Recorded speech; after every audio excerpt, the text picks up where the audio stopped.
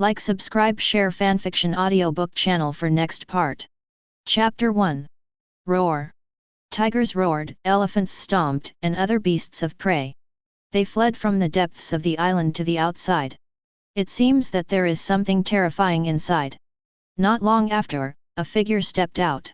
He is 183 in height, 19 years old, and looks very handsome. See Circle Calendar 1519, it's time to go to sea. In his previous life, both of his parents died. He rented a small house and specialized in writing one-piece fan fiction. One day during my lunch break, when I woke up, I crossed over to this island. A devil fruit appeared beside him. He named himself Chris. At this time, he jumped into the air, just floating quietly, looking down on the island. After 14 years of penance, Chris's thoughts raced, thinking of his various experiences on this island. Traveled over at the age of 5, ate the fruit of rejection, and practiced hard every day. Now, I'm leaving to let my name spread throughout the sea. Chris slowly opened his arms, his eyes turned cold, and he let out a low drink. Almighty push! A white circle of light appeared and spread outward instantly. The whole space became brighter. Rumble! The island continued to vibrate, and the wailing of animals came one after another. Gradually, the light faded away. Below, the island disappeared, and a bowl-shaped sea appeared. Soon, sea water poured in and filled the gap. The first goal is to find Baccarat, the goddess of luck. This woman's strength is average, but her fruit ability is heaven-defying. It plays a vital role in your next plan. There must be no loss. Repelling space. Without hesitation, Chris disappeared in a flash, heading towards South Blue. In his previous life, he was a pirate fan and knew that Baccarat was born in a small town in South Blue. Having said that, repelling fruit is really too powerful. Chris has developed many skills using its characteristics. The almighty push that can bounce back everything, the repulsive space that can constantly shuttle. After one day. South Blue, Nashika town. At the port, there is a large ship parked, and many workers on it are busy. Sister Baccarat, there are still 3 days at most, and our pirate ship can be completed. I really want to go to sea early to find the treasure. Anyway, we can live a good life with Sister Baccarat, ha ha ha. The sea is the place where men should go. Laozi has long wanted to go to the sea, yeah. Baccarat waved her hand and reprimanded her angrily. How many times have I said that the helm of this ship cannot be me? We are not strong enough and need to rely on the strong, so I led everyone out to sea to find the real owner of this ship. Baccarat shook her head lightly, and said with emotion, navigating on the sea without sufficient strength is tantamount to suicidal. At this moment, a faint voice came from the air. Are you looking for a strong man? I don't know if I have such strength. My lady luck Baccarat. Shock. The people on the boat were all startled, and quickly looked up. I saw a young man standing on top of the mast.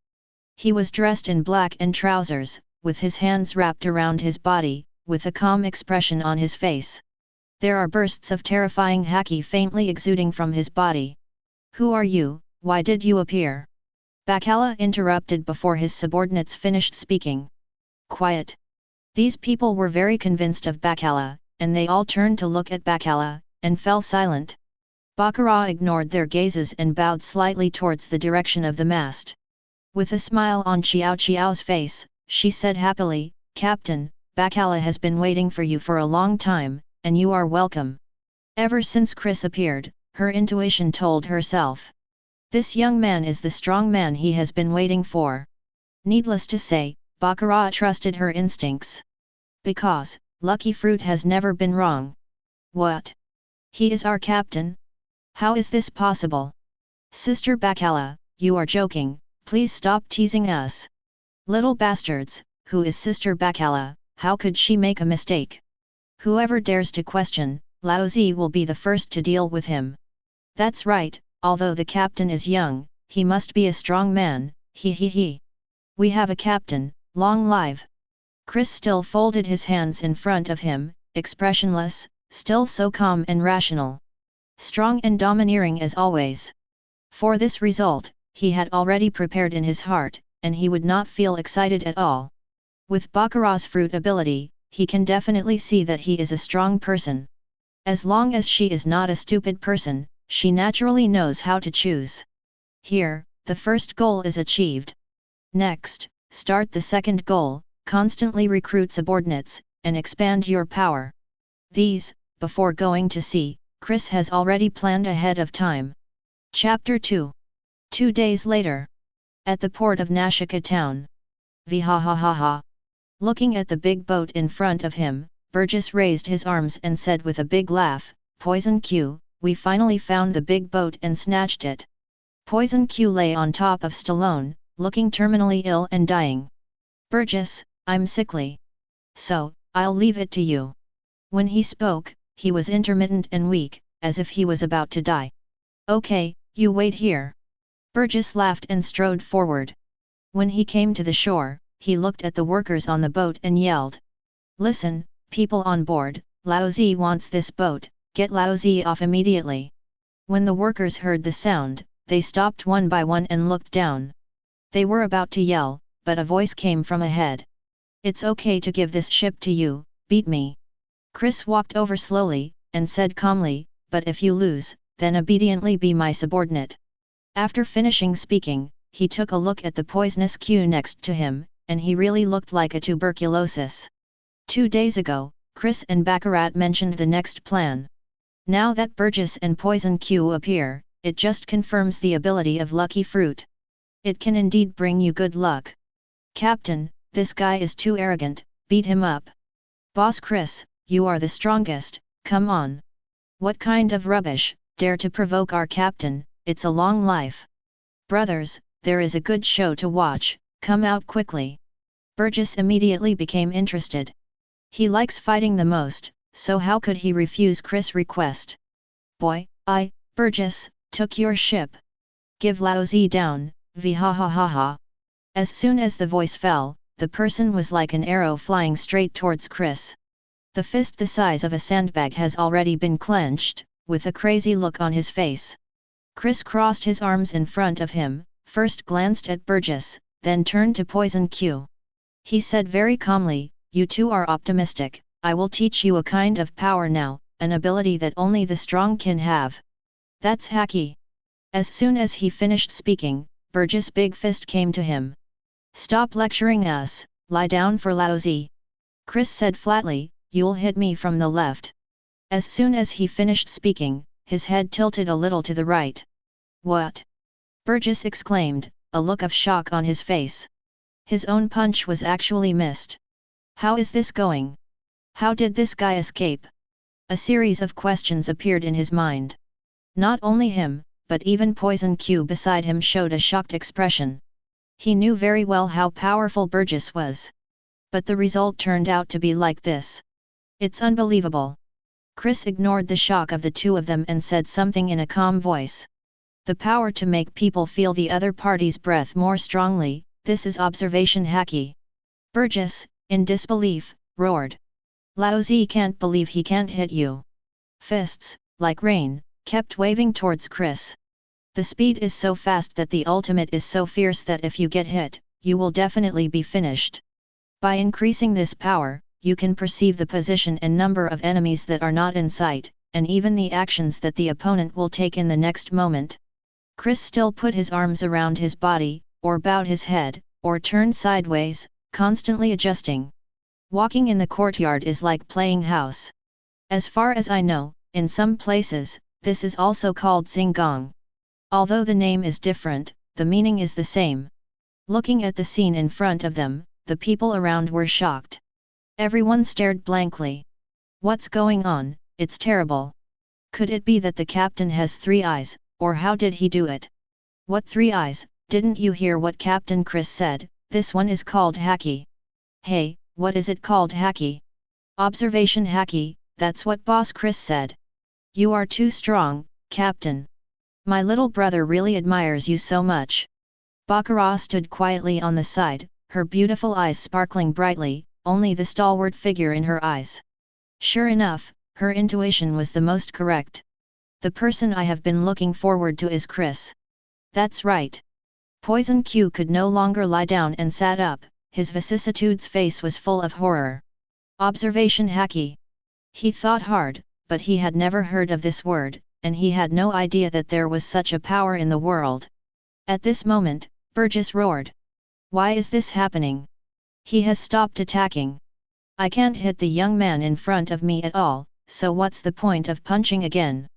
Depressed. Anger at its peak. He really wanted to understand what was going on. I just said observation Haki, now I'm talking about another kind of Haki. Chris raised his right hand, and it instantly turned pitch black and gleaming. Chapter 3. This is armament Haki. It's like wearing an invisible armor. It's very solid. Ordinary strength can't break through this defense at all. Chris smiled lightly and said, although your fists are strong and powerful, they are all appearances. Enough. Burgess punched angrily and said something viciously. Don't hide, see if Laozi doesn't kill you. As you wish. Facing Burgess' sandbag-sized fist, Chris just punched lightly. Confronted him. Boom. After an explosion, there was a scream. Ah! Burgess was sent flying and fell to the ground, rolling backwards. Quiet. All was quiet. Pairs of eyes focused on Chris. Adore, admire. Treat Chris like a god. Follow me, one day, you will master this power. Chris folded his hands in front of him, and said with a cold and arrogant face, I won't talk nonsense, if you want to become stronger, follow along. After finishing speaking, he led Bacala and walked directly to the big ship. Vhahahaha.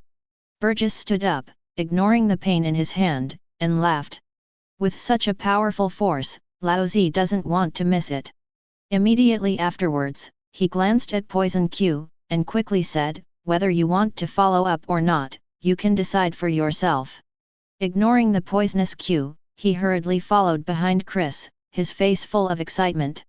He is a fighting maniac, and he admires the strong most. Chris defeated him, and it will only make him convinced, willing to obey Chris' arrangements. Not much to say. Ahem, wait for me. Poison Q patted Stallone, and the sick horse carried him forward step by step with heavy steps. Horses, like people, are like candles in the wind, which may go out at any time. It looks really weird. Soon, everyone was on board. Ship rules, the strong are respected.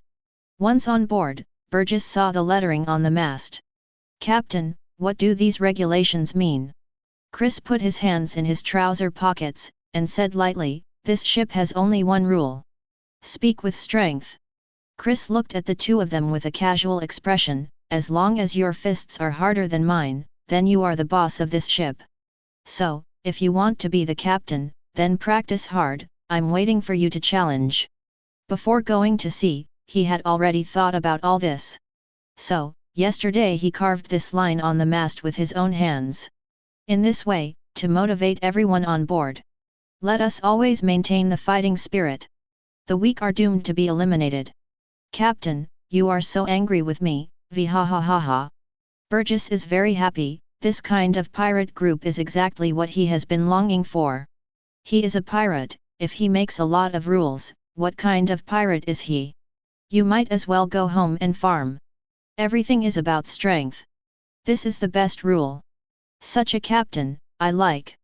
Poison Q had a smile on his face, but it looked uglier than crying. At this time, Chris looked at those men and yelled. Little ones, set sail, and set off. Yes, Captain Chris. As soon as the voice fell, a pirate flag flew up.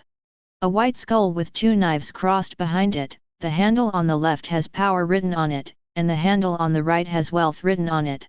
It was designed by Chris himself. Anyone with a discerning eye can see what it means. Burgess wasn't interested in pirate flag at all, he looked at Chris and asked with a smile. Boss, since there is a battle for the captain, then there must be a battle for the captain.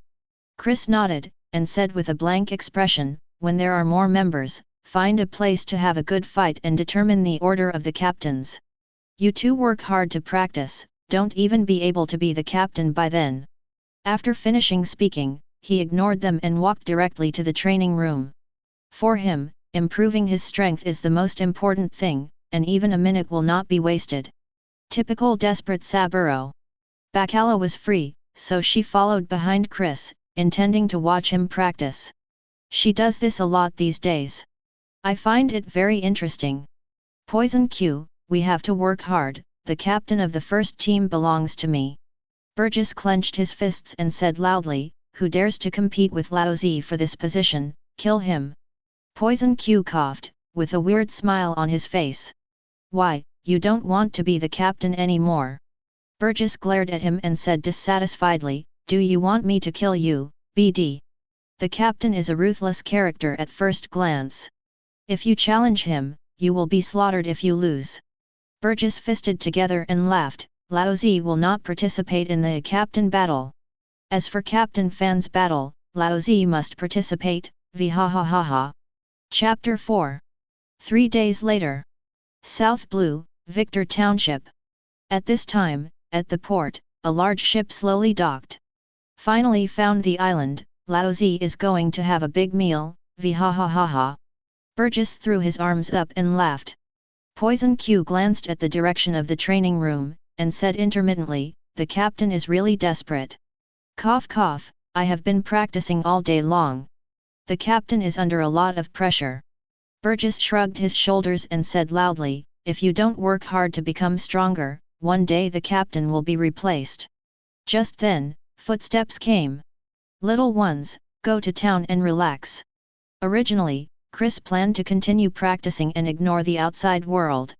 But Bacala said she felt good luck. And the location is on this island. At this moment, Chris became interested, and walked out of the practice room without saying a word. Oi, long live Captain Chris! The cheers were loud and everyone was very happy.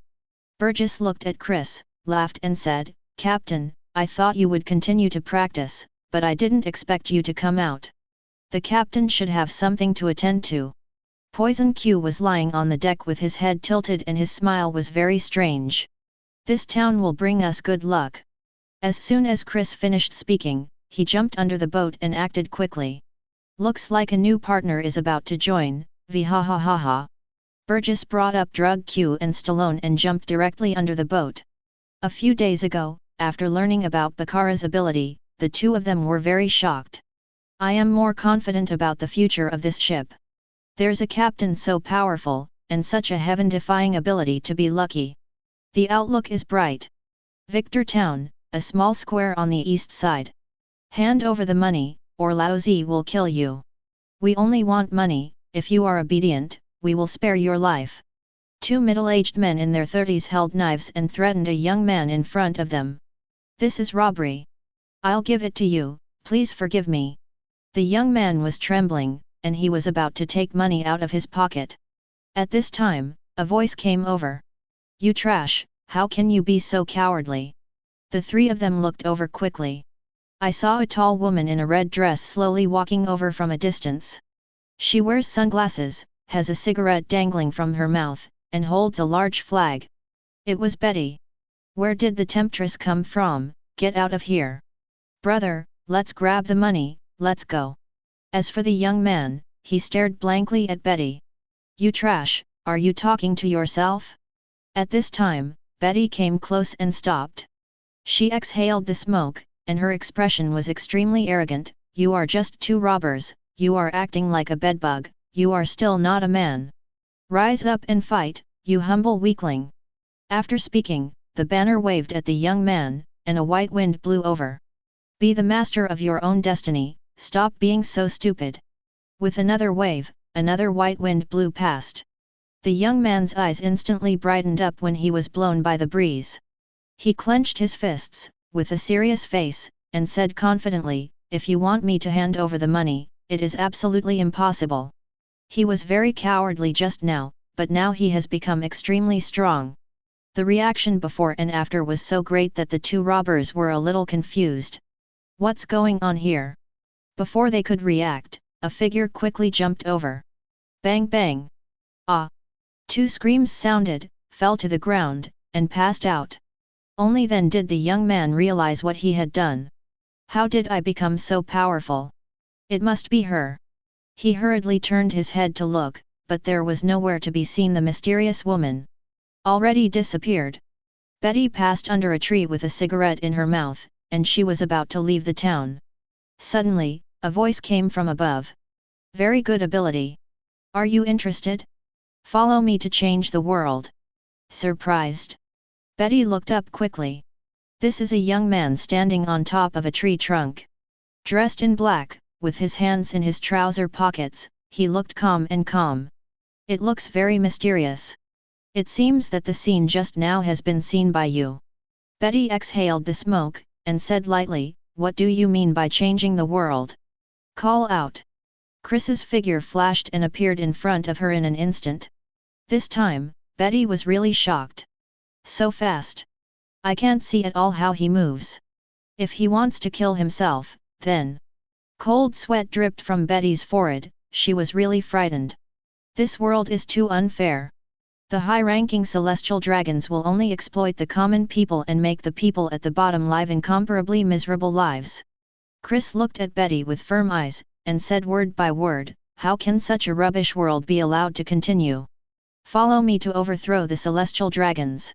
Let this world become a free country. Chapter 5. Have you heard? Kong Shun almost had an accident yesterday. I haven't heard of it, what's the matter? I know that. His fleet strayed into the Devil's Land and was almost attacked by the Sea Kings. It's that island again. It seems that I really can't pass through there in the future. Who said it wasn't?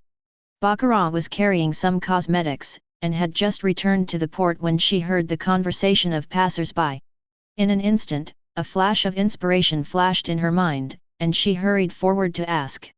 Excuse me, where is the island you mentioned? These passers-by stopped talking. Some ignored Bacala and left directly. In the end, a middle-aged man pointed to the northwest and said patiently, the boat will go there, and it will take half a day to get there. It's dangerous there are a lot of sea kings, you'd better not go there.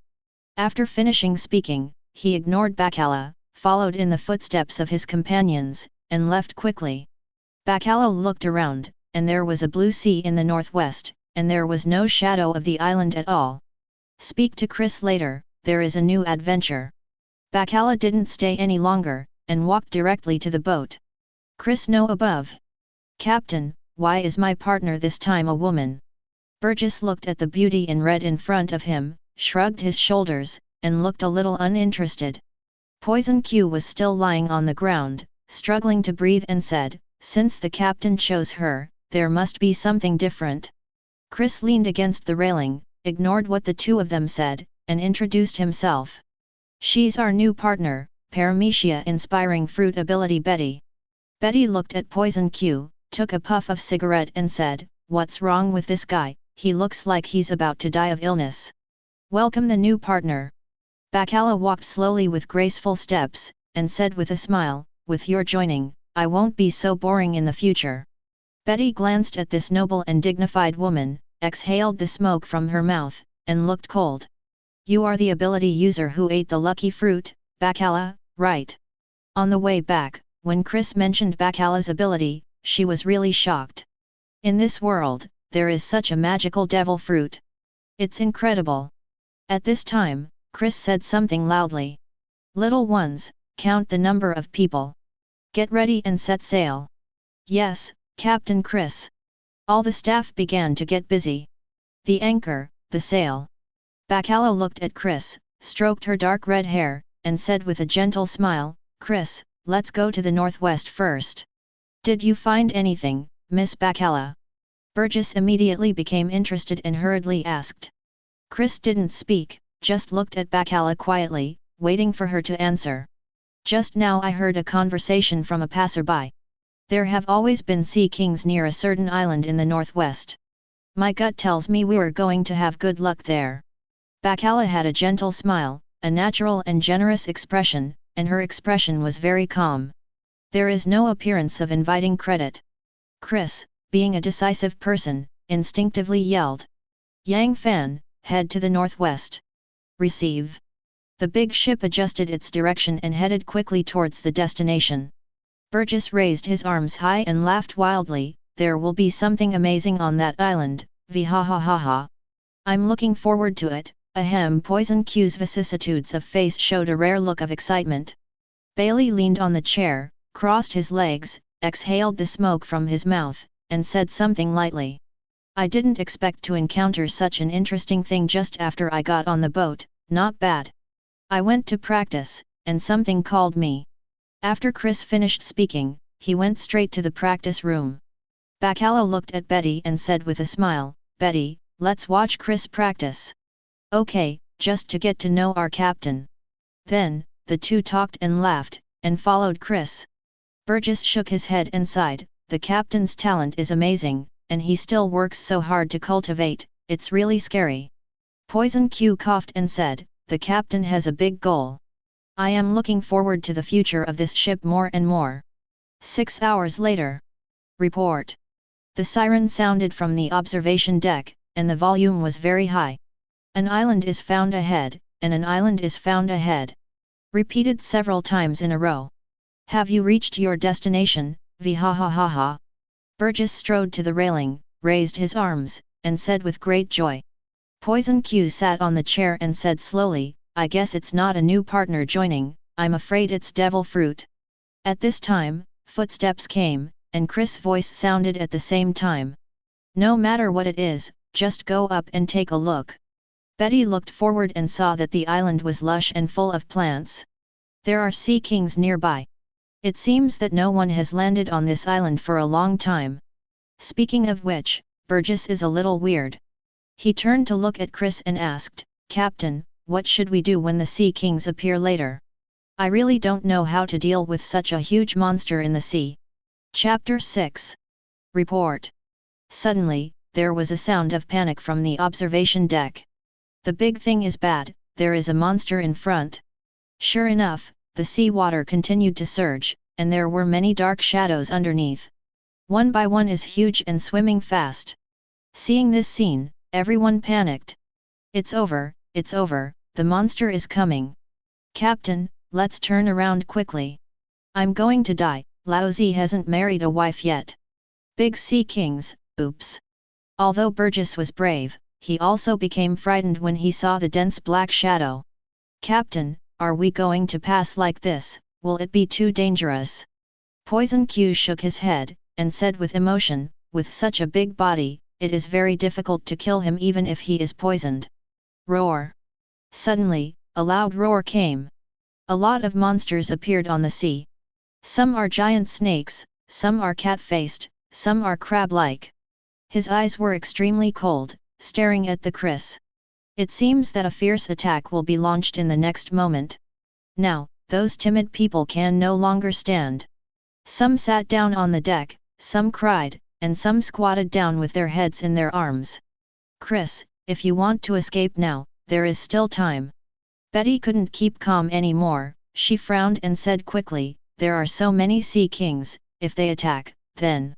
The words did not continue, but everyone understood what it meant after hearing it. Retreat, Captain. Burgess wiped the cold sweat from his brow, looking terrified. These sea kings are too big. I'm afraid that if they are pressed down, the whole ship will overturn. Suddenly, these sea kings roared in unison, as fast as lightning. Headed straight for the Chris. There is a kind of overwhelming appearance. Horrible. Ah! There were screams from every corner of the ship. One by one, their hearts are ashamed, and they are finished. Captain, what should I do? Burgess and the others all focused their eyes on Chris and shouted anxiously. Chris ignored them and took a step forward. His eyes froze. Roll. An incomparably terrifying aura emanated from him in an instant. The air oscillated, faintly producing ripples. Quiet. The whole world fell silent. All sea kings are frozen. On the huge head, cold sweat flowed down. He looked at Chris with fear in his eyes. Wow! There was a sound of water, and these sea kings quickly dived into the sea and escaped. Keep going. With his back to the crowd, Chris shouted directly. This time, the whole ship was shocked. Long live Captain Chris! With the captain here, Laozi is not afraid of anything, go ahead.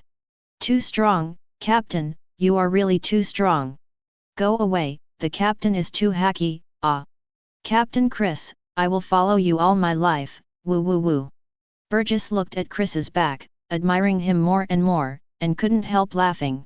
This is the Conqueror's Haki that the captain said, it's really strong, ha ha ha ha. Poison Q showed a rare expression of respect, stopped coughing, and said with a smile, as expected of our captain, I accept it. Baccarat silently looked at the stalwart figure, and an inexplicable color flashed in her eyes. At this time, Betty looked at Burgess and asked curiously, you just said that this is Conqueror's Haki, is this what Chris used just now? The captain said before that there are 3 kinds of Haki in this world. Burgess looked excited and quickly explained. Everyone can practice the first 2 types, and the 3rd type is Conqueror's Haki. This depends on personal aptitude. The captain said, Conqueror's Haki is very rare, only 1 person in a million owns it. Burgess looked at Chris's back silently, admiringly said, at first, I thought the captain was just talking. Now it seems that the captain is stronger than I thought, ha ha ha ha. Poison Q nodded, with a serious look on his face. The captain is different, not what we can compare. Following such a boss, our name will definitely spread throughout the sea, ahem. Betty frowned and murmured, Conqueror's Haki. It's unbelievable that there is such a powerful force in this world. Momo looked at the figure of Chris, and smiled faintly, deeply moved in her heart. No wonder Chris has the guts to change the world. It turns out that he really has such strength. You captain, I'm committed, looking forward to the day you defeat the celestial dragons. Bacala smiled, and said in a very affirmative tone, when I chose Chris, I knew it clearly. He is not an ordinary man, and he is destined to become a famous big shot. Now it seems that my decision is indeed correct. At this time, everyone on the ship finally returned to their hearts and regarded Chris as their captain. Chapter 7. On the shore of the island, the Chris docked slowly. Looking at the situation, it's true that no one has visited this island for a long time. Betty looked at the towering trees all around, the unnamed flowers and plants, and such a desolate environment, it was not difficult to make such a judgment. It's time to start an adventure, I'm really looking forward to it. Burgess laughed, looking excited. Go down and have a look. Chris jumped down, onto the ground. There's a big rock there, let's go and have a look. Baccarat pointed not far away and said with a sweet smile. Roar! Suddenly, a sound came from the depths of the island. A fierce tiger jumped out quickly, its eyes were cold, and its sharp teeth gleamed coldly. Want to eat people? Lao Zi can't deal with sea kings, can't he also deal with you? Burgess smiled disdainfully, kicked his footsteps, and punched the giant tiger like a sharp arrow from a bow. With a bang, the tiger wailed, fell to the ground, and passed out. Captain Burgess is mighty. Ladies and gentlemen, applaud and praise. Chris ignored Burgess' fight at all and walked straight to the boulder. There are treasures inside, and those who are destined will get it. The lettering is vigorous and powerful, revealing a biting sword spirit. Why is this word so sharp, like a needle PK? Betty just glanced at the writing on the boulder, then quickly looked away, not daring to look further. Bacala nodded and agreed, I don't feel well either. It's really amazing who carved such words. This person's swordsmanship must be very powerful. Poison Q's tone was very affirmative. This is the level of a great swordsman. After Chris gave the answer, he went straight to the depths of the island. Burgess didn't care about those, and said with a smile on his face, I don't care about the other lousy treasure, this is the most important thing. Betty looked at Bacala, with a look of admiration on her delicate face. Sure enough, you expected it. There is indeed good luck here. Baccarat smiled, and her voice was sweet, I hope the treasure is not too bad, so that we don't make a trip in vain. Then, a group of people slowly moved towards the interior of the island. I don't know how long it took, everyone passed through the bushes, and the vision in front of them became brighter. On the empty ground, in front of it is an ancient palace. Sure enough, there is a treasure, ha ha ha ha. Seeing this building, everyone understood what was going on. Everyone had smiles on their faces, full of anticipation. At this moment, a voice came from the palace in front. This is my territory, you are not allowed to approach here. The volume is not loud, and the sound gives people the impression that it is very immature and sounds very comfortable. Stunned. Everyone was stunned except Chris. What? Betty exhaled the smoke and looked around, but found nothing unusual. Baccarat smiled. From the sound, it should be a small animal. Talking animals are really interesting. Poison Q lay on top of Stallone, with a weird smile on his face. Chris walked forward directly, and said lightly, "Little guy, your strength is good, follow me to the sea. There are a lot of delicious food and fun things outside, don't you want to go out and have a look?" Whoosh! A small animal jumped in front of the palace and asked curiously, "Is it really fun outside? Then can you take me out?" I saw that it was a juvenile civet cat, wearing pink clothes, blue pants, and a very large tail that appeared pale gold. It was Paong. Ah! Seeing Paong's appearance, Baccarat's beautiful eyes lit up, and she said with a smile, "It's a little civet cat, so cute." Betty lowered her sunglasses and looked at the little animal in front of her, showing a lack of interest. "I thought it was something, it turned out to be a juvenile civet cat." Burgess laughed loudly and said loudly, "Captain, this little animal can talk, it looks very unusual." Chris came to Paong with a calm expression on his face, "The outside world is more exciting than you imagined, you will know when you go out and have a look. If one day you don't want to stay outside and want to come back here, I will send you here." After finishing speaking, he ignored Paong and walked directly to the gate of the palace. Paong's small eyes lit up, full of interest. He bounced and followed Chris with a clear and pleasant voice. "Boss, don't leave me behind, please take me with you. It's so boring here, I want to go out to sea and eat a lot of delicious food, hee."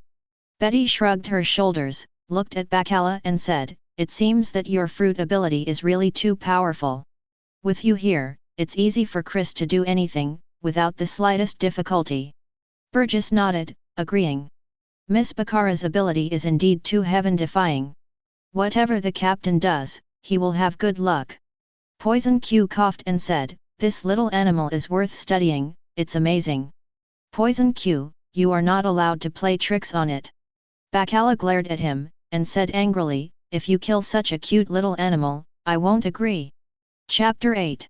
Crunch. The wooden door was slowly opened with a crisp sound.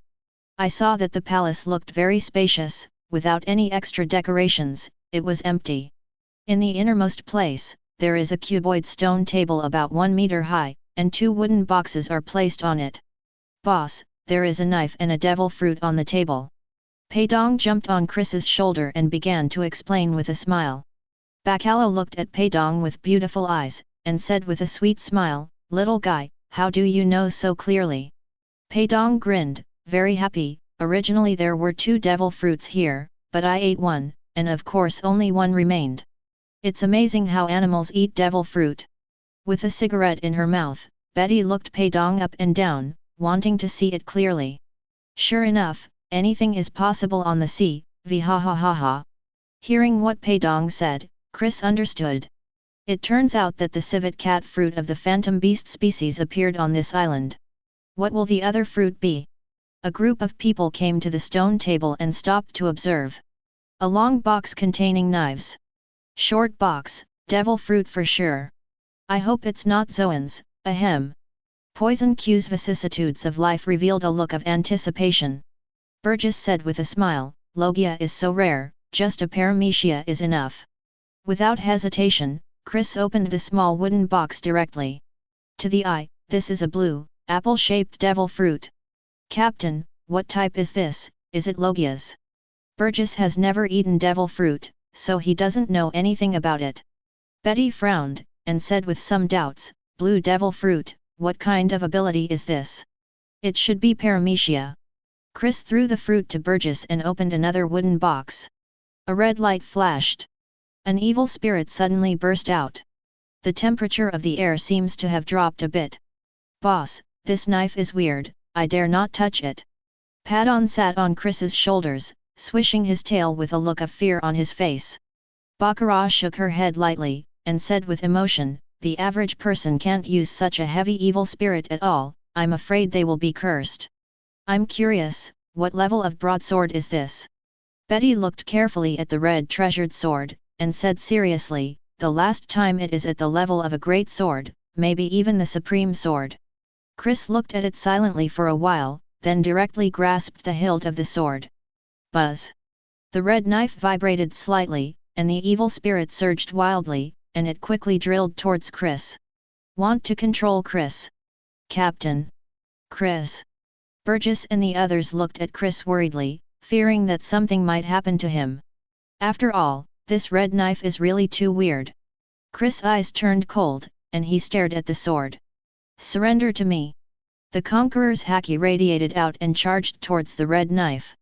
Buzz buzz! The big knife vibrated rapidly, as if struggling constantly, trying to get out of Chris' control. After a few seconds, the evil energy recovered, and the blade was calm. It surrenders. Choose Chris as the master. Very nice.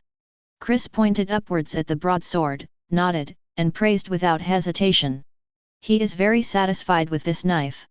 The captain is amazing, vhahahaha. Burgess couldn't be happier to see Chris getting stronger. Poison Q smiled slightly and said, in this way, the strength of the fleet will become even more terrifying. Betty and Bacala didn't speak, they looked at Chris's figure with color in their eyes. The former is appreciation, the latter is love.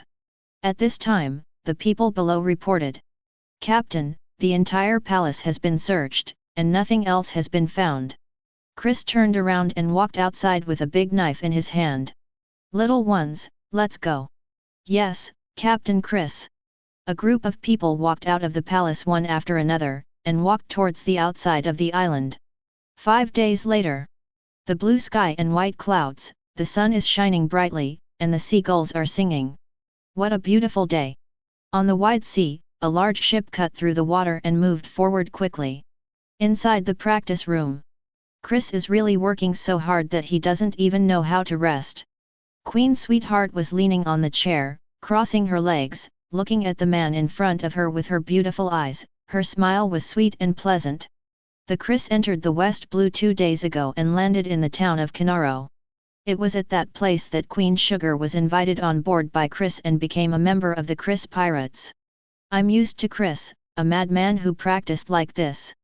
Betty leaned against the table, holding a cigarette, with a calm expression. Bacala stroked the crimson hair on her forehead, a gentle and dignified smile appeared on her beautiful and delicate face. The rules of this ship, the strong are respected. If Chris doesn't work harder, when there are more and more crew members behind, I'm afraid the position of captain will be lost.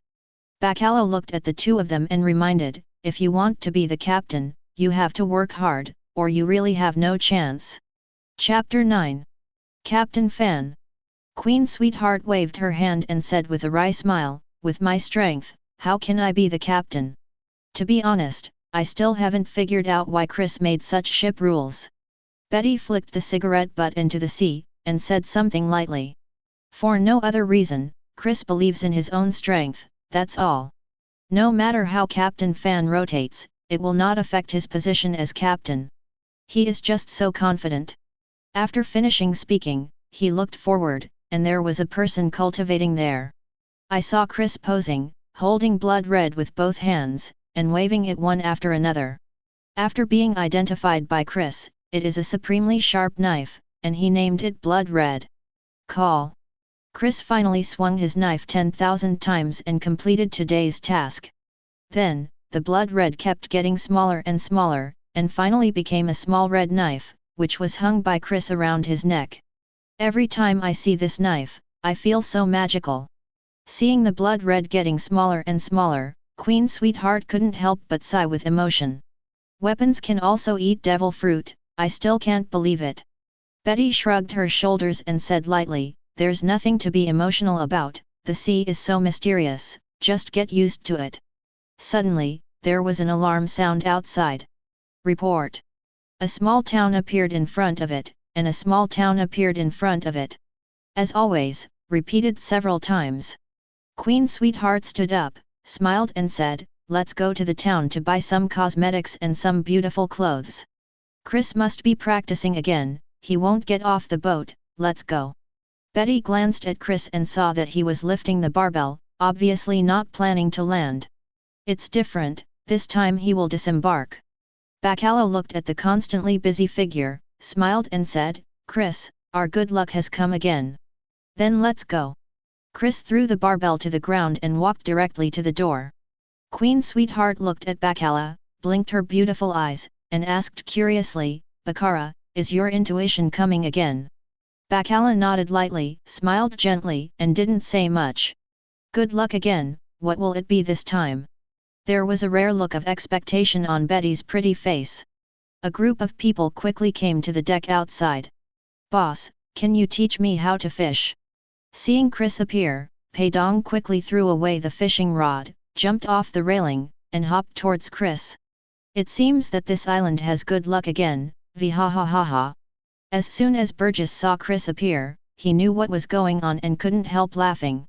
Poison Q lay on the deck, coughing and said, I hope to have a stronger partner, I really want to start the battle for the captain.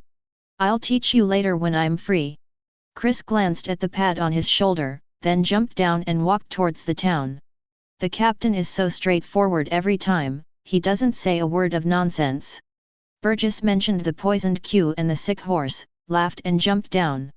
10 minutes later, Chris stood in the west port, silently looking at the blue sea ahead. He has scoured the whole town with observation Haki. Nothing unusual was found at all. He believed in Bacala's intuition, and he must have overlooked something. At this time, the fisherman at the port sent a message. Usse, well done, how come there is a marine here? Hell knows, it has nothing to do with Laozi anyway. Not to mention, I saw it from a distance just now, that woman marine is really strong, and the soldiers are very afraid of her. She's Momousagi Vice Admiral from Naval Headquarters, you don't even know about it, you're drunk. Whether she is Momousagi Vice Admiral or Peach Dog Vice Admiral, it has half a dime relationship with us. But the warship is heading north. Are there pirates over there? Forget it, don't care about that. At this moment, how can Chris not understand this so-called good luck? It's from Momousagi Vice Admiral. Whoosh! Chris disappeared in an instant and went to look for Bacala. Town. Let's go to the next store to buy clothes. I haven't bought enough yet. Queen Sweetheart walked out of a clothing store with bags in her hands. Betty shrugged her shoulders, exhaled the smoke, and said lightly, Go, I'm going to buy some cigarettes. Suddenly, a figure appeared in front of him instantly. Bacala, pause for a moment and talk to you. Chris threw Paong to the ground and said calmly, Stay here and don't run around. After finishing speaking, he led Bacala and walked to the side. Boss, what are you doing here? Why don't you take me with you? Paong looked at the two of them with a curious look on his face. Queen Sweetheart gave it a blank look, and said angrily, Why else, there must be a secret, so let's ask. Betty looked at the back of Chris leaving, frowned, and began to analyze. There should be something important, otherwise, it is impossible to avoid us. After all, Chris is not that kind of man. Chapter 10. Inside a certain alley. Observation Haki is played outside. Naval Headquarters Vice Admiral Momousagi, just left here not long ago. Her relatives were killed by celestial dragons, so she is full of hatred for the creator. Chris looked at Bacala and said with a serious face, If I ask her to cooperate, do you think I can succeed? Seeing Chris's solemn expression, Bacala fell silent and did not answer immediately. It was the first time she saw Chris like this, and she knew it must be very important. After a while, Bacala smiled, Chris, give me your hand. Chris didn't say much, and put his hand directly in front of Bacala. Bacala held Chris, feeling very secure in her heart. She closed her beautiful eyes, and a faint white light radiated from her body, which was transmitted to Chris through her arms. In an instant, Chris felt refreshed, as if something good was about to happen. This is the so-called good fortune. Chris, it's alright, it's definitely going to work. Bacala let go of her hand, her face was a little pale, showing a sick look. Chris showed a rare look of concern and asked. Baccara, are you alright? Chris, don't worry, my good luck will return in a few days. Bacala stroked her dark red hair, said with a sweet smile, I'm overdrawn, I'll just rest for a few days. Go quickly, lest the luck on your body dissipate. Chris nodded and smiled slightly. You go to Betty and the others, I'll come as soon as I go. With a whoosh, the person disappeared, traveled through the space, and headed north. West blue, above a certain sea area. A warship cut through the water and sailed fast. In a certain room. In a few days, you can return to the headquarters, and finally you don't have to wander around. Momousagi stood by the window, looking at the blue sky and white clouds outside, feeling relaxed for no reason. Suddenly, a faint voice sounded in the room. Excuse me, Momousagi Vice Admiral. I want to talk to you about the celestial dragons. Surprised. Momousagi turned quickly and looked to the left. I saw a young man leaning against the table with his hands in his trouser pockets. Very cool look.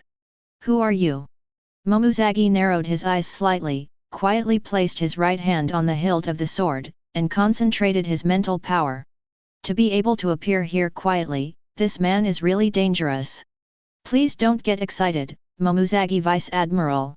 Chris shrugged his shoulders and said calmly, my name is Chris, and I'm a pirate. You can also think of me as a Shishibukai, because that's what I'll be in a while.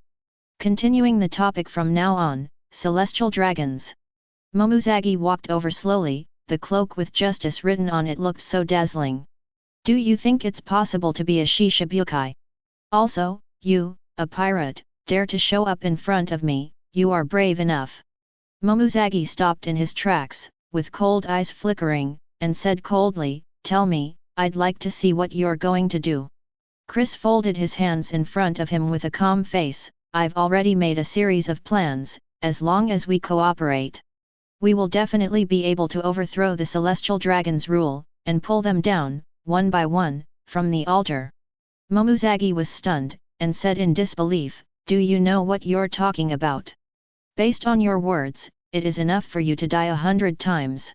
Chris ignored Momousagi's words and explained on his own. Smart people don't speak dark words, Momousagi Vice Admiral, we have a common enemy, let's cooperate. If you don't want to avenge your loved ones, then pretend I didn't say so. Hearing this, Momousagi's eyes turned cold, and the sword seemed to be unsheathed at any moment. Say, how do you know this? At this moment, Momousagi was very shocked. It never occurred to her that this young man knew her biggest secret. Even things that CP9 didn't understand, were actually learned by him. It was too shocking. How do I know it's not important, the key is to talk about cooperation. Chris said bluntly, your strength is indeed very powerful, very terrifying. But on your own, if you want to overthrow the celestial dragon's rule, that is simply a fantasy and impossible. However, as long as we cooperate, then all this can be solved. Momousagi's heart moved a little, but there was a disdainful expression on her pretty face. With a snort, he said mockingly, it's up to you? Who do you think you are? Even the strongest man in the world, Whitebeard, dare not say such a thing. Momousagi looked at Chris and said coldly, I'm curious why you are so crazy. The corners of Chris' mouth raised slightly, revealing a confident smile. Then let's have a fight and speak with facts. Chris took a step forward, put his right hand in front of Momousagi, and said calmly, give me your hand, I will take you to a place, and you will know the answer later. Momousagi frowned slightly, and looked Chris up and down, as if wanting to see him clearly. However, she was doomed to be disappointed. The man in front of him was very calm, and he couldn't see any flaws at all. That being the case, Momousagi did not hesitate and picked up the jade hand. Yes, Chris. Gone. As soon as Chris finished speaking, there was a whoosh, and the two of them disappeared in place. Bosses, please explain. Momousagi's relatives were killed by celestial dragons. This was made up for the needs of the plot. Don't check your numbers, it's all fake. Chapter 11. West Blue, over a certain sea area. At this time, the two figures were constantly shuttling in the air at an astonishingly fast speed. What is your ability? Seeing the sea level receding constantly, Momousagi was shocked in his heart. Such a terrifying speed is really unheard of. It can be called the best in the world. I ate the fruit of repulsion. This is the ability I developed. I named it repulsion space. As soon as Chris finished speaking, the two landed on an island. It is Paong's hometown. Looking at the ancient palace in front of him and the towering trees around him, Momousagi couldn't help asking. This is where? At this moment, she felt that the man in front of her was so mysterious. What a dreadful young man. Chris shrugged his shoulders, and said calmly, an uninhabited island, you can let go and fight. I want to cooperate with you, but I don't have enough strength, so how can I do it? Momousagi drew out the hilt of his sword, and Junpei shone coldly under the sunlight. With a sneer, he said disdainfully, your speed is indeed terrifying. But that's all there is to it. Roar!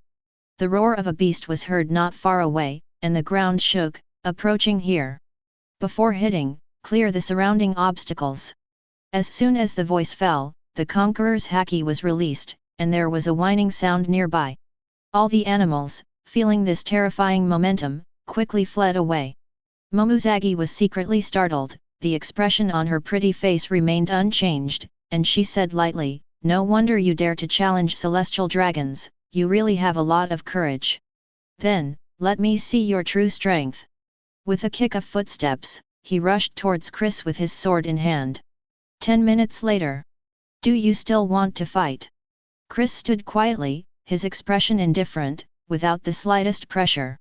Momousagi put away Junpei, with emotion on her pretty face, and said in disbelief, you are so young, yet you have such great strength. It seems that the world is destined to change. Immediately afterwards, Momousagi looked at Chris with a solemn expression, the celestial dragons have ruled the sea for so many years, and no one has ever dared to resist. With our strength, it's not enough to shake the world, and we can't change anything. Then, tell me about your plan next, I'd love to hear it. Hearing what Momousagi said, Chris knew that things had worked out. This headquarters Vice Admiral, Admiral's alternate, agreed to cooperate. Go back to the warship first, so as not to be discovered. Then, travel through space again, and soon return to Momousag's room. Looking at the familiar environment, Momousagi shook his head slightly, and said emotionally, even Polisolino's speed of light can't be compared with yours. Okay, enough nonsense, now let's talk about the next plan. Snapped. Chris lit a cigarette and gave the answer without thinking too much. Tell me about your situation first. First, after you go back, try to win over your subordinates as much as possible. These will play a big role in future battles. Momousagi nodded, agreed, and said, no problem, I will handle the manpower carefully. Chris exhales the smoke from his mouth and reveals a second plan. You are now an admiral candidate, and you must find a way to remove the word substitute. Chris looked at Momousagi and said seriously, only if you become admiral, can you provide us with the greatest help. Momousagi frowned her beautiful eyebrows, feeling a bit embarrassed. Now that the 3 admirals are full, I have no chance to be in the position at all. I can't do this. Chris nodded, expressing his understanding, and gave the answer directly. So, we have to kill one of them, as long as there are vacancies in the 3 admirals, then your chance has come. What? Momousagi was shocked. Mei's eyes widened, she thought she had heard wrong, and quickly asked, what are you talking about, how is this possible? Nothing is impossible. Chris looked indifferent, took a breath and said, Admiral is the highest combat power of Marine, the strongest existence. Never in history has an admiral been killed, no one has ever been able to do something like this. However, in my opinion, as long as you find the right opportunity, you can hunt successfully. Momousagi fell silent, she still couldn't believe what Chris said. Hunt down Admiral, how is that possible? Can anyone really do it? After a few seconds, she said slowly, since you've said that, you must have a detailed plan. Let's hear it. Now, let's analyze the 3 admirals. Chris took a breath of his cigarette, and a gleam of wisdom flashed in his eyes. Polisolino, this guy is too fast, it's hard to hit, and the probability of success is not high. Aokiji can freeze the sea, whether it is land or sea, it will not have the slightest effect on his battle. Chris looked at Momousagi and said in a deep voice, so, our goal is to choose Sakazuki. He is a capable person, as long as he appears in the sea, his combat power will not be able to display much. I want to hunt him, I am 100% sure. Chapter 12. Chris know above. What the hell is the captain doing? Why hasn't he come back? Burgess kept looking in the direction of the town, but there was no one in sight. Poison Q coughed and said, I'm curious. Will there be any new partners? Paong ignored them, took the fishing rod, bounced and waved it, and said something with a smile. Let's go fishing, this time I'm going to catch a big fish. Betty looked at Bacala and took a puff of cigarette. Did Chris say, when will he come? Baccarat brushed her hair back and smiled, showing a dignified and elegant demeanor. Don't worry, he'll be back soon. Sure enough, a voice sounded. Little ones, Yang Fan, set sail. In a flash, the person appeared on the deck. The captain is back, everyone hurry up. Then, the big ship slowly left the coast and headed for the depths of the sea. Boss, come back. Padun jumped on top of Chris's shoulder, which was his favorite place to stay. Burgess looked around to make sure there were no other figures, and couldn't help but ask, Captain, are there no newcomers? Poison Q said with some regret, it seems that the battle for Captain Fan has to be delayed again. Chris ignored them, looked at Bacala, and nodded. After that, he went directly to the training room and continued to work hard. Chris nodded at you, what does that mean? Can you sneak us?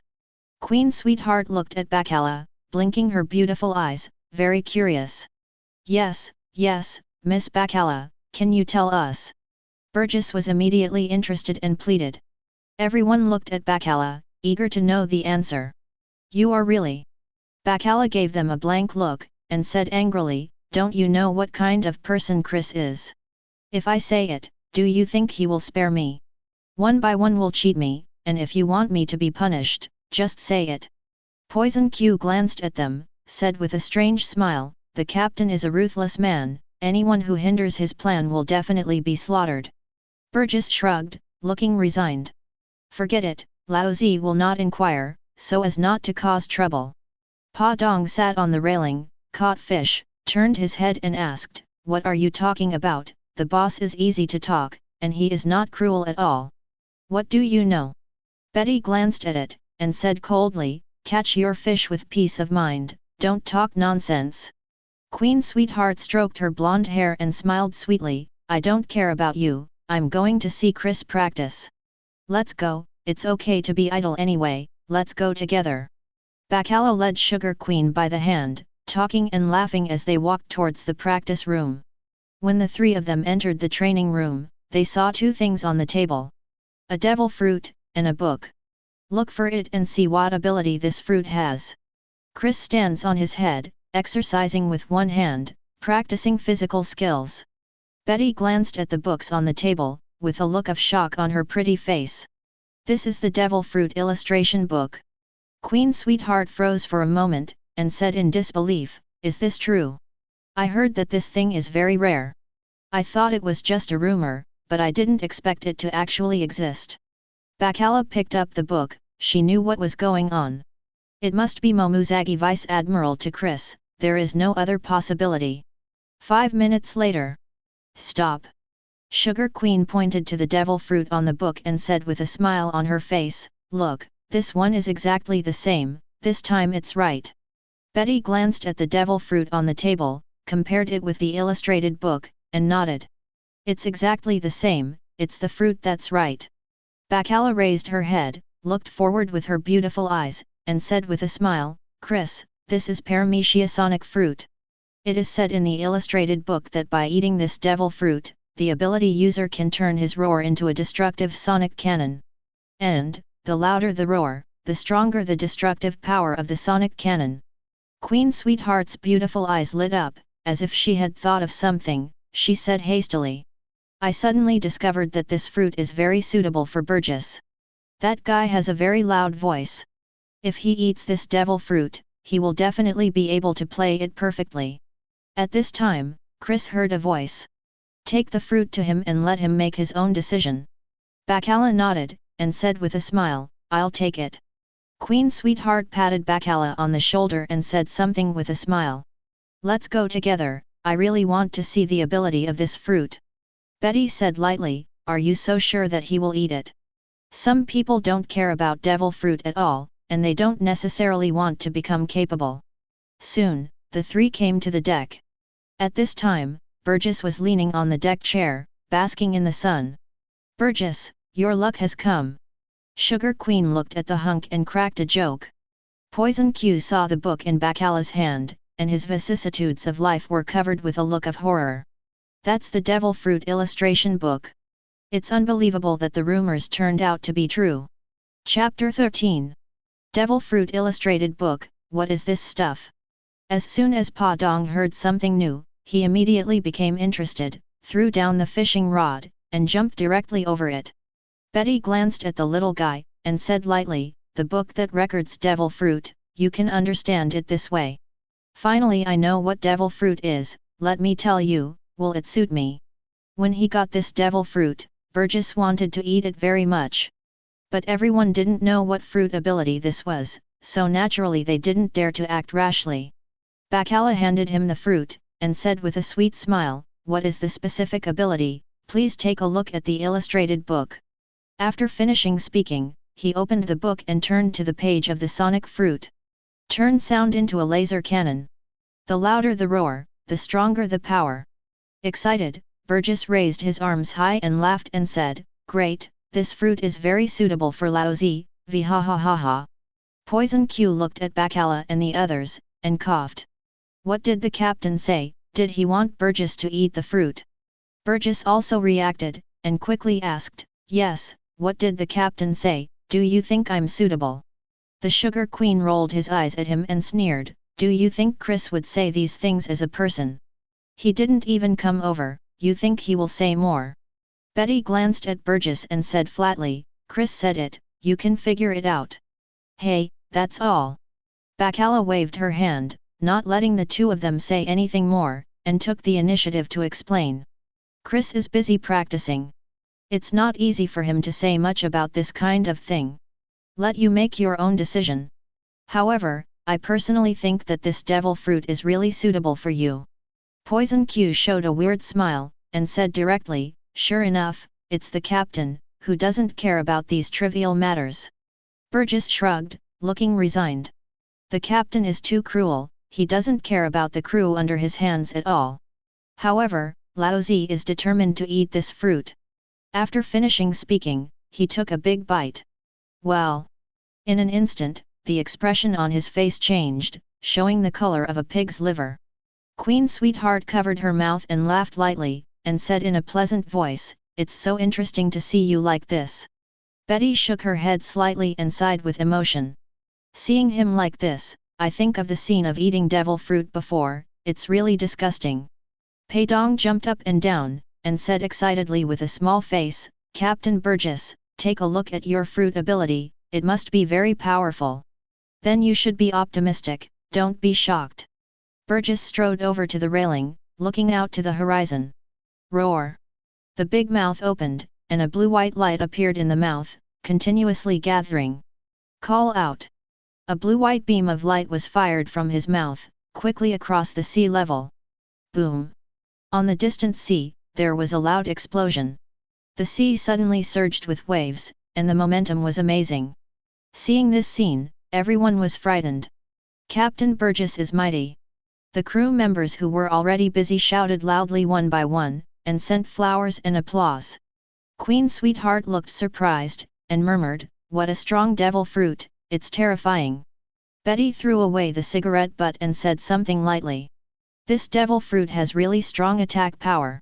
If it is hit from the front. Shaking his head, he didn't say anything more. Bacala looked at Burgess and said with a smile, congratulations Captain Burgess. The position of captain of the next team is none other than you. Hearing everyone's compliments, Burgess was so unhappy, he raised his arms high and laughed loudly, v ha ha ha ha. Burgess, I think your chance has come. Poison Q looked at him with a mysterious smile, persuading him, you are so powerful, let's start the battle for captain directly. Burgess glared at him and cursed. Do you want Laozi to die? Get out. To challenge yourself, Laozi doesn't have the guts. I want to live a few more years. Paong jumped up and down, and said with a smile, it's fun, this fruit is so interesting. Bacala looked at the two of them, her eyebrows arched, let's take it back to the practice room. Then, the three talked and laughed, and went to watch Chris practice again. 4 days later. The sea area near Kanglinia town. Inside the practice room. Chris, stop practicing, our luck is here again.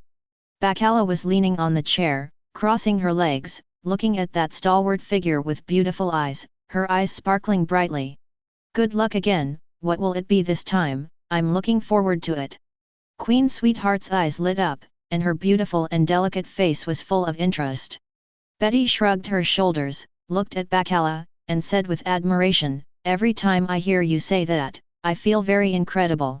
Your fruit ability is really amazing. Then go to the island. Chris wiped his sweat with a towel, threw it away, and strode towards the door. The three beauties didn't say much, followed behind Chris, and walked to the deck together. Chapter 14. Deck. The captain is here, and it seems good luck again. When Poison Q saw Chris appear, he knew what was going on. Burgess looked at Kanglinia town, laughed and said, I hope a newcomer will come and let Laozi have a good fight, vhahaha. Let's go. Chris never talked nonsense, just jumped off the boat and landed on the island. Boss, wait for me. Paong quickly jumped down and landed on Chris' shoulder. Then, a group of people walked to the town. Under a big tree.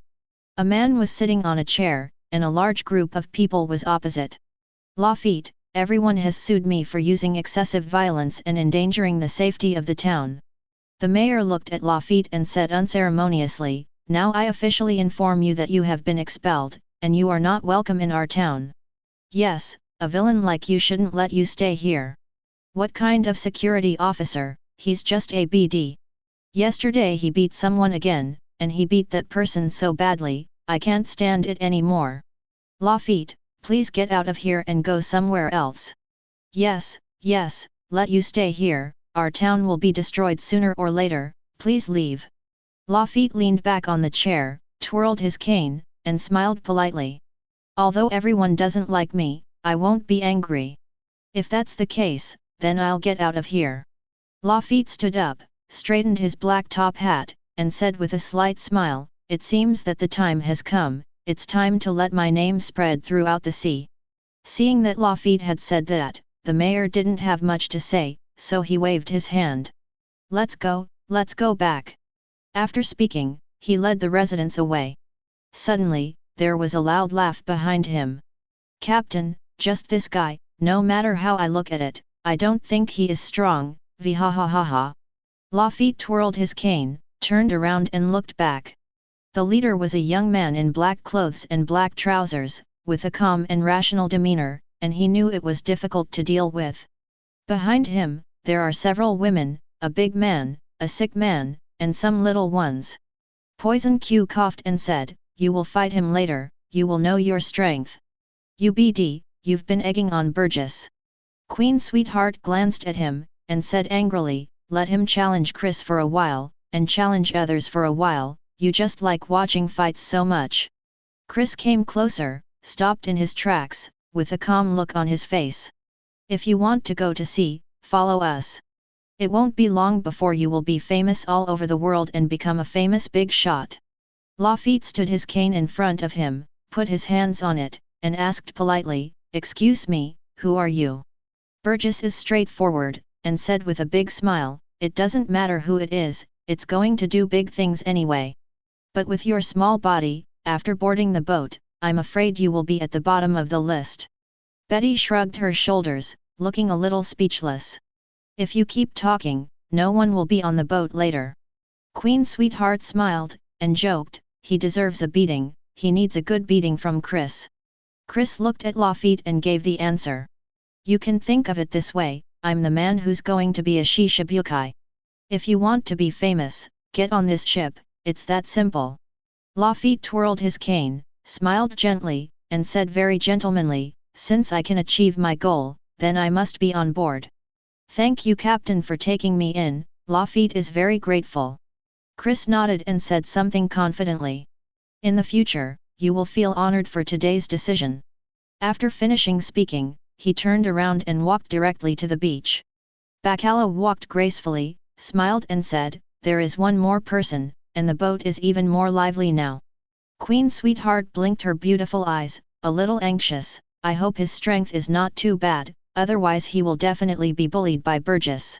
Since we have decided to board the ship, let's have a fight later, Lafitte." Burgess looked at him, full of pride, and went straight to the challenge. Poison Q smiled mysteriously, "I've been waiting for this day for a long time, and it's finally coming." Lafitte held the cane behind him and asked politely, "Why do you want to fight with me? Aren't we partners?" "You don't know that." Burgess said loudly, "Our ship has a rule, the strongest is respected. As long as you have the strength, you can challenge anyone, even the captain." Having said that, Burgess shrugged his shoulders and said with a strange smile, "Let's not talk about the captain's battle. This is too difficult, and you are not qualified. However, you can participate in the battle for the deputy captain. How about it, find a place and have a good fight. Laozi hasn't done anything for a long time, I really want to hit someone." Lafitte showed interest on his fair face, nodded and agreed. "This ship rule is very interesting. But you're right. The captain feels too scary to me. I definitely don't dare to challenge him." Lafitte twirled his cane and said with a gentle smile, "I can't be the captain, but if it's the vice-captain, I'm sure about this position." Chapter 15. Chris, leave them alone. After Queen Sweetheart glanced, a worried look appeared on her pretty face. Betty said lightly, "There is nothing to worry about, this day will definitely come, it is not surprising at all." Bacala shook her head lightly and smiled wryly. "Although I don't like to fight and kill, our ship's regulations doom this kind of thing to be unavoidable." Chris looked ahead and said calmly, "Natural selection, survival of the fittest, the weak have no right to speak." Soon, the group returned to the Chris. The big ship set off and headed towards the deep sea. "Captain, find an uninhabited island, I'm going to do a big job." Burgess looks at Chris, confident. Poison Q leaned on the chair, showing a rare excited expression, and said, "It's finally about to start, I've been waiting for a long time." Lafitte twirled his cane, very politely. "Captain, since Burgess wants to challenge me, let him do it. I will not give up the position of deputy captain to anyone else." Chris nodded and reminded, "It's okay to hit, but be careful when you strike. If anyone goes too far, don't blame me and kill him." After finishing speaking, he didn't even look at them and walked directly to the training room. Queen Sweetheart gave them a blank look, and said angrily, "I don't understand why you guys like fighting so much, humph." Bacala waved her hand and smiled, "Okay, let's go see Chris practice, let them go." The three beauties chatted and followed Chris to leave. "Lafitte, let me tell you in advance, I am a Paramecia sonic fruit capable person, and I can shoot laser cannons from my mouth." Burgess shrugged and said with a smile, "If you're not sure, throw in the towel. After all, if I disabled you, the captain might kill me." Poison Q rarely showed a serious expression, and said solemnly, "You are right, the captain is not easy to talk to. If you really disabled Lafitte, next year today will be your Memorial Day." Lafitte straightened his top hat and replied politely, "Don't worry, I'm not as weak as you think. Also, I will pay attention when I start, and I won't hurt you." Inside the practice room, Queen Sweetheart sat on the chair and said with a smile, "Who do you think will win?" Betty lit a cigarette and said lightly, "It must be Burgess, it doesn't matter. This guy's devil fruit is really too powerful, how could he lose?" Bacala looked at the two of them and smiled gently. "What are you guessing here? Just ask Chris and you'll know."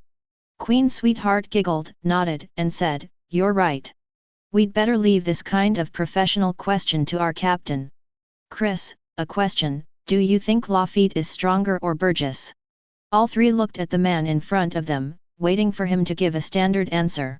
Chris waved the blood-red sword, without thinking about it, he said directly, "Lafitte is stronger." Stunned. The three beauties looked at each other in disbelief. "What did Chris say?" Queen Sweetheart looked puzzled and said in disbelief, "He said Lafitte is stronger, I heard right." Betty exhaled the smoke, frowning beautifully, very confused. How could it be him? It's impossible. This guy looks like a theater actor, and his skin is so white, like a little boy. How could he be a match for Burgess? Bacala shook her head, said with a wry smile, we can't find the answer, let's listen to what Chris has to say. Chris brandished the treasured sword, without explaining, he gave a simple sentence. When they fight, you will know the answer. Lafitte is a master of concealment. Dare to rush to naval headquarters during Shishibukai meeting. Impel down there, Hypnosis Marine, opened the door of justice. When Blackbeard fought Ace, he easily dodged Ace's fire attack. Too many examples have proved that this guy is very powerful. The three looked at each other again, they knew Chris' character. Since he said that, if he continued to ask, there would be no answer. I'll have to take a good look later to see if it's really what Chris said. Sugar Queen still can't believe how Burgess could lose. Betty took a puff of cigarette, said lightly, Chris said so, the result must be that Lafitte won. But I'm also curious, and I'll definitely have to take a closer look later. Bacala realized that the two of them were the same, and became angry. You too. Why don't everyone think it's a big deal, and the more we discuss it, the more exciting it is. We are women, so don't join in the fun. Queen Sweetheart patted Bacala's fragrant shoulders, and said with a smile, aren't we bored, let's have some fun. 3 hours later. See. There is an uninhabited island in the front left, and there is. The alarm officer on the observation deck also knew what was going to happen next and was very excited. The siren was so loud that he even used up all his strength to eat. Chapter 16. Inside the practice room. Wow! With an excited expression on Queen Sweetheart's pretty face, she said quickly, quick, let's get out. A rare expression of interest appeared on Betty's delicate face. Let's go and see if what Chris said is correct. Bacala looked at the figure who was constantly busy, with frowned eyebrows, and said with a gentle smile, Chris, why don't you go and take a look? The result is already doomed, there is nothing to look at. Chris hasn't finished the task yet, and continues to wave the blood red, very seriously. Betty strode outside and said lightly, I knew it would be like this. Our captain, who only knows how to practice, doesn't care about these things. Queen Sweetheart hurriedly followed and said something with a smile. Yes, I guessed that Chris would say that too, and it did. Bacala glanced ahead one last time and smiled sweetly, we'll come and tell you the answer later, you should be busy first. Soon, the three of them walked out of the training room and walked to the deck. Come on, Captain Burgess. Paong likes to play around the most, jumping up and down, and said with a smile, there is also Captain Lafitte, you have to work hard too, he. Poison Q stood up very rarely, with a strange smile, and looked at the two of them. Don't listen to the captain, just be timid. If you want to fight, then fight to the death. That's what a man looks like. Burgess glared at him and growled.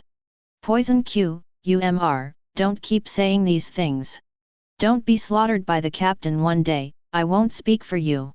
Lafitte straightened his top hat, and said politely, the captain seems to be a domineering person at first glance, you always contradict him, don't really get slaughtered.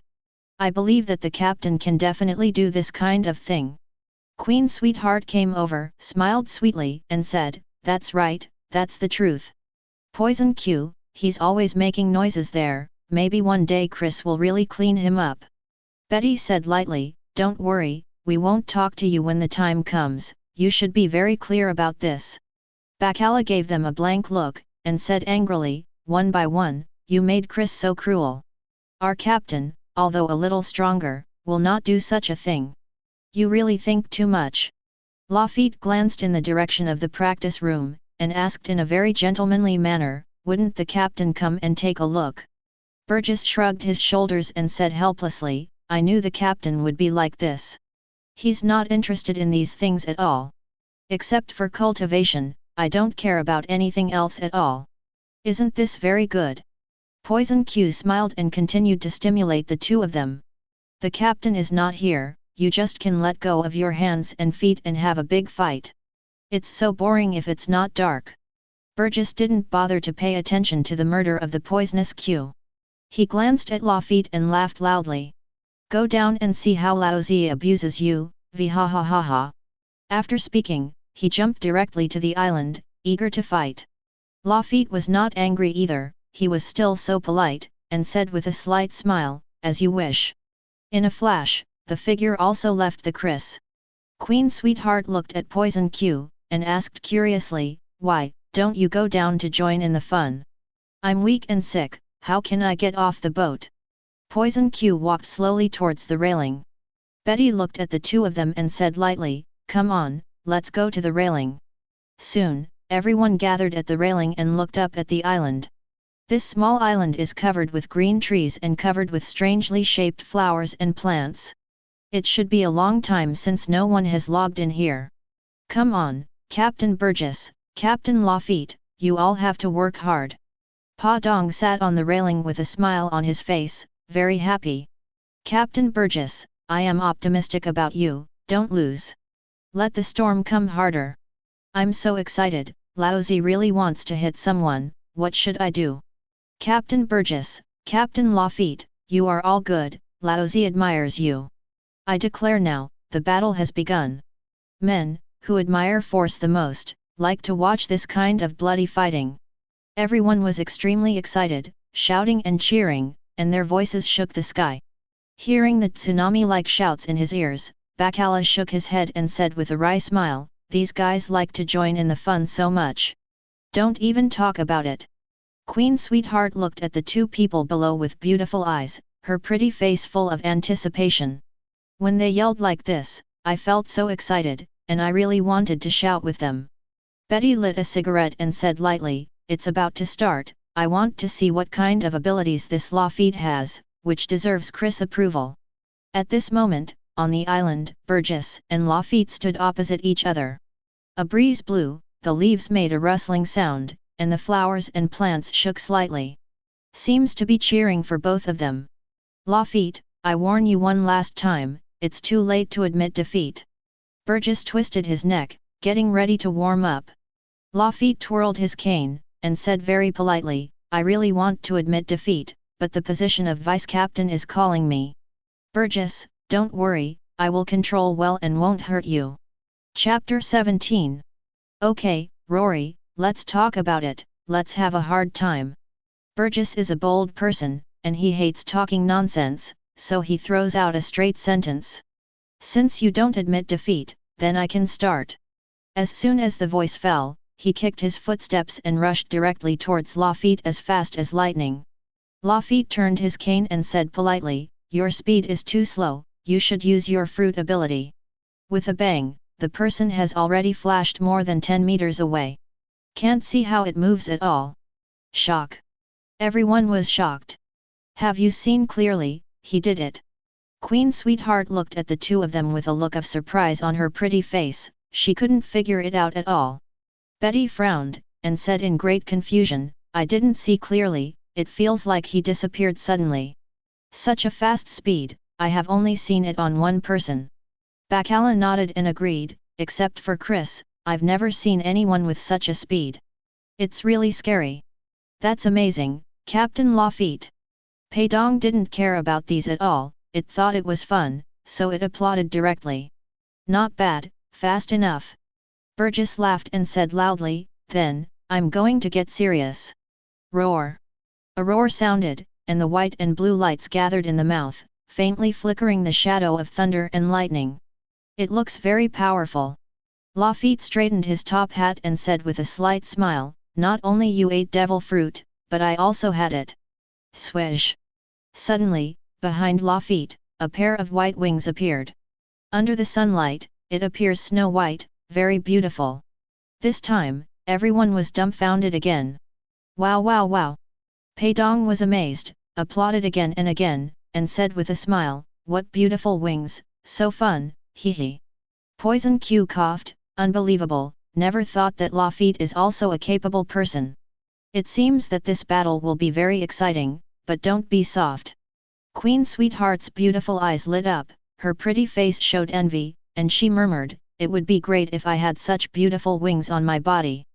Betty exhaled the smoke, nodded, and said lightly, I understand why Chris said that. With these wings, Lafitte will move faster. Burgess may not be his opponent. Baccarat brushed her hair, gentle and dignified, and said curiously, this must be Zoan, and it should be an ancient species. After all, the Zoan phantom beast is too rare, so the possibility should not be great. When Burgess saw Lafitte's wings, he was stunned for a moment and ignored them. Call out! The laser cannon shot out from the mouth, and the blue-white light, accompanied by the power of lightning, quickly swept across the void. Full of power. Fluttering. Lafitte flapped his wings, brought a gust of wind, and quickly rushed to the sky. Boom! There was an explosion, and the big trees, flowers, and plants in front of them were all destroyed, not even scum left.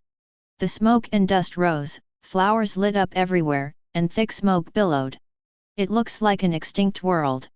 It's very powerful.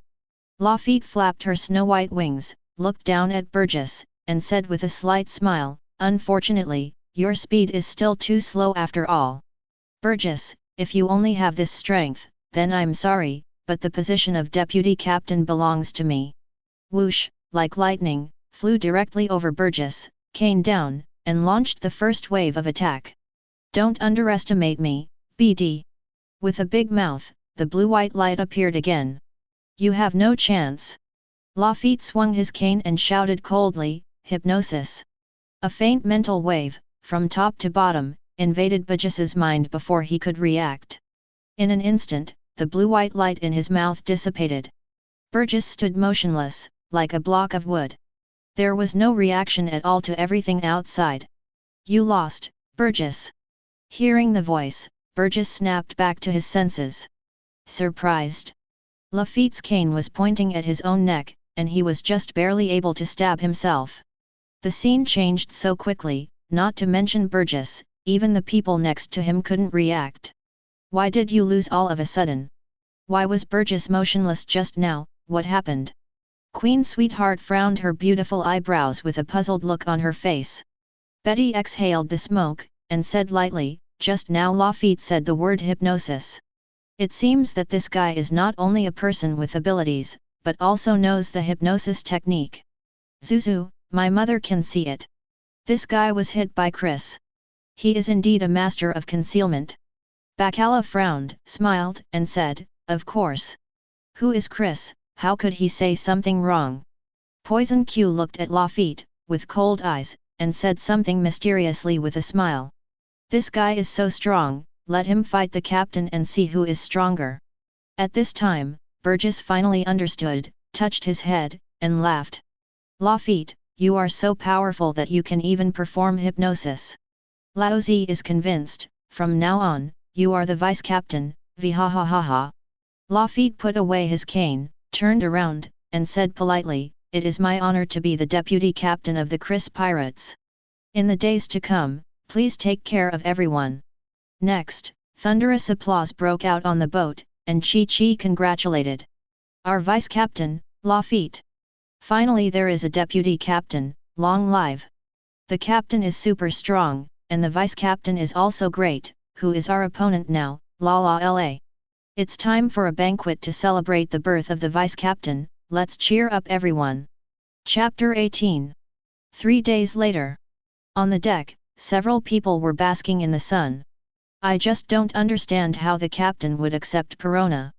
Burgess leaned on the chair and said with a gloomy face, this woman is so savage, her personality is extremely bad, I'm really afraid of her. Yesterday, Bacala felt good luck again and landed in the town of Wuerna. There, I met Perona. As for the next situation, there is no need to say more. No, Captain Burgess, how could you say that? Paong is still so keen on fishing, sitting on the railing, turned his head and said with a smile, Sister Perona is so talkative, she really likes me. Burgess glared at it, and said angrily. What do you know, feel free to catch your fish. Every time I see Perona, I feel weird, really uncomfortable. Lafitte twirled her cane, said with a slight smile, it's because you are too flamboyant, that's why she targeted you. Unlike me, she won't play tricks on me when she talks in a friendly manner. Poison Q looked at Burgess, with a weird smile on his face, and began to mock. It's funny thinking about Burgess' bad luck. I really want to watch it again, but I can't seem to get enough of it. Burgess was dissatisfied, and cursed at Poison Q, you want to watch it so much, believe it or not, I will make you lie on the ground later. Suddenly, a voice like a silver bell came over. Ha ha ha ha ha ha ha. Perona floated over slowly, with a mischievous smile on her face, and her voice was crisp and sweet. You are secretly saying bad things about this princess, it is unforgivable. Ghost ghost. As soon as the words fell, several pale white ghosts quickly flew towards Burgess. As soon as Burgess heard Perona's voice, he quickly stood up, raised his hand to stop him and said, No, don't come. Before he finished speaking, several ghosts passed through his body and flew back. In an instant, Burgess' complexion changed, exuding an extremely pessimistic aura. Thump. A rubbish person like me shouldn't live in this world. Burgess knelt on the ground with a very painful expression, very remorseful. Lafitte stood his cane in front of him, looked at Poison Q, and said with a slight smile, You like to watch it, so you're satisfied now. Poison Q nodded with a smile on his face, very happy. Burgess looks like this, I just want to laugh, he he he. At this time, Burgess finally came back to his senses, quickly stood up, with an angry face, and cursed angrily, Damn Perona, you. Before he finished speaking, the ghost passed through his body again. If there is an afterlife, I'd like to be a piece of shit. This time it was even worse, weeping bitterly, extremely sad. Paong clapped his little hands, applauded, and said with a smile, It's fun, Sister Perona, continue. Don't mess with this young lady in the future. Lafitte shook his head, sighed with emotion, and walked towards the railing, hiding away. I don't want to go through such a thing. Poison Q stood up and hurried to the side. Seeing such a terrifying scene, the crew members on the side were all scared to death and hid. Zuzu, this new lady, is really scary. I heard that this is called a negative ghost. As long as it is passed by a ghost, it will become extremely negative. It's more than negative, you haven't seen Captain Burgess, you're going to be a piece of shit. Don't discuss these things, you don't want to die. I don't know anything, don't talk to me. The people below were all talking in low voices, looking at Perona with fear. At this time, Burgess wanted to stand up again, and cursed, Perona, you stinky girl, lousy. Still the same, the ghost passed through and didn't let him continue talking at all. How can an ugly man like me stay on the same boat with everyone? Suddenly, Perona retracted all the ghosts and let out a crisp laugh. If you dare to speak ill of me again in the future, I won't let you off easily, ha ha ha ha ha ha. Amidst the laughter, the person flew towards the distance, and soon disappeared. Burgess finally came back to his senses, his eyes wide and his face full of anger. What are you looking at, and then watch Lao Zi beat you to death. Facing the crew members, he roared angrily and roared. Those people were startled one by one, or lowered their heads, or looked at the sky, or turned around. Just didn't dare look at Burgess anyway. Burgess, how do you feel? This taste is very good.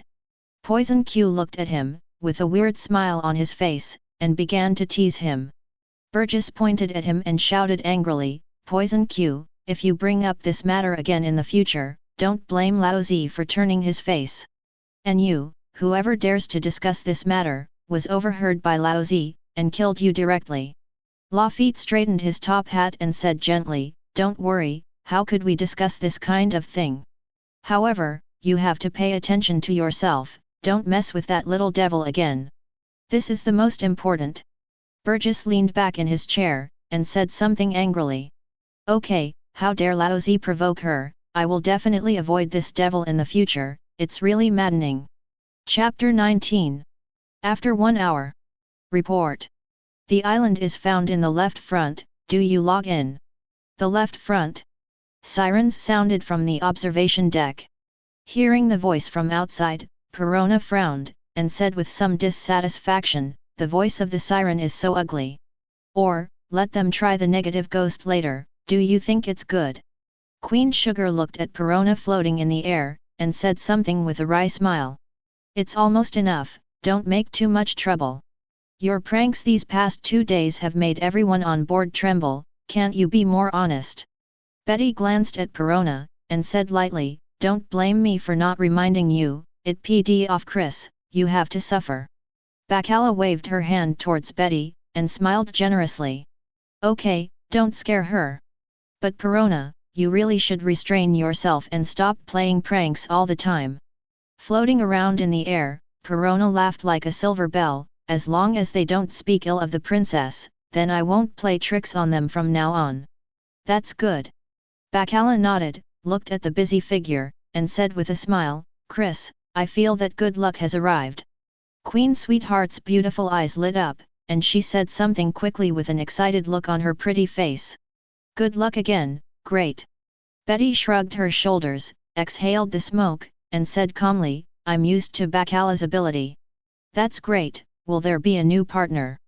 Perona flew in front of Bacala, with an expectant expression on her small face, and quickly said, is it like Paong? If so, then it will be fun. Go out. Chris tossed the barbell aside and walked to the door. Queen Sweetheart stood up quickly, and said with a smile on her face, let's go, I'm already looking forward to it. Betty glanced at Perona behind her, and said softly. Chris doesn't know how to eat people, why are you so afraid of him? Now, Perona didn't agree, and hurriedly defended, how could this princess be afraid of him, you are thinking too much. I'm showing respect to the captain. Respect, you understand. Bacala stroked her dark red hair and said with a smile, yeah, you have a lot of respect for Chris. In front of him, I dare not speak loudly, it is indeed enough respect. A group of people talked and laughed, and soon came to the deck. Seeing Chris appear, Lafitte showed a polite smile and said happily, the appearance of the captain means that good luck has come again. I hope that this time, a male colleague will come and let me experience the battle for Captain Fan. Poison Q looked at the island ahead with a curious look on his face. Looking at the situation, it should be devil fruit, which is more likely. Burgess laughed loudly, and said boldly, what is it about Mrs. Guan, it's just good luck anyway. At this moment, a rumbling sound came from the depths of the island. Someone was clearly fighting inside. It seems that there are new people joining. Betty exhaled the smoke, looked at the lush island, and made a faint sound. Queen Sweetheart nodded, agreed, and said, it's good to be a newcomer, as soon as possible, determine the order of the captains. Interesting. Chris has always been decisive and jumped directly to the island. Paong hurriedly jumped down, and said with a smile, boss, wait for me. Burgess froze for a moment, and asked curiously, what does the captain mean by this, and what do you mean by somewhat interesting? The captain has observation Haki, so he naturally sensed something in advance. Lafitte pinned his cane behind his back, and lightly jumped to the island. Poison Q looked envious, and murmured, when will I learn Haki, it's really a very good ability. Then, a group of people chatted and walked forward slowly. Deep in the island. At this moment, there are 2 men, plus an animal. Foo foo foo foo. Doflamingo put his hands in his trouser pockets, made a figure of 8 stance, and said with a big smile, Luo, seeing me as the young master, don't you know how to call me? Little lord. Luo looked at him and sneered, Doflamingo, are you dreaming? Whose young master are you? Doflamingo raised his head and couldn't help laughing. Foo foo foo foo. I haven't seen you for so many years. That little devil has grown up and learned to mock his master. Doflamingo's eyes turned cold, and he said in a serious tone, do you know who you're talking to, Trafalgar Law? Captain. Papo was very scared of Doflamingo, standing behind Luo, he couldn't help calling softly. Of course I do, Doflamingo. Luo looked at the surrounding situation, his face was as cold as ever, and he said calmly, are you the 7 warlords of the sea, or a big shot in the underground world Joker? But, what does this have to do with me? Do you want to use your famous name to make me submit? Chapter 20. Foo foo foo foo. Doflamingo laughed loudly, and said with a very arrogant expression, what a sharp-mouthed brat, it seems that you have become more courageous over the years. How dare you talk to me like that, you are looking for death, Luo. 5 color strings. The 5 fingers of Doflamingo's right hand were slightly bent, and 5 almost transparent silk threads appeared quietly, cutting them off towards the front. Room slaughterhouse. With Luo as the center, a semicircle appeared, enclosing him and Beppo. With a bang, it disappeared instantly before the 5 cutting lines approached. Boom! The cutting line fell to the ground, cutting the surface fiercely, and there was an explosion. Dust flew up, and 5 long and deep scratches appeared on the ground, which was shocking to see. If he didn't dodge and was hit, he would be dismembered immediately. Foo foo foo foo. Doflamingo raised his head and laughed loudly, and said confidently, "Run away, and enjoy the arrival of death while running away. Rosinante misses you very much in the underground, it's time to go and accompany him, foo foo foo foo." Amidst the loud laughter, he put his hands in his trouser pockets and walked slowly to the left with a figure of 8 step. Island periphery. There are voices coming from inside again, it seems that the fight is fierce. Queen Sweetheart was not afraid at all, she had a sweet and delicate smile on her pretty face, and her voice was melodious. Betty took a puff of cigarette and said lightly, "Judging from the voice, the people who will join this time may be of good strength. Captain, can you reveal in advance whether the newcomers this time are male or female?" Burgess looked at Chris and couldn't help asking. Poison Q lay on top of Stallone, coughed and said, "This kind of question, how could the captain answer it? You are thinking too much." Chris looked ahead, calmly, and gave the answer. "It's already here. Come yet?" Hearing what Chris said, everyone quickly looked ahead. "I saw green trees in front of me, covered with flowers and plants, and small animals appeared from time to time. Suddenly, with a whoosh, 2 figures appeared out of thin air." "Captain."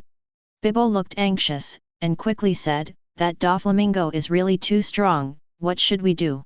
"Will we die here, Captain?" Luo wiped the sweat from his forehead, his face was a little tired, this move exhausted his energy. "Don't worry, we won't die here. If I don't avenge Corazon, I will never die." At this time, a faint voice came from the front. "Of course you won't die, because you will be our partner." Chris was in front, and the others were behind, appearing in Luo's sight. Burgess looked Luo up and down, shrugged his shoulders and said, "Captain, judging by this guy's strength, he doesn't seem to be very good. In this situation, it looks like he was being chased and killed, and he is fleeing desperately. What kind of strength can he have?" Poison Q showed a mysterious smile with an expression of interest. "Talking animals, this is worth studying, he he he." Lafitte straightened his top hat, and said gently, "You have revealed a problem. He just appeared suddenly. This kind of speed is not something that ordinary people can achieve." Perona flew in the air, laughing like silver bells, her beautiful eyes stared at Bibbo all the time. "Captain, I like this white bear very much, we must make it our partner, ha ha ha ha ha ha." Being watched by so many people, Bibbo suddenly felt embarrassed, lowered his head, blushed, like a little girl. "Who are you?" Luo looked around and was on high alert, ready to move at any time. Seeing Bibbo's cute side, Queen Sweetheart's beautiful eyes lit up, and she said with a smile, "What a funny white bear, so cute." Perona was flying in the air, her little face was full of excitement. "I really like it, it's so kawaii, I must make it my pet." Paong also joined in the fun, and said with a smile, "In the future, I will have playmates, and we can go fishing together, hee hee." At this moment, Chris spoke up and said something calmly. "Someone who can save you. Follow us, you can survive this danger, and even have a chance to get revenge." "Well, think about it carefully." Burgess shrugged his shoulders, laughed and said, "You don't have to think about it, you must join us. If you don't join, you will probably be killed when the enemies come over, v ha ha ha ha." Poison Q glanced at Burgess and made a suggestion, "After he joins in, we can start the battle for team leader. You will be the team leader then." Lafitte twirled his cane, and said politely, "You like watching people fight so much, why haven't you seen it? In my opinion, you are the most suitable position as the captain of the first team." Listening to their conversation, Luo fell silent. "The situation at hand is very critical, and we must find a way. If you want to leave, maybe you can." But with Bibo, the drag bottle, the result needless to say. There is no such physical strength at all. Will definitely be caught by Doflamingo. Then, it's not hard to decide. Chapter 21. Do you know who is chasing me? Luo looked at Chris coldly, and said mockingly, have you heard of Doflamingo, one of the 7 warlords of the sea? Do you think it will be his opponent? Don't be kidding. Hearing his words, everyone froze for a moment. They didn't expect that the other party's backing was so big. 7 warlords of the sea, what a terrifying existence. That's Chris' goal, isn't it? Betty exhaled the smoke, and said lightly, it happened so coincidentally, and we met our opponents so quickly. Queen Sweetheart shook her head, frowned, and retorted. It won't be his, have you forgotten, in Chris's plan, Crocodile is the one to attack. With Chris as a person, how could he change the plan that was made in advance? Burgess looks at Chris, throws his arms up, and laughs. Captain, do you want to change the plan and kill this Doflamingo directly, then we will be Shishibukai, vhahahaha. Lafitte stood his cane in front of him, and said in a very gentlemanly manner, I heard from the captain that among the Shishibukai, the most powerful swordsman is Dracula my hawk. And this Doflamingo is either ranked 2nd or 3rd in strength. After all, he's the one with Conqueror's Haki. Poison Q looked at the two of them with a strange smile, I'll tell the captain not to make a move. You guys have a fight with him first. Isn't it interesting? At this time, Chris put his hands in his trouser pockets, looked at Luo, and said calmly, then make a bet. If I can save you, you will follow me in the future. If not, then pretend I didn't say anything. Bibo's eyes lit up, he was a little excited, and hurriedly urged. Captain, let's promise him, Doflamingo is really too strong. Luo didn't speak, but looked at Chris and the others coldly, weighing the pros and cons. At this moment, a crazy voice came over. Foo foo foo foo. Doflamingo walked in a figure of 8 as always, and said arrogantly, there are so many little ghosts here on the island, it's really lively. It's been a long time since I killed anyone, today I just happened to have a good kill. Doflamingo looked at Luo and grinned, my dear Luo, you must be very happy to have so many people buried with you, foo foo foo foo. Queen Sweetheart looked at the flamboyant figure with a curious look on her pretty face. Is this the 7 warlords of the sea? It looks so domineering and powerful. Betty exhaled the smoke, and said lightly, as expected of a pirate recognized by the world government, it really is domineering and defiant. Perona tilted her head, with a look of interest on her face, and said something. This man's walking is so interesting. This is the first time this princess has seen such a pace. It's so exciting. Burgess shrugged his shoulders and said with emotion, this is 7 warlords of the sea, even walking like a big brother. Lafitte twirled his cane, and smiled slightly, very strong, indeed it is one of the best existences in 7 warlords of the sea. At this moment, Luo nodded and said coldly, okay, I'll bet you. If you really have such strength, then I will definitely join. Hearing the captain say this, Beppo was very happy, and his face was full of smiles. Chris glanced at Luo and said something calmly. Tell you something in advance. If you sneak away while I'm fighting with Doflamingo, I caught you, I will kill you. After finishing speaking, he stepped forward and stood in front of Doflamingo. Hearing what Chris said, Luo frowned and hesitated in his heart. He had planned to use Chris to sneak away while the two were fighting. But now that his mind has been guessed by others, it will be troublesome now. I suggest you better not run away. Bacala stroked her hair, and said with a smile, Chris has always said what he said, if you run away, something will really happen. At that time, even if we intercede for you, Chris won't listen. Sugar Queen nodded in agreement. Sister Bacala is right, you'd better not have such thoughts, or it's really dangerous. Betty took a breath and said lightly, since we landed on the island, you are destined to be our partner. Poison Q looked at Burgess and Lafitte with a mysterious smile. Aren't you going to help? This is a good opportunity. I usually want to fight with Shishibukai, but I can't even find anyone. Burgess glared at him and said angrily, stop talking nonsense. The other party is no ordinary Shishibukai, do you want us to die, BD. Lafitte straightened his top hat and said something politely. Although I really want to try Doflamingo's strength, but my life is important, it's better not to mess around. At this time, a breeze blew, the leaves made a rustling sound, and the flowers and plants shook slightly. With his hands still in his trouser pockets, Doflamingo grinned and said, "What's your name, kid? I'm suddenly interested in you, join my family, you have a chance to become a cotter. You know, the Donquixote family is the largest family in the world, and it is a great honor to be able to enter it." Doflamingo laughed loudly, and continued, "How about it, do you really want to join, Fuff?" Chapter 22. You're overthinking, Doflamingo. Chris put his arms around his body and said calmly, "However, it is true that we will become partners in the future." "Oh?" Doflamingo grinned curiously. "Little ghost, you said you want to cooperate with me, so let's listen to it. As a person, I like cooperation the most, foo. With a blank expression, Chris said indifferently, "I will become Shishibukai in a short time, and then we will form an organization. Shishibukai League." Hearing this, Doflamingo couldn't help covering his face and laughing like a madman. Foo. Little ghost, what you said is so good that I laughed out loud." Immediately afterwards, Doflamingo's eyes turned cold, veins popped up on his face, and he said viciously, "Just because of you, you brat, you want to be a Shishibukai too, don't laugh so hard. Cooperation? You deserve to cooperate with me, what are you kidding?"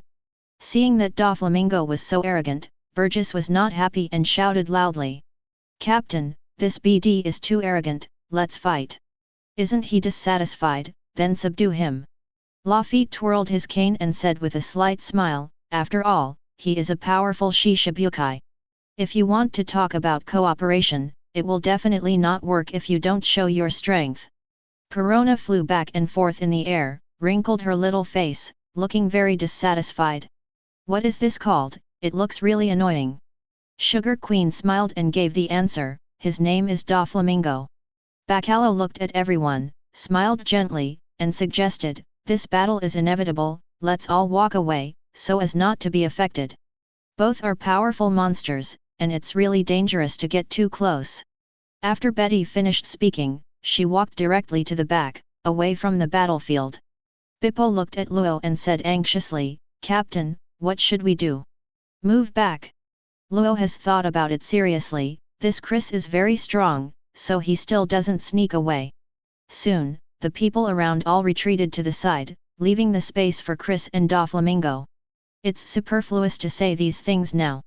Chris was as calm as ever, and said directly, "Let's fight one game first, and speak with strength." Doflamingo grinned, looking extremely insolent. "It's been a long time since I met such an arrogant brat. Sure enough, the era of great pirates has really come, phew. Little devil, dance to your heart's content, but don't die too fast." 5 color strings. Without any hesitation, Doflamingo flicked his right hand and directly launched a violent attack. Chris stood quietly, without avoiding, his face was calm. When the 5 silk threads were approaching, he slowly raised his hand. Mirror repulsion. In an instant, a transparent mirror appeared obliquely above, blocking Chris behind. Boom! Before the 5 color strings touched the mirror, they were bounced off and flew in the air. Rumble! Doflamingo threw the silk thread to the ground, and there was an explosion, and the smoke and dust scattered, leaving deep scars. Seeing the ground being cut like that, the people around were all moved with emotion. As expected of a Shishibukai, a single blow is so powerful. Betty took a breath of her cigarette, and a serious expression rarely appeared on her pretty face. Baccarat brushed her crimson hair, smiled and said, "Shishabukai's name is not for nothing. However, no matter how strong he is still no match for Chris. I firmly believe that." Queen Sweetheart nodded and agreed, "That's right, our captain is the strongest man." Burgess laughed out loud, as if that was the case. As the captain said, "This guy's attacks all use silk threads." Lafitte nodded, and said with a slight smile, "After all, it is Paramecia string fruit, so the line must be used to attack." At this time, Doflamingo's 5 fingers were slightly bent, and several fingers moved around, as if they were dancing. Repulsion. It appears that you ate Paramecia repelling fruit. Doflamingo grinned and said tauntingly, little brat, you are destined not to be a strong person in this life after eating such rubbish devil fruit. If I remember correctly, the previous ability user who rejected fruit was killed by a bandit. I didn't expect the garbage fruit that had disappeared for hundreds of years to appear, and it was eaten by you brat. I really feel sorry for you, foo. Chris wouldn't be surprised that Doflamingo was able to name his own devil fruit. After all, this guy is Celestial Dragons, and he is also a bigwig in the underground world. He must have seen the devil fruit illustrated book. Doflamingo, let me tell you a fact. Chris put his arms around his body and said calmly, villains often die because of talking too much. Little devil, you are really good at preaching. Doflamingo covered his face, looking crazy. I was so angry that I laughed out loud, fuff. Bullet string. Suddenly, Doflamingo flicked his right index finger, and a thin transparent line quietly emerged from his fingertips, swift as lightning, and flew towards Chris. Chapter 23. It's my turn. Chris didn't accept the move, and disappeared on the spot with a whoosh. The person suddenly flashed over Doflamingo. The right fist was armed in an instant, and it came down from top to bottom. The speed is fast and the momentum is full. It is extremely shocking. Amazing speed. Doflamingo didn't have time to dodge, so he quickly raised his hands, folded them together, and armed himself for defense. Boom! A loud noise came from the sky, the ground sank, and the surrounding dust rose high, covering the two of them. Can't see what's inside. It's really not a class of people, so strong. Burgess shook his head with a look of emotion on his face. Poison Q said enviously, this is an armed confrontation, the power is really powerful. Lafitte straightened his top hat and said gently, it's just the beginning, the two haven't exerted their strength yet, and the excitement is yet to come. Captain, he is so strong. Bibbo looked at Luo beside him, with a look of surprise on his face, and couldn't help but praise him. Luo frowned, and said coldly, the armed color is indeed very strong, but if it is only this level, then it is definitely not Doflamingo's opponent. When someone questioned Chris, Queen Sugar was not happy, and immediately refuted. Chris is not as weak as you think, what Doflamingo, he will definitely lose later. Betty nodded, exhaled the smoke, and agreed, if you can't even beat Doflamingo, then how can you change the world? Bacala stroked her crimson hair and smiled softly, don't worry, Chris never fights uncertain battles, and he never disappoints. Call. At this time, a light wind blew, and the smoke and dust dispersed, revealing the scene inside. A large round pit appeared on the ground, and the surrounding land was cracked, revealing countless cracks, spreading in all directions. A simple blow is so terrifying. At this time, Doflamingo was standing in the round pit, and Chris was floating in the air, looking down coldly. Foo. Doflamingo looked up at Chris, laughed and said, that's right, you're really good, kid. The speed is extremely fast and the armor is very strong. No wonder you dare to challenge me. But why are you floating in the air? This is definitely not moonwalk. Could it be Devil Fruit's ability? Doflamingo shook his head again, and said in disbelief, impossible. Such a rubbish Devil Fruit, how could it be possible to do this? Little devil, how on earth did you do it? Chris folded his hands in front of him, looked down at him, and said something very calmly. Beat me, and you will know the answer. Angry.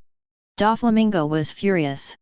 The veins on his face popped up one by one, his 5 fingers kept beating, he laughed and said, little devil, you are very good, you managed to piss me off. At first I wanted you to join the family, but now I've decided, it's better to kill you, foo. With a heavy step, the ground cracked again, and with a bang, the figure flashed into the air. Leg shave string. Armed with his right foot, Doflamingo kicked Chris hard on the head with 8 transparent threads protruding from his toe. The speed was astonishing, and the air vibrated faintly, as if even the space had been cut. It can be seen how terrifying this kicking technique is. Fist. Chris opened his right hand, white light continuously appeared in the palm, and the repelling force increased sharply.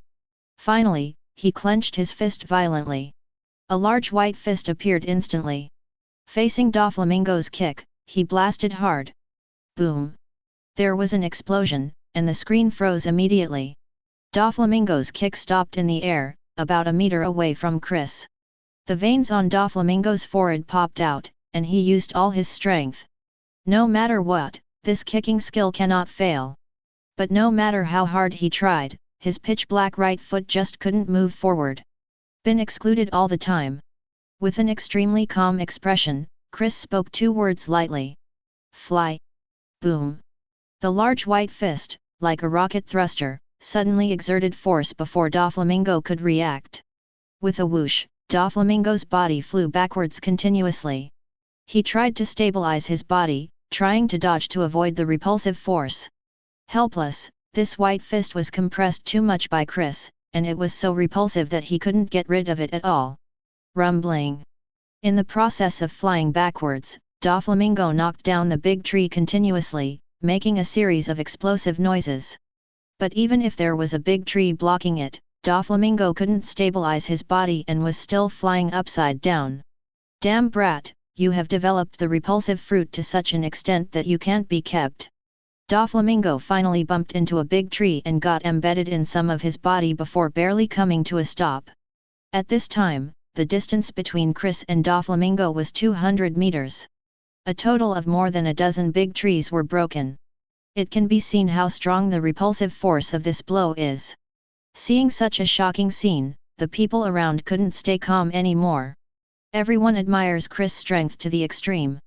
Chapter 24. As expected of the captain, he is really powerful, vhahahaha. Burgess threw his arms up and laughed.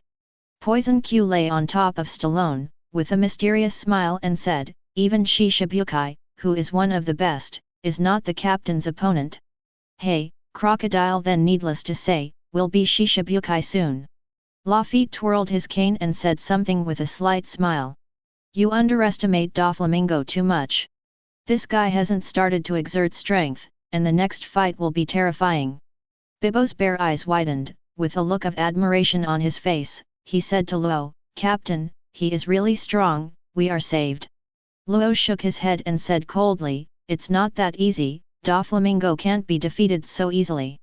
What's the matter with you, why do you always give others arrogance and destroy your own aura? Queen Sweetheart glared at Luo, and said angrily. Betty shrugged her shoulders and said lightly, it's okay, he will know later that his thinking is wrong. At this time, Doflamingo embedded in the big tree let out a wild laugh. The current rookies are really getting more and more amazing, and I am shocked. Sure enough, this sea is really boiling, and the new era has finally arrived, fuff, fuff. With a bang, the big tree fell, and Doflamingo quickly sprinted towards Chris. Little ghost, it's been a long time since I met a newcomer like you, it really shocked me. If you are allowed to enter the new world, I'm afraid you will be another famous big shot. Doflamingo looked up at Chris, grinned and said, however, since you met me today, you are destined not to have such a chance. I like to destroy seedlings the most. Seeing that you have such potential, I have to kill you in the cradle, foo. Chris slowly landed on the ground, and said calmly, Doflamingo, you really can't change your shit, why do you talk so much? In an instant, blue veins appeared on Doflamingo's forehead, obviously furious to the point of ultimate. Little ghost, do you really think you are very powerful? You, who know nothing about this sea, don't know what terror is. Feel it well, but don't die easily, foo. As soon as his foot kicked the ground, there was a bang, and the surrounding area cracked, and the person flew towards Chris quickly. Clenching a fist with his right hand, it instantly turned pitch black, exuding an aura from his whole body. It's a different person from just now. Sorry, Doflamingo. I think I know more about this sea than you do. Chris's right hand was armed in an instant, his momentum changed, and he blasted at Doflamingo. Fist and fist struck each other, and there was a bang. Immediately afterwards, countless dark red lightning bolts burst out from the impact, and at the same time made a sizzling sound. Bang! A violent momentum emanated, the ground around it was cracked, and all the flowers, plants, and trees were destroyed. The aftermath has not subsided, and continues to spread out. Boom! Boom! Boom! The crew members below suddenly rolled their eyes and fell backwards. Bapo! Seeing it fainted, Luo quickly turned his head to look at the two people fighting, frowned, and said, "It turned out to be a Conqueror's collision, this guy is really extraordinary." Poison Q looked at a large group of people who had fallen, and was rarely moved. "This is what the captain said about the Conqueror's fight, and it's horrific." Burgess clenched his fists and said excitedly, "Strong, it's really too strong, as expected of the captain." Lafitte straightened his top hat, smiled slightly, and said something. "I heard the captain talk about the Conqueror's collision before, and I thought the captain was exaggerating. Looking at it now, it's really not ordinary powerful, it's really insightful." Betty took a puff of cigarette, glanced at the fallen people, and said lightly, "There are quite a lot of people with poor mental quality on our ship." Bacala shook her head lightly, said in a gentle and generous manner, "We can't blame them, the main reason is that these two are really too strong." At this time, Doflamingo looked shocked and said, "Who the hell are you? A newcomer in the area actually owns Conqueror's Haki, who taught you?" Chris was as calm as ever, and said something expressionless. "As I said before, if you beat me, you will know the answer." Hearing this again, Doflamingo was furious and said with a grin, "It's getting more and more interesting, a rookie with such potential. You should get rid of it earlier, but I can't let you grow up, foo. As soon as the words fell, the figures of the two flashed into the air in an instant, and they fought each other again, and dark red lightning kept coming out. Shhhhhhhh. Bang bang bang. Both of them moved quickly, their figures could not be seen clearly at all, and they kept BG each other. In less than a few seconds, the two fought each other more than a dozen times, and the dark red lightning never stopped.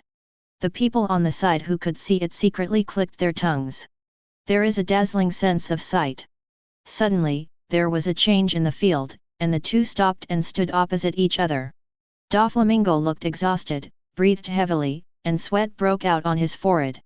As for Chris, he stood quietly, his breathing didn't change at all, and his face was still so calm and calm. From this comparison, you can see the result. Damn brat, to be so strong! Doflamingo was about to explode with rage, and he was exhausted. But nothing happened on the other side, and he looked quiet.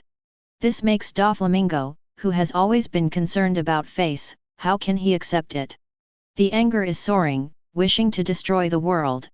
Chapter 25. Doflamingo, we are partners in the future, it's almost enough.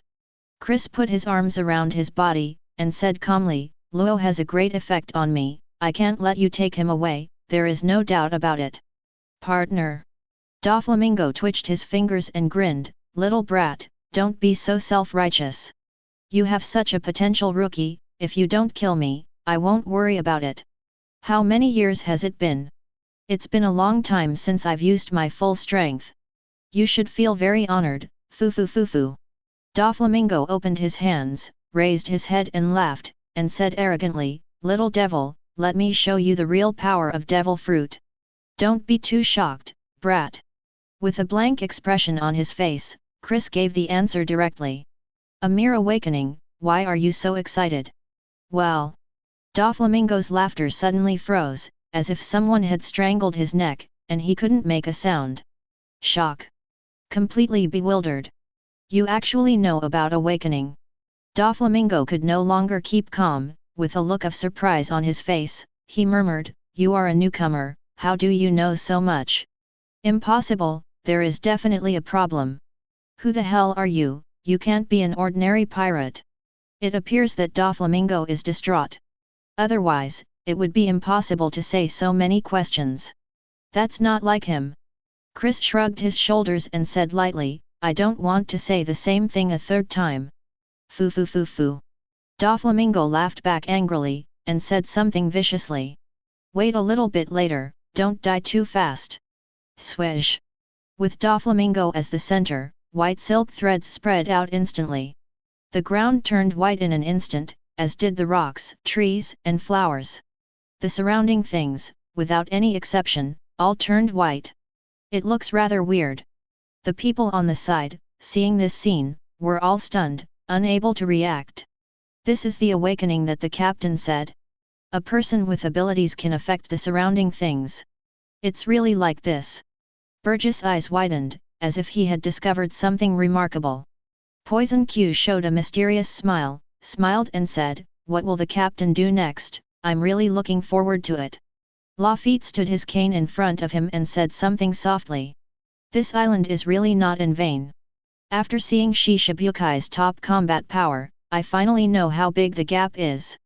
Luo frowned, and said coldly, "Next, Doflamingo is going to do his best.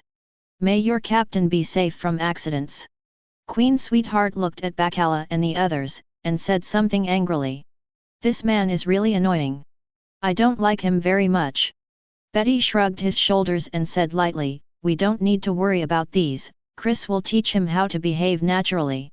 At this time, Chris folded his hands in front of him, still standing quietly, very calm. Completely ignored Doflamingo's movements, allowing him to change the surrounding environment. "Very good, I hope you can stay so calm all the time, don't let me down, brat." Doflamingo grinned and waved his right hand. A huge white line turned from a big tree, like a parade of water snakes, quickly attacked Chris. The air vibrates faintly, coming fiercely. One can tell at a glance that this wave of attacks is much stronger than the previous ones. Chris looked indifferent, slowly opened his arms, and gave a light drink. Almighty push! In an instant, pale white light rose around Chris, constantly changing combinations. Finally, a white light ball taller than a person appeared. And Chris himself, floating in the very center. Boom! The giant white line just approached. Before it could hit the ball of light, it was bounced off and flung wildly in the air. Seeing this scene, Doflamingo was really shocked. Even the attack after awakening was bounced back. "It's really scary. What is your ability?" Doflamingo grinned, looking at the situation. "The repulsive force is gathered to form a powerful repulsive force field. It's amazing, it seems to be able to deflect all attacks. This is your life-saving means. Little ghost, you really amaze me more and more, phew phew phew phew phew." Chris folded his hands in front of him, still looking calm, and said lightly, "You talk too much, Doflamingo. For the sake of our partners, let me remind you. In a fight, be fast, accurate and ruthless. You're going to be reckless, and you will be the one who suffers in the end." Doflamingo covered his face and laughed wildly, his voice extremely low. "I was actually preached by a little devil, I was so angry that I wanted to die laughing, phew phew phew phew phew. Little devil, do you really think I can't do anything about you? Go to hell. White line of wilderness." As soon as the voice fell, the countless giant lines around, like sea waves, quickly surrounded Chris. Densely packed, like countless white snakes parading there. It looks really scary. Chapter 26. Chris floated in the center of the aperture, his eyes were calm, and he let the giant white lines come closer. "Just ignore it. Strangle." Doflamingo crossed his arms and let out a snarl. In an instant, all the giant wires spiraled up, forming a twist, approaching Chris, trying to hang him. The momentum is extremely fierce, and there is a sense of sight facing a tsunami. Bang bang bang! Explosions came one after another, and all the giant lines were bounced away as long as they were close to the light ball. No matter from which direction to attack, from above, from the left, underground. Just can't get close to the ball of light, let alone touch Chris. The defense is really strong enough, very good, brat, phew phew phew phew phew. So, this time. Hi Harababo. In an instant, the ground turned into white lines, rolling like waves. This is the ocean that turns the ground into white. But no matter how rough the waves were, even if they fell from the sky like a tsunami, they couldn't cover the ball of light inside. All are excluded. This time, Doflamingo is really crazy. He vowed not to give up until he broke this ball of light. "I don't believe it, you can still resist this time. Go to hell with me, brat." 1,000 arrows piercing the heart feather strike line. Swish swish swish. The countless silk threads around it quickly changed shape, becoming the shape of a flamingo's wings. At the tip of each thread, black appears, clearly using armament Haki. With a bang, they surrounded Chris directly. Facing the big move of Doflamingo, Chris was still the same, with his hands folded in front of him, floating quietly, ignoring it at all. Boom boom boom. The explosion this time was many times stronger than before. The air oscillated, and the aftermath spread out, causing the surrounding ground to crack and dust to rise high. The two people are completely covered inside, making it impossible to see the situation clearly. Seeing such a shocking scene, the people around were really moved with emotion. To be able to force Doflamingo to this extent, so strong. Luo's pupils shrank slightly, and he stared at the battlefield intently, with a look of shock on his face. Lafitte twirled his cane, looked at him and said with a smile, "Actually, Doflamingo's fate has already been doomed. After all, the captain is really too strong." Burgess nodded and laughed. "That's right, the captain worked so hard and practiced day and night, it's crazy to the extreme, how could he lose to that guy?" Du Q showed envy on his old face, coughed and said, "But the captain's defense is really invincible." Queen Sweetheart looked in the direction of the battlefield, her beautiful eyes sparkled, and she let out a sigh of emotion. "The captain is so good, he's as handsome as a bolt of lightning." Betty took a puff of cigarette, nodded, showing a rare look of admiration, and praised, "A man who can change the world is not just talking."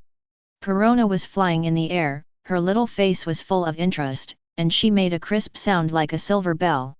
"The captain's ball of light is really fun, ha ha ha ha ha ha ha." At this time, the fighting sound ahead finally stopped. A breeze blew past, and the smoke and dust drifted away, revealing the scene inside. Chris was still inside the ball of light, with a calm face and no damage. In other words, Doflamingo's big move this time failed again. Foo foo foo foo. The veins on Doflamingo's forehead popped out, and he said in a low voice, "I never thought that such a powerful kid like you would appear on the sea. Very good, to push me to this extent." Doflamingo's eyes turned cold, he opened his arms violently, and said something extremely arrogant. "Next, let you see my ultimate big move. 16 rounds of holy bullets, God kills." With a bang, 16 huge white lines suddenly appeared behind him, like a big snake swimming fast. In an instant, the bottom of the white line turned into pitch black, and it continued to spread upwards. In the end, the 16 giant lines all turned pitch black and sparkled. "This is definitely a high-density armament Haki. Doflamingo, my patience is at the limit." Chris folded his hands in front of him, his eyes froze and he said, "If you don't stop, I will kill you. Don't think that your status as celestial dragons can scare me." Shock. Doflamingo was stunned. It never occurred to him that Chris knew his identity. "This is unbelievable. Foo foo foo foo." Doflamingo covered his face and laughed loudly, and said arrogantly, "It's interesting, it's really interesting. The newcomers of this era will really make the sea boil." Whoosh! Doflamingo jumped into the air, and the figure left quickly, leaving his last words. "Little ghost, when you become a Shishibukai, the alliance will officially begin." As soon as the voice fell, the person had disappeared and quickly moved away. Chapter 27. Seeing Doflamingo leave, the people around couldn't bear it anymore. "Make a loud roar. What 7 warlords of the sea, why don't you just obediently catch them without a fight, ha ha ha ha." Burgess was so happy, he laughed. Poison Q smiled strangely and said, "It's a pity, I didn't see that ultimate big move, it's a pity." Lafitte straightened his top hat and said something politely. "It seems that Doflamingo also knows how powerful the captain is. If he dares to continue to attack, he will definitely be slaughtered later. After all, there is still a big gap between his strength and the captain's." Luo looked up at the sky, and after confirming that Doflamingo had disappeared, he couldn't help showing a complex look on his cold face. Really Doflamingo turned out not to be his opponent. At this moment, the shock in Luo Xin was really beyond words. Queen Sweetheart glanced at him, and said strangely, "How about it, doesn't it mean a lot? That Doflamingo escaped, are you disappointed, do you still think he will win? Bacala patted her fragrant shoulder and blamed, we will be in the same team from now on, don't talk like that. Luo doesn't know Chris at all, and he will be a little skeptical, which is normal. Betty nodded and said in agreement, but after going through this time, he knows Chris' strength very well, and I believe he won't question anything. At this time, a voice came from the front. Let's go. After Chris finished speaking, he walked directly to the outside of the island. Without hesitation, the group quickly followed. As for Luo, of course it is no exception. He's already a member of the Chris Pirates. Soon, everyone boarded the Chris and set sail. Lafitte, tell Luo about the situation. Chris has never been interested in these things, so he explained and walked to the practice room. Bacala looked at them, smiled and said, let's go to the training room too. Then, these beauties also left one after another. Papo, come on, let's go fishing together. Paong held the fishing rod, bouncing around and said, fishing is fun, come on, he he he. Everyone is an animal, so Beppo didn't feel shy and quickly followed. Paong, I don't know how to fish, you have to teach me. At this time, Luo saw the words on the mast, and asked coldly as always, what do these ship regulations mean? Lafitte stood his cane in front of him and said something politely. First of all, Luo, you are welcome to join the Chris Pirates. I am the vice-captain of the regiment, Lafitte. Next, let me introduce you to the situation of this ship. Lafitte said with a slight smile, on a ship, strength determines the right to speak, and there are 3 types of battles. The battle for the captain, the battle for the vice-captain, and the battle for the captain. I don't need to think about the first one. The captain's position cannot be changed, so I won't say more. The deputy captain is me.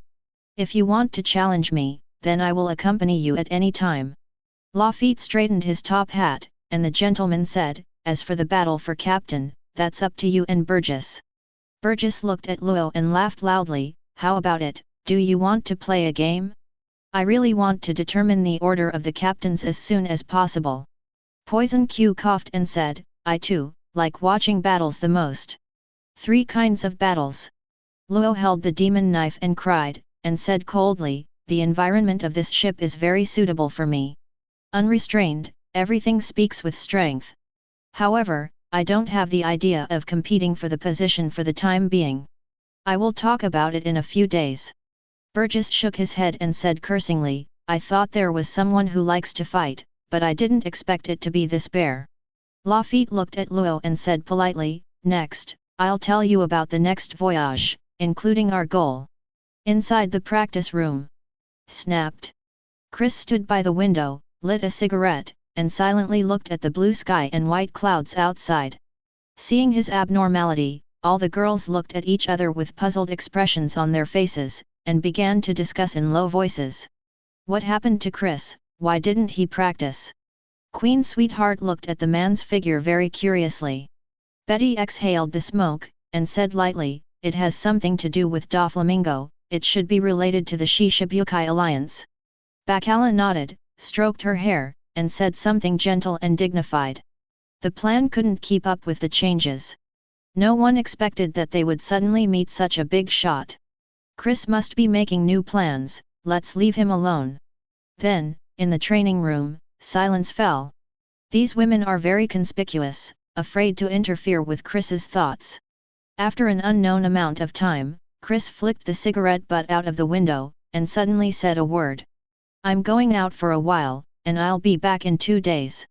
As soon as the voice fell, the person disappeared without a trace. The beauties were stunned for a moment, and wanted to ask something, but they couldn't do it at all. Our captain is really too decisive in doing things. He doesn't say a word of nonsense and doesn't explain anything. Queen Sugar shook her head and smiled wryly. Betty took a puff of cigarette and said lightly, Chris's character has always been like this, just get used to it.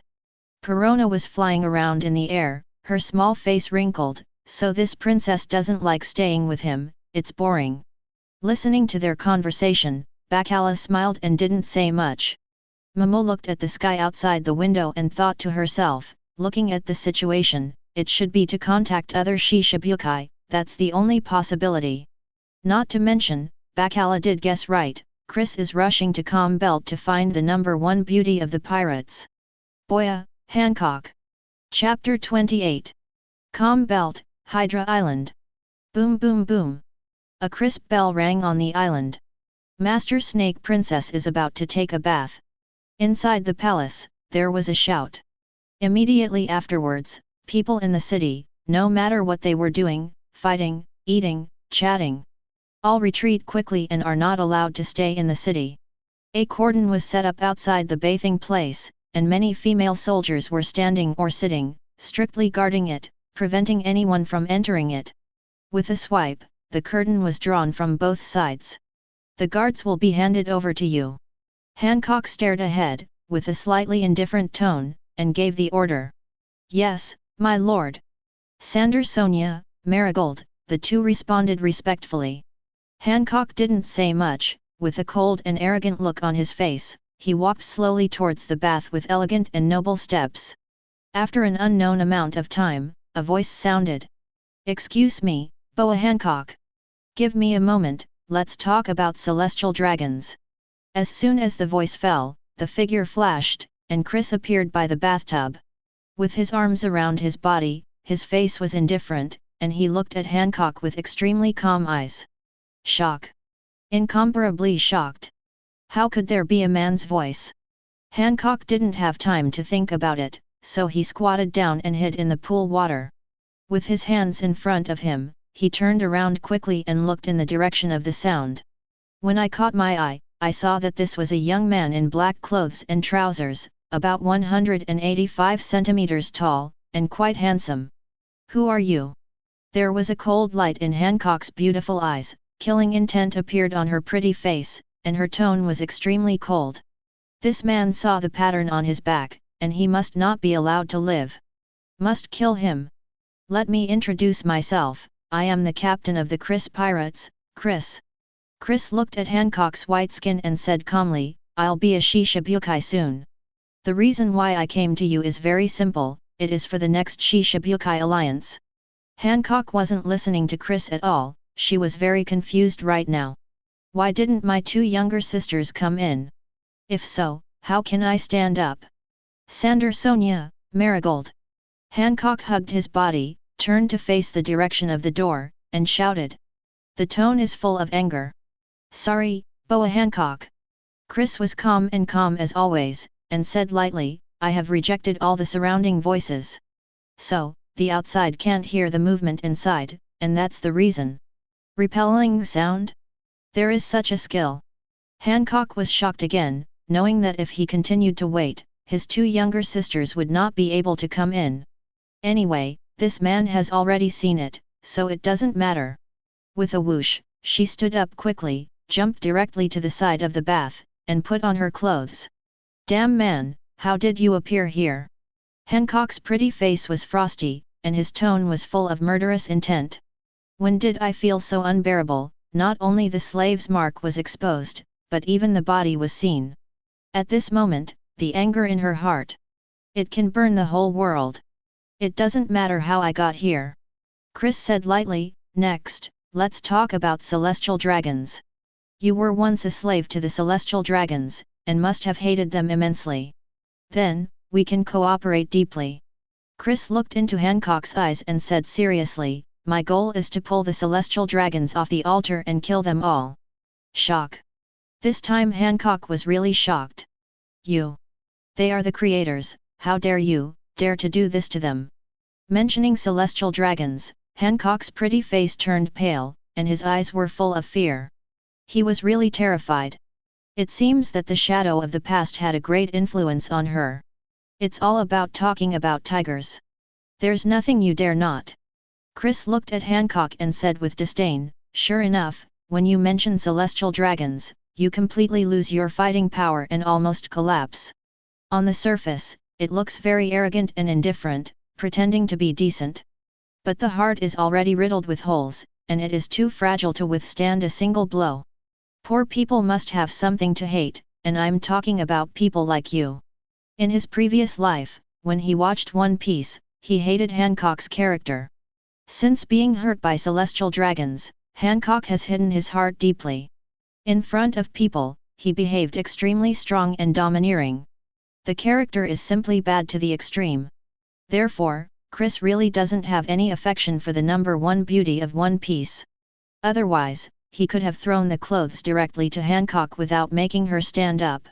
The purpose is to embarrass this woman. Chapter 29. You.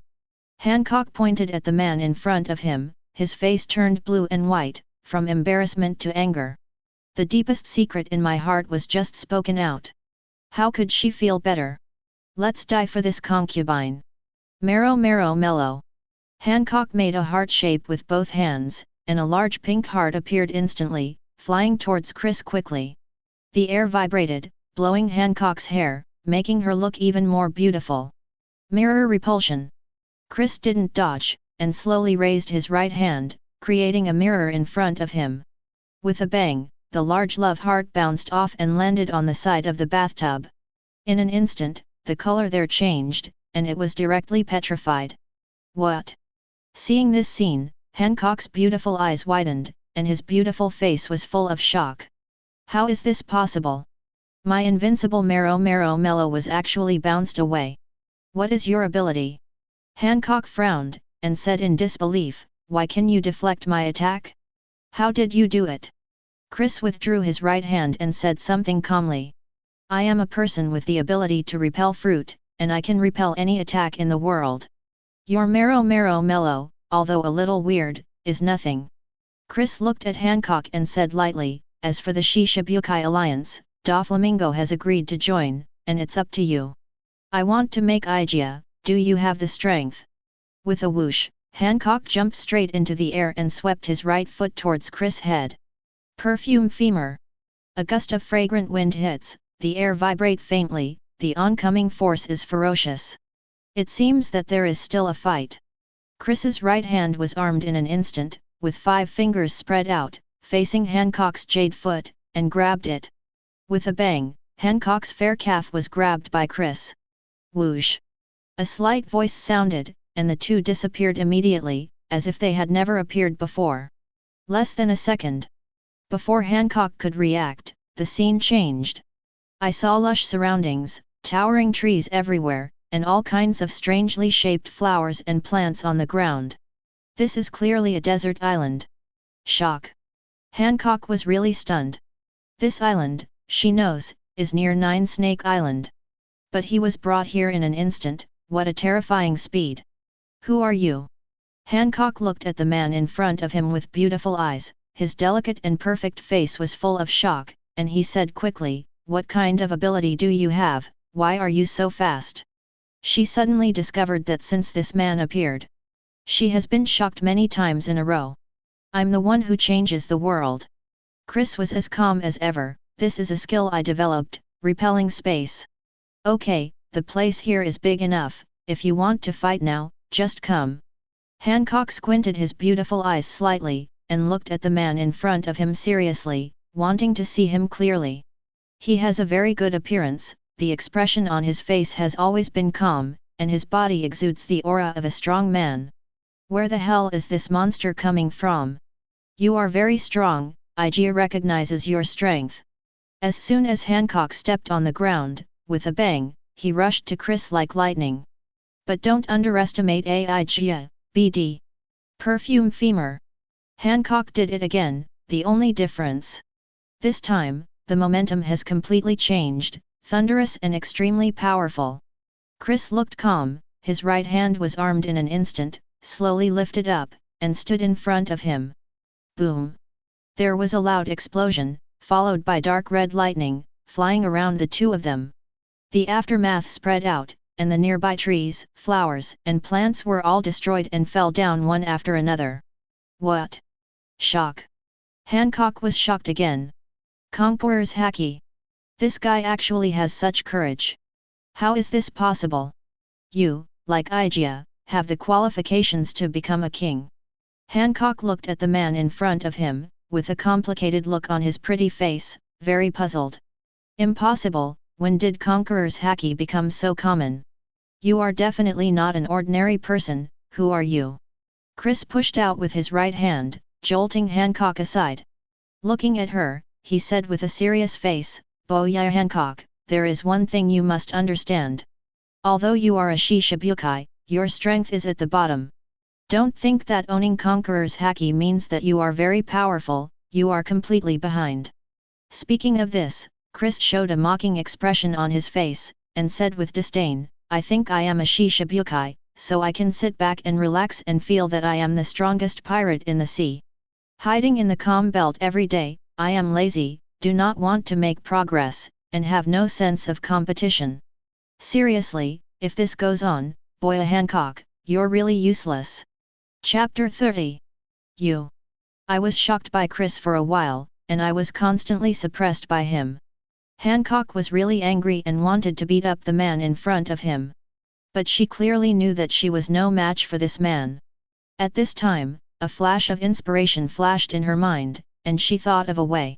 "Chris, do you think AI's parents are beautiful?" Hancock brushed her hair back, and looked at the man in front of her with beautiful eyes affectionately, with a sweet and pleasant smile on her beautiful and delicate face. The sound is sweet and crisp, like the sound of nature. I have to say that at this moment Hancock exudes infinite charm, very charming. The number one beauty of the pirates really deserves her reputation. Unfortunately, she met Chris and was doomed to fail. "Boa Hancock, please put away these tricks." With his hands in his trouser pockets, Chris said calmly, "Now, let's talk about the next plan." Failed. It failed. Hancock is really going crazy, depressed to the extreme. What kind of monster is this man in front of him? There is nothing I can do about him. At this time, Hancock was really curious about Chris in his heart. "I really want to know more about this mysterious man. Speak, Igia wants to hear what you have to say. If you can't beat it, and you can't use tricks, what else can Hancock do?" In desperation, "I can only look at the situation first." Chris looked at Hancock and said seriously, "What I said just now was not a joke. If you want to participate in the next plan, then practice hard, and don't lose your strength and be slaughtered by others." I was mocking myself again. Hancock didn't like hearing that. She glared at Chris, and said coldly, "If you continue to deny Igia's strength, I will never join this alliance. If you don't believe me, you can try it." Chris didn't care about her threats at all, and said something lightly.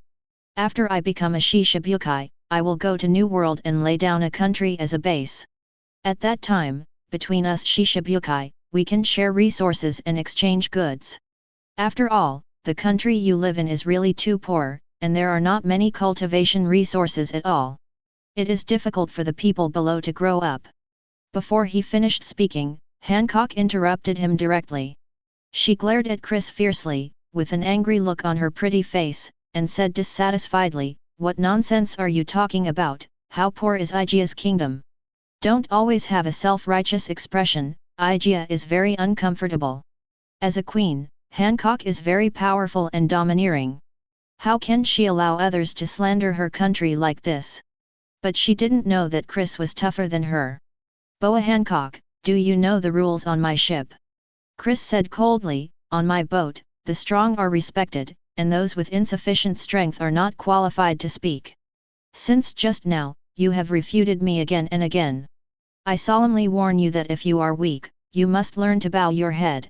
If you continue to sing against me, don't blame me for killing you." Angry. Hancock was very angry. She really wanted to make a move and fight Chris. But in the end, she dared not do anything. In her opinion, this man's character is so strong that he is ultimate. No one can defy him, not even himself. If I continue to refute him, I am afraid that I will really be killed here. Hoo-hoo. A gust of wind blows, gently lifting Hancock's black hair. With fluttering hair, she is truly magnificent. "Okay, you continue to talk, Aigia, just listen." Hancock frowned, gritted his silver teeth, and said word by word. She will keep Chris firmly in her heart, if one day she is stronger than him. You must beat him severely, and let out the bad breath you have today. Chris ignored Hancock's resentment, and said lightly, "As for other plans, I will tell you later. The most urgent thing is to improve their respective strengths, which is the most important thing. After finishing speaking, he took out a phone bug and threw it to her. Hancock also realized his lack of strength, frowned his pretty eyebrows, and said in distress, Igia also wants to improve his strength, but this is so simple. Chris glanced at her and sneered, stay in calm belt all the time, there will be no disasters, you will be a ghost if you can become stronger. If you want strength, then enter the Grand Line and go to the New World. As long as you can survive there, are you afraid that you will not have the strength? Chris showed a mocking expression, deliberately provoking her, and said, however, with your strength, if you enter the New World, I can't guarantee that you will come out alive. If Hancock is willing to work hard, then the strength must improve very quickly. Her aptitude is really too strong. Seriously, what a buzz about Hancock entering the New World. Chris is really looking forward to it. Chapter 31. Are you underestimating Igia? Hancock really got the trick, and was stimulated by Chris, and he said very proudly, I will go to the Grand Line in a few days, and I will show you how powerful Igia is. Igia will let you know that the Queen of Nine Snake Island is not so vulnerable. Chris shrugged his shoulders and snorted, anyone can say big things, let's show off after you do it. Okay, let's not talk nonsense, I will take you back. After speaking, he put his hand in front of Hancock. Hancock frowned, and asked doubtfully, Chris, what are you doing? Give me your hand so I can take you away. Since it is a partner, Chris is also very patient and explained, if you want to take someone through the space, you must touch the other person's body, otherwise you will not succeed. I see. No wonder you grabbed my feet just now. Without hesitation, Hancock directly raised the jade hand. Anyway, he has seen the whole body, and holding hands is nothing. With a bang, the figures of the two disappeared in an instant and disappeared. When it reappeared, it returned to its original place, by the bath. Other things, contact me on the phone. Chris glanced at Hancock before preparing to leave through the space. Why? There is a question, what is your strength now? For this question, Hancock has been in his heart for a long time, and he has to find the answer anyway. Admiral. As soon as the voice fell, the figure of Chris disappeared, and he didn't recognize Hancock at all and continued to question. What? Hancock exclaimed, her beautiful eyes widened, and a look of shock appeared on her flawless face. Although she knew that Chris was very strong, she didn't dare to guess that he had Admiral's strength. Admiral, this is the highest strength of Marine. Be the strongest man. How could Chris be so young? No, he's not a joking man, he must be telling the truth. Hancock shook his head lightly, although he was very puzzled in his heart, he still chose to believe Chris' words. However, this made her feel very aggrieved. This guy is so powerful, how can I beat him? Why are you so angry? No, I must quickly become stronger. I'm going to the New World. There was firmness in Hancock's eyes, and he finally made up his mind. Although she agreed to Chris just now, she was actually wavering in her heart. After all, she has never been in the New World, and the sea is full of unknowns, so she will naturally feel nervous and afraid. But now being stimulated by Chris again, all her negative emotions disappeared. Just one thought. No matter what, you must let your name spread throughout the New World. Swipe. The curtain opened, and Hancock said coldly as usual, Sander Sonia, Marigold, the day after tomorrow Igia will go to the Grand Line and enter the New World. You guys inform this matter. Both of them froze for a moment, unable to react. All right, why are you going to New World all of a sudden? Marigold looked at Hancock and asked doubtfully, my lord, the New World is so dangerous, what are we going to do there? Sander Sonia spat out the snake letter, with a look of fear on her face, and said what was in her heart. I heard that the New World is very scary, and there are strong people like clouds. Is it suitable for us to go there, my lord? Hearing what the two of them said, Hancock frowned her slender willow eyebrows, and she suddenly realized that Chris was right. Staying in calm belt for a long time, without any danger, not only lost his fighting spirit, but also the two younger sisters. As for the nationals below, let alone. If you go on like this, boy Hancock, you're really useless. I couldn't help thinking of the man's words in my mind, and suddenly realized that it was so correct. If I continue to stay in Calm Belt, the citizens of Nine Snake Island will really be over. Such a situation is absolutely not allowed to happen. Not for anything else, just to become stronger. After Hancock finished speaking, he ignored the two of them and walked directly to the palace. Sonia and Marigold exchanged glances, neither understanding what Hancock meant. What does it mean to become stronger? Can't stay in Calm Belt become stronger? Although the two were very confused, they didn't dare to say anything more, and hurriedly informed the matter. After all, they knew exactly who Hancock was. How could she listen to their advice if she was so arrogant and domineering? Boom boom boom. The crisp bell rang, accompanied by a woman's voice. Master Snake Princess is going to New World the day after tomorrow, whoever wants to go, hurry up and sign up. Hearing this shocking news, the citizens were all stunned, and they were all very puzzled. But no matter how inexplicable, their decisions are the same. Master Snake Girl, I will follow you to the New World. And me, I really want to go outside to see men, I heard they look very strange. I will swear to follow you to the death, Master Shiji. Hurry up, pack up your things quickly, we can't let Master Shiji wait. No matter where Master Shiji is going, I will always follow, he he he. Chapter 32. Jew Snake Island, inside the palace. There are 4 women here. Snake Girl, why do you suddenly want to enter the New World? Granny Niu was leaning on a snake-shaped cane, with a puzzled look on her face. When she heard the bell just now, she thought she had heard it wrong. How could that cold and domineering snake leave Calm Belt? She couldn't believe it even if she was killed. Yes, my lord, we are all very curious. Sonia and Marigold quickly followed up with inquiries. Hancock leaned against the throne, crossed his legs, and supported his delicate chin with his jade hands, with a look of reminiscence on his pretty face. He didn't listen to the 3 of them at all. They looked at each other, really confused. I have no idea what Hancock is thinking. Suddenly, Hancock held his face in his hands, shook his head slightly, and murmured, obviously I deliberately don't think about him, but why can't I help it? What's wrong with Igia, why is it like this? Listening to Hancock's murmur, the 3 became more and more confused as to what was going on. Granny Niu tapped the ground with her cane, making a thumping sound, and asked curiously, Snake Princess, what are you talking about? Did something happen? This time, Hancock came to his senses. She glared fiercely at the dwarf in front, and said something in a cold tone. Gloriosa, who told you to talk to Igia like this, get out of Igia.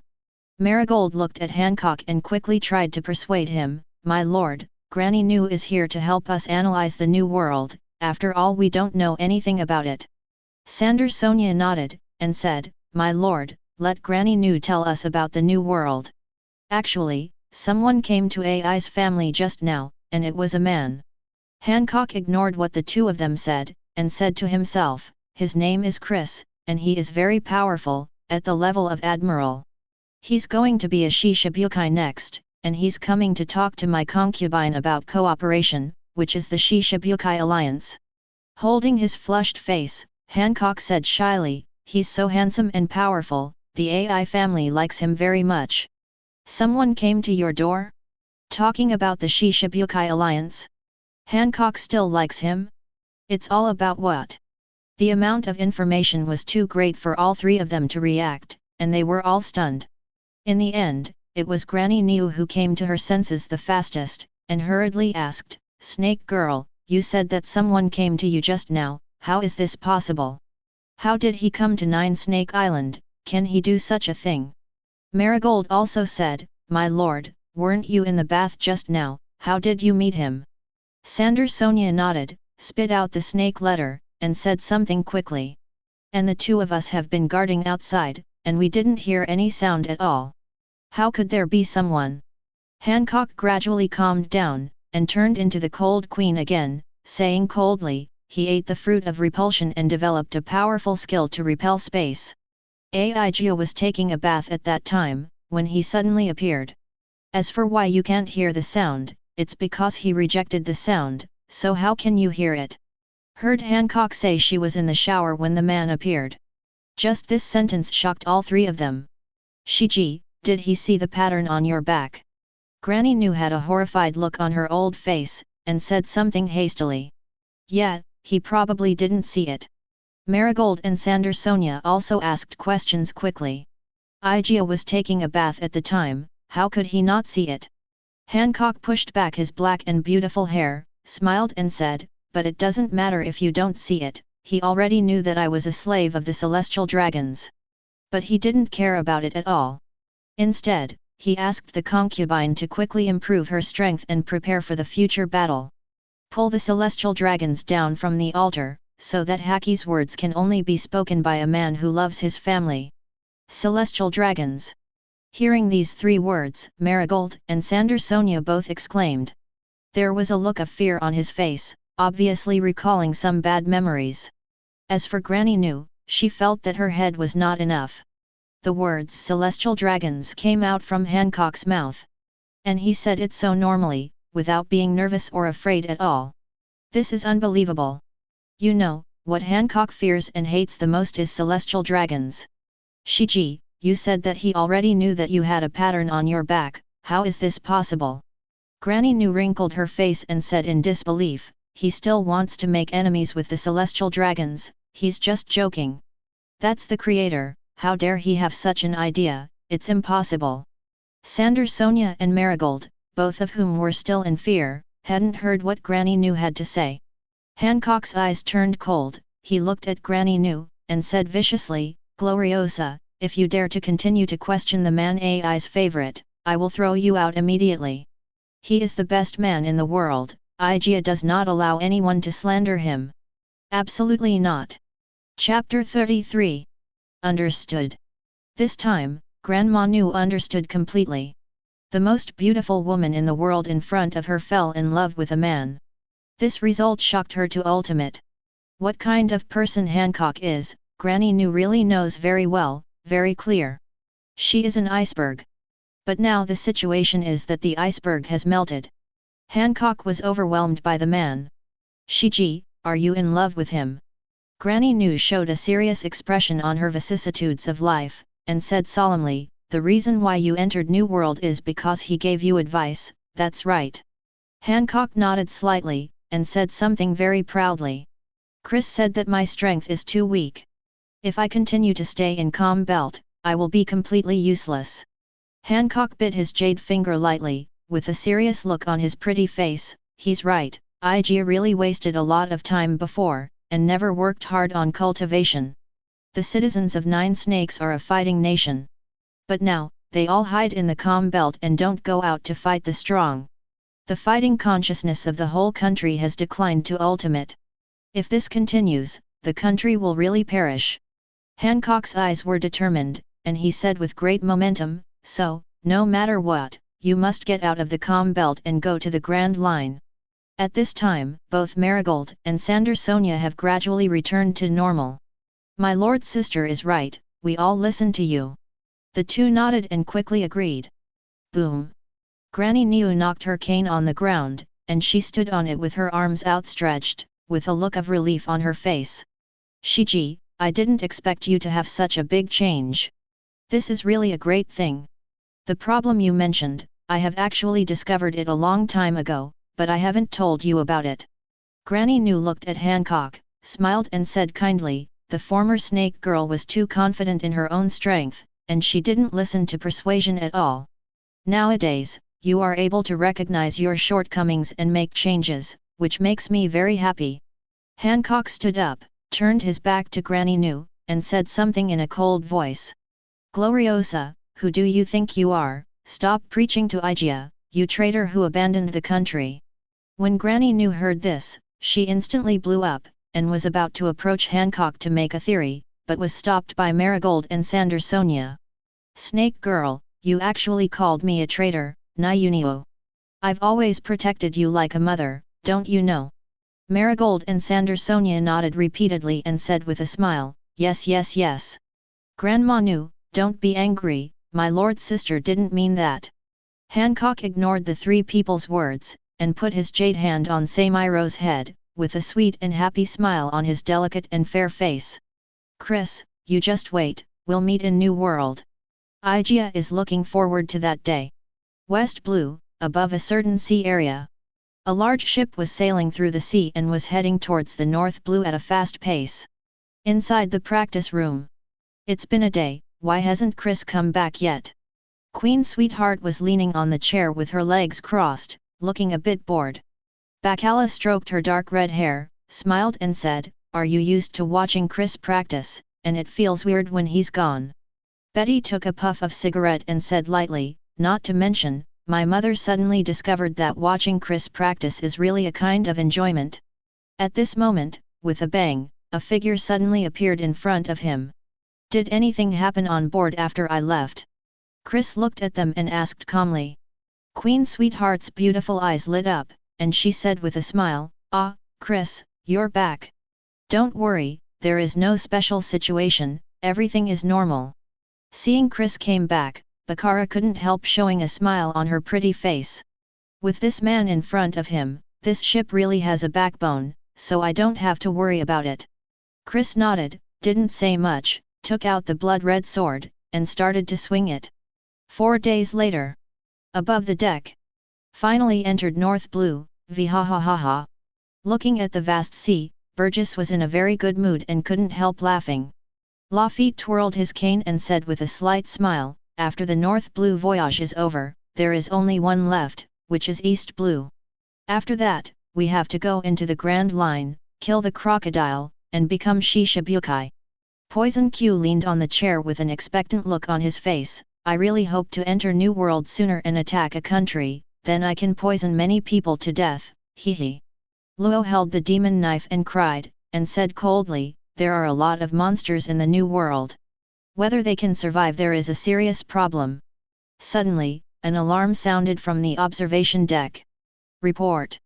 There is an abnormal situation ahead, there are big snails sailing on the sea, there are big snails."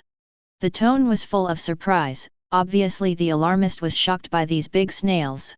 Chapter 34. Inside the practice room. Hearing the voice from outside, these big beauties were stunned for a moment. "Big snail sailing the sea? What the hell is this? Let's go out and have a look."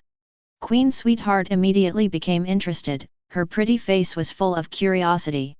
Flying in the air, Perona laughed like a silver bell, and then said, "A big snail that can sail on the sea, it must be fun, ha ha ha ha ha ha ha." This time, Chris took the initiative to stop practicing without Bacala saying anything. "Let's go." If he guessed right, he must have met the Vinsmoke family. Betty took a puff of cigarette and said lightly, "It seems that Chris knows what this so-called big snail is." Bacala nodded lightly and smiled sweetly, "That's for sure, and the other party must have a lot of background." Several people chatted and laughed, followed behind Chris, and soon came to the deck outside. "The captain is here, it seems that our good luck has arrived again, vhahahaha." Burgess looked excitedly at the big snail in front of him. Poison Q showed an ugly smile, and then said, "This time it should be a newcomer, I hope there will be a stronger one." Lafitte straightened his top hat and said gently, "It's the first time I've seen a snail as a navigation tool." Luo nodded, and said coldly, "Although the speed of this sailing method is a bit slower, it must be very useful in special weather." "Boss, let's change ships." Paong jumped over and said with a smile, "This kind of big snail is so interesting, let's use this kind of navigation in the future, boss." Queen Sweetheart rolled her eyes at it, and said angrily, "You just know how to play, go catch your fish quickly. It's really a big snail, what a miraculous thing."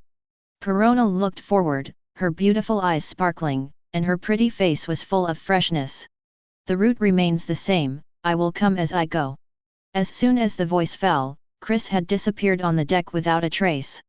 Burgess shrugged his shoulders, and said helplessly, "It seems that the captain has another plan, but we are not allowed to participate." Poison Q smiled strangely, "Why don't you drive the boat over and see who they are?" "Poison Q, if you really do this, you will be the first to be slaughtered when the captain returns." Lafitte stood his cane in front of him, looking very polite.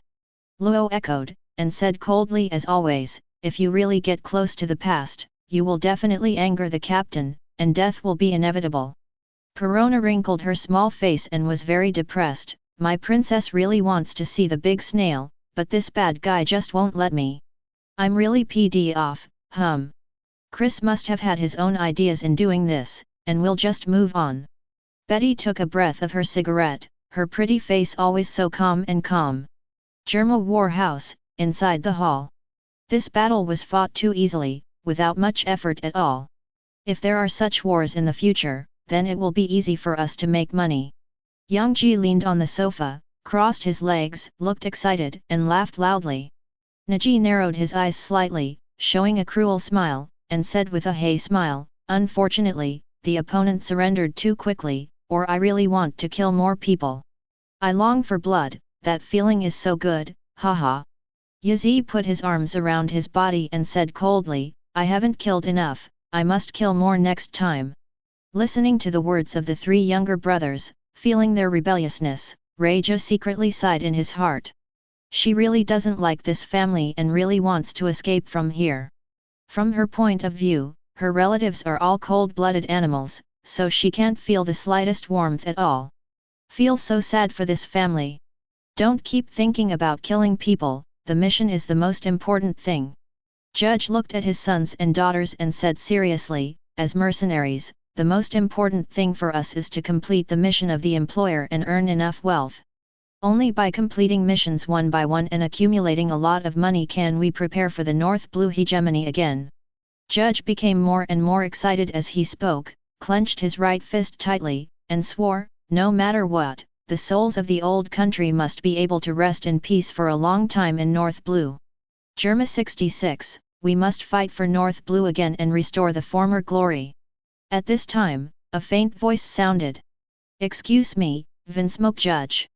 With a whoosh, Chris suddenly appeared in the hall, with his hands folded in front of him, and his eyes calmly said, I have already made a plan here, as long as we cooperate.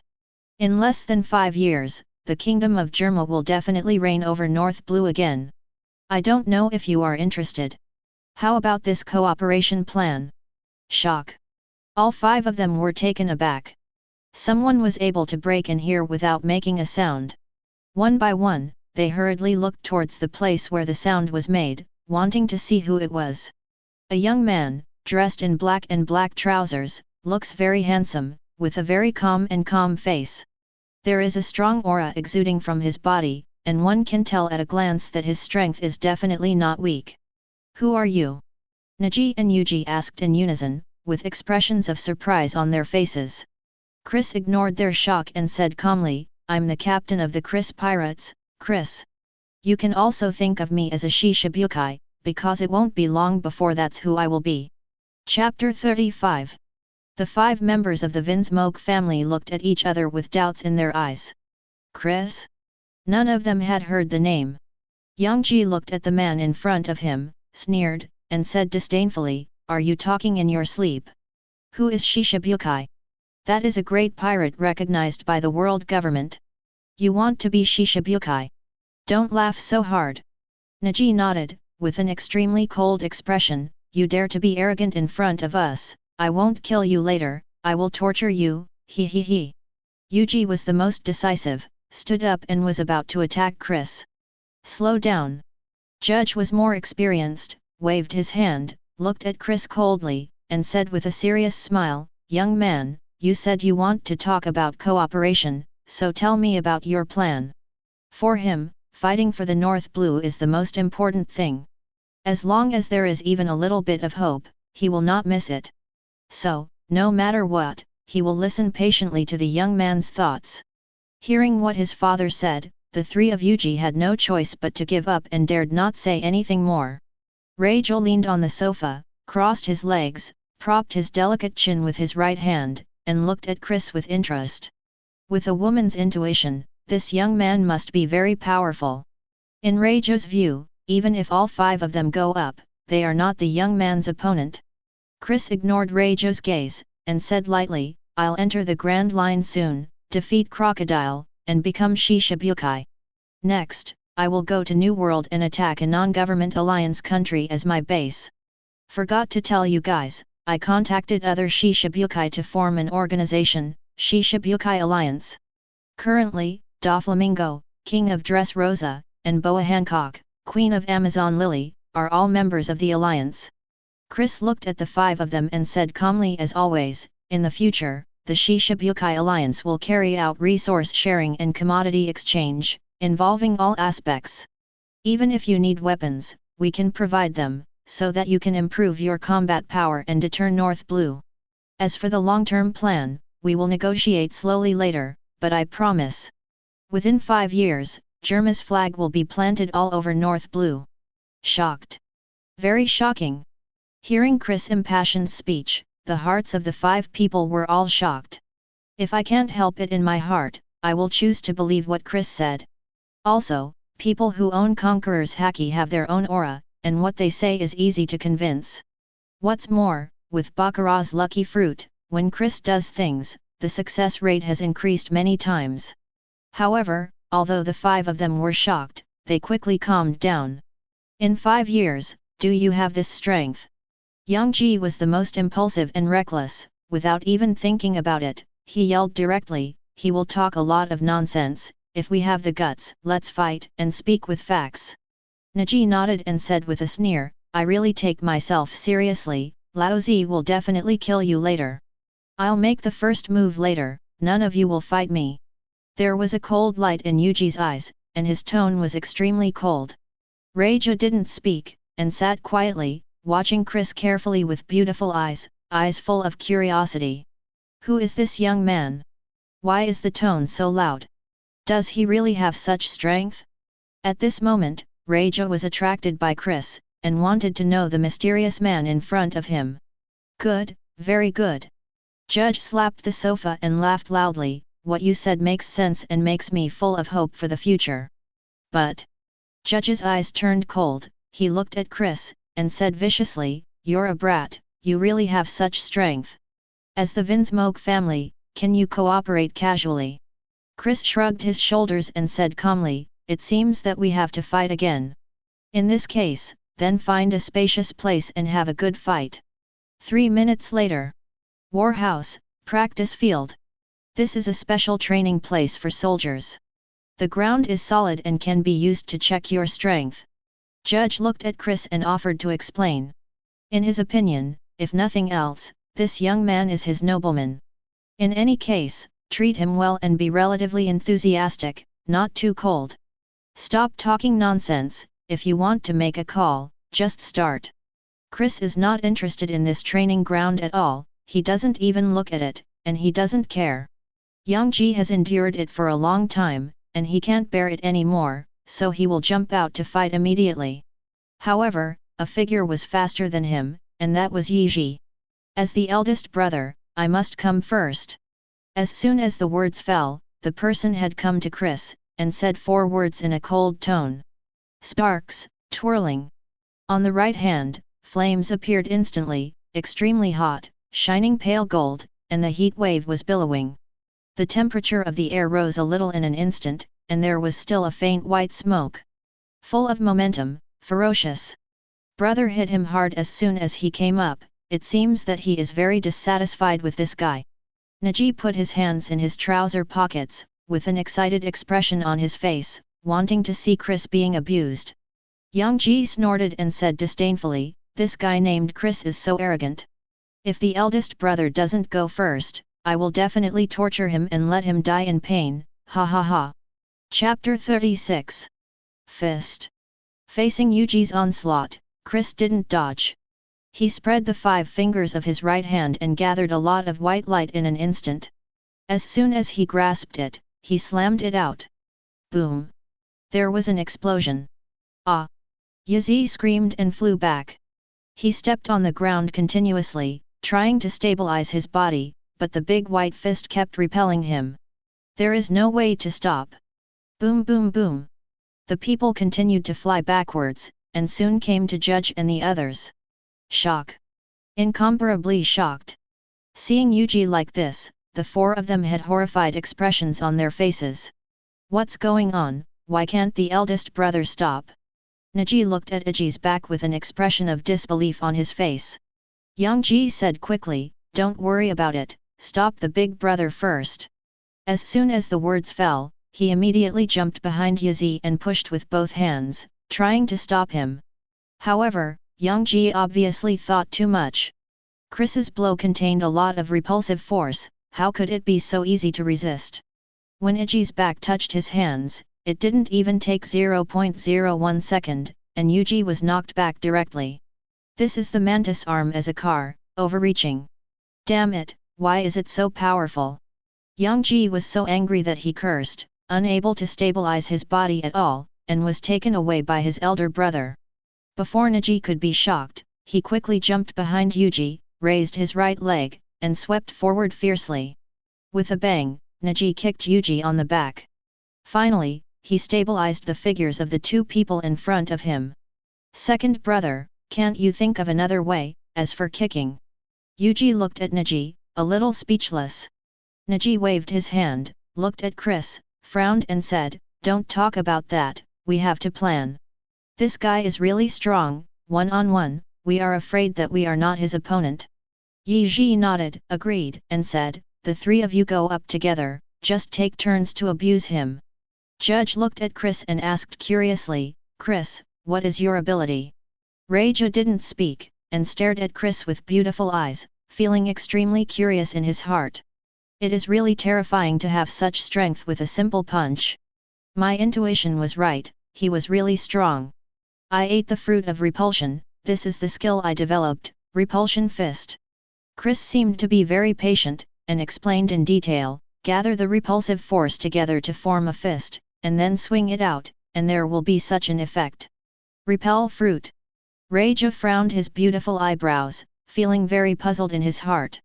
She had seen the devil fruit illustrated book and knew it was Paramecia devil fruit, but the illustrated book showed that this fruit was not very strong. But why did things change when they came to him? It's very confusing. Never mind what it is, devil fruit, you will definitely die today anyway. Neji looked at the two of them and said viciously, "Let's use the strongest move to kill him directly. I find this person very annoying, so let's just kill him." Yang Ji nodded and agreed, "It's fine to abuse him, it's better to end the battle early." Yuji's eyes turned cold, and he said directly, "Then go ahead." Shhhhhhhh. The three rushed towards Chris quickly, and light appeared on everyone's hands. Iji is red, Neji is blue, and Yuji is light white. "Father, don't you care about them?" Raja looked at this cruel father and said with a smile. Judge looked serious, and said coldly, "If you can't even resist the attacks of the three of them, then this Chris is not qualified to cooperate with us at all, let him die. This is the end of him playing with us." Raja nodded, and said with a smile, "Father is right, just to test his strength." Momo looked in the direction of Chris, and prayed secretly, hoping that nothing would happen to this man. After all, she is different from these people, she has a gentle and generous personality, and she doesn't want to see Chris get hurt. Mixed color burst. The three of them shouted in unison, and the light in their hands bloomed, thunderous and extremely ferocious. The entire practice field is illuminated very brightly. Chris didn't care about the attack of the three at all, and slowly raised his right hand. Mirror repulsion. Boom boom boom. The boxing of the three of them didn't touch the mirror, and they were directly repelled away. What? The three of them flew upside down in three directions, with expressions of horror on their faces. They never thought that such a powerful combination attack skill would be bounced away. At this time, with a swoosh, Chris' figure disappeared and appeared behind Yuji in an instant. His right leg was fully armed and he kicked out quickly. With a bang, Yuji was kicked out and screamed. Immediately afterwards, Neji and Yuji, the same. Before the two could react, they were kicked away by Chris. There were screams one after another. Chapter 37. Do you want to continue? Chris put his hands in his trouser pockets and said calmly, "If it's not enough, then keep playing. However, this time I will strike harder. If you are killed by me, I can only blame you for being too weak." Judge clapped his hands, smiled all over his face, and said happily, "Okay, very good. Your strength is really strong, I believe what you say, and you will definitely become a Shishibukai next. Then from now on, we will formally cooperate. Reijo stood quietly, slim, looking at Chris with beautiful eyes, sparkling in his eyes. This man did not disappoint himself. Really very powerful. The three of Usse were all proud and arrogant, they didn't admit defeat at all, and wanted to continue fighting. But after hearing Judge's words, they could only keep silent, not daring to say anything more. They never dared to defy their father's decision, they could only obey. Other things, contact me on the phone. Chris took out a phone bug, threw it to Judge, and was about to leave. Wait a moment. At this time, Judge spoke up, looked at Chris and said seriously, although we have started to cooperate, in order to ensure nothing goes wrong, I need to send someone to supervise. Otherwise, we don't know the situation on your side at all, this is absolute. Send someone to supervise? Hearing his father's words, Reijo and Iji were stunned for a moment. The selected person must be one of them. It doesn't matter. Chris shrugged his shoulders, and said lightly, bring people over, I'm going to leave. Chris wasn't surprised that Judge would say such a thing. This person is ruthless on the surface, but is actually very cowardly on the inside. When in danger, they will even cry and ask others for help. Such a person is suspicious by nature, how could he completely trust Chris? Reijo, from now on, you will follow Chris and be responsible for the cooperation between the two parties. Judge looked at his daughter, without discussing with her at all, and said in a strong tone, if you find anything, remember to report it in time, don't delay. Stunned. Not only Reijo, but even Chris. He never thought that the person who boarded his boat would be this gentle and generous woman. Actually, Chris has a really good impression of Reijo. This woman is all over the country, tall and slender, with elegant and dignified manners. A typical good wife and mother. Reijo wanted to say something, but seeing Judge's cold expression, she immediately gave up. How could she not know how cold-blooded her father was? No matter how much I said, I begged hard. It is also impossible to change his decision. That being the case, Reijo nodded, stroked his pink hair, and showed a faint smile on his delicate and beautiful face. Father, don't worry, I will definitely complete the task. The sound is crisp and sweet, just like the sound of nature. It's just that this smile, with a slightly bitter look, is not from the heart. Hearing Judge's words, the three of Usse breathed a sigh of relief. If they were sent to guard, it would really torture them to death. They are not willing to do this kind of errand. Give me your hand. Chris put his big hand in front of Reijo, his expression was still so calm. Hey, what do you want to do, directly flirting with us in front of us? Yang Ji suddenly became unhappy, and stared at Chris, very dissatisfied. Naji chuckled, how about we continue to fight with him? Reijo didn't doubt Chris, the woman told her directly. The young man in front of him was not that kind of person at all.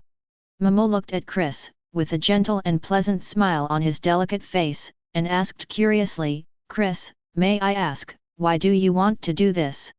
For Reijo, Chris has a good impression of him, and he rarely smiled, and said lightly, give me your hand, and you will know what's going on. Oh! Reijo nodded his head, embarrassed to continue asking, and put his small white hand in front of Chris. Gone. As soon as the voice fell, there was a whoosh, and the two of them disappeared in an instant, without a trace at all. Shock. All four of them were shocked by this scene. It must be too incredible. What's going on, why did it suddenly disappear? Naji looked around, trying to find the two of them. But in the end, nothing was found. Too fast, really too fast. Yang Ji's eyes widened, and he looked like a ghost, and murmured, this guy has been hiding his strength just now, and he didn't use his full strength at all. Yuji frowned and said something coldly. That's how he appeared in the hall just now, no wonder we didn't notice it. But Judge, after realizing it, couldn't help laughing out loud, like a madman. Okay, that's really great. The stronger Chris is, the better our chances. Judge clenched his fists and said excitedly, one day, our kingdom of Germa will definitely fight for North Blue again. The souls of the old country, you can finally return to your homeland, ha ha ha. Chapter 38. North Blue, over a certain sea area. Under the blue sky and white clouds, above the blue sea, two figures were moving quickly. Chris, can I ask, what is your ability? Rachel looked at the receding sea level, with surprise in her beautiful eyes. The man in front of him was really shocked to the extreme. She had never heard of such a terrifying speed, and had never seen it before. At this moment, in Rachel's eyes, Chris was so mysterious as ultimate. This is the ability I developed, repelling space. Chris looked ahead and said calmly, if you want to take someone through the air, you must touch the other person's body. If it had been someone else, Chris might not have explained it. But the opponent is Raju, so he is very patient. Oh, I said, so it is like this. Raju looked at Chris's back silently, with admiration in his beautiful eyes, his impression of this man. Really very good. He is extremely powerful, handsome, calm, and introverted, and full of charm. There will never be a better young man than him. At least Raju thinks so. Putting aside the distracting thoughts in his heart, Raju showed a gentle and dignified smile on his beautiful and refined face, and his voice was pleasant to the ear. Chris, may I ask, how fast can you go if you go all out? For Raju's personality, Chris knows that she is a lady and very polite. Therefore, I didn't bother to persuade her, and said calmly, I have never been on my way with all my strength, so I can't answer this question for you. However, it is not difficult at all to travel around the world in one day. Hearing this answer, Raju felt that his head was not enough. Momo stared blankly at Chris's back, and a complex look appeared on his overpowering face. What kind of monster is this young man? Why is he so powerful? Why is it so good? At this time, Raju's admiration for Chris really reached an indescribable level. It must be interesting to follow such a man and stay by his side. She is looking forward to the next voyage. In any case, we must get to know this mysterious man well. Chris, above deck. Paong little guy, quickly make Laozi appear. Burgess said excitedly with a look of interest. Poison Q looked at Paong, with an ugly smile on his vicissitudes face, coughed and said, this ability, is really weird, cough cough. Lafitte turned the cane and said gently, it's a pity that Paong is too weak to give this fruit too much attack power. Luo was as indifferent as ever, and said, even so, this phantom beast devil fruit is very powerful. Okay, wait a minute. Paong took out the deformed leaf, held the golden pen in his paw, and quickly wrote the 3 words Burgess. Here we come, he he. Paong threw the deformed leaf out, and with a bang, a burst of white smoke appeared. Instantly, a figure appeared, exactly like Burgess. Is there anyone who wants to fight? Ha ha ha ha. Burgess raised his arms high and looked at these people opposite with an extremely arrogant look. Burgess looked at this person who was exactly like himself, and couldn't help saying with emotion, every time I see it, I feel incredible. Devil fruit, the phantom beast, is so powerful that it can even transform people. Lafitte straightened his top hat and looked very polite. The most important thing is that the transformed person can use his own ability. This is the most terrifying existence. Luo nodded, agreed, and said, if Paong is allowed to transform the captain, then who is its opponent? Queen Sweetheart smiled, but this situation cannot happen. Chris is too strong, Paong can't be transformed at all, unless the little guy continues to improve his spiritual power. Betty exhaled the smoke, still so calm and calm. It turned out that Paong used the transforming leaf, although he could transform the other party out. However, this requires mental energy. The stronger the transformed person is, the more spiritual power Paong will consume. Before, it tried to conjure Chris out, and when the transformable leaf was thrown out, white smoke rose. Chris just couldn't appear, and the smoke cleared in an instant. It's interesting, it's so interesting, it's really fun, ha ha ha ha ha ha. Perona flew around in the air, laughing like silver bells, extremely happy. I'm not playing anymore, I'm going to go fishing, he he he. As soon as Paong finished speaking, there was a bang, smoke appeared, and Burgess disappeared, as if it had never appeared. Just then, whoosh! 2 figures suddenly appeared on the deck. Raju, you get to know each other with them. After Chris finished speaking, he went straight to the practice room. Although he has a good impression of Reiju, it is impossible to delay his cultivation for her.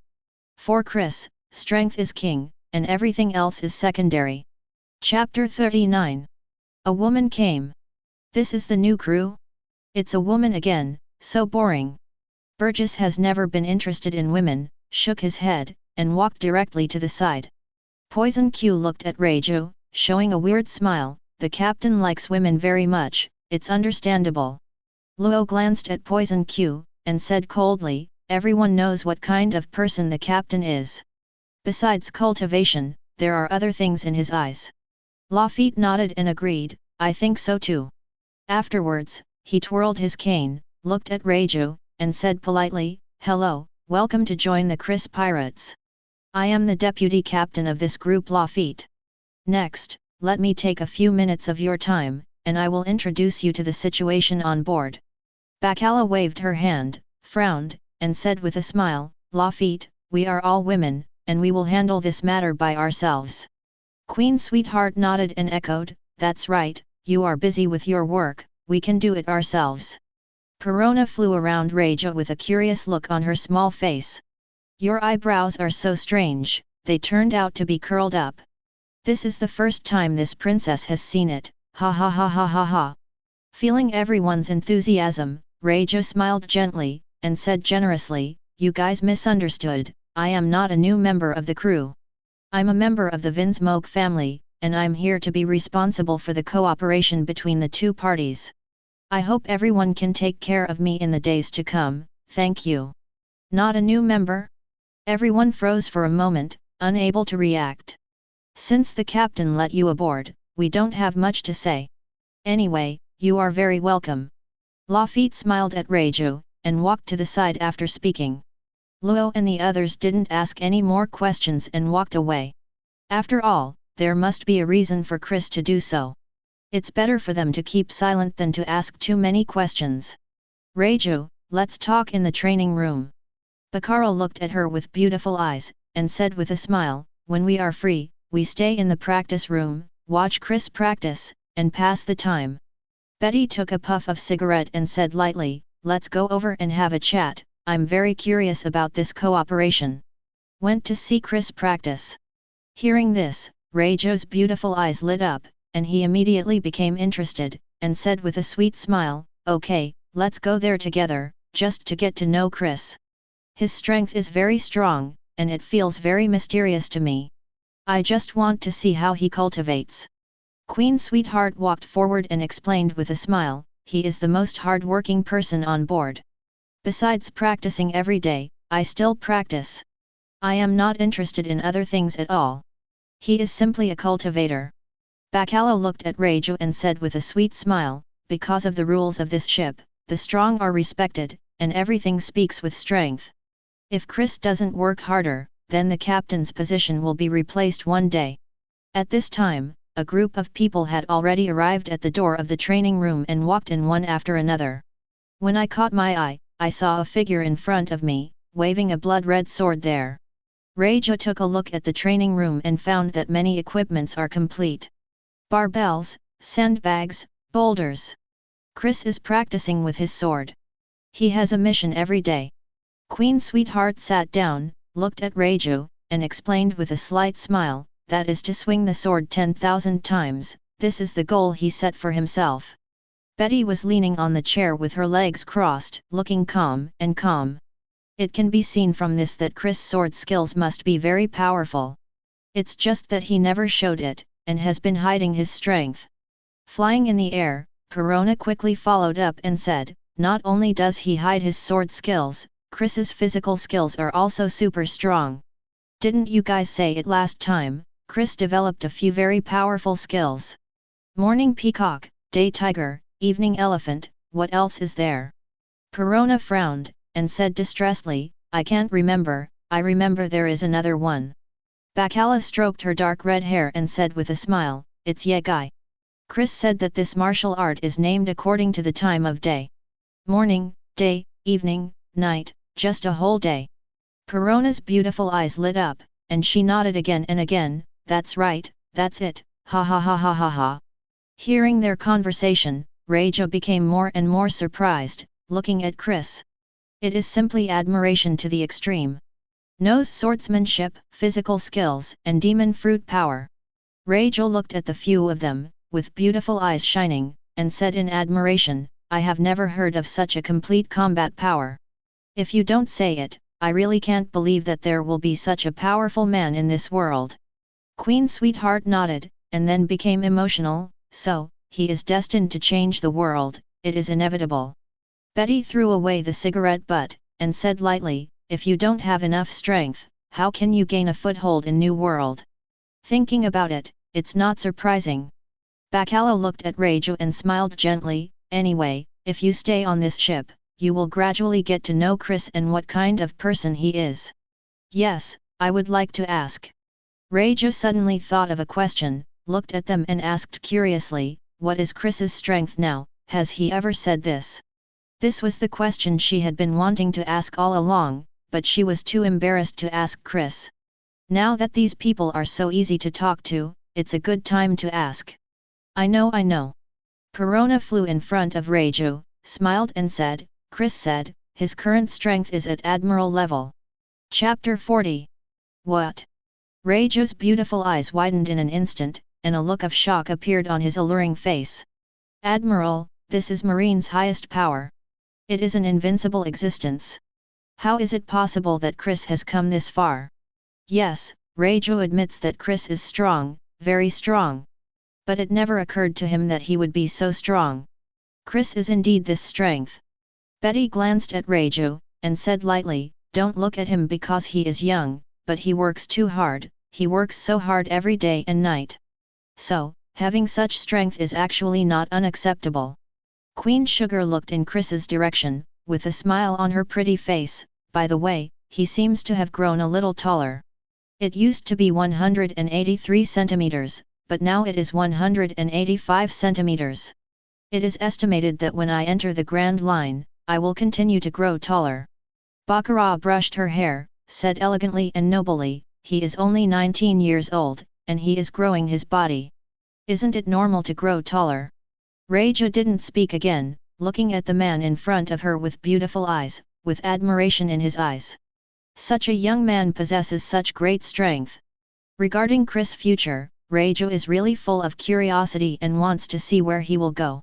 Shishibukai, definitely not the end. Calm Belt, port of Hydra Island. The sky is as blue as washing, with white clouds, and the sun is shining brightly. What a day to go out! Who put the cat on the path that AI's family must pass? Hancock kicked a white cat aside with a quick right foot. An obese woman next to her quickly embraced the white cat, knelt and apologized and said, I'm sorry, Mrs. Shiji, I will definitely pay attention to it in the future. Hancock ignored him, with a cold and arrogant look, and walked towards the port with noble and elegant steps. Master Shiji, please let me go to sea with you. Your Majesty, take me with you, woo woo woo. Your Majesty Snake Lady, the sea is where women should go, please take me with you, I beg you. I can still fight, and I still want to serve my country, please don't abandon me, Lord Shiji. No, I really want to go to sea too. Marigold looked at Hancock and said respectfully, my lord, everything is ready. Sander Sonia nodded, and then said, food, weapons, and everything that should be brought, have not been left behind. Snake, the Grand Line is no better than the Calm Belt, it's full of dangers, you must be more careful. Granny Nu was leaning on a cane, with a concerned look on her face, and said earnestly, especially in New World, where people basically know how to use Haki. If you encounter a strong opponent, you must pay more attention. If it is really not good, then... Before he finished speaking, Hancock interrupted him directly. Shut up! Hancock glanced coldly at Granny Nu, pointed at her and reprimanded her, Gloriosa, you want Igia to flee without a fight. My concubine is Shishibukai, the queen of Snake Island, how could she lose to anyone? You traitor who abandoned the country, you still look at 9 Snake Island honestly, and don't say such stupid things again.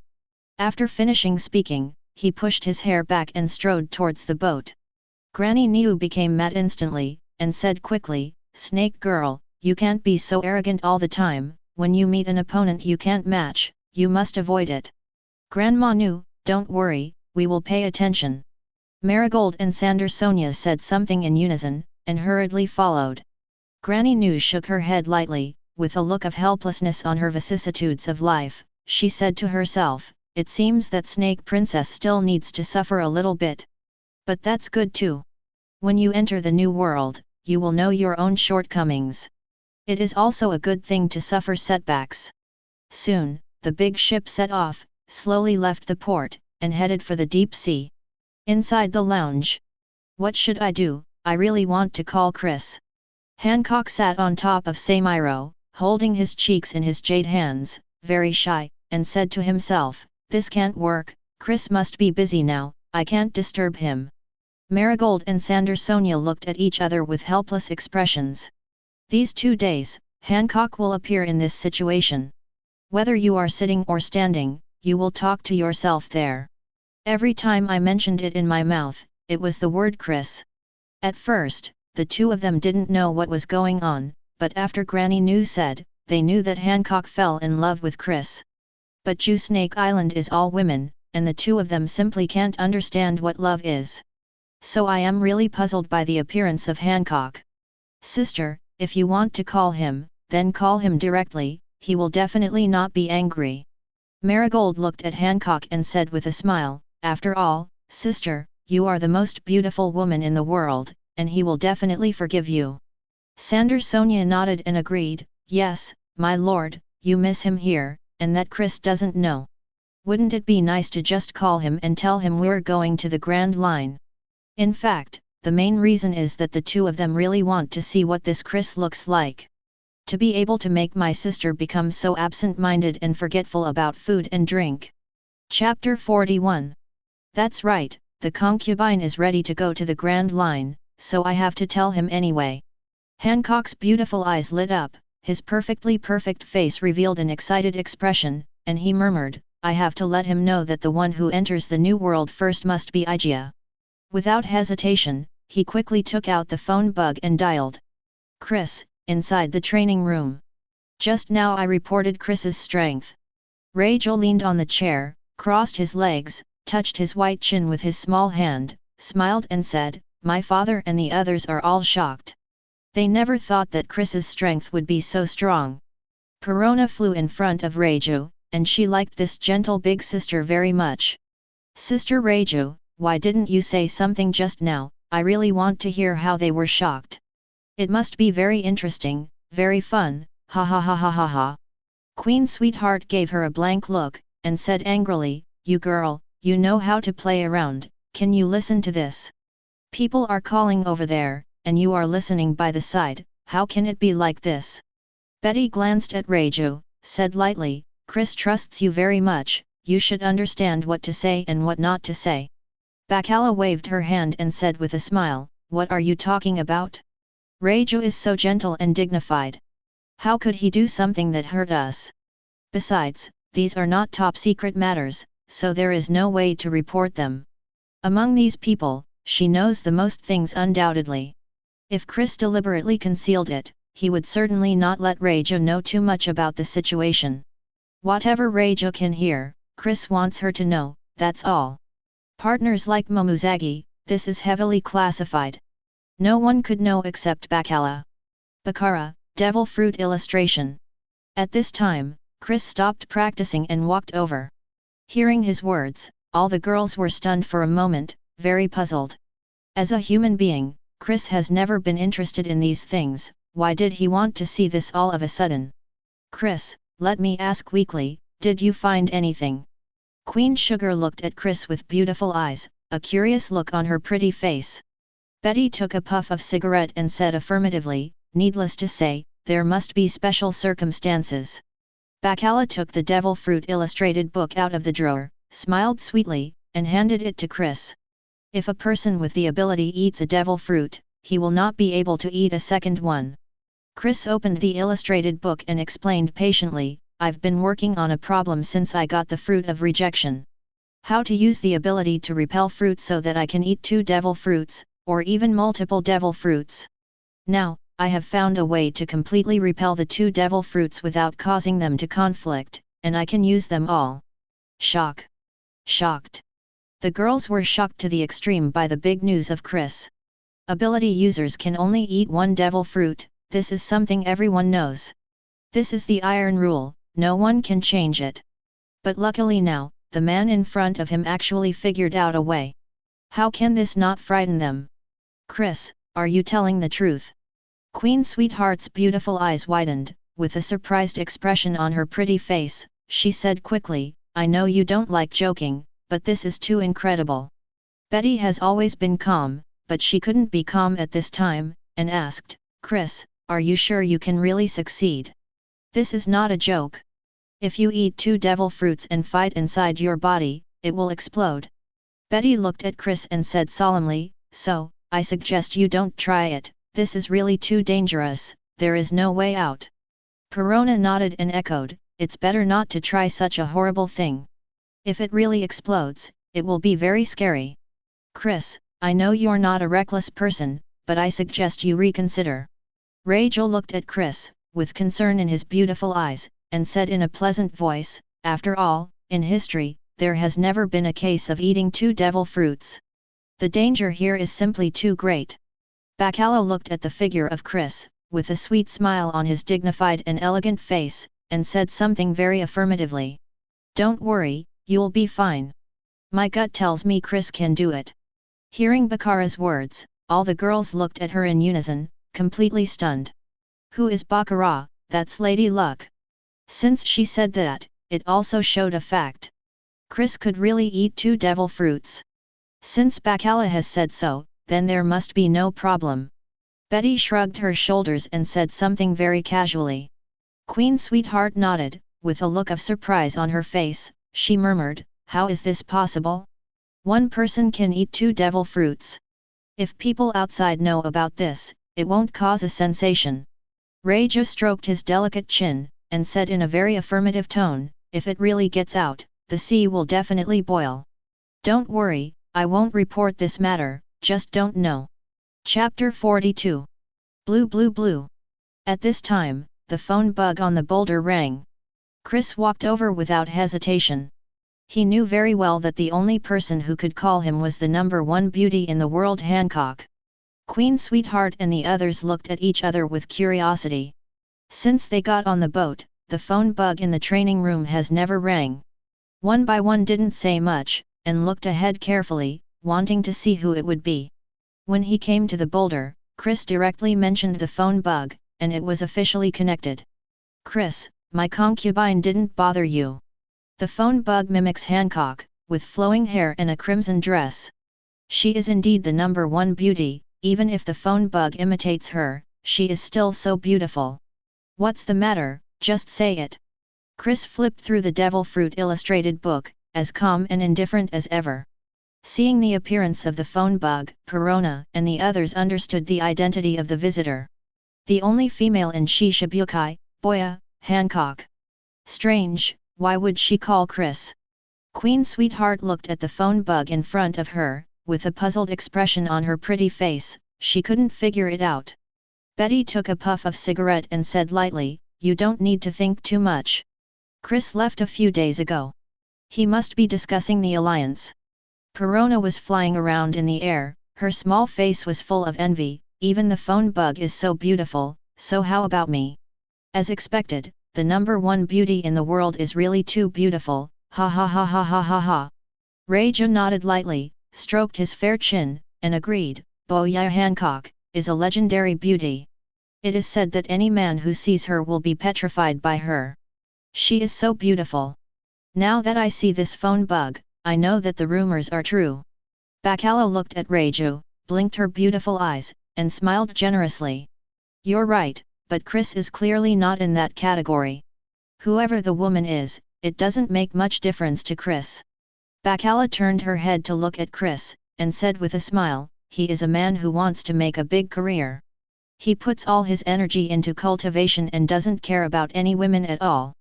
At this time, a pleasant voice came from the phone bug. Chris, my concubine has already started to leave, and I will be able to enter the Grand Line soon. The phone bug imitated Hancock, brushed her hair, said with a sweet smile, I will enter New World earlier than you, and I will wait for your arrival in New World then. At this moment, Marigold and Sandersonia looked at each other. It turns out that Chris looks like this. The Chris simulated by the phone bug is dressed in black and black pants, with a calm expression and a serious expression. As for appearance, he is really handsome. Coupled with the voice from the opposite side, the two of them knew Chris' character immediately. Very calm and rational man. Judging from the appearance of the phone bug, this Chris is really strong. Marigold leaned closer to Sandersonia's ear and whispered something. Sandersonia nodded lightly, and said in agreement, this kind of strong character cannot be faked. He is indeed very strong. My sister is right. He really has the strength of Admiral. At this time, Chris spoke up and said calmly, in the first half of the Grand Line, you will not encounter any danger. But in New World, with your strength, it's simply not enough. If you encounter something that cannot be solved, give me a call, don't hold on alone. Now that Hancock followed his advice, left calm belt, and started to become stronger. Then how can Chris be so cold-blooded, concerned about Hancock's safety? That is inevitable. At this time, his impression of Hancock became very good.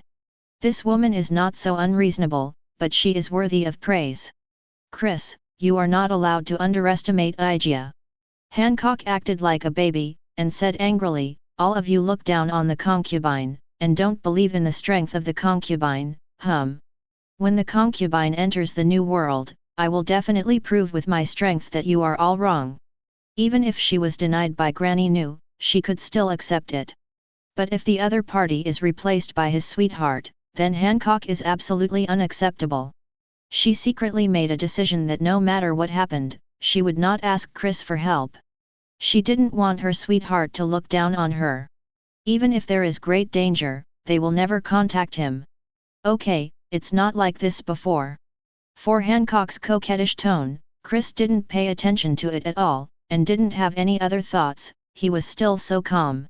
At this point, the call is over. The girls in the practice room were stunned when they heard Hancock's reproachful tone just now. Surprised look on his face. The brain is not enough. Did I hear you right, boy? Hancock was acting like a spoiled child to Chris. Queen Sweetheart turned her head to look at the girls, her beautiful eyes were wide open, but she hadn't reacted yet. Betty nodded, couldn't help but smiled bitterly and said, it seems that Chris's charm is really too strong. Even the most beautiful woman in the world has fallen in love with him.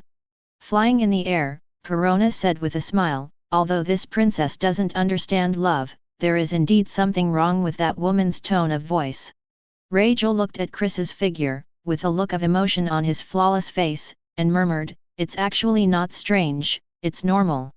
Chris is so good, so powerful, it makes sense that Boya Hancock would like him. Baccarat stroked her crimson hair and cracked a joke. If the men outside know that the most beautiful woman in the world already has her own heart, I'm afraid they will all vomit blood with anger. I must be very envious of Chris and admire him. Chapter 43. 4 days later. Inside the practice room. Which devil fruit do you guys think is the best for Chris to choose? Queen Sweetheart looked at the devil fruit illustrated book on the table, and said something with a smile. Betty exhaled the smoke, and said lightly, we don't care about this kind of thing, let Chris make his own decision. Perona is still the same, floating in the air, full of interest. I think the phantom beast bat fruit is very powerful. As long as you eat this devil fruit, you will be young forever, and you won't grow old at all. Zaizu, what a powerful devil fruit, ha ha ha ha ha ha ha. Reijo shook his head lightly, resting his delicate chin with his small hands. A gentle and pleasant smile appeared on his alluring face. This devil fruit must be extremely important to others, everyone wants it. But to Chris, it's normal. Reijo looked at the figure of Chris, with deep appreciation in his beautiful eyes, and said in a firm tone, Chris is extremely strong in the development of repellent fruits. I believe that one day, he will be able to develop certain abilities, such as repelling aging. At that time, the bat fruit will have no effect, and it will look very tasteless. So, my personal suggestion is not to choose this devil fruit. Bacala nodded, smiled slightly, and said with the same firm tone, Chris will definitely develop this trick, there is no doubt about it. Although the bat fruit is a phantom beast, it is extremely rare, but it is really not suitable for Chris. Queen Sweetheart flipped through the devil fruit illustrated book, and finally stopped in front of a pineapple-shaped devil fruit. I saw that this fruit was lavender, and the pattern on it was in the shape of a snail. Chris talked about a lot of devil fruits, and the most promising one is this dark fruit. Queen Sweetheart looked at this weird devil fruit, frowned, and said incomprehensibly, this fruit cannot be elementalized. This shortcoming is too fatal. I think it's better not to choose this one. Betty leaned on the chair, crossed her legs, took a puff of cigarette and said, among the list made by Chris, I am most optimistic about Paramecia, crushed fruit. Just from the name, you can tell how powerful this fruit is. If you let Chris eat it, with his amazing talent, he will definitely be able to smash everything in the future. Perona shook her head again, and objected, if you want to choose Paramecia, you might as well choose that bone fruit. After eating it, the body can change into bones, how fun, ha ha ha ha ha ha. Rachel looked at the few of them, with a sweet smile on his delicate and fair face, and expressed his opinion. If I had to choose, I would suggest Chris to eat the air pressure fruit. This Paramecia devil fruit, if Chris gets it, it will be even more powerful. He controls the air pressure of the entire battlefield, and when the opponent is not paying attention, he directly detonates the air pressure. And he can repel the space and leave in an instant without any danger at all. But the opponent is different, and he will definitely be hit hard. Rejo touched his white chin, smiled and said, of course, this is just my personal opinion, and it may not be correct. You've done a good job analyzing it. Chris must have considered all of this. Baccarat brushed her hair and smiled, but in Paramecia, what Chris values most is the double fruit. If he eats this fruit, he will split another self, and his combat power will increase geometrically. Let's ask, 2 against 1, who else is Chris' opponent? Suddenly, the voice of the siren came from the door. Report. The front reaches Carlet Town, the front arrives. Hearing the siren's voice, the girls stopped chatting. Queen Sweetheart closed the devil fruit illustrated book, and said with a smile, okay, let's stop discussing, let Chris make his own decision. Now, what we need to do, hurry up to the town and buy some cosmetics, that's the most important thing. Queen Sweetheart touched her face and sighed, I've been floating in the sea, and my skin has deteriorated. I must buy more this time. Betty glanced at her and said angrily, everywhere you go, you buy so many cosmetics, how dare you say so? We're in the town. We'll have a good time later. It's really boring on the boat. Perona was very happy, up and down, flying up and down. Rejo smiled, and said, since everyone wants to buy something, let me buy some lipstick too. At this time, Bacala looked at the figure in front of her, she was gentle and pleasant, and said something. Chris, pause for a second, I feel lucky. Hearing her words, the girls froze for a moment. Good luck again so soon? It's incredible. Let's go. Chris has always been resolute, put away the blood-red sword, and walked towards the door. Queen Sweetheart stood up and said with a slight smile, what will it be this time? Is it devil fruit, or is it a newcomer? Betty shrugged her shoulders, and said casually, in the town, it can't be devil fruit, it must be a newcomer. Sister Bacala is amazing. Every time I hear this, the princess is very excited, ha ha ha ha ha ha. Perona flew to Bacala, with a look of expectation on her small face. Rejo walked gracefully, nodded, and said with a smile, the fruit ability of Bacala is indeed too powerful. With her here, plus Chris' strength, no matter what you do, it will be successful immediately, and there will be no problem.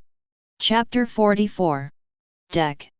The captain has appeared again, I hope this time there will be a new fighter, I have been waiting to be the captain of the first team, ha ha ha. Burgess held his arms high and looked excited. Poison Q coughed and said, don't be like Trafalgar Law, everything else is acceptable. Lafitte twirled his cane, still very polite. Luo Na is not interested in Captain Fan. If not for his strength, even if he is not the captain of the first team, he will have no problem being a second team. Luo held the demon sword and cried, and said coldly, there are still too few people, wait for 6 or 7 people to gather, and then just play a game. Queen Sweetheart glanced at them, she was really speechless. Every time I have good luck, I always think about fighting for the captain, isn't it interesting? Men all advocate force and like to use their fists to solve things. Rachel looked at Queen Sweetheart, smiled and said, this is the commonality of all men, and there is nothing wrong with it. She actually agrees with the ship rules formulated by Chris. With absolute strength, Chris intimidated the entire ship and made them rationalize their competition. In this way, the strength of the crew members must be improved very quickly. Really very good practice. Let's go. Chris didn't talk nonsense, just jumped down and landed in Carlet Town. Paong didn't follow Chris this time, and jumped directly onto Bibo's shoulder. These two animals, who have recently become brothers, are on good terms. Soon, everyone jumped onto the shore and headed towards the town. In the town, on a certain street. This is a very bustling road section. On both sides of the street, there are various shops, makeup shops, clothes shops. At the end of the street, there are many people setting up street stalls here, selling trinkets and seafood, and there are many things, dazzling. Among them, there is a stall with the word fortune-telling hanging on it. Excuse me, how much Bailey do you want for a fortune-telling? Passers-by looked at the stall owner and asked curiously. Hawkins was playing cards, and said calmly, fortune-telling, it depends on people. There's nothing special about you, so I won't help you predict the future. The passerby froze for a moment, unable to react. What do you mean by that? You can't tell your fortune after spending money. At this time, a certain stall owner on the side laughed and said, it's strange for this young man to set up a stall. It's not for making money, he's just interested in it. He has always been like this, we are all used to it, there is nothing we can do about him. When the other stall owners heard this, they burst out laughing, with a hint of irony in their laughter. They have known Hawkins for a while, and this guy is so cold and cold every time, he doesn't talk to them at all. When telling fortunes, I often offend customers, and I look like a fool. They are ashamed to be with him. Ill. Hearing what the other stall owners said, the passerby cursed in a low voice, then turned and walked away. Hawkins ignored the surrounding situation at all, lowered his head, and played cards by himself. At this moment, noisy footsteps came, accompanied by the sound of conversation. Is that him? Queen Sweetheart looked at the man in front of her, frowned, shook her head and said, strange eyebrows, eyes and nose are also very special, how should I put it? This person seems to have problems, very melancholy, has a gloomy feeling, very uncomfortable. Betty took a puff of cigarette, calm as always, appearance is not important, strength is enough. Flying in the air, Perona frowned, and said directly, it's so ugly, the princess doesn't like him. Raja stroked his delicate chin and began to analyze. His appearance does look like a fortune teller. Could it be that his ability is to predict the future? If this is the case, then it will be very powerful. Burgess shrugged his shoulders, and said a little depressed, there is no hope, this guy is not much stronger at first sight. Lafitte straightened his top hat, and said gently, to be selected by Sister Bacala, this person's strength will definitely not be too bad. Luo frowned, and said coldly, this person, I feel very strange. Hearing a group of people commenting on him, Hawkins stopped playing cards, slowly raised his head, and looked at the new customers. The first person, in black clothes and black pants, looked calm and composed, exuding a unique temperament. As for the others, there are men and women, and they all look very powerful. At this time, the man in black spoke, his face was expressionless, and his tone was very calm. Let me introduce myself, I am the captain of the Chris Pirates, Chris. Passing by here by chance, I think you have good strength and are qualified to join my fleet. Chris looked at Hawkins, and said lightly, since you are good at predicting the future, then let's do the math, your future fate. The others didn't speak, they looked at Hawkins silently, waiting for his answer. Hawkins ignored Chris and others, moving quickly with both hands to shuffle the cards. Battle, the defeat rate is 100%. Hawkins took out a card, glanced at it, and said something to himself. After that, he put the cards aside and continued to draw. Escape, 0% success rate. It was fun for everyone to watch Hawkins predict the future like this. Queen Sweetheart looked at Hawkins with beautiful eyes, with a curious look on her pretty face, and said with a slight smile, "So that's what his so-called prediction is like." However, it seems to be quite accurate. Chapter 45. Is this magic? It looks very fun, ha ha ha ha ha ha. Perona's small face is full of interest, and she has always liked this kind of new things. Betty exhaled the smoke, and said lightly, "In front of Chris, he has no other choice at all, and his fate has already been doomed." Rachel looked at Bacala, blinked his beautiful eyes, and smiled. "He is a very calm person, his strength should be very good." Bacala nodded, and said gently, "This is the first time I've seen a magician, and I don't know this kind of people. However, if Chris can send out an invitation, it will definitely not be too weak to prove his strength." Burgess has always been straightforward. Seeing Hawkins like this makes me feel particularly uncomfortable. A big man, why can't he be decisive and predict something? Poison Q looked at Burgess, showed a mysterious smile, and coaxed, "If not, just beat him up and see if he dares to agree." Lafitte twirled his cane, still being so polite. "Poison Q, don't keep destroying the team's feelings, it's very dangerous for you to do so. I don't think Burgess is a match for him, if at all." Luo looked at Hawkins. "This man is really weird, being able to be so calm shows his strength to himself. Very confident." At this time, Hawkins' steady voice sounded again. "Defense, evasion rate 0%. Join, the success rate is 100%. After reading a lot, Hawkins put away the cards and said calmly, "I have predicted the future, Captain." Queen Sweetheart stroked her blonde hair, and said casually, "This result is actually already doomed. There's another newcomer here, and the team is stronger now." Betty took a breath and said lightly. Rachel looked at Chris's back and smiled sweetly, "This is a good thing, the probability of success of the plan is getting higher and higher. Let's go." After Chris finished speaking, he turned around and didn't say anything to Hawkins. Seeing these people leave, the stall owners on the side quickly started discussing. "Who are those people? Why are they all so vicious? Who else is it? They are all vicious pirates. Hawkins, the kid, actually joined the pirates, is he out of his mind? Whatever he does, it doesn't matter if this person is gone, it's annoying to see him. Zuzu, not to mention, those female pirates just now are really beautiful. Kongshun, female pirates are very strong, with your small body, you will definitely be squeezed dry. Ha ha ha. Chris no above." Needless to say, it is definitely impossible for Chris to say anything more to Hawkins, so he confessed and went to practice. For Hawkins, a melancholy man, Queen Sweetheart and others don't like him very much. The impression of him is not very good. So, one by one didn't bother to understand him, and just followed Chris away. "Welcome to the Chris Pirates, I'm Deputy Captain Lafitte." Lafitte said these words very smoothly, and said politely, "Next, I will talk to you." After listening to Lafitte's words, Hawkins nodded and said something calmly. "Very good rules, if you have no strength, then keep silent." Burgess glanced at him and laughed loudly, "So, you're going to participate in the battle for the captain? Laozi has been waiting for this day for a long time, how about Hawkins, let's fight."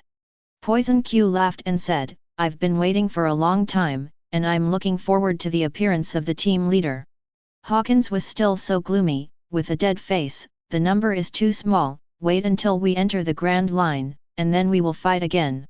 Hearing this, Burgess became angry and cursed, "Damn it, don't fight with each other, isn't it a man?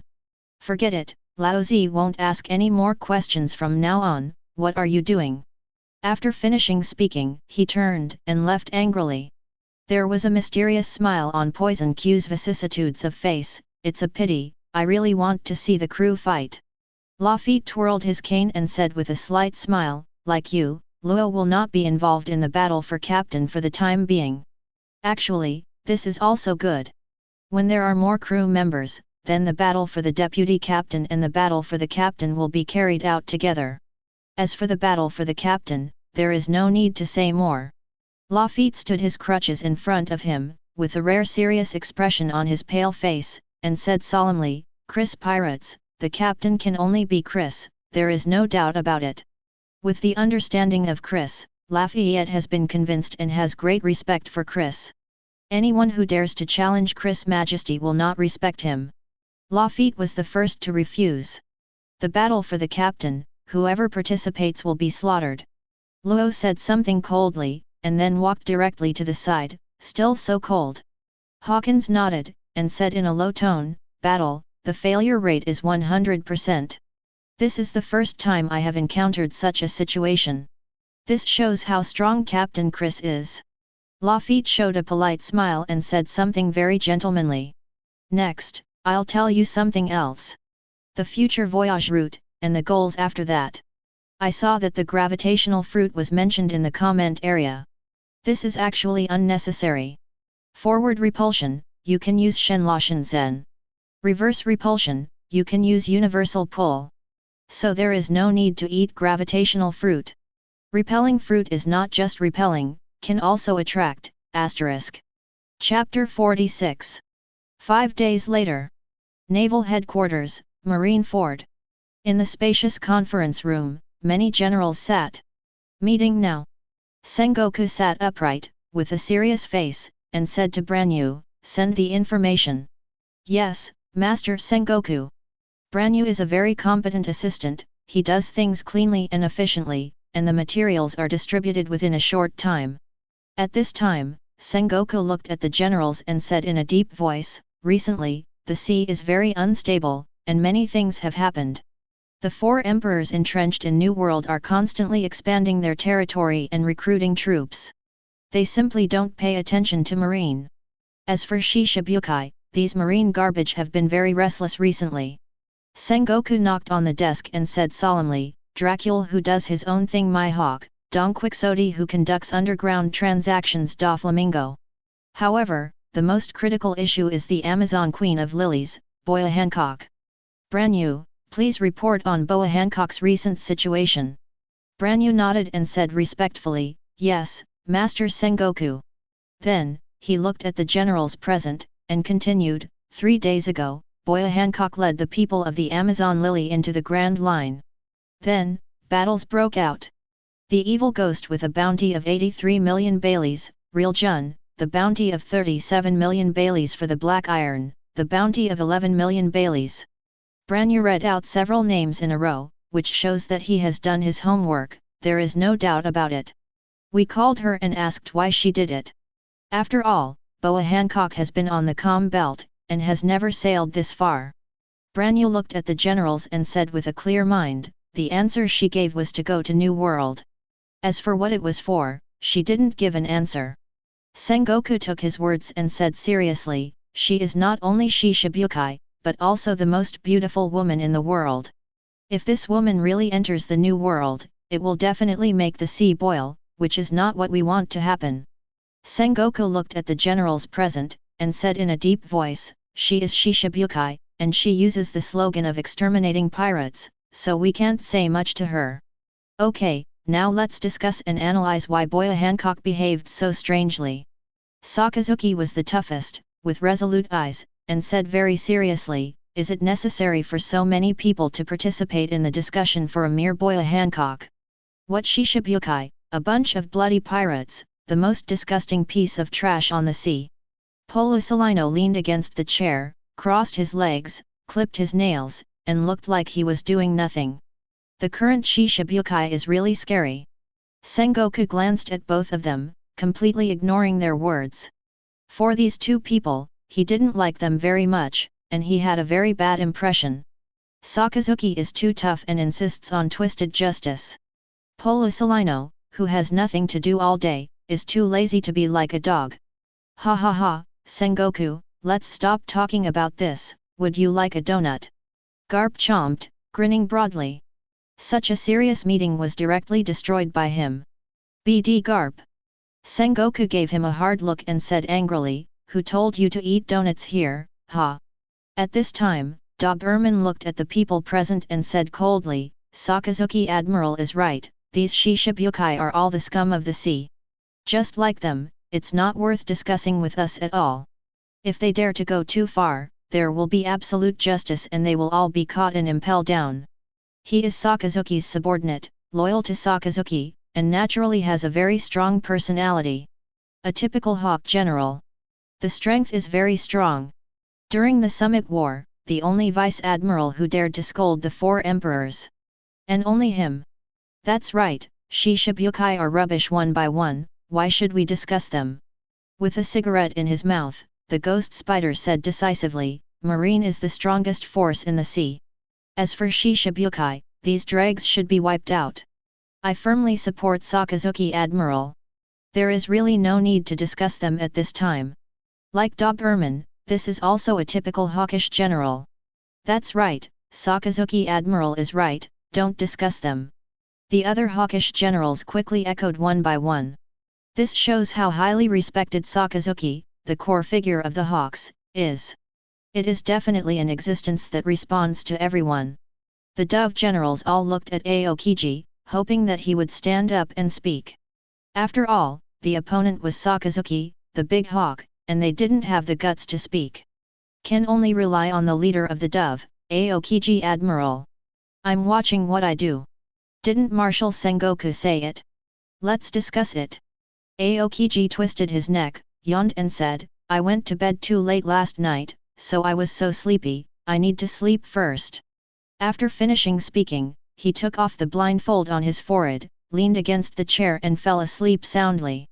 Seeing Aokiji like this, the Dove generals looked at each other, helpless. The people they support have this character, very lazy. They are already used to this, so they don't feel sorry for it. Sengoku glanced at Aokiji and didn't bother to scold him. Among the 3 admirals, he is most optimistic about Aokiji. Helpless, this guy is too lazy, always doesn't care about anything, and looks like I'm sleepy every day. This caused Sengoku a real headache. It can only be said that all 3 admirals have problems, and none of them is normal. Chapter 47. Let me tell you my opinion. Staff Officer Crane propped his chin with both hands, and the light of wisdom flashed in his eyes. You can tell at a glance that he is a very shrewd old man. Hearing her speak, whether it was the hawkish generals or the Doves, all looked at her. They all respect the old man very much. I admire her wisdom.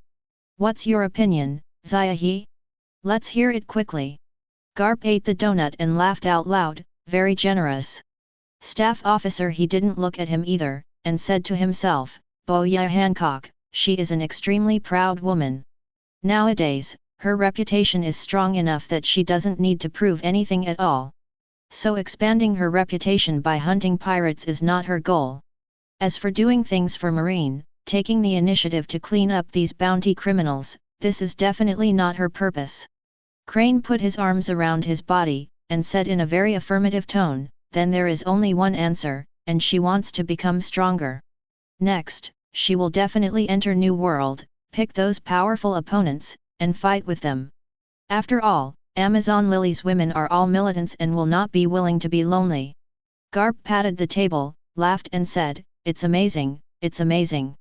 Little Crane, you are still as smart as before, so wise, ha ha ha. Sengoku ignored the BD Garp and nodded in agreement. Staff Crane's words are very reasonable. It seems that Bo Yat, a woman like Hancock, already has other ideas in her heart. Now she is eager to improve her strength and make herself stronger. As for what purpose she has, we need to continue to follow up and investigate. Polisalino leaned on the chair, crossed his legs, and said in a strange way, women nowadays are really scary. Sakazuki's eyes were extremely firm, and he said forcefully, if this is the case, then we can't just sit idly by. I propose that for the sake of absolute justice, she must be sanctioned. The other Hawk generals nodded one by one, and quickly echoed. On the Dove side, it's still the same, keeping silent. The leaders are sleeping, how can they oppose the proposal of the Hawks? This is General Marine, who is having a noisy meeting. Looking at these generals, Momousagi became more and more disgusted. Especially the guy Sakazuki. This guy keeps talking about justice, but what he does is not like a marine. Just like a bandit. Speaking of it, Baccarat's lucky fruit is really powerful. Constantly influencing Momousagi, making him completely fall to Chris's side. Standing against Marine. Chris, above deck. Quack quack. A news bird flew across the sky, making a pure voice, as if asking the people below if they wanted to buy a newspaper. Have one. Lafitte raised his head, turned his cane, and said something with a slight smile. With a whoosh, a white bird landed on the railing. I saw it with white feathers, a black hat, and a reddish-brown bag hanging around its neck. This is for collecting money. Is it still 100 Baileys? Lafitte looked at the newsbird and said politely. Newsbird nodded without making a sound. Lafitte took the newspaper and put 100 Baileys into the bag, looking very gentlemanly. Goodbye, I wish you a smooth journey. Yet. The newsbird nodded again, let out a cheerful call, flapped its wings, and continued to deliver the newspapers. The deputy captain is still so polite, what a nice guy. The crew members below, looking at Lafitte's figure, had a very good impression of him. Burgess, who was practicing armament Haki, smiled and said, Lafitte, any big news? Hawkins didn't speak, he was also practicing Haki. A few days ago, Chris took a little time to explain the practice of Haki to him. For a moment, he felt astonished. He never knew that there was such a magical ability in this world. The respect for Chris in my heart has been raised to the extreme. I have completely returned to my heart and regarded myself as a member of the Chris Pirates. As soon as Lafitte opened the newspaper and looked at the photos on it, he was stunned for a moment. The most beautiful woman in the world, Boya Hancock, is in the newspaper. Chris has already told them that the Shishibukai Alliance has another member. That is the Queen of Nine Snake Island, that is, the woman in the newspaper. Sure enough, as the captain said, the most beautiful woman in the world has really been published in the newspaper. Lafitte nodded secretly, feeling very emotional in his heart. Everything, exactly as Chris said, made Lafitte admire him even more. Shishibukai Boya Hancock, she's in the newspaper. Luo walked over, saw the woman on the newspaper, and said something indifferently. Hawkins said in a low voice, it is the partner that the captain mentioned, it seems that we have to speed up. Poison Q was researching the poison and coughed, I can't be in a hurry. The captain said, travel around the world and recruit enough men to enter the Grand Line. Hey, my reputation has been taken away by other people, it's really annoying. Burgess shrugged his shoulders and said helplessly, since we went to sea, we passed South Blue, West Blue, and now we are at North Blue. But along the way, there's not even half a marine, what AFGBD. Chapter 48. With Baccarat around, it's understandable not to meet marine. Lafitte walked towards the practice room, said with a slight smile, I have to let the captain know about such an important matter as soon as possible. Luo hugged the ghost and cried, still so cold, what to do when you meet marine, sailing like this is undoubtedly the best. I don't have to face the pursuit of the marine at all. I feel at ease and save trouble. Hawkins nodded, and said calmly, after all, we will be Shishibukai in the future. Try not to conflict with marine, which is better for us. The door of the training room. Knock knock knock. Lafitte didn't go in, but knocked on the door. Captain, I have good news for you. Although he knew what kind of person Chris was, he knew he wouldn't mess around inside, but in order to avoid an embarrassing situation, it was best to knock on the door. Come in. From inside the door, Chris' voice came. With a creak, Lafitte pushed open the wooden door and walked in slowly. This is the first time he has entered this practice room. In the eyes, I saw Chris waving a big knife in front of him. On the left side of the door, a lot of beauties were sitting there. Lafitte, is there good news in the newspaper? Queen Sweetheart's beautiful eyes lit up, a sweet smile appeared on her pretty face, and she hurriedly asked. Karina nodded, her voice was very pleasant, and she said affirmatively, I think that Boya Hancock, she must be in the newspaper. The day before yesterday, she traveled to Conqueror town and met Chris and others. As a result, needless to say, with Bacala here, she must obediently board the boat. When everyone knew her ability, they were very happy. This woman, who is a singer, sings well to hear ultimate. When holding a banquet in the future, you can ask her to sing to add to the fun. Really good. I think it's the same. Betty took a breath of the cigarette and said something lightly. Lafitte handed the newspaper to Bacala, and the gentleman said, "It's indeed Boya Hancock's news. Look, I'm going out first. This is Chris' private territory, he doesn't want to stay long, it's better to leave as soon as possible." The girls gathered together one by one, opened the newspaper and read it. Wow! Perona flew in the air, with a look of amazement on her small face, and praised, "This Hancock is really beautiful. I saw the Empress in the photo, with fluttering hair, impeccably perfect face, and extremely good figure. Even through the newspaper, one can feel a sense of immortality coming. This woman is really beautiful. The most beautiful woman in the world is really extraordinary." Raja stroked his delicate chin, blinked his beautiful eyes, and said something with a smile. Karina showed a sweet smile, her voice was like the sounds of nature, and she said, "The strength is so powerful, but also so overwhelming, it is simply perfect. It's no wonder that she is sought after by so many men, it's really normal." Betty exhaled the smoke, it was a big move, and it took down several pirates in a row, with a bounty of tens of millions. Queen Sweetheart smiled and said, "It seems that what Chris said stimulated the most beautiful woman in the world. He is proud and arrogant, and he will definitely prove his strength to Chris and impress Chris." Baccarat looked at the figure in front of her, dignified and elegant. "Chris, Boya Hancock has entered the Grand Line, which has attracted the attention of all parties. Judging from the newspapers, many pirates are interested in her and want to see the world's #1 beauty. I'm afraid that in the future, she will meet a lot of powerful and important people, and she will definitely not be able to handle it then." Chris didn't stop practicing, brandishing a blood-red sword, he calmly said, "Leave her alone, let her go. If she is really killed, it can only show that she is not strong enough and is not worthy of cooperating with us." How much other men liked Hancock had nothing to do with Chris. He has never paid much attention to women. On this point, he has already made a decision since he traveled over here. He wants to walk the road of the strong, but he won't spend too much time on women. Hearing Chris's cold-blooded words, all the girls froze for a moment. This is the most beautiful woman in the world, can't you care about it? It was really cruel to say such cold words. If Boa Hancock heard this, he would be stunned. Queen Sweetheart shook her head and said with a wry smile, "She, the most beautiful woman in the world, would be shocked to be treated like this by a man." Betty looked at the figure of Chris and agreed, "Our captain is just so powerful. What's the matter with the #1 beauty in the world, why don't you still dismiss her?"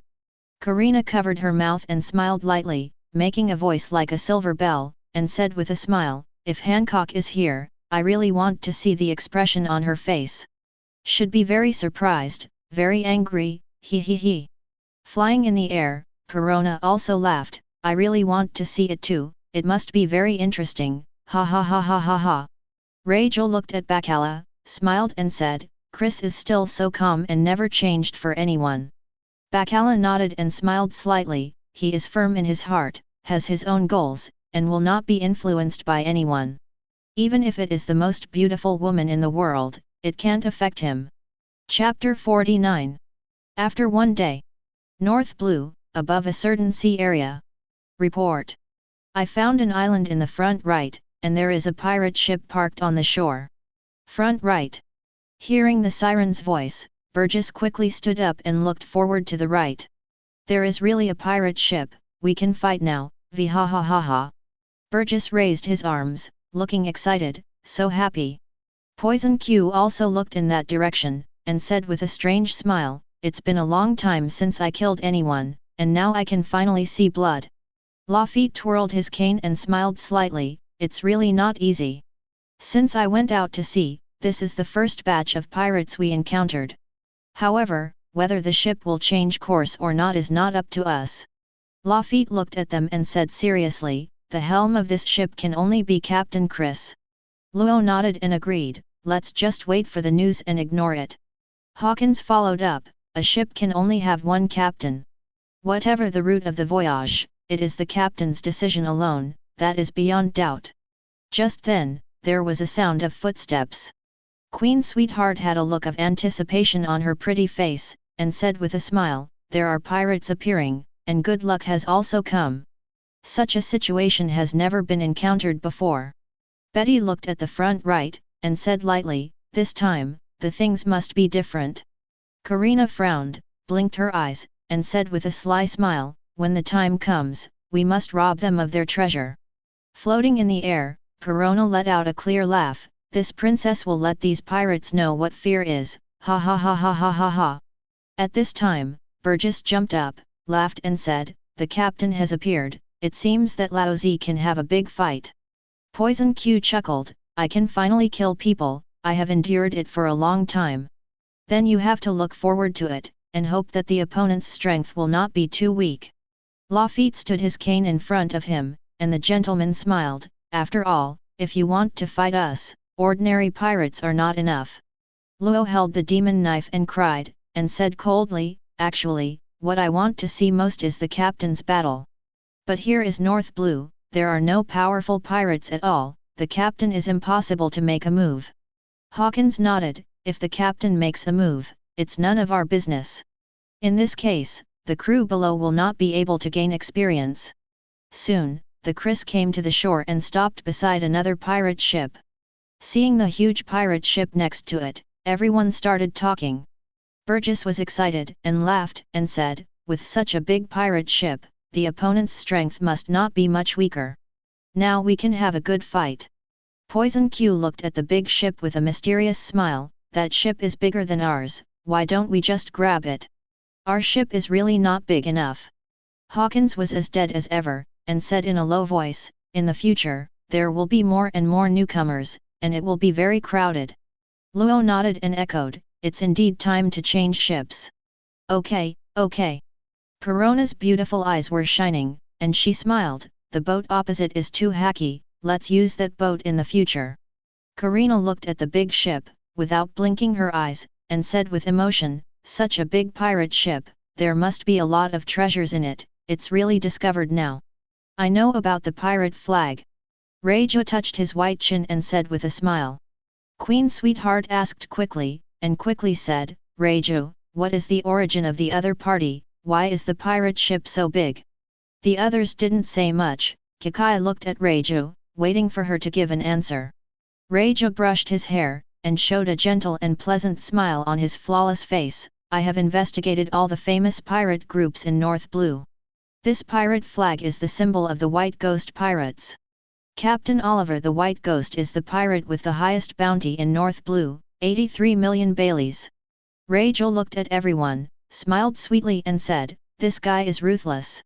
He has committed crimes for many years and killed many people and marines. Although I have been hunted down by marines all the time, I was able to escape early every time, which caused the marines a great headache." Hearing Reijo's words, Burgess shrugged, a little depressed. "It's only 83 million Baileys. This BCH is too weak. You need to get hundreds of millions of Baileys, so that you can enjoy the game." Lafitte straightened his top hat and said gently, "What you said is completely unreasonable. 4 Seas is no different than Grand Line, the rewards are generally very low. Being able to offer a reward of more than 80 million in North Blue, this Oliver's strength is definitely not weak." Luo nodded and agreed, "In the world, this is the first time I have heard such a high bounty." Hawkins was still so calm, and said in a low voice, "I have heard of this person, and he is the notorious big pirate of North Blue. Since this guy is so bad, it makes sense to rob his boat."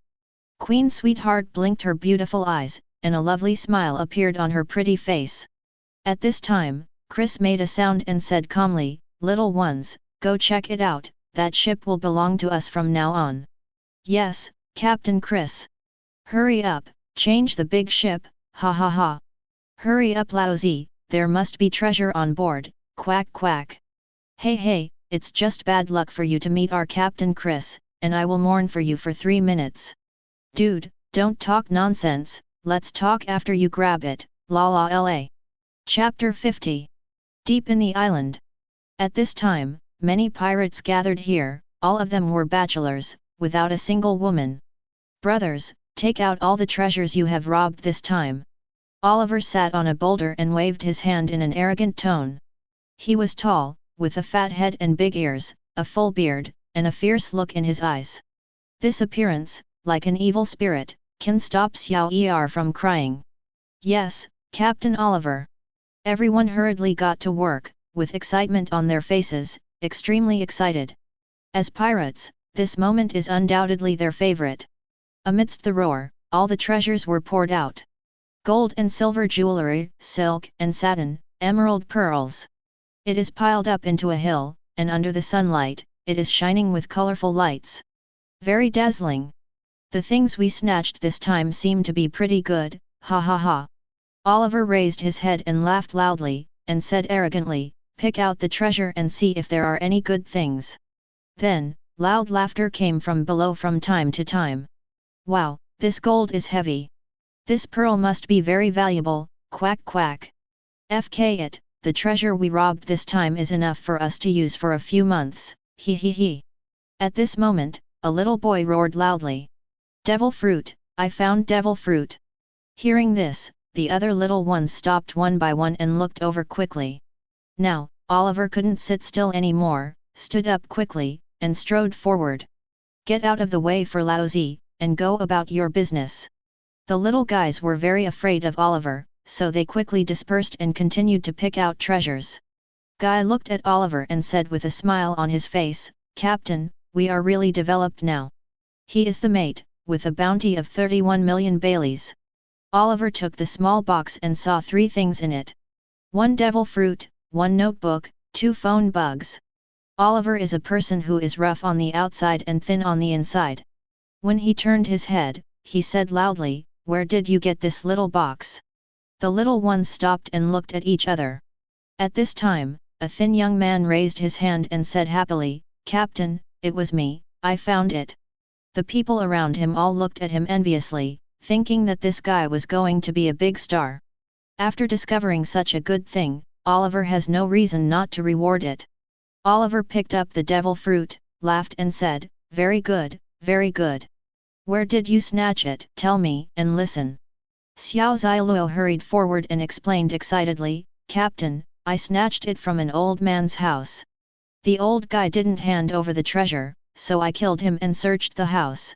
This little box was found under the bed. Xiao Zailuo rubbed his hands and said excitedly, the small box was locked at the time, so I didn't open it to take a look. I didn't expect there was devil fruit inside. Oliver waved his hand and laughed loudly, a credit to you, let's pick out the treasure first. Yes, yes, Captain Oliver. Xiao Zioxio's eyes lit up, he was extremely excited, and hurried to the side. Guy looked at the devil fruit in Oliver's hand, frowned and said, it's pineapple-shaped, and it's green all over. Why does it feel like it's poisonous? Oliver nodded, narrowed his eyes slightly, and agreed. As I thought, this devil fruit is probably related to poison. After finishing speaking, he put the fruit aside, picked up the notebook, and said with a smile, this thing, you can tell it's an old thing at first glance. Open it and read it carefully. Rocks, who is this? I have never heard of this name. Guy looked at the notebook with a puzzled expression on his face, he didn't know this character at all. The more Oliver watched, the more irritable he became, and he couldn't help cursing, what Kaido, what Charlotte Linlin, what the hell are they? He covered the notebook hard, didn't bother to look at it, and threw it to Guy directly. Then he was about to pick up the 2 phone bugs. Suddenly, a loud laugh came. A lot of treasures, these are all ours, ha ha ha ha. Shock. The members of the White Ghost Pirates were all stunned. He quickly followed the sound and looked over. The leader was a young man in black clothes and black trousers. There are a lot of people behind, both men and women. There are a lot of people, how many can be slaughtered now? Poison Q lay on top of Stallone, with a cruel smile on his vicissitudes of life. Hawkins said in a low voice, as expected of the overlord of North Blue, there are indeed a lot of treasures robbed. Luo held the demon knife and cried, and said coldly, this kind of people, burning, killing and looting, everyone deserves to die. I didn't expect there to be devil fruit. It seems that the luck this time is really good. Lafitte twirled his cane and said something very gentlemanly. Karina's beautiful eyes are shining. She likes treasures the most. When she sees so many gold and silver jewels, a smile bursts into her pretty face immediately. It's great, it's really exciting, he he he. Betty took a puff on her cigarette, glanced coldly at the members of the White Ghost Pirates, and said dissatisfiedly, these people really deserve to die for stealing so many things. Perona looked at Oliver in front of her, and wrinkled her face, this man is so ugly, this princess doesn't like him very much. Queen Sweetheart nodded, smiled, and said, as the name suggests, he is indeed a notorious pirate. Chapter 51. This is meeting an accomplice, ha ha ha.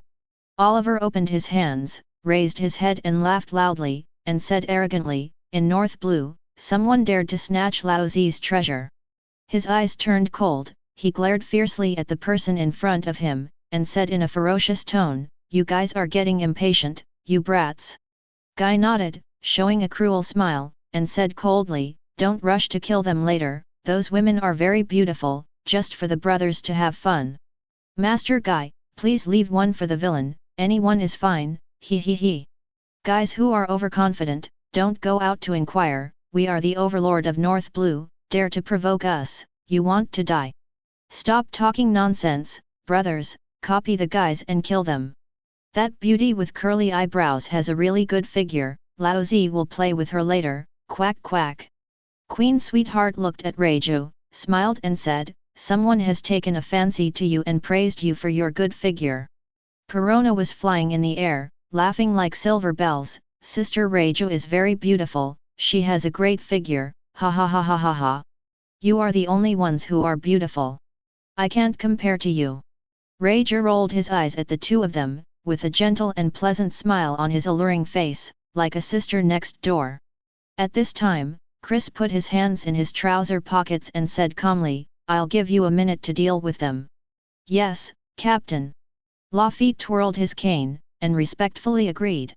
Hawkins was as melancholy as ever, and said in a low voice, from the time we landed on the island, their fate has been doomed. Okay, don't talk nonsense, when Lao Zi hates fighting the most, he just whimpers there. As soon as Burgess kicked the ground, he rushed forward like a cannonball.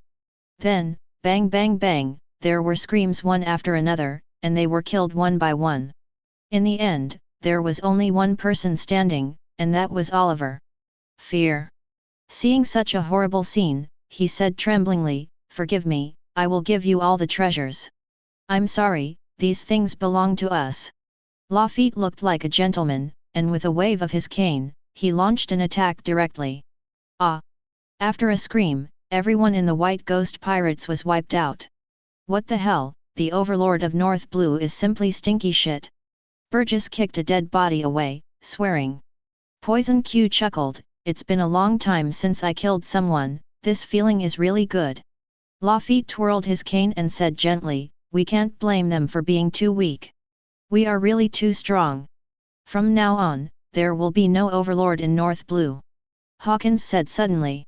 At this time, Bacala looked at the stalwart figure and said with a smile, Chris, the smell of blood is too strong here, let's go back to the boat. Karina waved her hands again and again, her beautiful eyes sparkled, and she quickly said, you guys go first, I want to see if there is any good baby.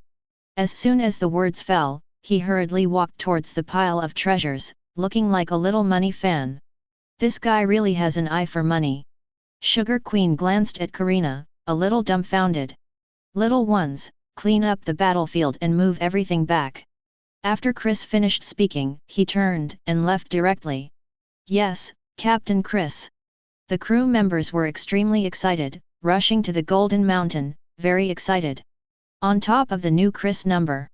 Very good, the more I look at it, the more satisfied I am. Queen Sweetheart looked at the new ship and nodded, with a joyful look on her pretty face.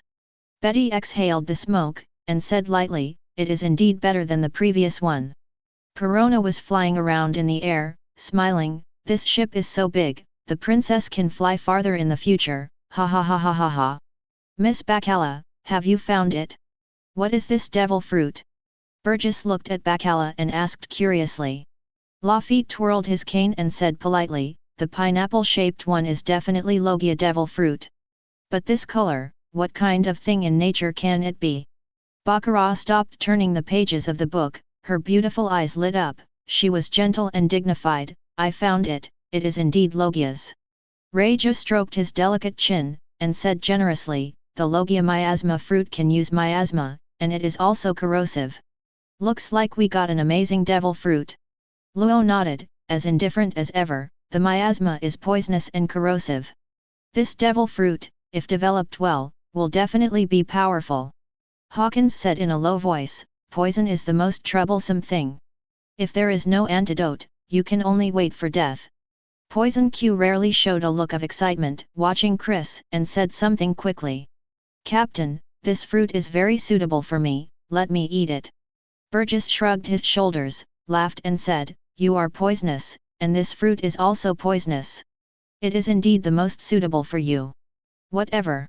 After Chris finished speaking, he turned and walked directly to the practice room. Poison Q looked at his figure with a grateful expression on his face. Captain, you are indeed the best, he. Floating in the air, Perona urged, stop talking about it, eat it quickly, this is Logia's. This princess has grown up so much, and I have never seen a Logia-capable user. Eat quickly. Chapter 52. I went to see Chris practice, how about you? Queen Sweetheart has a very bad impression of Poison Q. She doesn't like this man, so she is not interested in his affairs at all. Let's go. Betty did the same, said something lightly, and walked away directly. Seeing that all the girls were about to leave, Perona complained sullenly, my princess is leaving too, so I don't want to watch it. Burgess looked at Poison Q and laughed, see, everyone doesn't like you very much, ha. Luo nodded and said, that's true. Hawkins was straightforward, it's normal for women not to like a young man with such an old face. Others are not important, I still have to eat devil fruit now, I will also become stronger.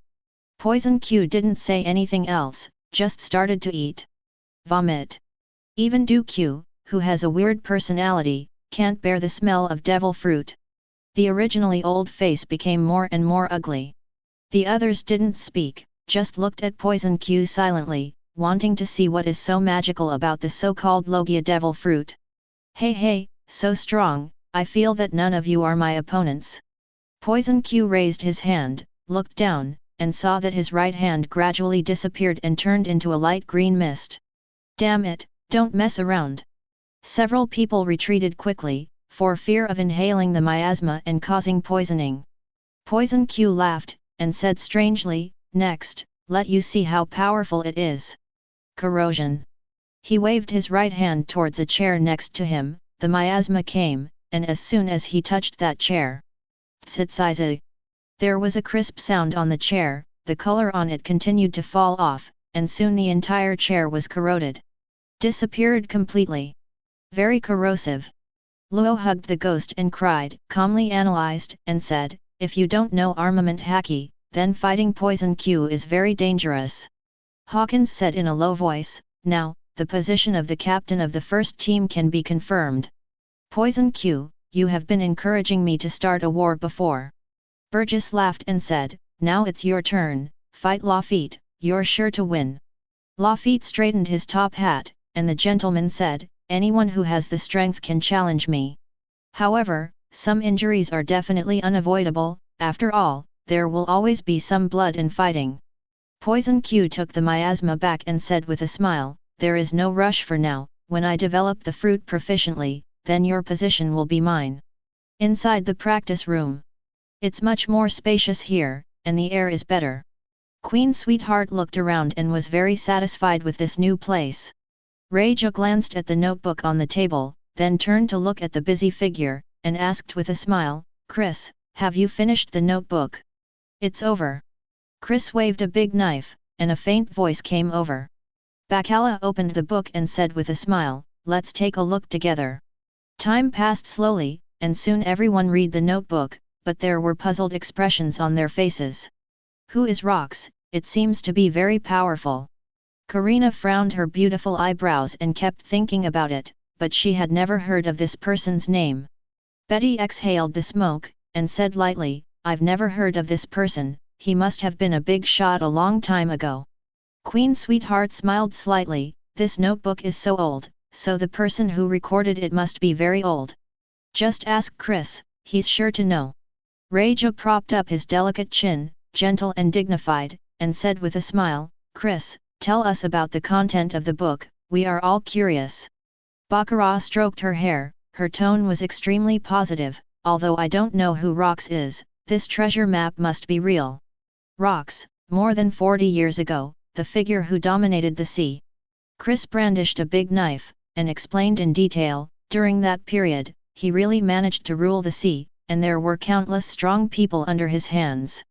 30 years ago, an attack was launched in the Valley of the Gods with the intention of destroying the celestial dragons and taking over the entire world. In the end, it was defeated by the marine hero Garp and the pirate king Roger, and disappeared from sight.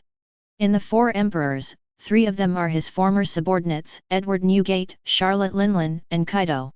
Chris summed it up, simply put, this is a real big shot, a world-renowned big pirate. Hearing such shocking words, all the girls were stunned. It turned out to be such a terrifying big shot. Karina was the first to react, her beautiful eyes were extremely bright, her pretty face showed excitement, and she quickly said, if you say that, then this treasure must be very huge. She opened her jade arms and gestured, it must be like a mountain, full of treasures inside. Queen Sweetheart gave her a blank look, and said angrily, you only know about treasures, and you're not interested in anything else. Betty took a puff of cigarette, and rarely showed emotion, this is the first time I've heard of such a powerful man. Looking at the situation, he must have been removed from the world government, so there is no news about him left in the sea, not even a single word. Rejo stroked his white chin and analyzed, the 3-4 emperors have all become his subordinates. This man's strength is probably the strongest in the world. Baccarat gathered her crimson hair and looked serious, if you have the guts to challenge the celestial dragons and almost succeed, your strength is beyond doubt. Chapter 53. 4 Emperors. Flying in the air, Perona said with a smile, I remember Chris said that this is our goal in the future. Queen Sweetheart nodded, crossing her legs, become Shishibukai first, attack a country in New World, and then compete for the throne of 4 emperors. That's what we want for the next few years, that's what Chris said. Betty took a puff of cigarette and said lightly, in the future, our territory will definitely be huge. Therefore, we must recruit enough subordinates to be able to stand alone and guard various places. Karina waved her hand, interrupted their conversation, and said quickly, the other things are not important, the problem now is this treasure. This is the treasure left over from the overlord of the previous era. Aren't you all excited? Karina clasped her hands tightly, her pretty face was full of excitement, and said with great anticipation, as long as we find it there, we will have nothing to worry about food or clothing for the rest of our lives. Zuzu, you can buy whatever you want. This kind of life is so beautiful when you think about it. Rejo brushed her hair and smiled softly, the key is still early, the treasure is in New World, and we won't arrive so soon, so why worry? Then, the girls surrounded Rox and discussed. In the evening, at 8 o'clock sharp. In the dark night sky, there is a full moon hanging, and the stars are dotted, which looks beautiful. Full of mystery. Go back and rest, I'll go out and do something. Chris stopped his practice, looked at the girls and said, it won't take too long this time, come back before 12 o'clock. As soon as the voice fell, before they could speak, they had already left. The girls just realized that when they saw that Chris had disappeared, they shook their heads and smiled wryly. This guy is too decisive in doing things, he can't wait for a second. Sugar Queen is so angry and funny, she doesn't know what to say to Chris. Betty stood up and said lightly, the strong ones talk less, and don't talk nonsense. Only those who are weak will talk a lot. Karina looked at them with a curious look on her pretty face, who knows what our captain is doing? I know, it must be because of those 2 phone bugs. Floating in the air, Perona said with a smile, didn't Chris say that these two phone bugs have an absolute anti-tapping function, and no one can eavesdrop? Even with the most advanced phone bugs, it is impossible to eavesdrop on the conversation between these two phone bugs. What did Chris say, by the way? The only two phone bugs in the world, that's what he said. Reja nodded, with a sweet and gentle smile on his face. These two phone bugs are really amazing. It can be said that the two of them are actually the king of anti-tapping phone bugs. They are really powerful. Bacala waved her hand, smiled and said, Chris will tell us what we need to know. Since he didn't say it, let's not ask more questions, and don't discuss this. Okay, let's go back and rest. Since Chris is not here, there is no point in staying here. All the girls chatted and laughed, and walked towards the door one after another. North Blue, over a certain sea area. Chris pulled out his phone bug and dialed. This is exclusively for Momousagi Vice Admiral. The person on the other side should be busy and didn't answer the phone immediately. After 10 seconds, the call was connected. It's not convenient to answer just now. Chris, what's the matter? The two have already discussed it, and they will never contact unless there is something important. Avoid being eavesdropped by others. Chris said calmly, you find a safe place, let's talk. You are stuck along your life, and I will wait for you there. Okay, let's talk later. Chris hung up the phone, trying to keep the conversation to a minimum, just to be safe. The top of a tall building. Momousagi stood by the railing, arms folded in front of her body, looking up at the stars and the moon. She was wearing white jeans, white short sleeves, and white high heels. The breeze blows and her hair flutters, making her look particularly beautiful. Suddenly, with a whoosh, a figure landed on the tall building. There you are, Chris. Momousagi turned around slowly, her hands still clasped in front of her body. A puzzled expression appeared on her beautiful face. Is there anything important, and I have to make a special trip?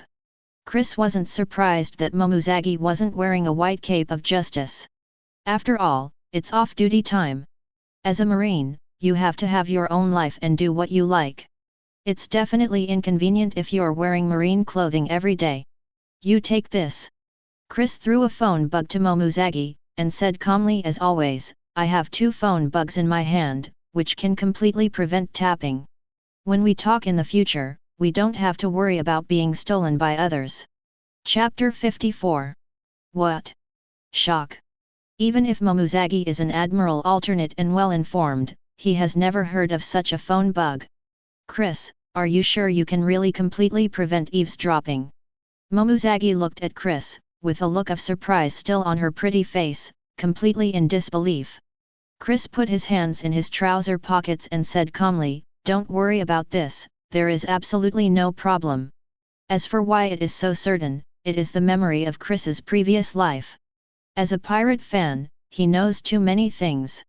It's just that you can't tell others about these things, otherwise it will cause turbulent waves. It's incredible. Momousagi looked at the black phone bug and murmured, I didn't expect there to be such a magical phone bug in the world. I'm so ignorant. Chris wasted no time and got to the point. Let me talk about my situation first. During this period of time, I have recruited many subordinates, and my strength has further improved. And the Shishibukai alliance, it's on track. Chris looked at Momousagi, and said lightly, Doflamingo and Boya Hancock, have become people in the alliance. Momousagi froze for a moment, a flash of inspiration flashed in his mind, and he understood something instantly. Chris, Boya, the reason why Hancock left Amazon Lily, this is all caused by you. Chris nodded and gave the answer. Her strength is indeed too weak. So, I suggest that she enter the new world, fight against powerful enemies, and quickly improve her strength.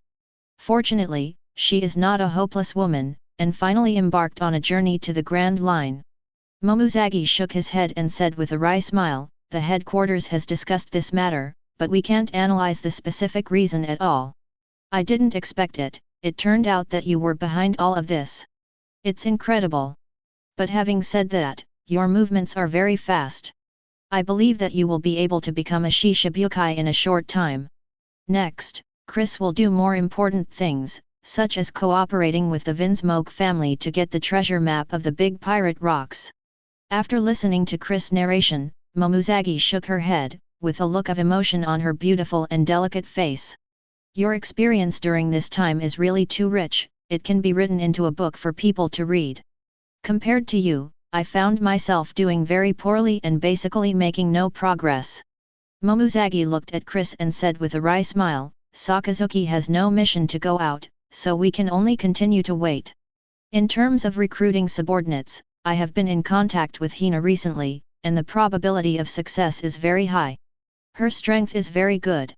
If she can join our camp, then the role she will play in the future will definitely be very huge.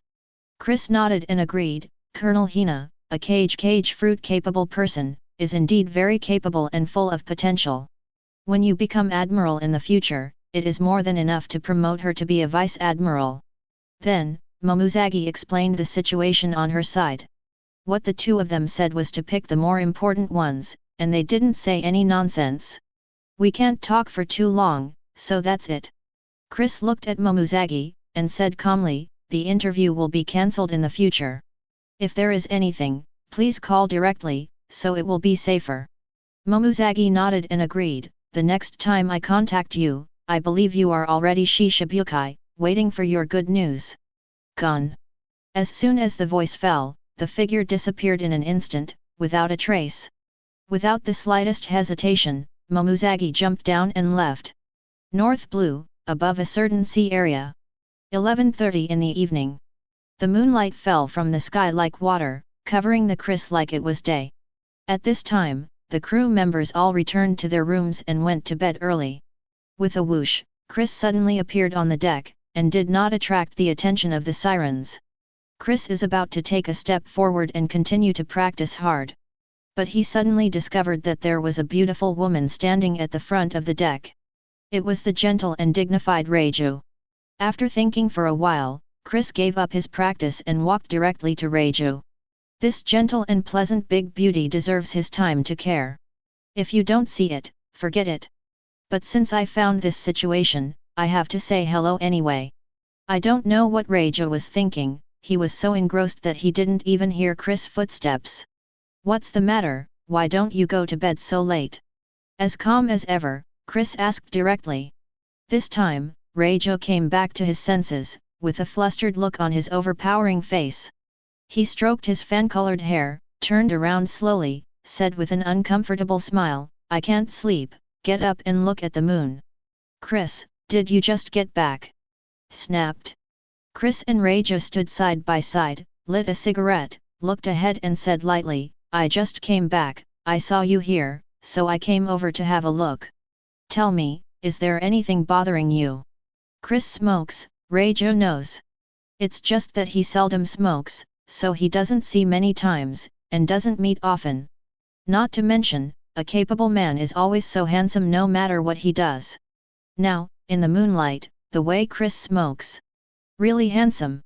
In addition, Chris, a cultivator madman, suddenly cared about himself and asked about his situation. This made Reiju's heart very moved, looking at Chris, his beautiful eyes sparkled. On her flawless face, she couldn't help but have a faint smile on her face, she looked really beautiful. Chapter 55. It's okay, I just can't sleep, come out to get some air. Reiju put his hands on the railing, raised his head, looked at the vast night sky, and murmured, today's moonlight is really beautiful and intoxicating. Chris took a drag on his cigarette, retreated, shrugged his shoulders, that's right, you're not my subordinate, I really can't control you. We are partners, and we have to keep a little secret, which is completely understandable. Just now, how could Reiju's flustered expression escape Chris's eyes? This made him very curious. Reiju must have encountered something and was upset, that's why he couldn't sleep at night. If it was another woman, Chris would turn around and leave without saying anything. But for Reiju, he is still very patient and willing to listen to her troubles. Hearing what Chris said, Reiju panicked and explained quickly. No way, I am also a member of this ship, not what you said. Reiju rolled his eyes at him, and said angrily, you thought you only cared about cultivation and didn't understand the world at all. Now it seems that this trick is played very smartly, and I'm embarrassed not to say it. Chris exhaled the smoke, looked at the beautiful woman beside him, and showed a rare faint smile. Say it, I'm all ears. Reiju stroked his hair, lowered his head slightly, and began to talk in detail. The thing is like this, it has to start with Oliver. After we wiped out the white ghost pirates, I will report the situation. Reiju raised his head slightly, glanced at Chris, then moved his gaze to the sea, and said with some embarrassment, after that, the father said a lot of things. Say that after you become a Shishibukai, let the Vinsmoke family marry you. I won't say much else, the situation is probably like this. Chris fell silent, finally understanding what was going on. He was not surprised by this matter. Judge is too cold-blooded, as long as he can realize his lifelong wish, to fight for the North Blue. Then he can do anything, even if he sacrifices his own children, he doesn't care. Therefore, it is actually quite normal for Reiju to become a victim of the family. This is very unfair to Reiju, but what can she do? Call. Chris exhaled the smoke, turned his head to look at Reiju, and said seriously, your father is actually crazy. He would give anything to win the North Blue. Now he has taken a fancy to my strength, chooses to cooperate with me, and pins all his hopes on me. So, for his goal, he will definitely listen to me and support me unconditionally. Chris took a breath and said with relief, actually, you don't have to worry. After you become a Shishibukai, I told him at that time that he would listen to me. To be honest, I think you are doing well now. Compared with Germa, here you have the care of your friends and all kinds of new things. Why do you have to think so much? Stay here with peace of mind, happiness is enough. Chris flicked the cigarette butt into the sea, shrugged his shoulders and said, as long as Judge wants to fight for North Blue, he will keep you here forever, and won't let you go back to that cold place. Everything is so beautiful that I don't know why you're upset. It can be seen that Chris really cares about Reiju very much. When did he say so many words? Never had. Not for anything else, just because Reiju is a really nice woman, that's all. Realized. After listening to Chris' long speech, Reiju's eyes became extremely bright. Suddenly, she understood everything. The troubles in my heart suddenly disappeared, leaving only a deep sense of surprise. Looking at the man next to him, there was a different kind of emotion in his eyes, which was indescribable, unclear, and very complicated. In the end, it turned into a sweet smile, and said with frowned eyebrows, Chris, I'm suddenly a little sleepy, go back and rest first. You should go to bed early too, don't always practice so late, you know. Hearing Reiju's happy tone, Chris knew that her troubles had completely disappeared and her good mood had returned. It's too early and I can't fall asleep. After practicing for a while, I will fall asleep too. Okay, staying up late is a woman's natural enemy, hurry up and get some rest. Reiju looked at Chris, blinked his beautiful eyes, and his face was full of happiness. Then I'm going to bed, good night. After finishing speaking, she walked towards her room with brisk steps, which showed how good she was in a good mood. Chris looked at her back, stared silently for a while, then walked directly to the practice room. 4 days later. Report. Great news for everyone, we're entering East Blue. Tell everyone. There was an alarm sound from the observation deck, the volume was very loud, the tone was extremely excited, and I was very happy. Needless to say, the siren also knew that this was the last sea area, and when the East Blue voyage was over, he would enter the most mysterious sea area. Grand Line. Hearing the good news, the entire crew was overwhelmed and yelled desperately. Wow, finally came to the last piece of sea. I'm so happy. Laozi was so excited that he wanted to hit someone, who made Laozi punch him. Get out, won't you punch yourself in the face? Oh! I'm so happy, I can't do it, Laozi will put the water first. Stop talking nonsense, jump up and twist Laozi.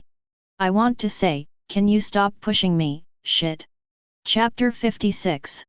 The last piece of sea area, go to the Grand Line, vhahahaha. Burgess raised his arms, his face was excited, and he laughed. Poison Q showed a weird smile, and said, I've been waiting for this day for a long time, and it's finally here, he he he. Luo held the demon sword and cried, looking at the blue sea, still so cold. This is East Blue, the weakest sea area among the 4 seas. Hawkins said in a low voice, here, it is impossible to meet a stronger pirate. Lafitte stopped his cultivation and said politely, I hope that if we are here, we can add another newcomer, so that the order of the captains can be determined. To be honest, I'm really curious about this battle. Inside the practice room. Listening to the roar from outside, Queen Sugar shook her head and said with emotion, it seems that everyone is very excited and wants to enter the Grand Line as soon as possible. Betty took a puff of cigarette, still calm and calm, Sahai is too weak, not exciting enough, of course everyone wants to go to the Grand Line for adventure. I'm very excited too. Karina's beautiful eyes sparkled, and she said with a smile, the new world is on the Grand Line, if we enter there, we can find the treasure. The treasure of the Great Pirate Rocks, every time I think of this, I get so excited. Perona nodded again and again, her little face was full of interest. I'm also looking forward to it, I really want to see what treasures are inside, this princess likes adventure the most, ha ha ha ha ha ha. Reijo gently put the newspaper on the table, looked at Bacala, smiled and said, Boya Hancock is really good, and now he is really famous all over the world. Bacala brushed her crimson hair, nodded, and said something with a smile. Previously, she killed pirates with a bounty of more than 80 million, and now she has solved a few criminals with a bounty of more than 100 million. Nowadays, her fame must be in full swing, and she will attract the attention of more and more powerful people. Bacala shook her head, and said with certainty, if she looks ordinary, that's fine. But she's so beautiful, then it's dangerous. Chris said that she is the bottom batch of Shishibukai, and she is not very strong. So, the next voyage, she must not be so smooth. Sugar Queen looked at Bacala, blinked and smiled. What you say carries the most weight. That is to say, Boya Hancock will definitely encounter trouble in the future, which is inevitable. Karina looked at them, with a puzzled look on her pretty face, and asked, since this is the case, why doesn't Chris care? It seems like he doesn't care. Betty exhaled the smoke, and said casually, if she is killed so easily, it can only show that she is not strong enough. Chris said that, how could he care? Of course, if Boya Hancock called for help, that's a different story. Reijo stroked his delicate chin and said something with a smile. After all, she is Shishibukai, so it's not that unbearable, it's just a little rough. Suddenly, Bacala frowned her beautiful eyebrows, and a confused expression appeared on her beautiful face. What's wrong? The girls noticed her strangeness and quickly asked about it. Bacala shook her head slightly, still frowning, and said with a puzzled expression, I don't know what's going on, but I always feel that good luck has appeared. But if you feel it carefully, there is nothing there, which is really strange. The girls looked at each other, not knowing what was going on. Karina shrugged her shoulders and said with a smile, anyway, Sister Bacala's feeling is definitely not wrong. Well, let's talk to Chris and see what he does. Queen Sweetheart nodded and agreed, Baccarat's intuition is indeed too accurate, there is no mistake. Betty took a puff of cigarette, looked at the figure in front of her, and said lightly, Chris, please stop for a moment, Bacala has discovered something unusual. Chris didn't stop swinging his sword, didn't even turn his head, and instinctively threw out a word. What did you find? The girls were helpless, and they couldn't say anything more when they met such a madman. Bacala stroked her dark red hair, looked at the figure in front of her, smiled slightly and said, Chris, I feel like good luck has come. However, I'm not sure about my intuition this time. I've never encountered such a situation before. This time, Chris stopped practicing, stood quietly, and slowly closed his eyes. Seeing Chris's weird behavior, Karina asked in a low voice, afraid of disturbing him, what is Chris doing, thinking about something? No, this is Chris playing observation Haki. The Queen of Sweethearts was also very quiet, and explained, Chris's ability is very strong, and he can feel a long distance. Well, I don't know how far it is, but it's just far away anyway. Floating in the air, Perona looked at Chris with eyes full of envy, and murmured, this ability is so easy to use, but it's a pity that this princess has never been able to learn it. At this time, Chris slowly opened his eyes, looked at Bacala, and said something calmly. Surrounded by a boundless sea, there are no islands and no ships. Hearing what he said, the girls were really puzzled and couldn't figure it out at all. Betty frowned her pretty willow leaf eyebrows, and said in disbelief, could it be that Bacala's intuition is wrong? It should be impossible. Queen Sweetheart shook her head, also in disbelief, judging from so many experiences, Bacala's intuition is impossible to make a mistake. What's the matter? Karina looked at the sea outside the window, eager to find out. Both Reiju and Bacala shook their heads, unable to think of a reason. Chris looked up at the sky outside the window, and said in a very firm tone, then there is only one possibility, in the sky. Chapter 57. In the sky? Hearing what Chris said, all the girls looked out the window together. I saw the blue sky and white clouds, the sun was shining brightly, and the weather was very clear. This is the so-called good luck? Did you find anything? No matter how I look around, there are only blue sky and white clouds. Karina stood in front of the window, her beautiful eyes stared at the sky, but she couldn't see anything at all. Queen Sweetheart shook her head, said with a wry smile, if you find anything, you can see white clouds floating. Betty frowned her beautiful willow leaf eyebrows, took a breath of the cigarette, I really don't understand how good luck can be in the sky. Chris, did you find something? Reiju propped his white chin with his jade hands, and looked at Chris with beautiful eyes, with a slight smile on his dignified and elegant face. Chris withdrew his gaze, waved blood red, and said calmly, Golden Lion Shiki, I don't know if you have heard of it. You said him, I have heard of him, this is a big man. Karina reacted instantly, her beautiful eyes lit up, and she said in disbelief, Chris, what you mean is that the Golden Lion is in the sky. Betty leaned on the chair and crossed her legs, everyone must know the great pirate of the same era as Roger the Pirate King. I know it's true, but why is he in the sky? Queen Sweetheart frowned, her pretty face was full of doubts, she couldn't figure it out. Chris was very patient and explained in detail. Golden Lion Shiki, Paramecia lion fruit ability user, can make himself and objects fly in the air. 20 years ago, a battle broke out with the One Piece King Roger in the 8-Vol Sea area, and Roger's pirate group was almost wiped out. Afterwards, I heard that Roger, the One Piece King, was arrested, went into naval headquarters single-handedly, and was finally imprisoned in Impel Down. However, this guy was a ruthless man, cut off both feet, escaped from Impel Down, and disappeared from sight. Chris continued to wave the sword, and said calmly, Marine has been chasing him, but he didn't expect to hide in the sky above East Blue. No wonder he hasn't been found. Silence. Hearing what Chris said, the girls immediately fell silent.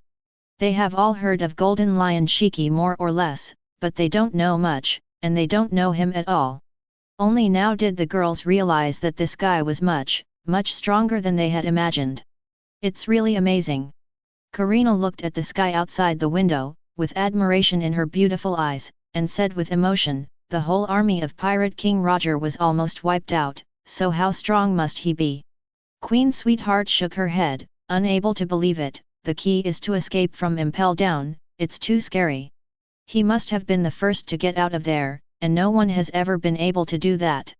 Perona was flying in the air, her pretty face was full of interest, and she said happily, that's good, that's great. He can also fly in the sky and make things float, which is so interesting, ha ha ha ha ha ha. Betty put her arms around her body, exhaled the smoke from her mouth, and asked. Chris, since we found the trace of this big man, shouldn't we do something? Reiju blinked her beautiful eyes, smiled and said, Chris always likes to cooperate, why didn't he act this time? Chris gave the answer directly, this man, he is useless. After cutting off both feet, he used the famous sword Sakura Ten and Mukura as prosthetic limbs. Now, his strength has been greatly reduced, and there is no haki and bravery like a lion roaring around the world and swallowing the world. This remnant of the old era should also be brought to an end. Chris put away the blood red, and said calmly, after a while, Lafitte and the others will become stronger, just for them to practice their hands. This guy used to be a big pirate. He must have devil fruit in his hand. Even if it's a phantom beast, he must have it too. Although the tone of what Chris said was very calm, the girls were still extremely shocked. It's time to hunt the great pirate, the Golden Lion. To challenge the former sea overlord. I found out that Chris has such a big heart. Karina shrugged her shoulders and said with great emotion, that is a character who dominates the sea. Even if his feet are broken now, his strength must be very strong. It's shocking that Chris is going to challenge him. Flying in the air, Perona smiled and said, since Chris said so, there must be no problem. I really want to fight now, I really want to see what the Golden Lion looks like, is it really like a lion, ha ha ha ha ha ha. Queen Sweetheart brushed her pale golden hair, and said with certainty, although Chris is not very old, he belongs to the younger generation. But the strength is definitely stronger than Golden Lion, this is a battle without suspense. Betty took a puff of cigarette, still so indifferent. I'm curious, how many devil fruits will Golden Lion own? His collection must be very rich. Rachel looked at Bacala, with arched eyebrows, and said with a gentle smile, your intuition is really too sensitive. Even at such a high place, you can feel it, it's really amazing. Bacala picked up the newspaper and said with a smile, I can only say that we are lucky. I couldn't have felt it without passing under him.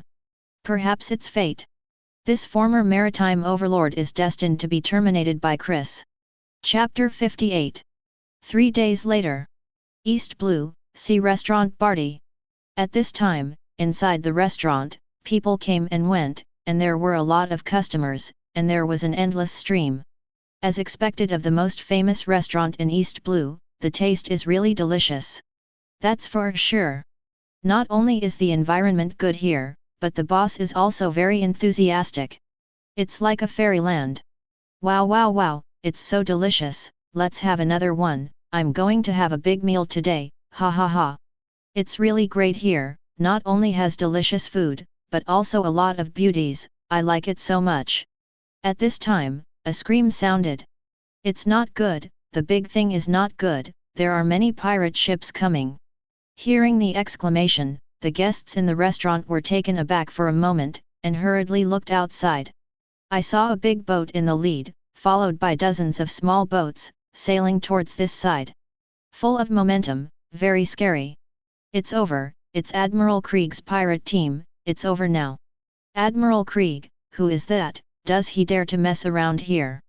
You don't know, but this is the biggest pirate group in East Blue. Captain Krieg is offering a bounty of 17 million Baileys. 17 million, oh my god. It is said that the crew has thousands of people, now we are really finished, woo woo woo. At this moment, a booming sound came. GP looked at these guests, and said calmly, everyone can eat openly, with the old man here, these bastards dare not mess around. Paddy was carrying a big fork, with a ferocious expression on his face. Our restaurant is not only for eating, if anyone dares to mess with us, hee hee. Carney held a kitchen knife, nodded, and said with a sneer, Baladi is a battle restaurant, and he is not afraid of anyone. Guests, enjoy the food as much as you like. With me, everyone's safety will be safe. With a cigarette in his mouth, Sanji spoke politely to the guests. Suddenly, a guest yelled. Oh, everyone, look, what a big ship. Hearing the voice, not only the guests, but also the chef on board all looked over. Seeing this, everyone was shocked. All of them had expressions of horror on their faces. What a big ship, this is too scary. I've grown up so much, I've never seen such a huge ship, it's unbelievable, it's unbelievable. Which pirate group is this? It's even bigger than Krieg's ship. Isn't the overlord of East Blue the Krieg pirates? Isn't this ship East Blue's? Everyone stop discussing this, what should we do now, woo woo woo. Paddy looked at the huge ship, and said with a look of surprise, this damn thing is too big, I'm afraid we won't be able to handle it. Carney's hand holding the kitchen knife trembled slightly, with a look of fear on his face. Such a large ship must have very strong combat effectiveness, and we will definitely not be able to stop it. Sanji exhaled the smoke, looked at Jeep, and said solemnly, old man, the other party seems to have a lot of background, what should I do? Jeep glared at them, and said angrily, "What are you afraid of? It's not an East Blue ship, it must have passed by chance. I heard Barty's reputation, so I stopped by to eat here. I don't need to say that." At this time, in the restaurant, a beautiful girl with short orange hair stood in front of the window, silently looking at the big ship ahead. She is the beauty from Kakosha village Nami. Such a big ship, if you sneak up on it later, you will definitely be able to steal a lot of treasure. Nami's beautiful eyes were shining, and her pretty face was full of anticipation, very excited. She knew very well that she had finally caught a big fish. As long as you snatch the treasure of this ship, you can make up 100 million berries, and then you can save the villagers. Delidor Nord, aboard the Sabaru. Captain Krieg, that ship is too big, what shall we do? We are the overlords of East Blue, what to be afraid of, just do it. The captain is invincible, whoever dares to provoke us, just kill us. But this ship is so big, can we beat it? Nonsense, we have so many people and so many ships, how could we not be able to do it? Don't even think about it, let's fight, Captain. Krieg is an extremely arrogant guy, and he said arrogantly, "Little ones, what are you afraid of, and what stupid things are you talking about? Laozi is the strongest pirate in the world, #1 in the world. The opponent's ship is very big, so what, just grab it, ha ha ha." Immediately afterwards, he waved his big hand and said viciously, hit me, grab all their treasures, quack quack. Yes, Captain Krieg. The people below echoed, and quickly got to work, preparing to launch an attack. Chris, above deck. Damn, why do I feel that pirate group seems to be attacking us? Burgess looked ahead, cursing angrily. Poison Q narrowed his eyes slightly, with a strange smile on his vicissitudes of life face, coughed and said, "This time there are a lot of people. I can kill you to my heart's content." Lafitte twirled his cane, still looking very gentlemanly, and said something. "It doesn't seem that the other party is really going to attack." Luo held the demon knife and cried, and said coldly, "Guys who are overthinking themselves, they are looking for death, and no one can save them." Hawkins was as dead as ever, and said in a low voice, "Since they appeared in front of us, their fate has been doomed." Chapter 59. At this time, there was a sound of footsteps. This pirate group looks really mighty. There must be dozens of ships here. Karina looked at the sea in front of her, her beautiful eyes lit up, a sweet smile appeared on her pretty face, and her voice was still so melodious. Floating in the air, Perona said with a smile, "But they will disappear soon, and all the pirates who appeared in front of us have the same fate." Betty exhaled the smoke, and said lightly, "This time, we will definitely be wanted by Marine, there is no doubt about it." Yeah, the North Blue Overlord Oliver was solved last time, but no one knows about it at all. Queen Sweetheart nodded and agreed, "It's different this time. With so many people watching, the news will definitely reach Marine. To be honest, I'm looking forward to it. I don't know what our first reward will be." Raja brushed her hair, smiled softly and gracefully. "If Chris doesn't make a move, the Marine has no way of knowing our strength, so it's probably just a random reward, not much higher." Seeing Chris and others approaching, Burgess laughed out loud and said something quickly. "Captain, how about it, do you want to fight?" Poison Q smiled mysteriously, and said, "It seems that we have good luck again, this time it must be a newcomer." Lafitte looked at the pirate ship that was getting closer, turned his cane, and said politely, "The opposite side is preparing shells, the muzzle is lowered, and an attack is about to be launched." Chris put his hands in his trouser pockets, stopped and stood, and said calmly, 3 minutes, it counts as much as you can kill." Luo nodded, still so cold, "Thousands of people, there is no way to kill them all, but there must be no one on the main ship." On Du Q's vicissitudes face, there was a sinister smile, and he coughed and said, "Even if you can't kill them all, you have to kill them to your heart's content. I want to poison them one by one, let them feel the charm of miasma." Lafitte twirled his cane, and said gently, "If that's the case, let's get started." What follows is destined to be a suspenseless battle. Inside the Ballady restaurant. "Oh, the two pirate groups are fighting. It's too strong. Where did this pirate group come from? The difference in strength between the two parties is too great. The Krieg pirates are the overlords of the East Blue. Look, they have fallen one by one, they are dead to death. Oh my god, this isn't a battle, it's simply a one-sided massacre. It's definitely not from East Blue, it's definitely from somewhere else, it's too strong, it's too strong. Paddy's eyes widened, and he stared blankly at the battle going on the Dari Donut Sabaru. What kind of strength is this? It's so terrifying, it's going to scare people to death. Carney shook his head and said with emotion, now, the Krieg pirates, the overlord of the East Blue, have completely become history. Sanji looked at Jeepya with a worried expression on his face. Old man, what should we do if we want to mess things up?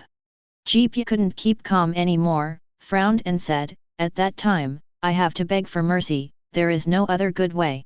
No, the strength of this group of people is too terrifying.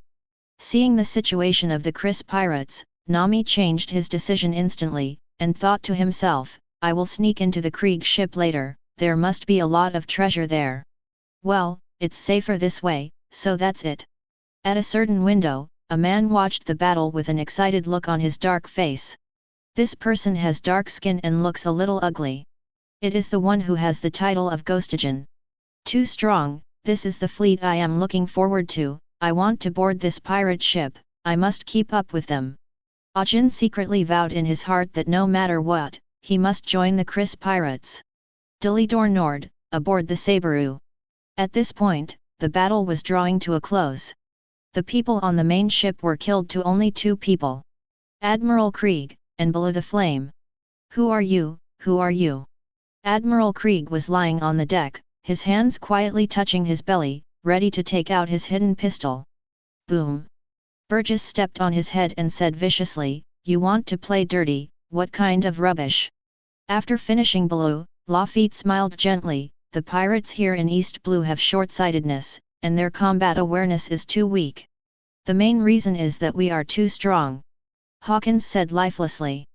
Poison Q withdrew the miasma, looked at the fleeing pirate ships, and said with a look of regret, these people, the ability to escape is too strong, there is no way to kill them all. I wanted to poison them all to death, but one by one found that something was wrong, so they sailed away directly. Luo cried with the ghost on his shoulders, with a cold look, the others are all young people, with no combat power at all, so there is no need to pay attention to them. Inside the Baladi restaurant. Seeing such a shocking scene outside, everyone was stunned. Admiral Krieg, is that the end? Horror, there are such powerful pirates in this world. It's over, they came by boat, what should we do? I don't want to die. My family has an 80-year-old mother and a son who is waiting to be fed, woo woo woo. Seeing the flustered expressions of the guests, Paddy didn't bother to pay attention, and said nervously, what should we do? Are we running for our lives? Cold sweat dripped down Karna's forehead, he was extremely frightened, I don't know, anyway, I absolutely can't fight, or people will die. It's useless, just go out and treat him well. Without saying a word, Jeepya walked directly to the door, grandly welcoming the arrival of the Krieg pirates. If you are afraid of death, you don't have to follow. Sanji put his hands in his trouser pockets, with a cigarette in his mouth, and followed him out.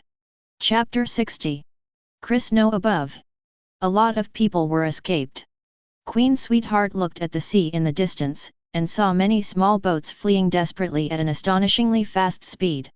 Betty took a puff of cigarette, and said lightly, I probably did the math, this time I killed 1/3 of them. The other things are not important. I'll clean up the battlefield first and see if there are any treasures. Karina blinked her beautiful eyes, her pretty face was full of excitement, and she liked to rob treasures the most. Floating in the air, Perona said with a smile, I'm going to, they have so many ships, there must be something good, ha ha ha ha ha ha. Reijo shook his head lightly, not knowing whether to laugh or cry, these two people just can't be idle. At this moment, Krieg spoke up and said calmly, let's go. He took the lead and jumped directly on top of Barty. The others didn't say much, and followed behind Krieg one by one. Welcome to Sea Restaurant Barty. Seeing Krieg and the others appear, Germa quickly gave a warm welcome without saying a word. "Welcome." Patty waited for the cook, and quickly followed suit. Sanji was about to welcome them, but he froze suddenly, and the smoke fell to the deck. "Reijo." Similarly, when Reijo saw him, his beautiful eyes lit up, and a look of shock appeared on his overpowering face. "Sanji." Except for Chris, people on both sides are very puzzled. This is an acquaintance? In an instant, Patty and other chefs felt very happy, and now they are not afraid, and they must be fine.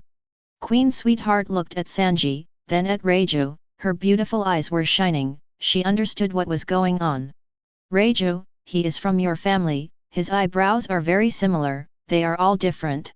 Betty nodded, and then said, "It's really very similar, they all have curled eyebrows, and it's not justified by relatives."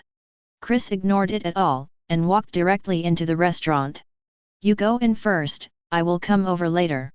Reijo said something to Bacala and the others, then turned to look at Sanji, smiled and said, "Let's go to the side and talk." After finishing speaking, he walked towards the corner on the side with elegant and noble steps. "What are you still doing? Hurry up, BD Sanji." Patty waited for the cook, and quickly cursed at him. Germa took a look at Sanji and said seriously, "Boy, you must be gentle when you treat women, you know." "Okay, Rory, let's talk too much."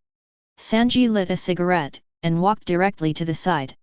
Inside the restaurant, when everyone saw Chris walking in, everyone fell silent, and no one dared to speak.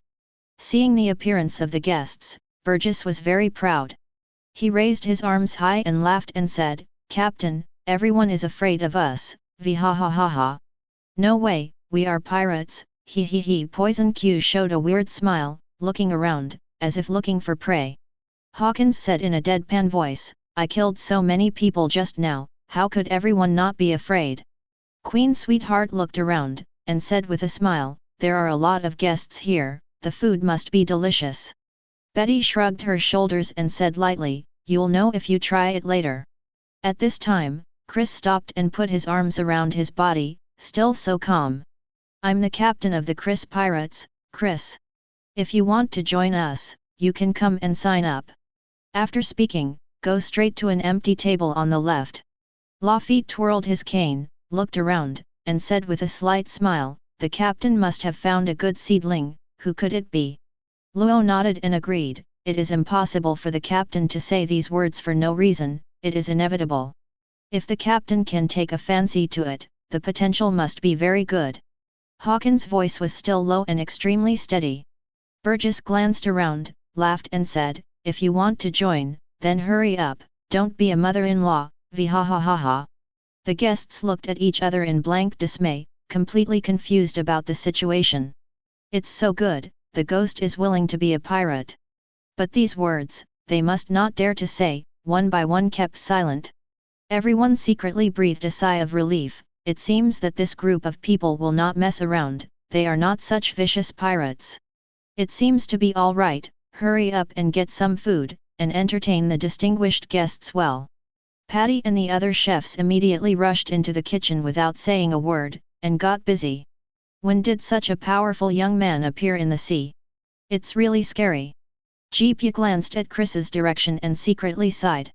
He is not an uninformed cook, he once entered the Grand Line, survived there for a year, and finally got out of it. He could feel that this young man's strength was very terrifying. It is definitely the strongest one among all the people he has ever seen, not one of them. Suddenly, a voice sounded. "Captain Chris, I want to join you, is it possible?" Hearing the sound, the guests were stunned for a moment, and quickly looked over. "Is there really anyone who wants to join? This is unbelievable." Chris leaned on the chair, crossed his legs, looked down at the menu on the desktop slightly, as if he didn't hear this person's voice. As for Lafitte and the others, it was different, they all looked over. Chapter 61.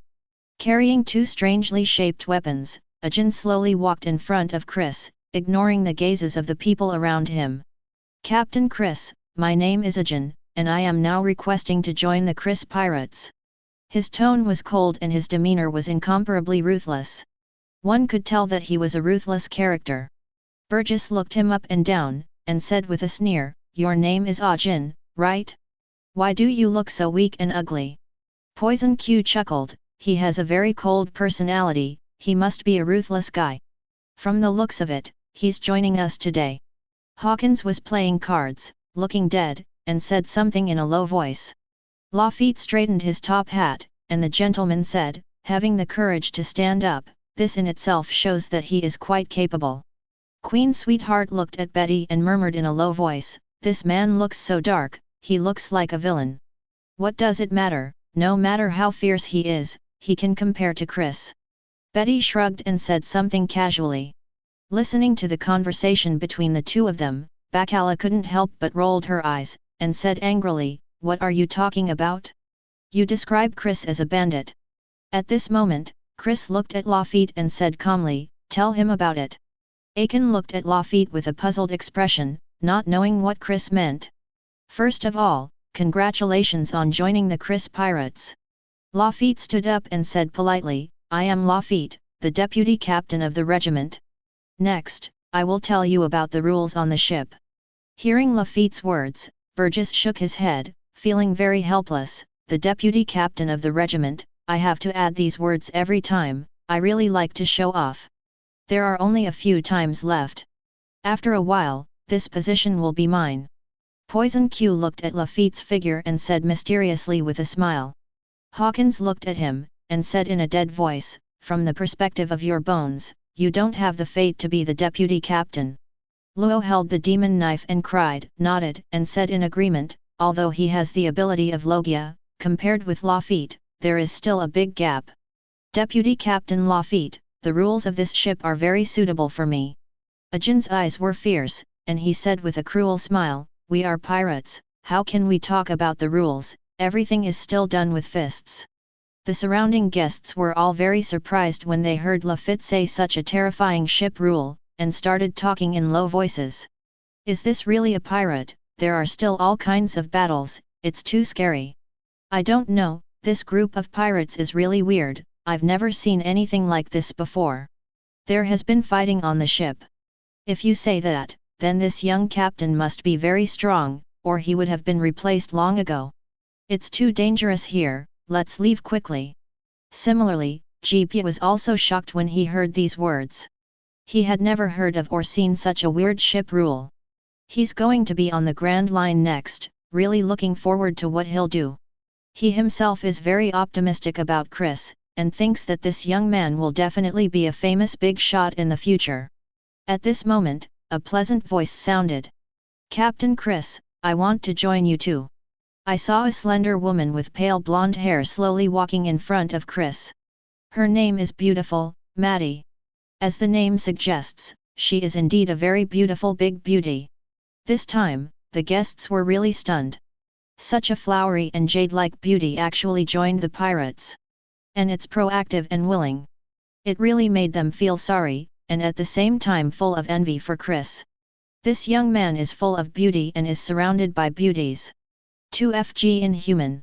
"Captain Chris, my name is Maddie, and I am a professional bartender. If I get on the ship, I can mix all the delicious wines that everyone drinks in the future." Mei Di stroked her hair. Mei Mao looked at Chris, with a sweet smile on her pretty face, she looked really beautiful. Burgess immediately became interested, laughed and said, "That's good, it's really good. There's just a lack of a bartender on board, now Laozi doesn't have to worry about drinking, vhahahaha." Poison Q coughed, "There are musicians and bartenders, the crew is getting more and more complete." Lafitte twirled his cane and said happily, "You came at a very good time. We really need such a person on board. Captain, what do you think?" Chris folded his hands in front of his body, and said two words softly, "Yes." Hearing what Chris said, Mei Di Qiao showed a gentle and sweet smile on her face, and said happily, "Thank you, Captain, and please take care of me in the future." When the guests saw this beautiful woman, they really joined the pirate group. All of them were extremely depressed and their hearts were broken. How could such a beautiful woman end up in such a filthy place? It was such a pity.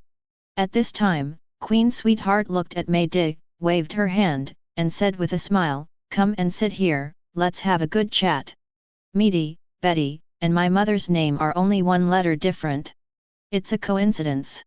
Betty leaned back on the chair, crossed her legs, and took a puff of cigarette. Her pretty face seemed a little dissatisfied. Bacala brushed her crimson hair, said with a smile, it's really a coincidence, but it's nothing, we won't make a mistake. Okay, everyone is very talkative, and I just want to chat with all the sisters. Mayde frowned, smiled, and walked towards Queen Sweetheart. Chapter 62. See Restaurant Barty, somewhere on the outskirts. Sanji, how have you been all these years? Rachel looked at this younger brother, with concern in her beautiful eyes, and said in an extremely gentle tone. Sanji took a puff of cigarette, looked at the sea level ahead, and said coldly, thanks to you, I still can't die. Regarding the tone of his brother's speech, Rachel knew very well that he still hated the Vinsmoke family. Also, Sanji was bullied by fellow brothers when he was young and was often beaten by them. And Judge doesn't like him, and hates him very much. All Germa left him was deep pain, which he definitely didn't want to think about. Sanji, have you forgotten how my sister treated you before? Raja rubbed his fair forehead and said with a wry smile, my sister doesn't have much to say about family matters. But how my sister treats you, you must be very clear in your heart, please don't talk to my sister in this tone. Hearing Raja's words, Sanji fell into silence, recalling Raja's parting words in his mind. The sea is so vast, one day, you will definitely meet gentle people. Recalling the past bit by bit, finally Sanji exhaled the smoke from his mouth and turned to look at Raja with an apologetic expression. Seeing you brings back bad memories, please forgive me Raja, sorry. Seeing him like this, Raja was very happy, and couldn't help showing a gentle smile on his face. Just don't blame me, my sister is really happy, very happy. At this time, Sanji took a puff of cigarette, asked the doubts in his heart, and said, Raja, you are not in North Blue, why did you come here? Father. Feeling bad about mentioning this, Raja brushed her pink hair and smiled slightly. The leader just now was a young man in black clothes and black pants, his name is Chris. Now at home, we are cooperating with him.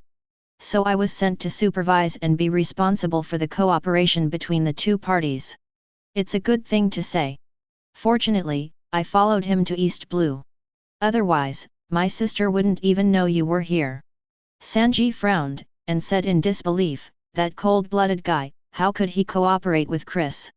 Is there something wrong with it? Raja knew very well who Sanji was referring to by that person. She didn't take it seriously, she blinked her beautiful eyes, and was gentle and generous, because Chris is too strong, so the family considers working with him, there is no other reason. By the way, Sanji, get out of here with your sister, let's go to the Grand Line together. Raja smiled and said, Chris is very talkative, if you can join, he must be very. Before he finished speaking, he was directly interrupted by Sanji. You don't need to say, I can't leave here. Sanji flicked the cigarette butt into the sea, looked at Raja and said seriously, you should have seen that old guy just now. His name is Zap. If it weren't for him, I would have been buried in the sea. So, no matter what, I will stay with him here, and it is impossible to leave. Raja frowned, wanting to continue persuading, but seeing Sanji's decisive appearance, she can only give up. Dilidor Nord, Sabaru. I suddenly found that compared with our ship, this one is really too shabby. Karina looked at the main ship and shook her head with a look of disgust. Floating in the air, Perona said with a smile, needless to say, our ship is the North Blue Overlord's pirate ship. A small place like East Blue, how can it compare with ours? At this time, Karina's beautiful eyes lit up, a smile appeared on her pretty face, and she said excitedly, I found it, I finally saw the storage room, he he he. Perona was also interested, and quickly said, then let's hurry over there, ha ha ha ha ha ha. Then, the two quickly walked forward, full of interest, and stepped in. When I caught my eye, I saw a woman in front of me, packing gold, silver and jewelry. Nami heard the voice and looked towards the door, just in time to meet the two of them. The air seemed to quiet down. Hey, why is there a person here? Perona was flying in the air, with a curious look on her small face. Could it be the survivors on this ship? Probably not. Karina looked at Nami, with a sly look in her beautiful eyes, and said with a smile, "This is because I met someone of the same kind. She, like me, is a small money fan, and I can see it at a glance." Nami looked at Karina and laughed, "You are also here to steal things, what a coincidence. There are a lot of treasures here, I can't take them all, you go ahead and steal them. I still have urgent matters, so I am not worthy of you, so I will withdraw first." After finishing speaking, he tied up the package and planned to leave here. Karina waved her hand and said with a giggle, "I'm sorry, although we are like-minded people, the two of us are not here to steal. The things on this ship are all the spoils of our Chris pirates. You are stealing our treasure. But seeing that you are very appetizing to me, this girl will spare you." Perona looked at the big package full, with a happy expression on her small face. "With these treasures, I can buy a lot of delicious food again, ha ha ha ha ha ha." Nami's eyes kept flickering, thinking quickly, and said with a smile, "Haha, so these things belong to you. Well, if this is the case, then I shouldn't take it, and return it to the original owner. By the way, do we want to cooperate? Let's go and do a big job, how about it?" For the woman in front of her, Nami's impression of her is really very good. The personalities of the two are very similar, and they both like money. The most important thing is that both of them are very clever and witty. It would be a pity if we don't cooperate. Chapter 63. No, I still like it now. Karina shook her head lightly, said with a smile, "I used to do it alone, and it was very interesting. But now I have discovered that following Chris's words, the treasures that can be robbed are much more than before. Just like some time ago, after the White Ghost Pirates, the overlord of the North Blue, were killed by us. Xian, there are too many treasures, they are all piled up into a hill. This is the first time I have seen so many treasures." Karina looked at Nami with sincerity in her eyes, and invited, "Come with us, when Chris takes down the pirates, we will be in charge of sweeping them up, he he he." Floating in the air, Perona hurriedly said, "There is also me and me." Nami rubbed his forehead, and smiled wryly, looking a bit uninterested. "Forget it, I'd better do it myself and withdraw first." After speaking, he was ready to turn around and leave. Karina frowned, with a gleam of wisdom in her eyes, and asked doubtfully, "Did you encounter any difficulties? Tell us, maybe we can help you. It's rare to meet someone who likes me so much.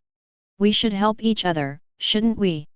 Perona nodded and said with a smile, "Yes, I like her very much too, you should join us, ha ha ha ha ha ha." Nami stopped in her tracks, her beautiful eyes flickered, and she began to analyze in her mind. This group of people is so powerful, maybe they can really help themselves. Thank you for caring about me so much, then let me tell you about my situation.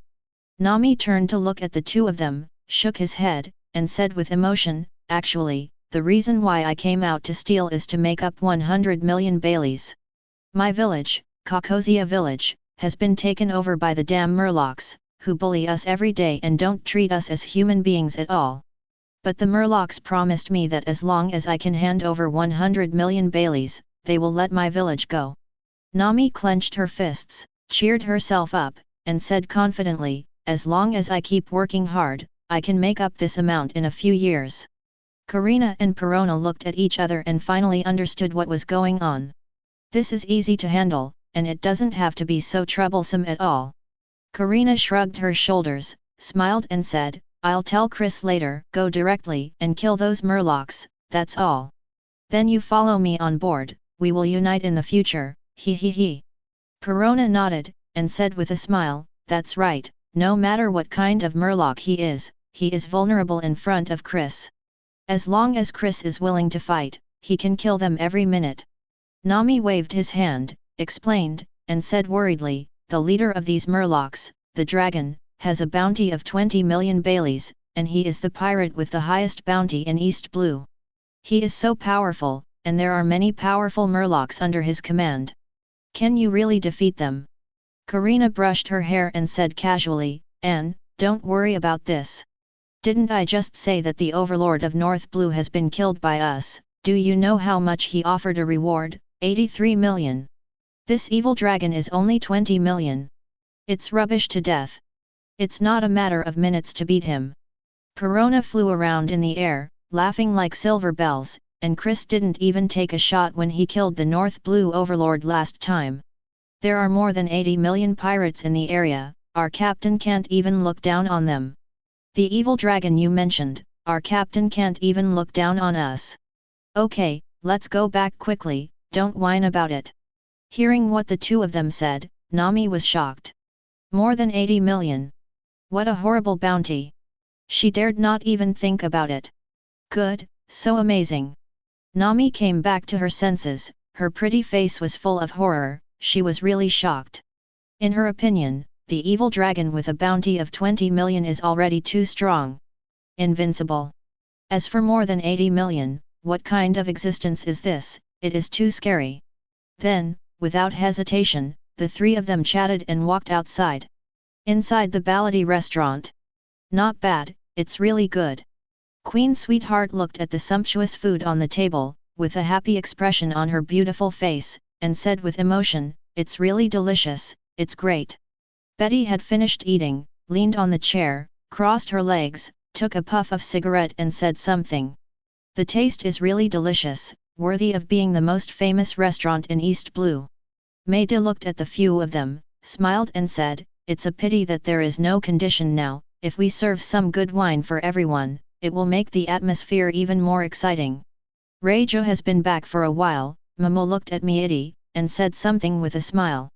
"Don't worry, there will be more opportunities like this in the future. I'm really looking forward to the fine wine you blended. It must be very fragrant and full of wine." Burgess patted the table, looked at Chris and laughed and said, "Captain, why don't you tie up these chefs, and let them cook for us every day in the future?" Poison Q coughed and smiled strangely, "This idea is very good, if they don't agree, then kill them. You two, stop talking nonsense." Lafitte straightened his top hat, and said gently, "Didn't Reijo just say that her brother is in this restaurant? Reijo is our partner. If you dare to mess around, I will kill you without the captain's help. After all, planning is the most important thing. If anyone dares to stop it, I will be the first to say no." Chapter 64. At this time, a few footsteps came, and the three of Karina walked over slowly. "Chris, I pulled someone over and she wants to join us too." Karina looked at Chris, blinked her beautiful eyes, and said with a smile, "Her name is Nami, and she is a talented navigator who can observe the weather and draw island maps. In short, she is very powerful, and she will definitely play a big role in our team." Floating in the air, Perona nodded her head and said with a smile, that's right, she has read books about navigation since she was a child, and she can draw maps of various islands at the age of 10. "Zuzu, you are really amazing, genius, ha ha ha ha ha ha." After the two of them finished introducing him, Nami hurriedly bowed to Chris and said something in a very respectful tone. "Captain Chris, if I am allowed to join the pirates, I will definitely use my talents to provide you with the best sailing route. But..." Nami looked at Chris, clenched his hands, and said nervously, "Before joining, can you help me solve a problem first, please Captain?" Karina quickly took her words and took the initiative to explain, "It's like this, Nami's village, Kakosia village, is in trouble. They are ruled by the Murlocs, who bully the people in the village every day, very cruel." Karina looked at the girls in Bacala, with a pleading look in her beautiful eyes, and said with a smile, "These Murlocs are so hateful, they dare to bully humans. Chris, let's go kill them and see if they dare to be so arrogant." Perona nodded again and said with a smile, that's right, Murlocs, I've never seen them before, ha ha ha ha ha ha." Burgess shrugged his shoulders and laughed loudly, "This is the first time that newcomers have been asked to meet conditions. Captain, don't worry about her. It's an honor for her to join us. She dares to ask for conditions. Who are you?" Poison Q smiled strangely, and said hee, "No, let her board the boat. Such a good sailing talent cannot be wasted. As for helping her solve the affairs in the village, don't worry about it, as long as she gets on the boat, can she still get off, hee." Hawkins was as lifeless as ever, and said calmly, "From the looks of it, she will join us today." Lafitte smiled slightly, and said very gentlemanly, "If a man joins and dares to ask for conditions, he will be killed directly. But if it's a woman, it can only be handled by the captain. We have no right to say anything." Sugar Queen looked at Chris, smiled and said, "Chris, let her join us." Betty nodded lightly, took a puff of cigarette and said, "Genius navigator, it's really not easy to come across, I suggest letting her join." Rejo stared at Chris, blinked his beautiful eyes, smiled gently, and followed the suggestion. "I think, Nami's role is really great, let her join us, Chris." Chris glanced at Nami, still so calm, and said lightly, "Let's go." After speaking, he stood up directly, put his hands in his trouser pockets, and walked towards the door. "What does it mean? Don't let yourself join?" Nami froze for a moment, completely confused. "Nami, why are you still standing there? Let's go." Karina patted her fragrant shoulder, said with a smile, "Chris is like this, taciturn. If you don't understand what he said, you don't know what he means. In fact, he has already agreed, and you have officially joined now." Perona nodded, and hurriedly said, "Right, when you get to know Chris later, you'll know how he talks."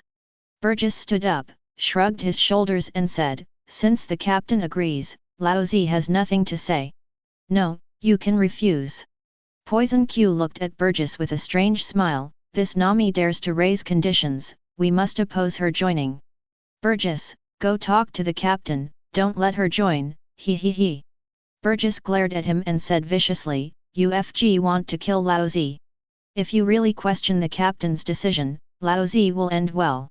Luo cried with the ghost on his shoulders, and said coldly, "Whether I will be slaughtered or not, I don't know. However, I will definitely be beaten. No, there is no need for the captain to take action." Lafitte twirled his cane and said with a slight smile, "If he really dares to question the captain's decision, I will take the first shot." Nami walked out with everyone, thanking her again and again, very happy. Thank you very much everyone." Seeing Chris and the others leave, the customers finally breathed a sigh of relief and started talking loudly. "It's scary. Who is that young man named Chris? It's really scary. Yeah, I don't dare to speak when he sits here, he has such a strong aura. I'll find out in a few days. They will definitely be wanted by Marine after they killed the East Blue Overlord. When the time comes, just look at the reward order and you'll know. But I really envy him, there are so many beauties around him, it's really eye-catching, ha ha ha. Besides the strong, there must be no shortage of beauties. When you become stronger, it will be like this. But, haha, this is impossible, don't dream." Similarly, the chefs also discussed with each other. Patty laughed and said very happily, "Finally left, I really scared Laozi to death, ha ha ha." Carney nodded, shook his head, and said with emotion, "I was so scared that my hands were trembling just now, this is the first time I have met such a terrifying person, oh boy, don't you want to see your sister off?" GP looked at Sanji and asked with a serious face. Sanji took a puff of cigarette, was silent for a while, and said slowly, "I've said everything that needs to be said, there's nothing to give away, just leave as soon as you leave." Chapter 65. Chris no above. As always, Chris didn't linger on the deck and went directly to the training room. Let's go to the practice room to chat." Queen Sweetheart looked at Maddie and Nami, with eyebrows arched, she smiled and said something. Maddie nodded slightly, with an elegant and generous manner, and said, "Chris is really hard-working, and he doesn't waste any time." Betty took a drag on her cigarette and said softly, "We all call him Desperate Saburo." Karina covered her mouth and laughed lightly, her voice was very nice and intoxicating. "You will know later, when I first boarded the boat, I was also shocked by his desperate efforts." The girls chatted and laughed, and then left with Chris. Paong jumped up and down, smiled at Bibo and said, "The boat is getting more and more lively, so happy, he he he." Bibo took the fishing rod and shouted, "I'm going to catch more fish than you today, you're doomed." Ajin looked at the backs of the girls leaving, with an indifferent expression, and said indifferently, "The captain is really lucky, surrounded by beauties, very enviable. You guys are too weak, even if you want to fight, UMR. Burgess glanced at Ajin, was very dissatisfied with him, and walked directly to the side. Poison Q faced Ajin with a strange smile and said, "These women are very beautiful, I think you can try it, maybe you can succeed. You're always playing with fire and you're going to get slaughtered one day." Luo said something coldly, then walked to the side and began to practice. Hawkins said in a low voice, "No, he didn't show his death, and his life will not end here." Lafitte twirled his cane, smiled slightly, and looked very polite. "This guy will talk too, and he doesn't dare to go too far. However, if I'm in a bad mood one day and accidentally kill you, I hope you don't blame me." Holding those two strangely shaped weapons, Ajin smiled cruelly and said, "Don't worry, I will work hard to practice, and get rid of you as soon as possible. The position of deputy captain belongs to me." On the way back just now, he already knew the existence of Haki. "I was shocked for a while, eager to learn such an ability." In addition, knowing that Chris is practicing all the time, he found his direction in an instant. He wants to learn from Chris. "Even if you practice until you die, you don't care." Hawkins looked at him, looking dead, and said calmly, "Although you have to practice hard, work hard. But your face is destined to make you unable to become the deputy captain. This fact cannot be changed." On the contrary, Lafitte looked at Ajin very well, and stood his cane in front of him, encouraging him like a gentleman. "You are a ruthless person, and you will definitely practice hard in the future, I fully believe in this. Not to mention anything else, your challenge is always welcome, and I will never refuse. After all, the position of deputy captain can only be reserved for the strong." Inside the practice room, Karina looked at Nami, blinked her beautiful eyes, and said with a smile, "Those people outside are all cruel, very boring. So when we are free, we prefer to stay here, chat and talk." With a puzzled look on Nami's pretty face, she asked curiously, "No, I think everyone is fine, not as scary as you said." Betty leaned on the chair, crossed her legs, and said lightly, "You are wrong, it's because you don't understand these guys. This ship puts strength first, and Chris uses absolute force to intimidate everyone. It is for this reason that they are obedient, but this does not mean anything." Queen Sweetheart nodded, brushed her pale golden hair, and said something. "Nami, those people are all ruthless, and they don't blink when they kill people. Let's talk about the Vice-Captain Lafitte. Don't look at his gentle smile and politeness. This guy is very cruel in his heart, not as gentleman as he looks." Perona was floating in the air, her small face wrinkled, looking disgusted. "I hate that poisonous Q the most, he has a sinister smile, he's always booing on the boat, wishing everyone could fight." Reija supported her delicate chin with her jade hand, looked at Bacala, and said gently and generously, "Speaking of it, if someone else becomes the captain, they will definitely not be able to restrain them." Baccarat nodded slightly, gathered her dark red hair, and arched her eyebrows. "Don't worry about anything, with Chris here, they can only obey obediently. It's like that Ajin who just got on the boat, this guy is very fierce at first glance." Elegant and noble, Maydi smiled and said, "From his indifferent eyes, we can know that this person must be very ruthless." Karina looked at Nami and persuaded, "Anyway, don't get too close to those people, don't trust them too much." At this moment, a crisp sound rang out. "Blue blue blue." The girls searched for their reputation, and it turned out to be a phone bug on the boulder. Chris stopped practicing, walked over, and answered the phone. "Master Chris, please come and save my sister." The phone bug imitates Marigold, and she looks anxious, very frightened. At the same time, the phone bug kept rumbling, and the fighting was extremely fierce. It was very noisy. "My lord has encountered a strong enemy, and her life is in danger." Before he finished speaking, there was a loud bang from the opposite side, and the phone was hung up instantly. With a whoosh, Chris disappeared without a trace. Hearing the urgent call for help from the phone bug, all the girls looked at each other in blank dismay, all stunned. They are very clear that the current situation must be very critical. Who was that person just now? Maydi looked at them and asked curiously. Queen Sweetheart shook her head, frowned and said, I don't know who she is, but the elder sister she talks about must be Boya Hancock. Betty nodded and echoed, this phone bug can only reach her, so it's Boya Hancock is undoubtedly. It's the most beautiful woman in the world. Perona reacted, and said a little strangely, I remember she said that she would never ask Chris for help. Could it be that I remembered, Zhao Dihao, wrong? Rager rolled her eyes and blamed her, is it strange to ask for help when someone is in danger? But Boya Hancock has an arrogant personality, and he will definitely not ask Chris for help. This is inevitable. This call must have been made secretly by her subordinates, and she must have kept it from her. Bacala stroked her dark red hair, and said with relief, don't worry, everyone, since Chris has passed, there is no problem. Turning to look at Nami, he smiled and said, Nami, tell us about the Murlocs, what's the situation like?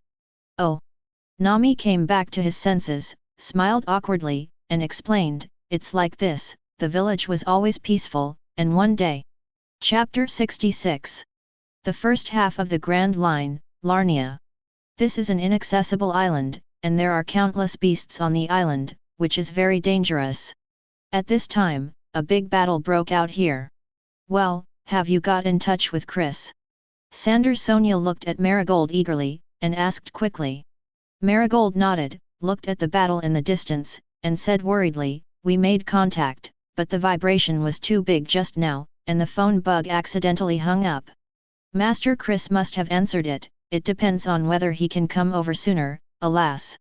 Hearing the rumbling sound coming from a distance, Karina frowned, her face turned ugly, if this goes on, Lord Snake Girl might not be able to hold on any more.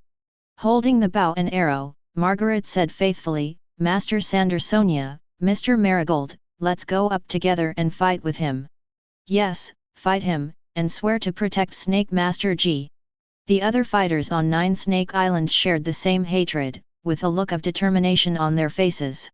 Sandersonia glared at them, and cursed, is it useful for us to go up, isn't it a waste of time to die? Besides, elder sister has issued a stern warning to none of us to go up there.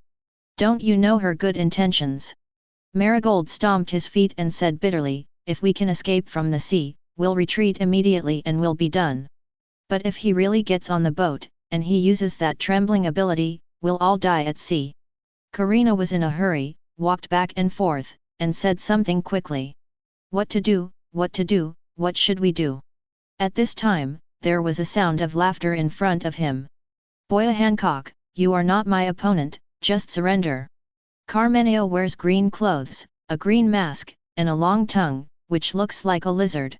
You should have seen my ability, I am the strongest in this world, and you are the most beautiful woman in the world, you are destined to belong to me, hiss. When I saw your beautiful figure on the newspaper, I was really fascinated by you. Carmenio opened his arms and said wildly, be my woman, I can give you everything, Boa Hancock. Slave arrow. Hancock ignored his words, a huge pink heart shape appeared in front of him, and he quickly pulled it back. Shhhhhhh. A large number of pink arrows, as fast as lightning, attacked the opposite man. It's useless, everything is in vain before I copy the fruit. As soon as Carmenio finished speaking, a huge pink heart appeared in front of him, he pulled back and let go. Bang bang bang! The arrows from the two sides collided continuously in the air vibrated faintly, and the sound of explosions continued to come. Hancock's attack was directly broken by Carmenio. As long as you are a capable person, there is no ability that I cannot copy. Carmenio was not in a hurry to attack at all, put his hands in his trouser pockets, and said something arrogant. Although it is impossible to perfectly display the attack of the ability user, this does not change the fact that the strongest devil fruit in the world is the copy fruit. Whitebeard's shock fruit, known as the strongest Paramecia, in my opinion, that's a joke. What phantom beasts, and what logia, all of them are rubbish in front of my copy fruit, hiss. Carmenio looked at Hancock's eyes, as if a hungry wolf saw a rabbit, and said with a smile, it's beautiful, it's really beautiful. Boya Hancock, be my woman, I will love you well, hiss. It's so beautiful. In this world, there is such a beautiful woman. You belong to me, and you can only belong to me, ha ha ha. I like it because I like him. The woman in front of her has long black and beautiful hair, and she has an ultimate figure. The face is flawless, just like an angel. It is so beautiful. Damn man! Hancock gritted his silver teeth, an extremely angry expression appeared on his alluring face, and his tone was extremely cold.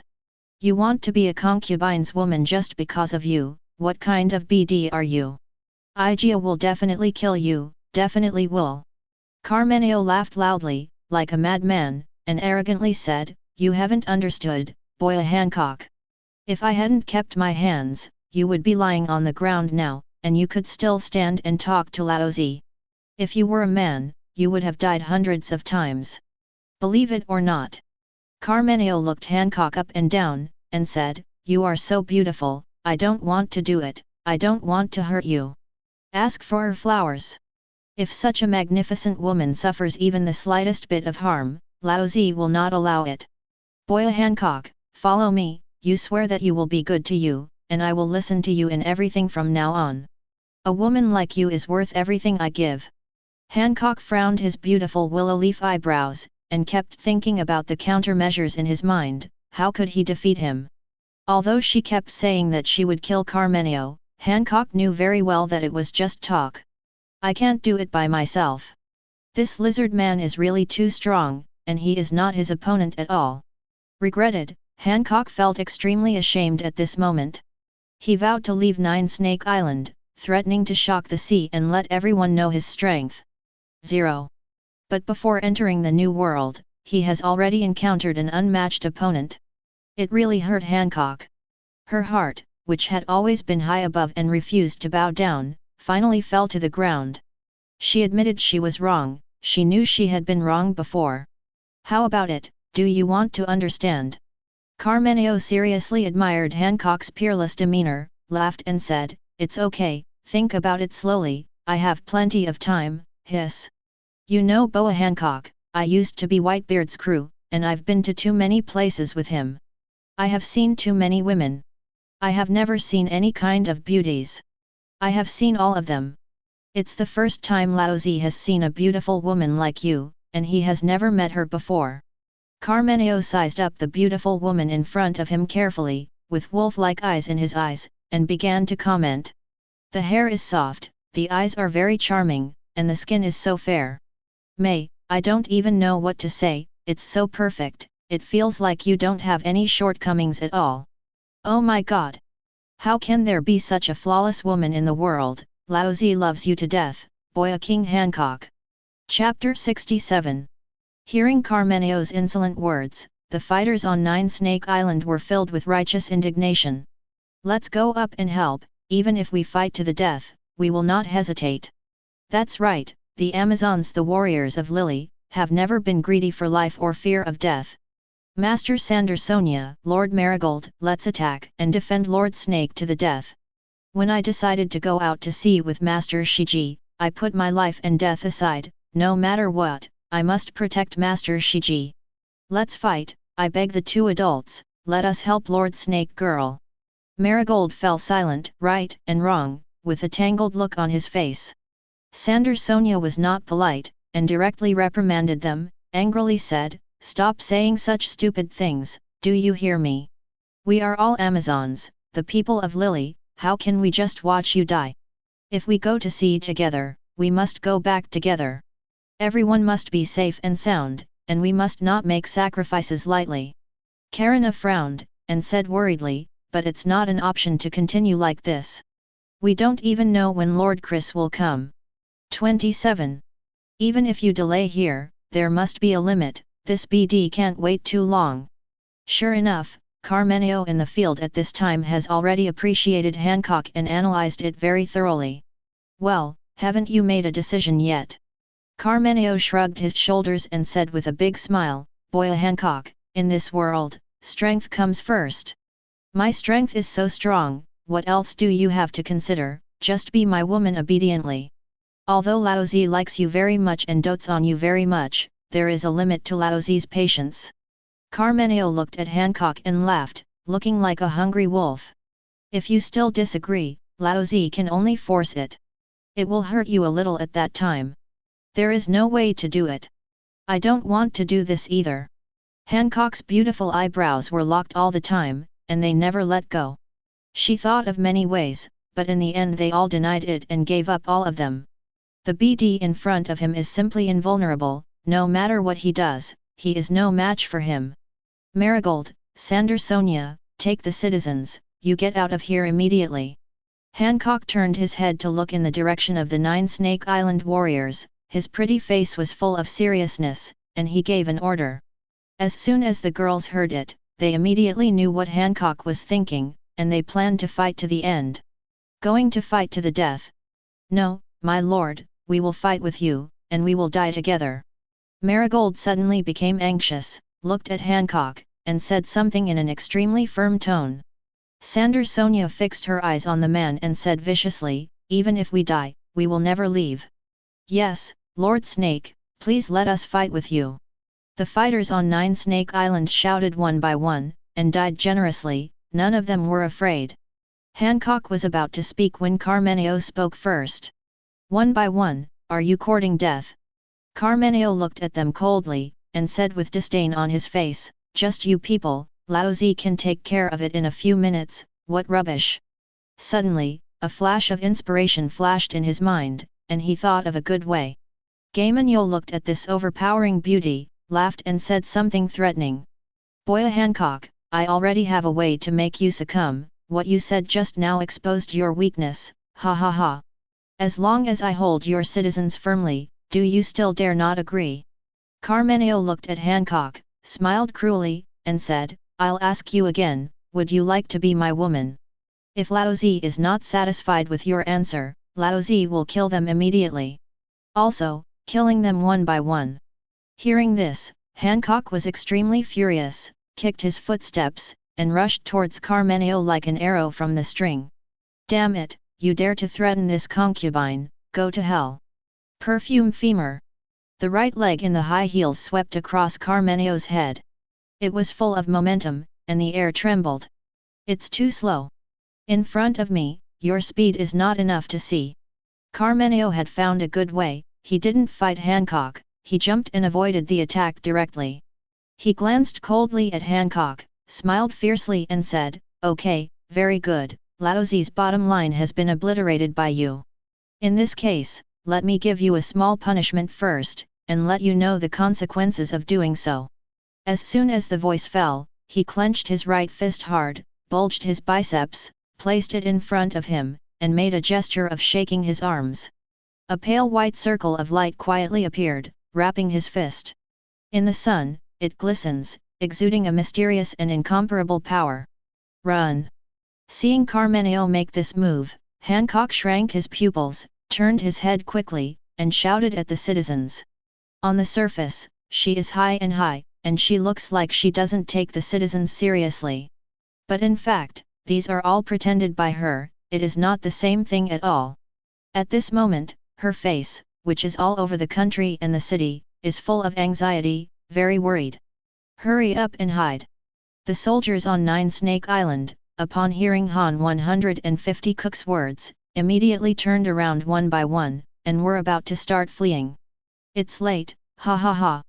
Let you see, my most powerful power, shake it.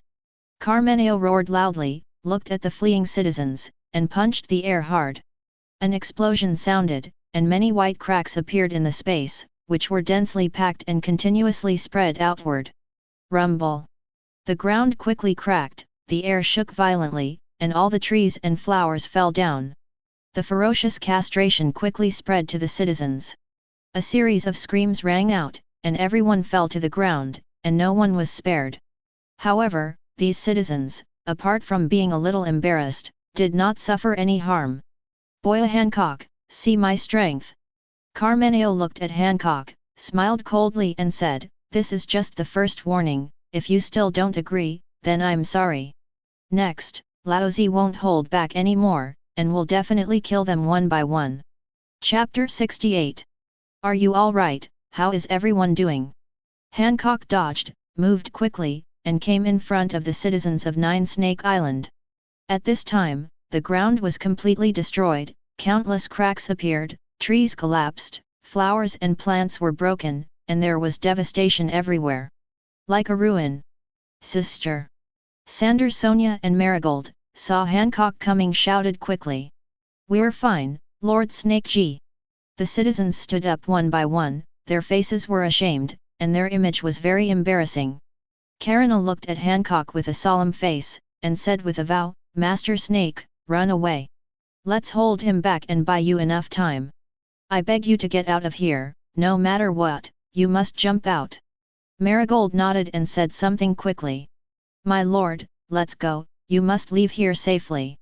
After finishing speaking, he waved his hand and said loudly, Amazon Lily warriors, follow me. Before he finished speaking, Hancock interrupted him directly. Enough. Hancock looked around at his subjects, with an indifferent expression, and said forcefully, as the Amazon Lily Queen, Igia orders you. Now, all evacuate here. Whoever dares to disobey Igia's order will not be spared lightly. Carmenio walked slowly, sneered, and said something extremely arrogant. Hey hey hey! Boa Hancock, don't you think too well? These hostages are the best way for me to make you submit. How could Laozi let them go? Carmenio's long tongue made a hissing sound, and he laughed and said, besides, do you think they can escape with their speed? I'll ask you one last time, would you like to be my woman? If this answer makes Laozi dissatisfied, then I will first. Looking around, he finally pointed at Margaret, smiled cruelly and said, her. Holding the bow and arrow, Margaret aimed at Carmenio immediately, and said aloud, looking completely unafraid of death. Damn BD, go to hell. The arrow instantly turned pitch black, and the arming was completed. Don't all of you listen to the Yuan family's words. Hancock looked at Margaret, his eyes turned cold, and he looked very powerful. Margaret was startled, quickly put away her bow and arrow, bowed to Hancock, and said very humbly, Master Snake, whatever you say, I will leave immediately. My lord, let's leave, we will leave immediately. Sander, Sonia and Marigold, seeing Hancock like this, didn't dare to hesitate any longer, and quickly agreed. Well. Carmenho opened his arms, laughed loudly, and said conceitedly, it seems that you don't take Laozi seriously, Boya Hancock. My patience with you ends here. Next, I won't ask you again, I'll do it. Carmenio looked at Hancock and said with a sinister smile, I'll catch one and kill one until you nod your head. Hey, if you don't agree, then I'll kill them all. Now, let's start with her. After finishing speaking, she was not in a hurry at all, and walked slowly towards Margaret. He wanted to scare Hancock, make her surrender from the bottom of her heart. This is psychological warfare. Let's go. Hancock roared angrily, and quickly rushed towards Carmenio. In any case, we must stop him and buy enough time for the citizens. Go. Marigold gritted his teeth, and the word almost popped out of his teeth. All the fighters on Nine Snake Island dispersed and fled desperately to various places. Try to stop me, are you joking? Facing Hancock's kick, Carmenho sneered, and said, as I said just now, your speed is really too slow. With a whoosh, the person dodged to the right and dodged directly. Escape, do you think you can escape? Carmenio showed a cruel smile, and said in a cold tone, no matter how far you run, can you still avoid Laozi's attack? Slowly raised his right hand, pointing his fingertips in the direction of Margaret, a light golden light spot quietly appeared. Immediately afterwards, the spot of light continued to expand, turning into a circle of light, emitting a strong light, dyeing the surrounding space golden. Ask for her flowers. Boa Hancock, do you think she can travel faster than the speed of light? Carmenio just didn't attack, looked at Hancock, and grinned. Seeing this golden light, Hancock couldn't help but frowned, and said bitterly, damn it, it turned out to be the ability of Admiral Polisalino. The AI family warns you, if you dare to attack the people of the AI family, I will definitely kill you. She has nothing else to do now. This Carmenio is really too strong, he has all kinds of powerful fruit abilities. I am not his opponent at all, the strength gap is too great. Even if he wanted to stop him from attacking, Hancock knew very well. 0. She can't stop the BD at all. Apart from verbal threats, she has nothing to do. Boa Hancock, you really let me down and break my heart. Carmenio shook his head and said with emotion, I am the strongest man in the world, and you are the most beautiful woman, why do you reject me? If you do this, you will kill many people. Although it is inappropriate to attack a woman, Laozi has no other choice. Carmenio looked at Hancock, smiled fiercely and said, Boya Hancock, because of your refusal, someone is about to be killed by you. Look carefully, and repent in your heart, ha ha ha. As soon as the voice fell, he turned his head and looked forward, only to see that Margaret had already run far away and was about to launch an attack. No.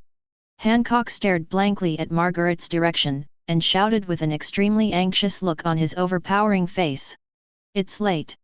Carmenio's gaze turned cold, and the light from his fingertips bloomed to the brightest, looking beautiful and extremely dazzling. Yet, at this time, a faint voice resounded in the forest. Chapter 69. Shock. Carmenio was taken aback, the light on his fingertips slowly faded, and went out in a blink of an eye. Similarly, everyone who was running away was stunned when they heard the sudden voice. They all stopped and looked in the direction of the battlefield. I saw a young man in black, with his hands in his trouser pockets, standing quietly. His expression was calm and indifferent, and his body faintly exuded the aura of a strong man. It feels very mysterious. Who are you? Carmenio looked at the young man in front of him, frowned, and asked with a look of vigilance. Powerful. The man in black gave him a very strong first impression. Unexpectedly, without anyone noticing, he suddenly appeared in the battlefield. This speed is really terrifying. Chris. Hancock looked at this extremely handsome man, with sparkling eyes and a sweet and charming smile on his flawless face. How do you know that my concubine is here? Are you here specially to visit my concubine? I am so happy. Hancock held his fair face in his hands, his face was a little flushed, and he looked happy. Seeing the woman he loves, showing such a young daughter's attitude to other men. Carmenio's lungs are about to explode. Staring at Chris with stern eyes, he said with a cruel smile, Boya Hancock is mine, she belongs to me, and everything about her belongs to Laozi. You damn BD, Laozi will torture you so hard that your life would be worse than death. Turning his head quickly, looking at Hancock, his eyes were about to burst into flames, and he said in a cold tone, You BCH, how dare you talk like that to other men? When Laozi kills him, he must punish you severely, you bloody BCH. The 9 Snake Island fighters outside the field looked at the man in black, and they all breathed a sigh of relief. Marigold wiped the sweat from his forehead, and said with a smile on his face, Here, Mr. Chris is finally here, now we are saved. Sonia nodded again, and said happily, My lord's sister said, he has the strength of Admiral. This damned Carmenio, he must be finished this time, he must not be an opponent of Lord Chris. Karina clenched her small fists tightly, with an excited look on her pretty face, and said quickly, Even if he's not that BD's opponent, it doesn't matter. With him here, and Lord Snake, this Carmenio is sure to lose. At this time, Chris glanced at Hancock, and said calmly as always, You think too much, there is no such thing. People below you call me, ask me for help, it's as simple as that. Hearing this, Hancock quickly turned his head, looked at Marigold and Sonia, and said something in a very dissatisfied tone. Who told you to call Chris? You two, forget it, if you do this again next time, Igia will never let you down. Marigold and Sonia nodded repeatedly, and said with a cautious smile, Yes, yes, my lord. Immediately afterwards, Hancock turned his head to look at Chris, with a happy and sweet smile on his beautiful and delicate face, and his voice was melodious. Chris, although you didn't come here specifically to see the concubine, but you rushed over as soon as you heard that the concubine was in danger. I'm so happy, my concubine is really happy. I am the happiest woman in this world. Angry. Seeing Hancock showing this appearance again, he didn't take his words seriously at all. The anger in Carmenio's heart can burn the whole world. Enough. Boa Hancock, you bloody BCH. Wait till Laozi kills him, then FKU, BCH damn it. Turning his head quickly, Staring at Chris fiercely, he said coldly, Laozi doesn't know who you are, but these are not important, because you will be killed immediately. As soon as the voice fell, the right hand instantly turned red, the magma was billowing, the heat wave was pressing, thick black smoke rose, and it seemed that even the air was ignited. It can be seen how high the temperature is. Chris, he is a person with the ability to copy fruits, he can copy the skills of people with abilities, you must be careful. Hancock looked at Chris with an eager look on his face, and quickly reminded him. She knew that Chris was strong, but she still couldn't help feeling a little worried. After all, this Carmenio is really too strong, with extremely strange abilities. Chris didn't answer Hancock, his hands were still in his trouser pockets, and he looked at Carmenio calmly. His expression was extremely indifferent, and he didn't move at all. Seeing Chris like this, Carmenio sneered and shouted, Go to Laozi! Great eruption! A gigantic magma fist appeared in the air, exuding a terrifying heat wave, and the space became distorted. Black smoke billowed and rose continuously, and the surrounding temperature rose rapidly, as if entering a world of flames. With a bang, the giant magma fist exploded and turned into countless volcanic bombs. Every volcanic bomb is emitting thick black smoke, carrying terrifyingly high temperatures, densely packed 820 hemp, like raindrops. As fast as lightning, he attacked Chris. Ah! Seeing such a shocking scene, the fighters on Nine Snake Island panicked and screamed one by one. Too strong, this Carmenio is really too strong. Master Chris, will he be his opponent? Marigold said quickly with a worried look on his face. Cold sweat broke out on Sandersonia's forehead, and she was so frightened that she said, It should be fine, or we're really screwed. Karina shook her head and said with a wry smile, This BD has been teasing us just now, and he didn't use his full strength at all. Master Chris, you must win, please. Likewise, Hancock was seriously shocked. Seeing the figure of Chris, a look of panic appeared on Kiao's face, and she shouted, Chris, you must be careful. Seeing the terrifying volcanic bombs coming, Chris stared blankly. With a whooping sound, it disappeared in place and came to the sky above Carmenio in an instant. Before he could react, he punched hard. Chapter 70. Ah! A shrill scream sounded, and Carmenio was directly knocked out. Rumble! Those terrifying volcanic bombs hit the ground hard, thick smoke billowed, the entire surface was destroyed, and instantly turned into a sea of magma. The heat wave was churning, and streams of air bubbles kept coming out of it, making popping noises. The surrounding land was scorched by the high temperature, and it all turned black and was directly scorched. Trees, flowers, rocks. As long as it is near the volcanic bomb, there is nothing that can be preserved, and everything is destroyed. The attack power of Logia lava fruit can be seen as Madara. At this time, the people around didn't care at all about the destructive power brought by the great eruption. They looked at Chris one by one, with shock in their eyes. Everyone was severely shocked. Punch!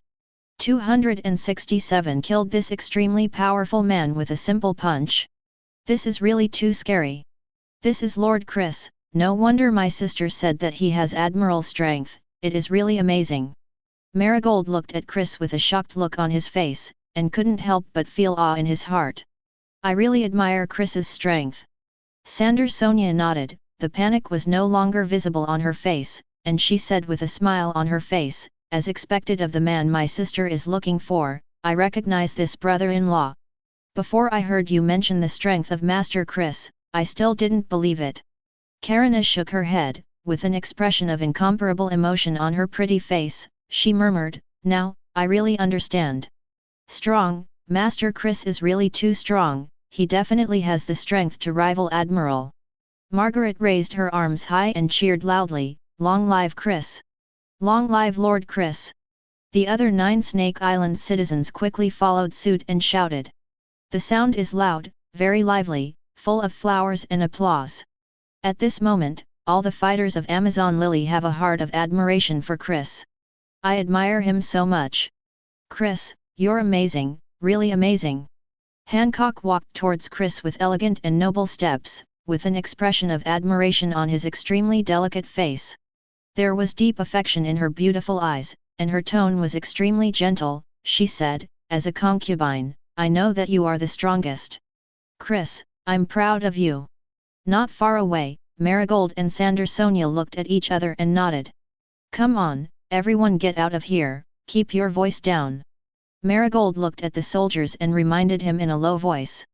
Karina nodded and said with a slight smile, "It's really inappropriate to stay here, I'd better give the time to the two adults."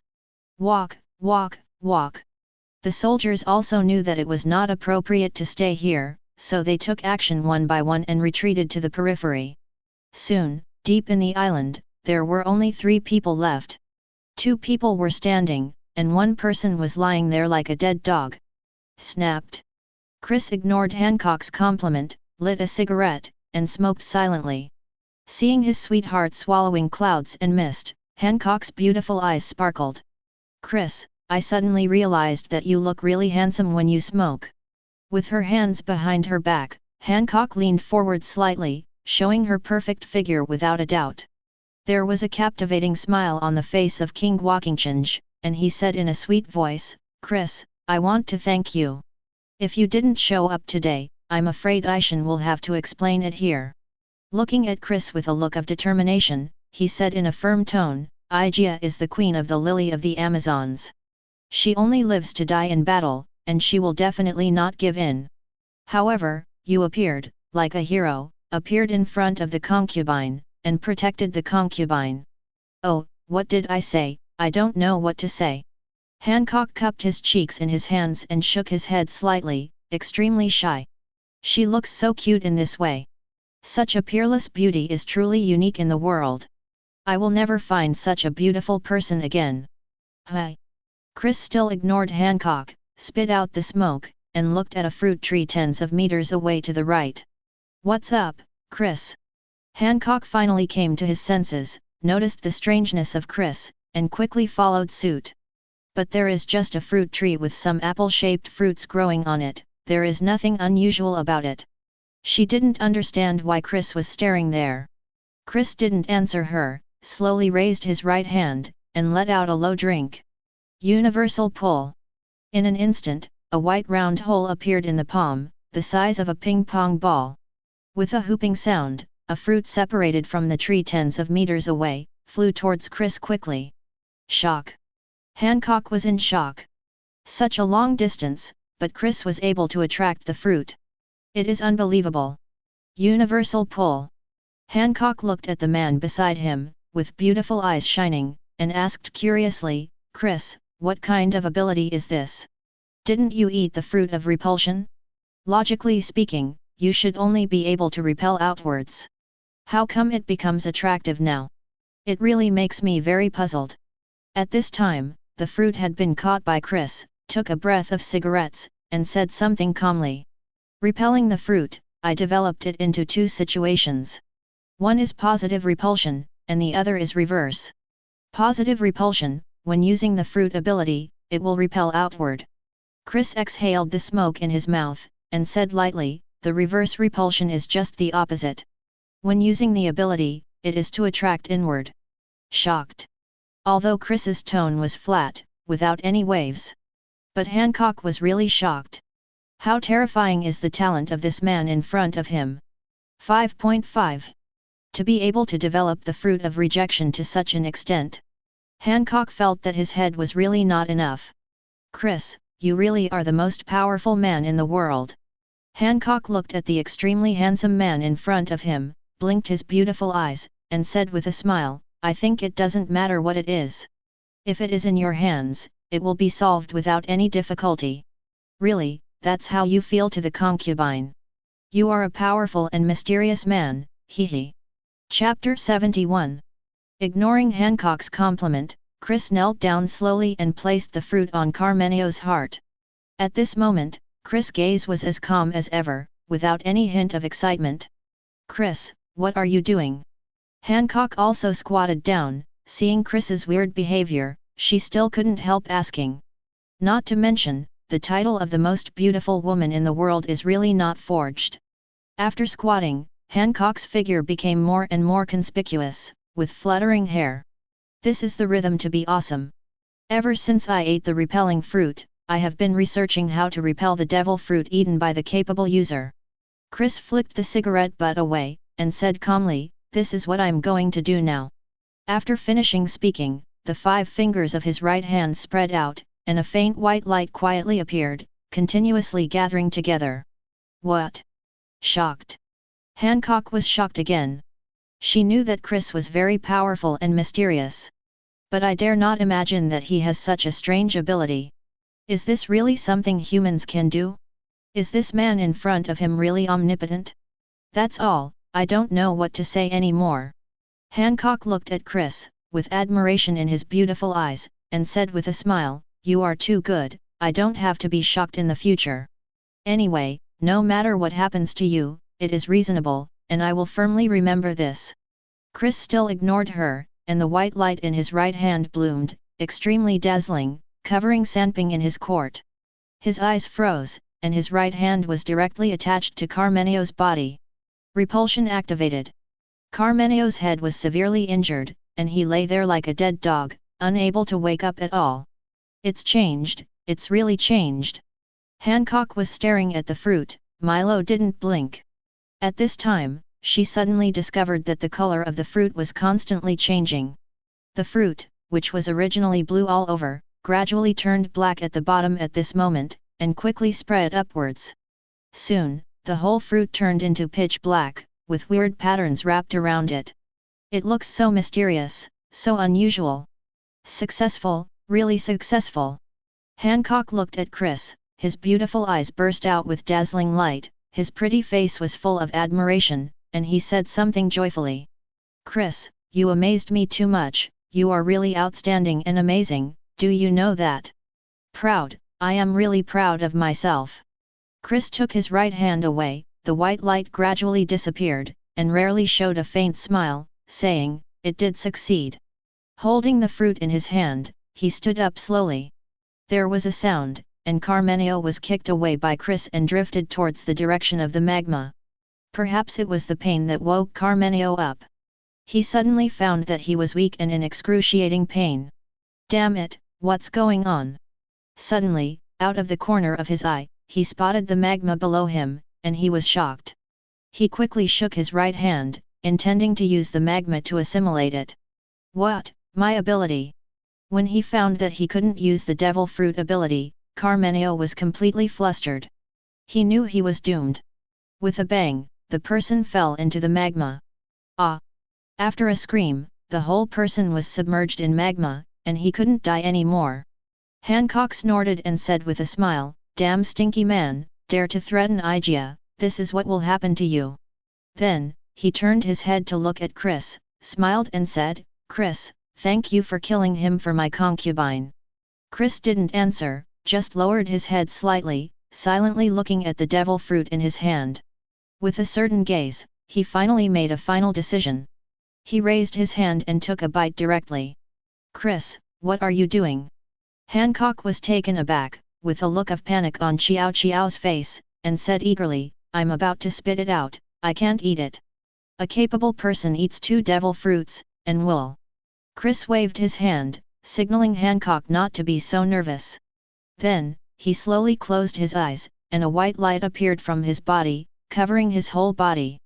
Seeing Chris like this, Hancock knew it. Chris has a way to eat 2 devil fruits. This result shocked her again. Chris, why are you so powerful? I really admire you so much. Hancock watched Chris silently, took a small breath, for fear of disturbing his sweetheart. Inside the beautiful eyes, there is a deep love. This man is so handsome, so stable and mature, and his strength is not so terrifying. Drunk. Hancock was really utterly intoxicated. The love for Chris has reached the extreme. Hi. At this time, Chris let out a breath, the white light on his body gradually dissipated, and slowly opened his eyes. It worked, Chris, you really are the best, I'm so happy. Seeing Chris like this, how could Zhao Qianzhao, Hancock not understand? My sweetheart has the ability to copy fruits. Chris, show me, I'm curious. Hancock's beautiful eyes were shining, and his face was filled with anticipation. The more powerful her lover is, the happier she feels. As long as it is what happened to Chris, Hancock wants to know and is willing to take the time to understand. She wants to study this man clearly and clearly. Absolutely refuse to let go of any small details. Chapter 72. Chris nodded, without saying anything, slowly raised his right hand, pointing his fingertips in the direction of the magma. Seeing Chris make this move, Hancock's beautiful eyes lit up, a look of surprise appeared on his pretty face, and he said happily, "Admiral Polisolino's abilities." Sure enough, a pale golden spot of light quietly appeared, confirming what she said. Immediately afterwards, the spot of light quickly became larger, forming a golden circle of light, dyeing the two of them pale gold. A strong beam of light pierced through the void, shooting towards the magma pool with sparkles. Bang! A terrifying explosion sounded, and the volume was very high, spreading throughout the entire island. The soldiers of Jew Snake Island on the outskirts of the island looked at each other when they heard the explosion, not knowing what happened. "What's going on? Isn't that BD still dead, San?" Karina frowned, her pretty face showing a look of incomparable confusion. Sonia shook her head and said in denial, "How could Master Chris not be able to kill him with his strength? Don't think too much about it, it will be fine." Marigold looked at the soldiers and raised his voice to remind them. "Everyone, don't go there, there is nothing to do, please don't disturb my lord's sister." The girls of Nine Snake Island nodded quickly and responded, "Yes, Master Marigold."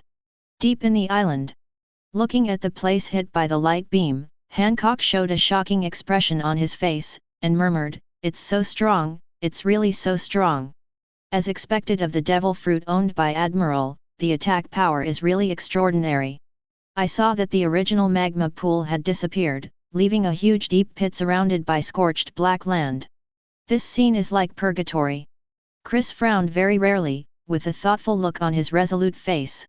Noticing the abnormality of his sweetheart, Hancock brushed his black and beautiful hair, smiled and asked, "Chris, what's the matter?" "This fruit, although it can copy the ability of others, it cannot be fully utilized." Chris put his hands in his trouser pockets, and said calmly, "It can only replicate 90% of the attack power of the original ability user, this is the highest limit. In addition, if you want to copy the ability of others, you must have seen the person with the ability and used the power of devil fruit.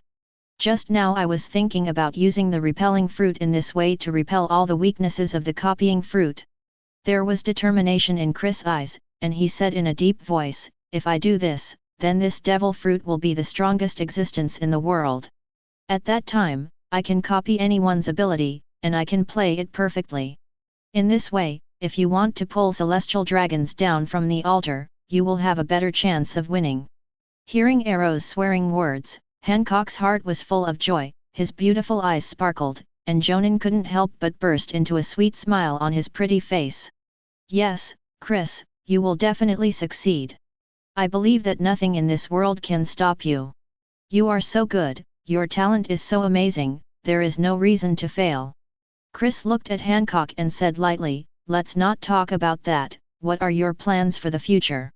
Speaking of this, Hancock fell silent and did not answer immediately. Chris was not in a hurry, his hands were still in his trouser pockets, watching her quietly, waiting for a reply. "Chris, I'm sorry, the concubine is wrong." "I don't know how long it took." Hancock looked at him with lowered eyes, a look of guilt on his beautiful face. "In the past, my concubine's status was always high, and she didn't take anyone seriously, she was so arrogant to the extreme. As you said, the concubine has been staying in Calm Belt, and has not encountered any danger. She just sits in the well and indulges in it. It's wrong, I'm wrong, it's really a big mistake." Having said that, he lifted his head slightly, and said with great shame, "Chris, don't worry, I won't do this again in the future. The concubine will work hard to cultivate and become stronger, and will no longer be so arrogant as before." Hancock's heartfelt apology once again changed Chris's impression of her. Originally, Hancock went to sea and became stronger, which made Chris have a good impression of her. Now, I feel more and more that Hancock is really a very good person. Very good. Chris smiled slightly and said, "To be honest, your potential is huge and your qualifications are first class. I wasted time and wasted years in the past, which made you stagnate and did not become a top power. However, all of this is in the past. If you can say these words today, it means that you already have the heart of a strong man." With admiration in his eyes, Chris said encouragingly, "In a few years, the top group of experts will definitely have your name." Speaking of which, since Chris came to this world, it was the first time to cheer for someone like this. How rare is this? It can be seen how relieved Chris is by Hancock's change. "No, love body is not as good as you said." Seeing the admiration in Chris' eyes, Hancock instantly became shy, covered his cheek with jade hand, and murmured something in a low voice. "You are so strong, the concubine can't be too weak, or else I will be by your side." Immediately afterwards, Hancock looked at Hancock with extremely firm eyes and said, "Chris, don't worry, I will speed up my practice and catch up with you."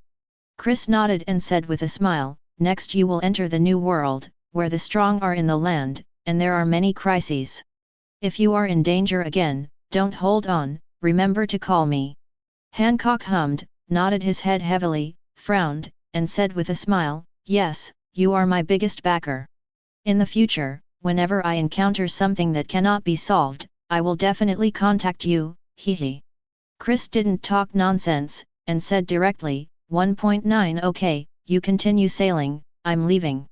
After finishing speaking, it is necessary to activate the ability and leave here. At this time, Hancock hurriedly said, "Chris, can I call you often in the future?" "Sure." As soon as the voice fell, Chris disappeared without a trace. Hearing Chris answer, Hancock clasped his little hands tightly, his beautiful eyes sparkled, and he looked happy. "Chris, I will call you every day from now on, he he he." After saying something to himself, he walked gracefully towards the periphery of the island. Chapter 73. East Blue, Marine Division 16. Apopo. "Master Colonel, I have something urgent to report to you." Outside the wooden door, a young man in his 20s knocked lightly on the door and said in a respectful tone, "Come in." Inside the room, there was a sharp sound, which was extremely unpleasant and harsh. With a creak, the young man pushed open the door and walked in slowly. In the office, there was a middle-aged man leaning on a chair, with his feet on the desk, drinking coffee. "He's the colonel of the 16th Division of the East Blue Marine, rats." "Master Colonel, I just received a call that a group of powerful pirates has entered our East Blue area." The young man stood quietly and said respectfully, "According to the news from below, Krieg is the leader of the biggest pirate group in East Blue. He has been killed by the other party, and the entire pirate group has been dispersed, fleeing and dying." "What?" Colonel Mouse couldn't sit still anymore, moved his feet away, and stood up immediately. 27 was extremely shocked and said, "What did you just say? The Krieg pirates have been wiped out. How is this possible? He has thousands of people and dozens of large ships under his command. Who can destroy him?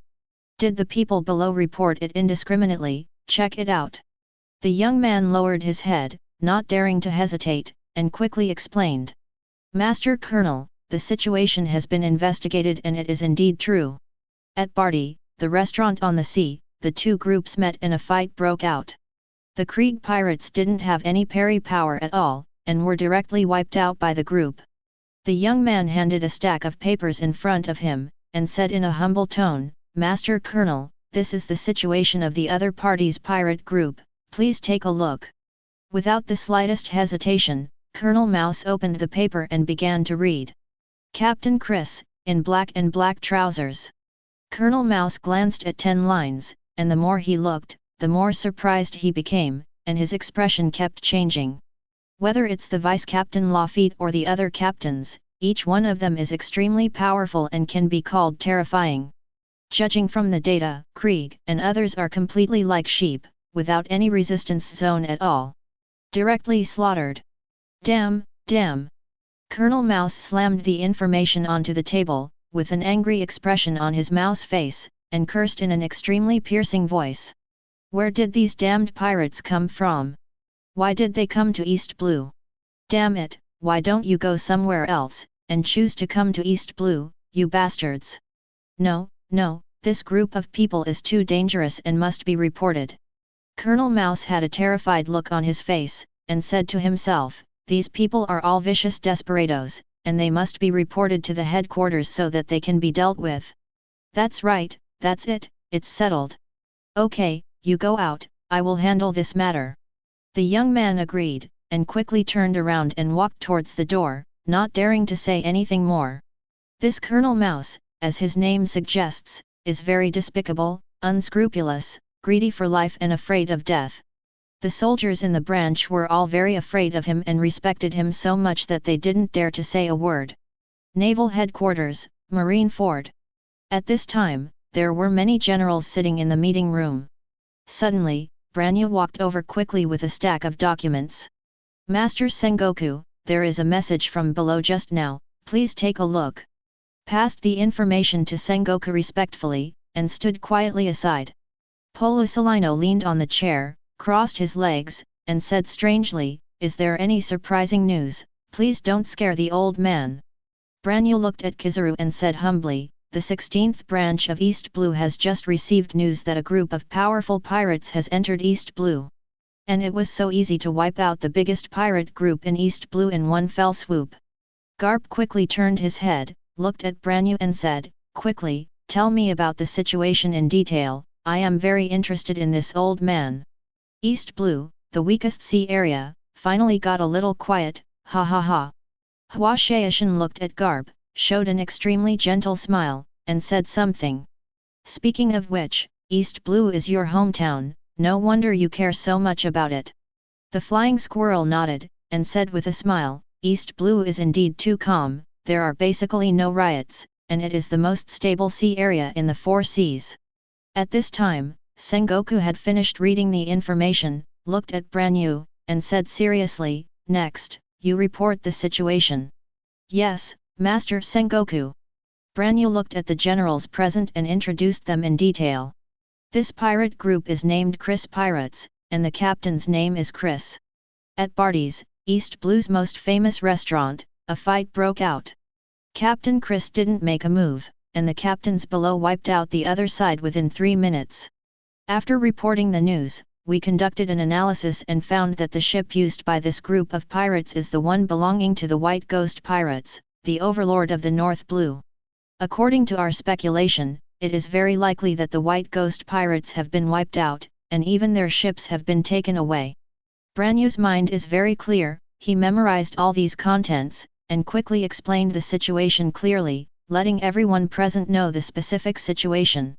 After Branyu finished speaking, Sengoku knocked on the desk and said seriously, let's talk about the situation, this group of people is worthy of our discussion.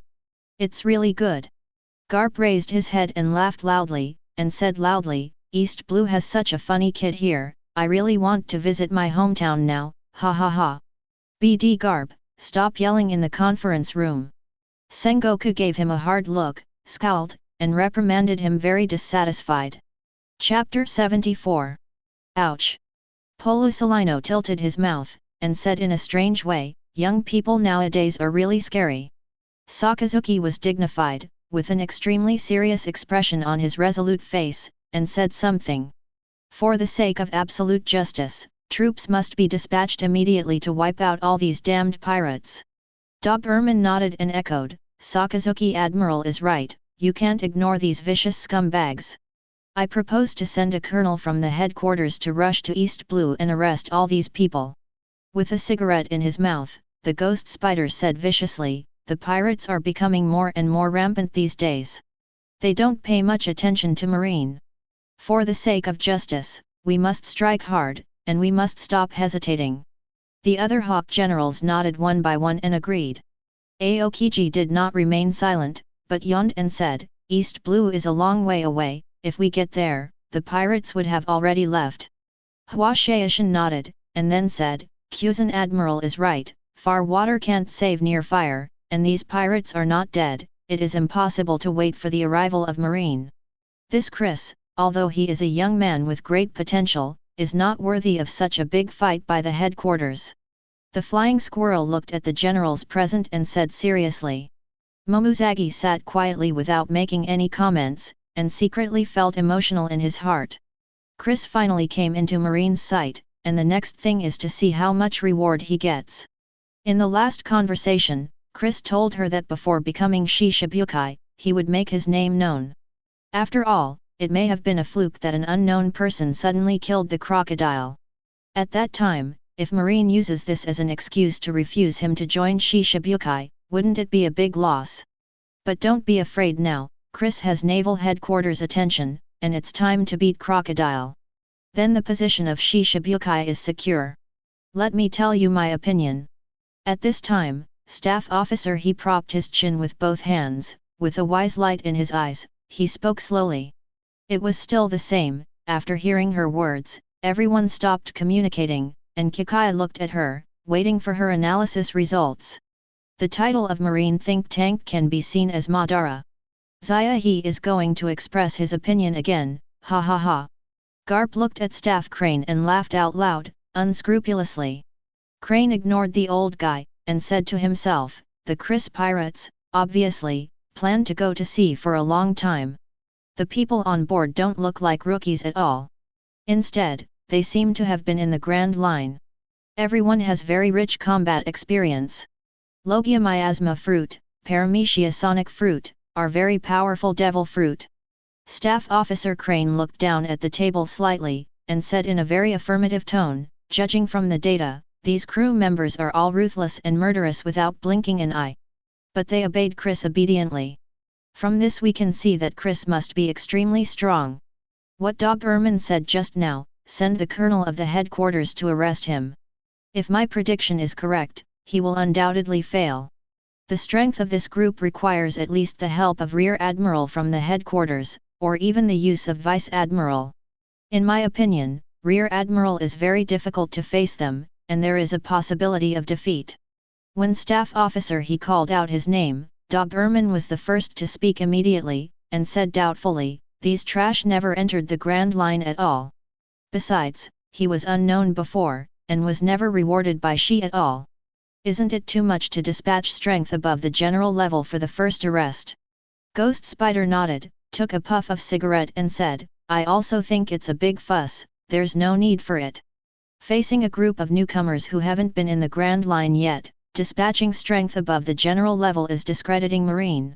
If we do this, we will undoubtedly reveal a fact to the outside world, Marine is very incompetent in the face of pirates. So, I personally think that the general level should not be used.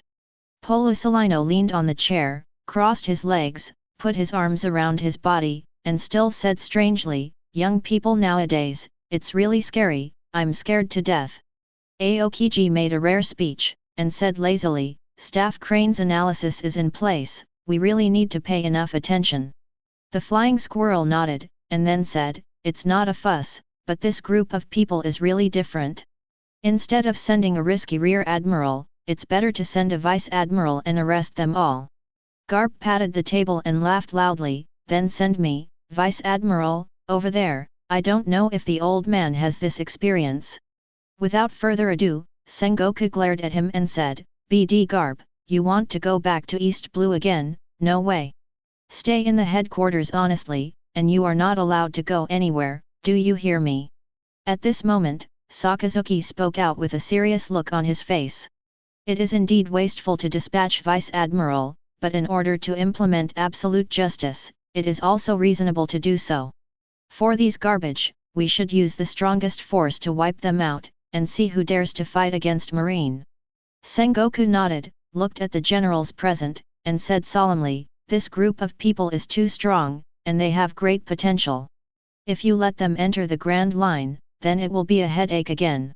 So, before they grow up, we must do it in advance, and we cannot give them any chance. Now let's talk about who is willing to go. Sengoku turned his head to look at Garp, and said coldly, you don't need to say anything, just stay with me.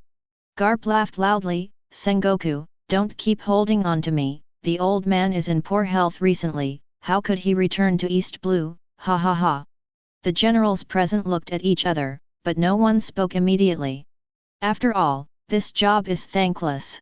Starting from naval headquarters, I rushed to East Blue, where the mountains are high and the water is far away, and the daylily is cold.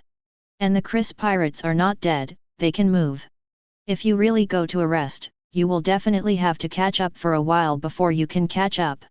In short, this errand is really too boring, no one wants to go. Sister He Huan, Li Hozeo, is so powerful, it's a pity that we are no longer in the same relationship as before, alas. Momousagi looked at the desktop silently, and sighed secretly in his heart. For this wise old man, Momousagi respects and loves her very much. Although the two are not real sisters, their relationship is better than real sisters. Staff officer, he took great care of her and always treated her like a younger sister. But now, he betrayed Marine and went to the side of the pirates. The two are already enemies. However, Momousagi will not regret it and firmly believes that everything he has done is correct. Celestial dragons are doing evil, arrogance, and oppressing the lives of people all over the world.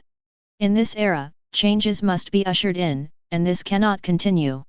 Everything I do is for justice. Chapter 75. I'll go. The ghost spider took a puff of cigarette and said with a serious face, "Don't worry, everyone, for the sake of absolute justice, I will definitely catch them all." Sakazuki turned his head to look at his subordinate, nodded, and said something serious. "If you come forward, these garbage will definitely not be able to escape, so don't worry." Polisalino leaned against the chair, crossed his legs, and tilted his neck, as always, looking for death. Ouch! Even the ghost spider, Vice Admiral, is out. Young people nowadays, it's really scary. Sengoku looked at the ghost spider, and said solemnly, "If you go, I'm very relieved, so it's settled. Now let's talk about how these people put out bounties, especially that guy Chris." Garp laughed loudly, and said loudly, "Sengoku, since the Vice Admiral is dispatched, the reward should be hundreds of millions, ha ha ha." The flying squirrel looked at Garp, and 27 said with a slight smile, "The Chris pirates haven't entered the Grand Line yet, they are just newcomers with stronger abilities. If you give them too high a bounty, it's undoubtedly promoting the strength of the pirates, and I don't think it's appropriate to do so." Dog Erman sneered, and said casually, "Anyway, they will stay in Impel Down soon, and it doesn't matter how much the bounty is." The T-Dolphin shrugged his shoulders, made a rare comment, and said, "I think, although they have great potential, they are still newcomers after all. No matter how high the bounty is, it cannot exceed 100 million. It must be below this. After all, in the Four Seas, I haven't heard of a pirate offering a reward of more than 100 million for the first time." Hua Shaishan showed a gentle smile, and said very gentlemanly, "There are many factors in offering rewards to pirates. The threat to the marine, the harm to the people, and the potential of the opponent. Judging from the current situation, the Chris pirates have not done anything to harm the people, and the impact is not that bad. However, they have great potential and pose a greater threat to marine, so the bounty can be relatively higher. It's better to directly set 100 million, neither too high nor too low." The generals of the Dove faction all nodded and agreed. At this time, Staff Officer He spoke, nodded slightly, with wisdom in his eyes, and said slowly, "Hua Shaishan is right, I think 100 million is appropriate." Hearing what Staff Officer Crane had said, the generals of the Hawk faction didn't have much to say, and they all fell silent. "Then it's settled, Captain Chris, with a reward of 100 million Baileys." Sengoku knocked on the table and made a decision. Polisalino tilted his mouth and said strangely, "It's terrible. A newcomer actually offered a reward of 1 billion Baileys, I really scared the old man to death." Momousagi looked at the desktop silently, and couldn't help but sigh in his heart, "Chris is just unusual, the first reward is so high." Next, the meeting continued, and rewards were offered to members of the Chris pirates one by one. The next morning, Chris, above deck. The news bird fluttered its wings and continued to deliver newspapers. As expected of the vice captain, he has been keeping an eye on the situation of the sea, keeping an eye on the changes in the world. Ajin stopped practicing, looked at Lafitte, and said something indifferently.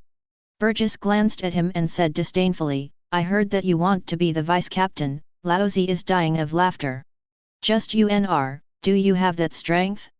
Ha ha ha ha. Poison Q looked at Ajin, showing a strange smile. After I become the deputy captain, you can challenge me again. I am very interested in you, hee. Hawkins was playing cards, and said in a low voice, your face hasn't changed, so you can't be the deputy captain. At this time, Lafitte smiled slightly and said something softly. Very well, the captain is in the newspaper, and we have finally been offered a reward.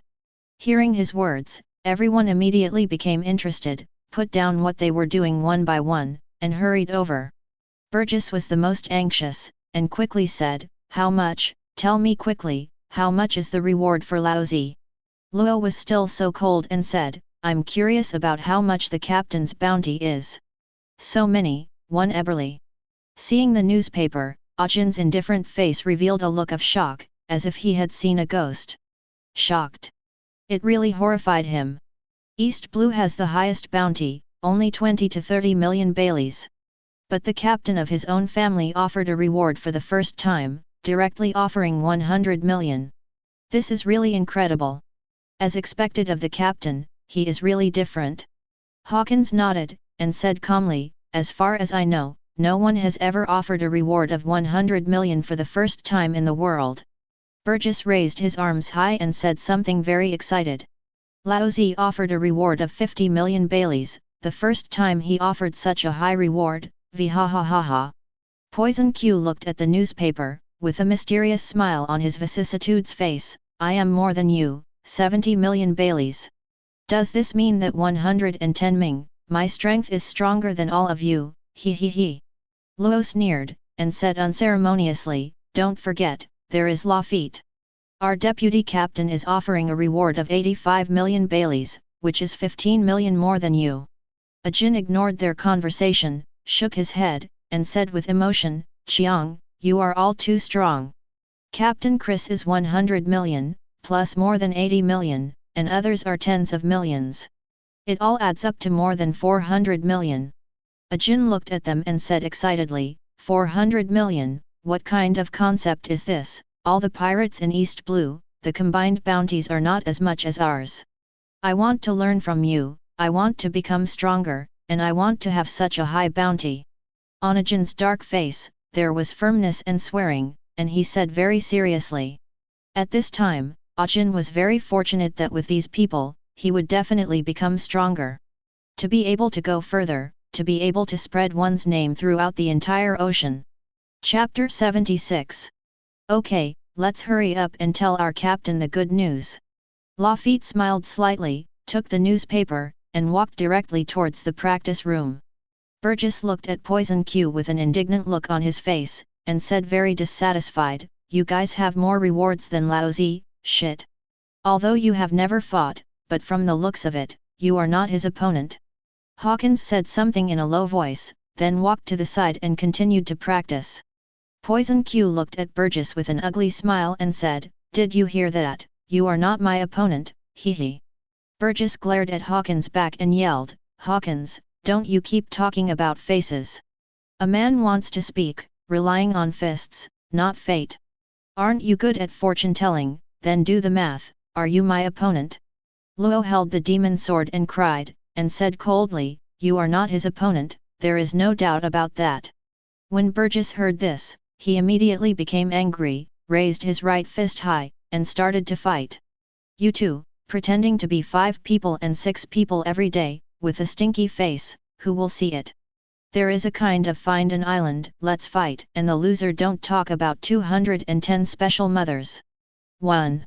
Hawkins heard a voice from the side, and said calmly, Luo, this guy was stimulated by the bounty and lost his mind. Let's bear with it a little longer, wait until we enter the Grand Line, and then let him see our strength. Luo nodded, agreeing with what Hawkins said. Immediately afterwards, looking at Burgess, his eyes became extremely sharp, and he said in a cold tone, remember what you said today, and don't forget it. Before entering the Grand Line, try to become stronger, or you may be slaughtered by me. After finishing speaking, he walked directly to Hawkins and practiced together. Beppo was sitting on the railing fishing, and encouraged him loudly, Captain, oh, No, come on, my lord. Paong held the fishing rod, swept his tail, and said with a smile, how many times have I told you that the captain of this boat can only be Boss Chris? You can't keep shouting wrong, or you will be punished, hee. Bibo nodded his huge head and smiled, I'm already changing, and I'm sure I'll be able to say it very smoothly later, yay. Hearing Luo's words, Burgess was furious immediately, and said aggressively, damn it, everyone looks down on Laozi. Okay, very good, wait until you enter the Grand Line, Laozi won't beat you all over the place, Laozi has your last name. Poison Q looked at him, smiled strangely and said, it's a big tone, but you can do it, Burgess. Your laser cannon, in front of me, is rubbish, can you hit me? If I want to, I can poison you to death in minutes, hee hee. Ajin looked at them and said indifferently, everyone seems to have forgotten me, and I will also become stronger and become an existence that you all admire. On this ship, except for the captain, no one should convince Laozi. You are better than me now, that's right. But I will work harder than you, and I will trample you all under my feet. After finishing speaking, he walked to the side and began to exercise his physical strength. Burgess was about to speak when Lafitte's voice came over. Everyone is very motivated. Lafitte twirled his cane, and said very gentlemanly, I am looking forward to your challenge to me, I have already prepared the position of vice-captain for you. Seeing Lafitte appearing, Burgess couldn't say anything more, striding towards the railing, cultivating crazily. Inside the practice room. Hurry up, let's see how much the reward is for Chris. Queen Sweetheart looked at Bacala, with a look of expectation on her pretty face, and urged her. Betty took a puff of cigarette, with a rare look of curiosity on her face, and said lightly, it should be very high, this is worthy of Chris's strength. Reijo was still so gentle, holding his white chin with his jade hands, and smiled, don't worry, everyone, let's take a look together. Wow! Cha, floating in the air, Perona was the first to see the number of rewards above, with a shocked expression on her pretty face, and murmured. 100 million. Karina thought she had read it wrong, so she read it twice carefully, and said with the same surprise, horror, why are there so many? The most shocking one belongs to Nami. She stared blankly at the newspaper with her beautiful eyes, and opened her small mouth slightly, it's completely terrified. Z. Muttering these two words repeatedly.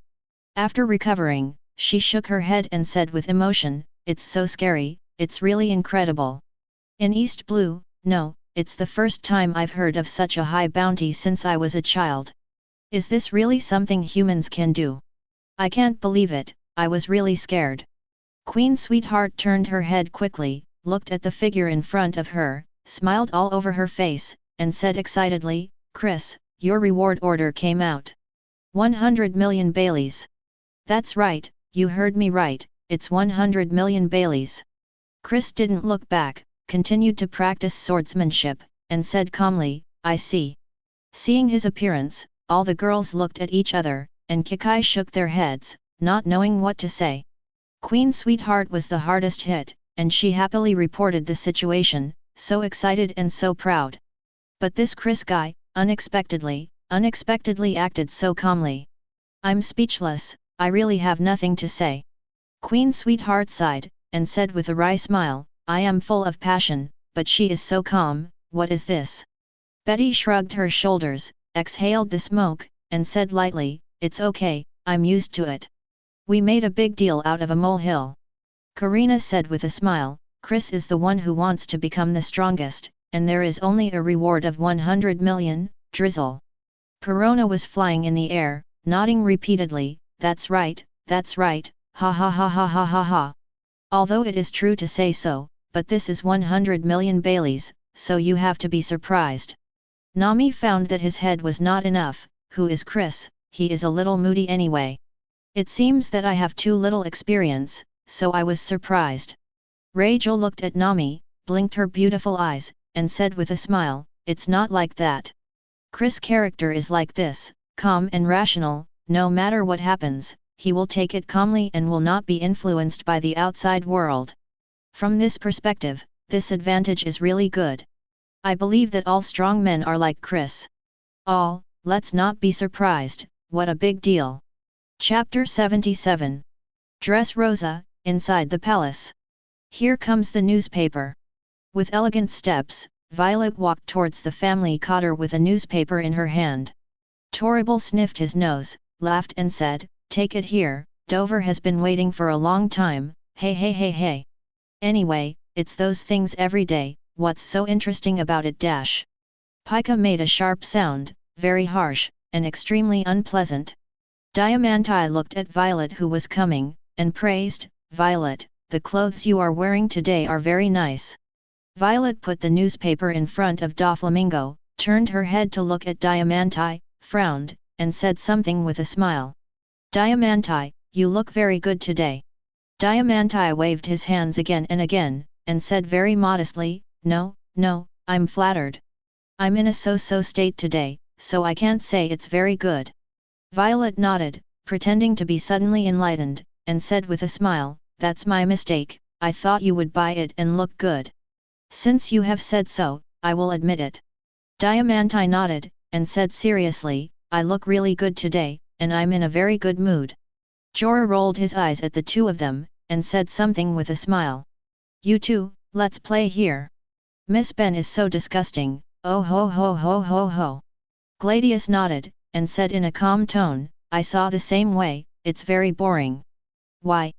Suddenly, Doflamingo leaned back, covered his face and laughed loudly, looking extremely arrogant. "Come on, this guy is finally being targeted by Marine, fuff, fuff." Hearing Doflamingo's words, everyone froze for a moment, and quickly looked at the newspapers on the table. Black Chris, offering a reward of 100 million Baileys. Now, everyone understands. Isn't this the young man Doflamingo mentioned? It's Chris. Chris. Violet's beautiful eyes lit up, a sweet smile appeared on her pretty face, and she said in a pleasant voice, "The young master mentioned this person some time ago. Speaking of arresting the traitor Trafalgar Law, I met an interesting young man, I remember his name is Chris." Jorah shook his fat body, laughed and said, "What a powerful young man. For the first time, a reward has been offered, soaring to 1 billion Bailey directly, oh ho ho ho ho ho asterisk." Pika nodded, her voice was still harsh, and said, "No wonder Dover said that, this guy is indeed very powerful." Diamante agreed and echoed. "It's really unusual to make such a big wave before entering the Grand Line." Torrible leaned in front of Doflamingo, shook his nose, and said quickly, I said, Dover, are we really going to work with this brat? You are our king, how can such a little devil be worthy of being a partner with my king?" Gladius nodded, and then said, "If you want to cooperate with Don Quixote family, this kid is really not good enough." Rauji was extremely calm, and said, "Simply put, he just doesn't deserve GG." At this moment, Doflamingo spoke up. "I thought so too. But calm down and think about it later, this guy's strength is indeed terrifying." Doflamingo's 5 fingers danced lightly, and he grinned and said, "When I fought him, I was forced to the last step. Although I didn't use the ultimate move, I can still see the terrifying strength of this brat. Why? If you really want to fight to the death, it's really hard to say what the final result will be, foo foo foo foo." Hearing Doflamingo's words, everyone was really stunned. They have followed Doflamingo for a long time and know him very well. He looks down on anyone and doesn't put others in his eyes at all. But now, he actually admires Chris so much. What this means, they are very clear. Since the young master has said so, then this Chris is indeed terrifying. Diamante looked at the young man on the newspaper and said seriously, "It is not easy to get the approval of the young master." Gladius nodded and laughed, "I really want to meet him now and see what superpowers this guy has. It's unbelievable to be so young and yet so powerful." Xiao La twisted her body, covered her old face and said, "You say, how about capturing him as my man, oh. Seeking flowers. 0. It's so handsome, this Chris is really handsome, my lady likes him very much." Pika looked at Doflamingo, frowning, still unable to believe what he said. "Dover, he is definitely not your opponent. I believe that if you use your ultimate move, you will be able to kill him. How can a mere brat be your opponent?" Sniffing his nose, Toribel laughed and said, I say. Dover is the strongest man in the world, he is destined to become the king, no one is his opponent, he. Listening to their conversation, Violet didn't make a sound. Momo silently looked at the newspaper on the table, as if she wanted to see this man clearly. 0. Doflamingo is ABD, powerful and arrogant, and doesn't care about anyone in this world. Since he said such a thing, it means that the battle at that time was definitely not the case. He must have tried his best at the time, but there was still no way to beat Chris, and he couldn't beat him. In other words, Doflamingo is no match for Chris at all. Combining all the news she had heard, Violet analyzed the battle between Doflamingo and Chris in detail. She firmly believes that her guess is definitely not wrong, there is absolutely no problem. Looking carefully at the photos of Chris again, she finally made a decision in her heart. I must find a way to contact Chris. As long as I contact him, my country can be saved. When the time comes, the father will re-administer the country, and the people will live and work in peace and contentment, happily, and there will be no more oppression or bullying. My queen, you are in heaven, you must bless me to succeed. As long as the country can restore stability and the citizens can live a happy life, I will sacrifice it, and it doesn't matter. Mother, you must bless me in heaven. Chapter 78. The first half of the Grand Line, above a certain sea area. In an exquisite and elegant room, there stood a magnificent woman in front of the window. Chris, I miss you so much, I really miss you so much. The breeze blew gently, and Hancock's black and beautiful hair fluttered a little. The red dress also raised slightly, making her look extremely beautiful. What are you doing? Are you thinking about your concubine's identity? It's definitely true. How about calling Chris now? No, Chris must be practicing, I can't disturb him. Hancock's beautiful eyes looked at the sea level outside, sparkling and blue. The whole person fell into fantasy, completely unaware of what he was talking about, talking to himself there alone. To be honest, if it were another woman, it would definitely make people feel crazy and a fool. But Hancock's peerless face couldn't be held back, she made such a move, but she was very beautiful, after people saw it. The mind is intoxicated. The most beautiful woman in the world, no matter what she does, she is incomparably attractive. Knock knock knock. At this time, Marigold's voice came from outside the door, Sister, there is news from Mr. Chris. What? 27 was shocked. Incomparably shocked. Immediately afterwards, there was ecstasy. Hancock turned around quickly, her beautiful eyes sparkling, and hurriedly said, Come in. With a crunch, Marigold and Sandersonia walked in quickly. The two of them knew very well that Hancock would definitely like to hear about Chris, so they didn't dare to hesitate too much. Tell me. Without waiting for the two of them to speak, Hancock said eagerly, If you have any news, tell Igia quickly. Sandersonia strode up to Hancock, said with a smile, My lord, just now we bought a newspaper and found news about Mr. Chris. My lord, please take a look. Handed the newspaper to Hancock, didn't say much, let Hancock read it by himself. After all, as long as it involves Chris, Hancock will seriously understand it, not just talking about it between the two of them. Without the slightest hesitation, Hancock immediately opened the newspaper and scanned it quickly. Ah! Seeing the photo of Chris, Hancock's beautiful eyes lit up immediately, and a look of surprise appeared on his alluring face. Chris is actually in the paper, yeah, that's great. Marigold and Sandersonia nodded repeatedly, and said with a smile, Yeah, it's a good thing that Mr. Chris has been featured in the newspaper. The two of them had an extremely favorable impression of Chris. To put it simply, it is to regard him as a brother-in-law and recognize his identity. Hancock ignored what the two of them said, and said something with a smile to himself. So handsome, really handsome. Hancock carefully watched the photos on the newspaper, from top to bottom, from left to right, showing Chris clearly and clearly. As expected of the man my concubine likes, as expected of him, he is always so good-looking. Oh, my concubine really likes it to death. Marigold and Sandersonia looked at each other, shrugged their shoulders together, feeling very helpless. My elder sister didn't read the contents of the newspaper at all, but just stared at Chris's photo. Looks like a nympho.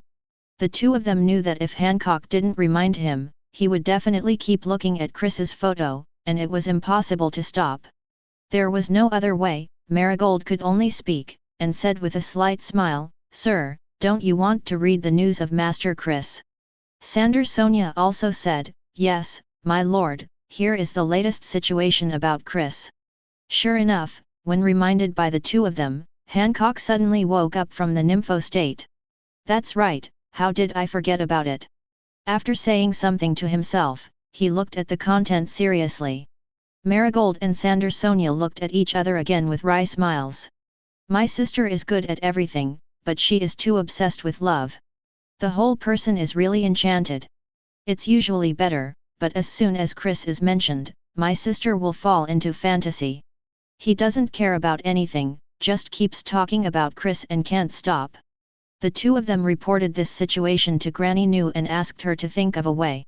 But what made them speechless was that Granny New said this directly. There is a saying in East Blue that love is always stormy. Now that Granny New has said so, the two of them can't say much to Hancock, let her talk to herself every day. I don't know how long it took. Hancock's beautiful eyes were extremely bright, and on his flawless face, there was a joyful expression, and he said something with a smile. "Amazing! Chris is really the best, much better than my concubine. When I offered a reward for the first time, it was only 80 million. Hancock's pretty face was full of admiration, and he muttered to himself, "I have never heard of such a high first prize in the world. Chris, you are so different, you will always be the best, no one can compare with you. I like you, I really like you, I really want to fall into your arms." As he spoke, he fell into fantasy again, with a shy look on his delicate and fair face. "I have no idea what to think." This time, Marigold and Sandersonia didn't make a sound to remind them, and let their sister fantasize there. Cough cough.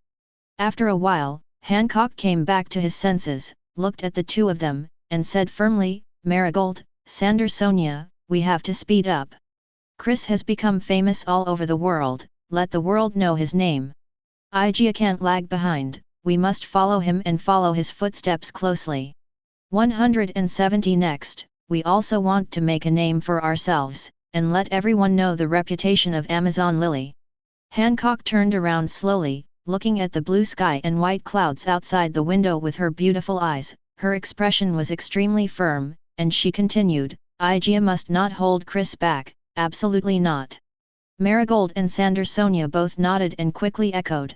"Sister, you are right, let's go down and inform now, speed up, and go to New World." After finishing speaking, the two did not stop, and walked directly to the door. Hancock, sitting on top of Samiro, opened the newspaper and read it again. Regarding Chris's situation, she will be extremely attentive and will keep it firmly in mind. Not even one word will be forgotten. This is about the sweetheart, no matter what, you must read it several times. Chris in Black, I really like this title. Oh, Chris took it from this angle, it's so charming. That's right, if we let Chris wear white clothes, I don't know what will happen. In the future, my concubine will wear a white wedding dress, so Chris will wear a white suit, it's so embarrassing." In the following time, the room kept ringing with Hancock's soliloquies. Chapter 79. New World, above a certain sea area. Here is a big ship, sailing fast, called the Moby Dick. Come, come, the new day's newspaper is here, anyone who wants to read it, come here quickly. Marco came to Whitebeard with a stack of newspapers, and said something with a slight smile.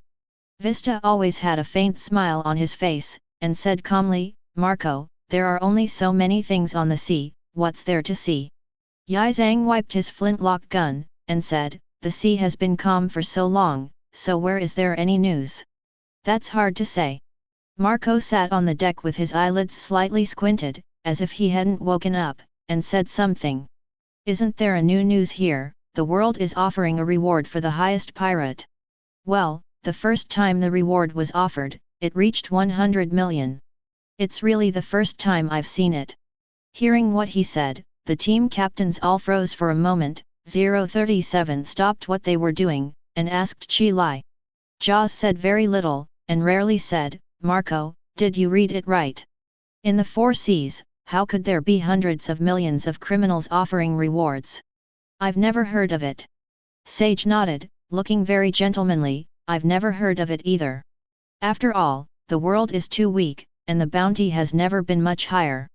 At this time, Teach leaned over and couldn't help laughing when he saw the reward amount on the newspaper. It's really 100 million Baileys, thief, ha ha ha ha.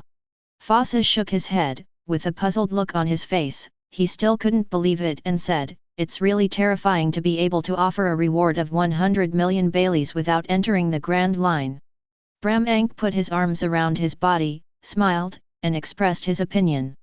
Marine has always attached great importance to the amount of rewards offered, and will never offer rewards indiscriminately.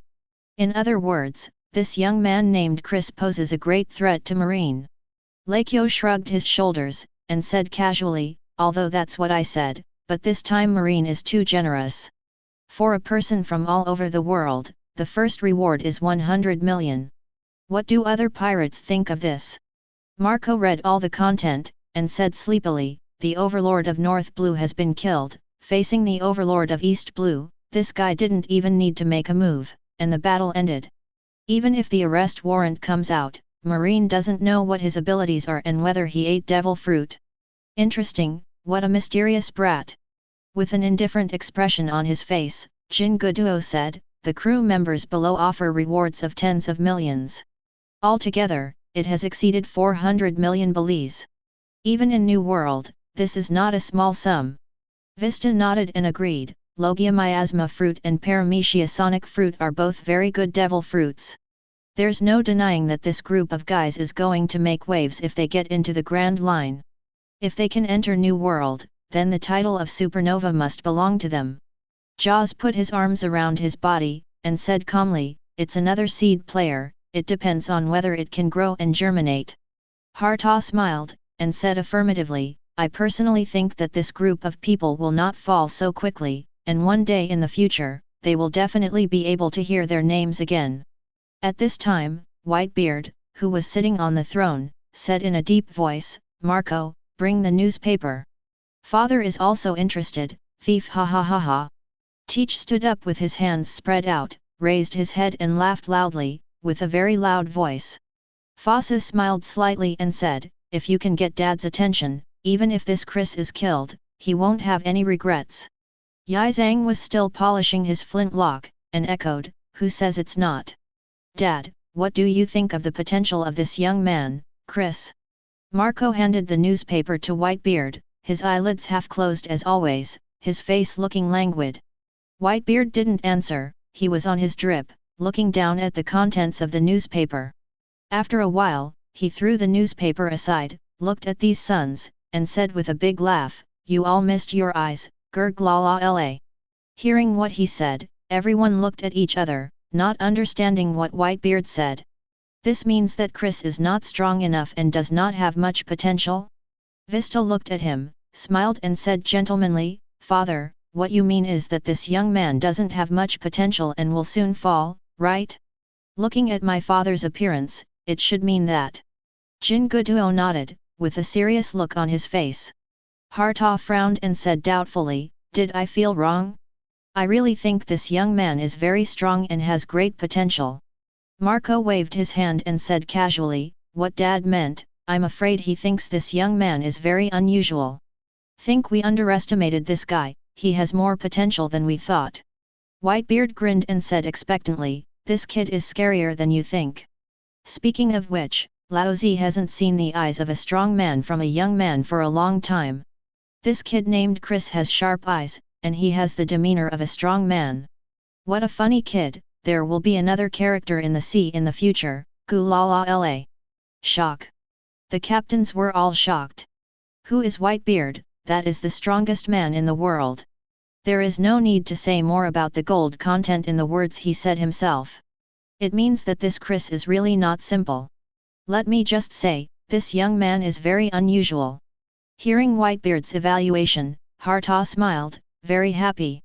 Xiao Zi, a big man, had a rare look of anticipation on his face, and said calmly, "Father's ability to judge people, he has never missed it.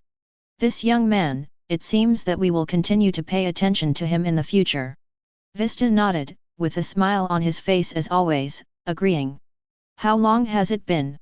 "It's been a long time since Dad praised young people so much. This Chris, I will definitely continue to observe in the future to see where he can go." Marco leaned back on the chair, and said sleepily, "Dad hasn't praised a newcomer for at least 10 years, and this Chris is indeed the only one. Being so affirmed by my father, how can this kid 4.8 be able to become a general in the future?" Teach looked at these team leaders, laughed and said, "Isn't this very interesting? In the new era, there should be new people joining, thief ha ha ha ha." Fossa shrugged his shoulders and said with a wry smile, "Although I don't know why Dad is so sure, but what Dad said is definitely not a problem. It's really scary. Such a young brat has such great potential. It's really frustrating." Bramang said with a smile, "Don't worry, we are waiting for them in New World. I believe they will arrive soon." Chapter 80. New World, Tylenia. This is an inaccessible island, and many people gathered here at this time. There was a sound of footsteps, and a dark-skinned man walked over quickly holding a stack of newspapers. Rockstar looked at Shanks, laughed, and said respectfully, "Captain, here comes the newspaper." "UBD, can the captain read newspapers?" "Leave it to the deputy captain dash." Logilu took a bite of the barbecue, looked at him with small eyes, and said something with a smile on his face. Shanks leaned against the tree trunk, laughed and said, "When I see the words, my brain hurts like hell, how can I keep reading? Anyway, with Beckman here, you don't have to worry about anything, just sleep honestly, ha ha ha." Beckman took the newspaper with a cigarette in his mouth, without saying a word. His character is extremely calm and rational, and he has always spoken very little. "Captain, something interesting happened at East Blue, won't you get up and listen?" After an unknown amount of time, Beckman gently put down the newspaper, took a breath of his cigarette, and said something to Shanks. With a curious look on Logilu's fat face, he hurriedly asked, "If there is anything interesting, please tell me. Oh, by the way, I remembered, isn't there a little guy in East Blue, did you mean Luffy?" Rockstar looked at Logilu, and asked suspiciously, "Lord Logilu, who is Luffy, why have I never heard of it?" Not to mention, hearing Beckman mention the word East Blue should have touched a nerve in Shanks. He quickly sat up, looked at Beckman, laughed and said, "UBD, tell me quickly, what's the matter? The Luffy you're talking about isn't in the newspaper." Beckman spit out the smoke, said calmly, "Yesterday, something big happened in East Blue. A young man named Chris was offered a reward of 100 million Baileys, which shocked the world and became the criminal with the highest reward in the 4 sea areas." Hearing what he said, everyone was stunned, and they couldn't believe it. Usopp was born in East Blue, he knew the place best, quickly shook his head, and said negatively, "How is this possible? East Blue is the weakest sea area. There are only a few pirates with bounties of tens of millions. This kid named Chris, how could he offer a reward of 100 million, Beckman, are you reading it wrong?" Logilu nodded, and then said, "That's right, in the 4 seas, when did there ever appear to be a bounty of 100 million, it doesn't exist." Shanks looked at Beckman and couldn't believe it. "Is it really 100 million Baileys? Then this newcomer is very remarkable. If I remember correctly, among the 4 seas, the first reward is indeed not so high." Beckman took a breath and said calmly, "Although I don't really believe it, it is the truth. As you all know, Marine has always attached great importance to the bounty, and will only lower the amount, and it is impossible to increase it. So the real reward for this young man must be more than this amount." Beckman's IQ is extremely high, his eyes are constantly shining with the light of wisdom, he exhales the smoke in his mouth, and said something calmly. "Marine can offer such a high bounty, which shows how great the potential of this Chris is. If my predictions are correct, Marine will definitely send its troops to arrest this group of people. And the Marines sent out are probably not low level, at least at the Rear Admiral level." Rockstar spread his hands and said with a smile, "Master Beckman, that's just a newcomer in the world, so he shouldn't be dispatched to the Rear Admiral level. A rookie who hasn't passed the Grand Line, no matter how great his potential is, his fighting power will definitely not be much higher. Armament Haki, observation Haki, these are definitely not used, they are pitifully weak. Lakulu took a bite, chewed and said, "That's right, I see it that way too. Beckman, you have always been very prepared for your analysis, but this time you are exaggerating too much. To deal with a newcomer, dispatching the Rear Admiral from the headquarters, how could Marine be so wasteful of combat power?" Usopp nodded and said something with a frown. A reward of 100 million Baileys is already incredible. As for sending the generals of the headquarters to hunt them down, that's a big deal. But no matter what, this Chris pirate group is indeed very powerful. Everyone in the world is attracted by them, and they will definitely pay attention to this group of people silently. Shanks laughed out loud, very forthright, "It's like we were shocked hard. Ask for her flowers. Not to mention, this kid named Chris must be pretty good." Shanks looked at the picture on the newspaper, and met Chris's eyes, his expression became extremely serious, and he said something in a deep voice. "Such eyes are not something ordinary people can have. If you don't have enough strength, or lack of potential, it's impossible to show it. It seems that another big man is about to appear on the sea, ha ha ha." "Hi." Beckman exhaled the smoke, calm and rational as always, and said with a serious smile, "The next step is to see if they can escape Marine's pursuit. If they succeed, then this era is destined to leave their name behind, and no one can stop them." Point 0. It has to be said that this move by Naval Headquarters really pushed Chris into the wave of the times. Let his fame spread throughout the entire ocean. Not only Hancock, Whitebeard, Shanks, but also many pirates have seen this shocking news. The whole world seems to be discussing around him. "It's amazing, I haven't entered the Grand Line, but I can offer a reward of 1 billion bell, it's so scary. Going out to sea, Laozi also wants to go out to sea, and Laozi also wants to be famous in the world. Made. In such a garbage sea area as East Blue, there are even pirates with a bounty of over 100 million. What Laozi is still doing in North Blue, going out to sea, heading to the Grand Line immediately. Oh! When did our East Blue offer such a high bounty? It's really amazing. Now East Blue is going to be famous, lol lol. Are people like Marine all fools? A person who has never even entered the Grand Line actually offered a reward of 1 billion belly. Marine is such a shit-eater.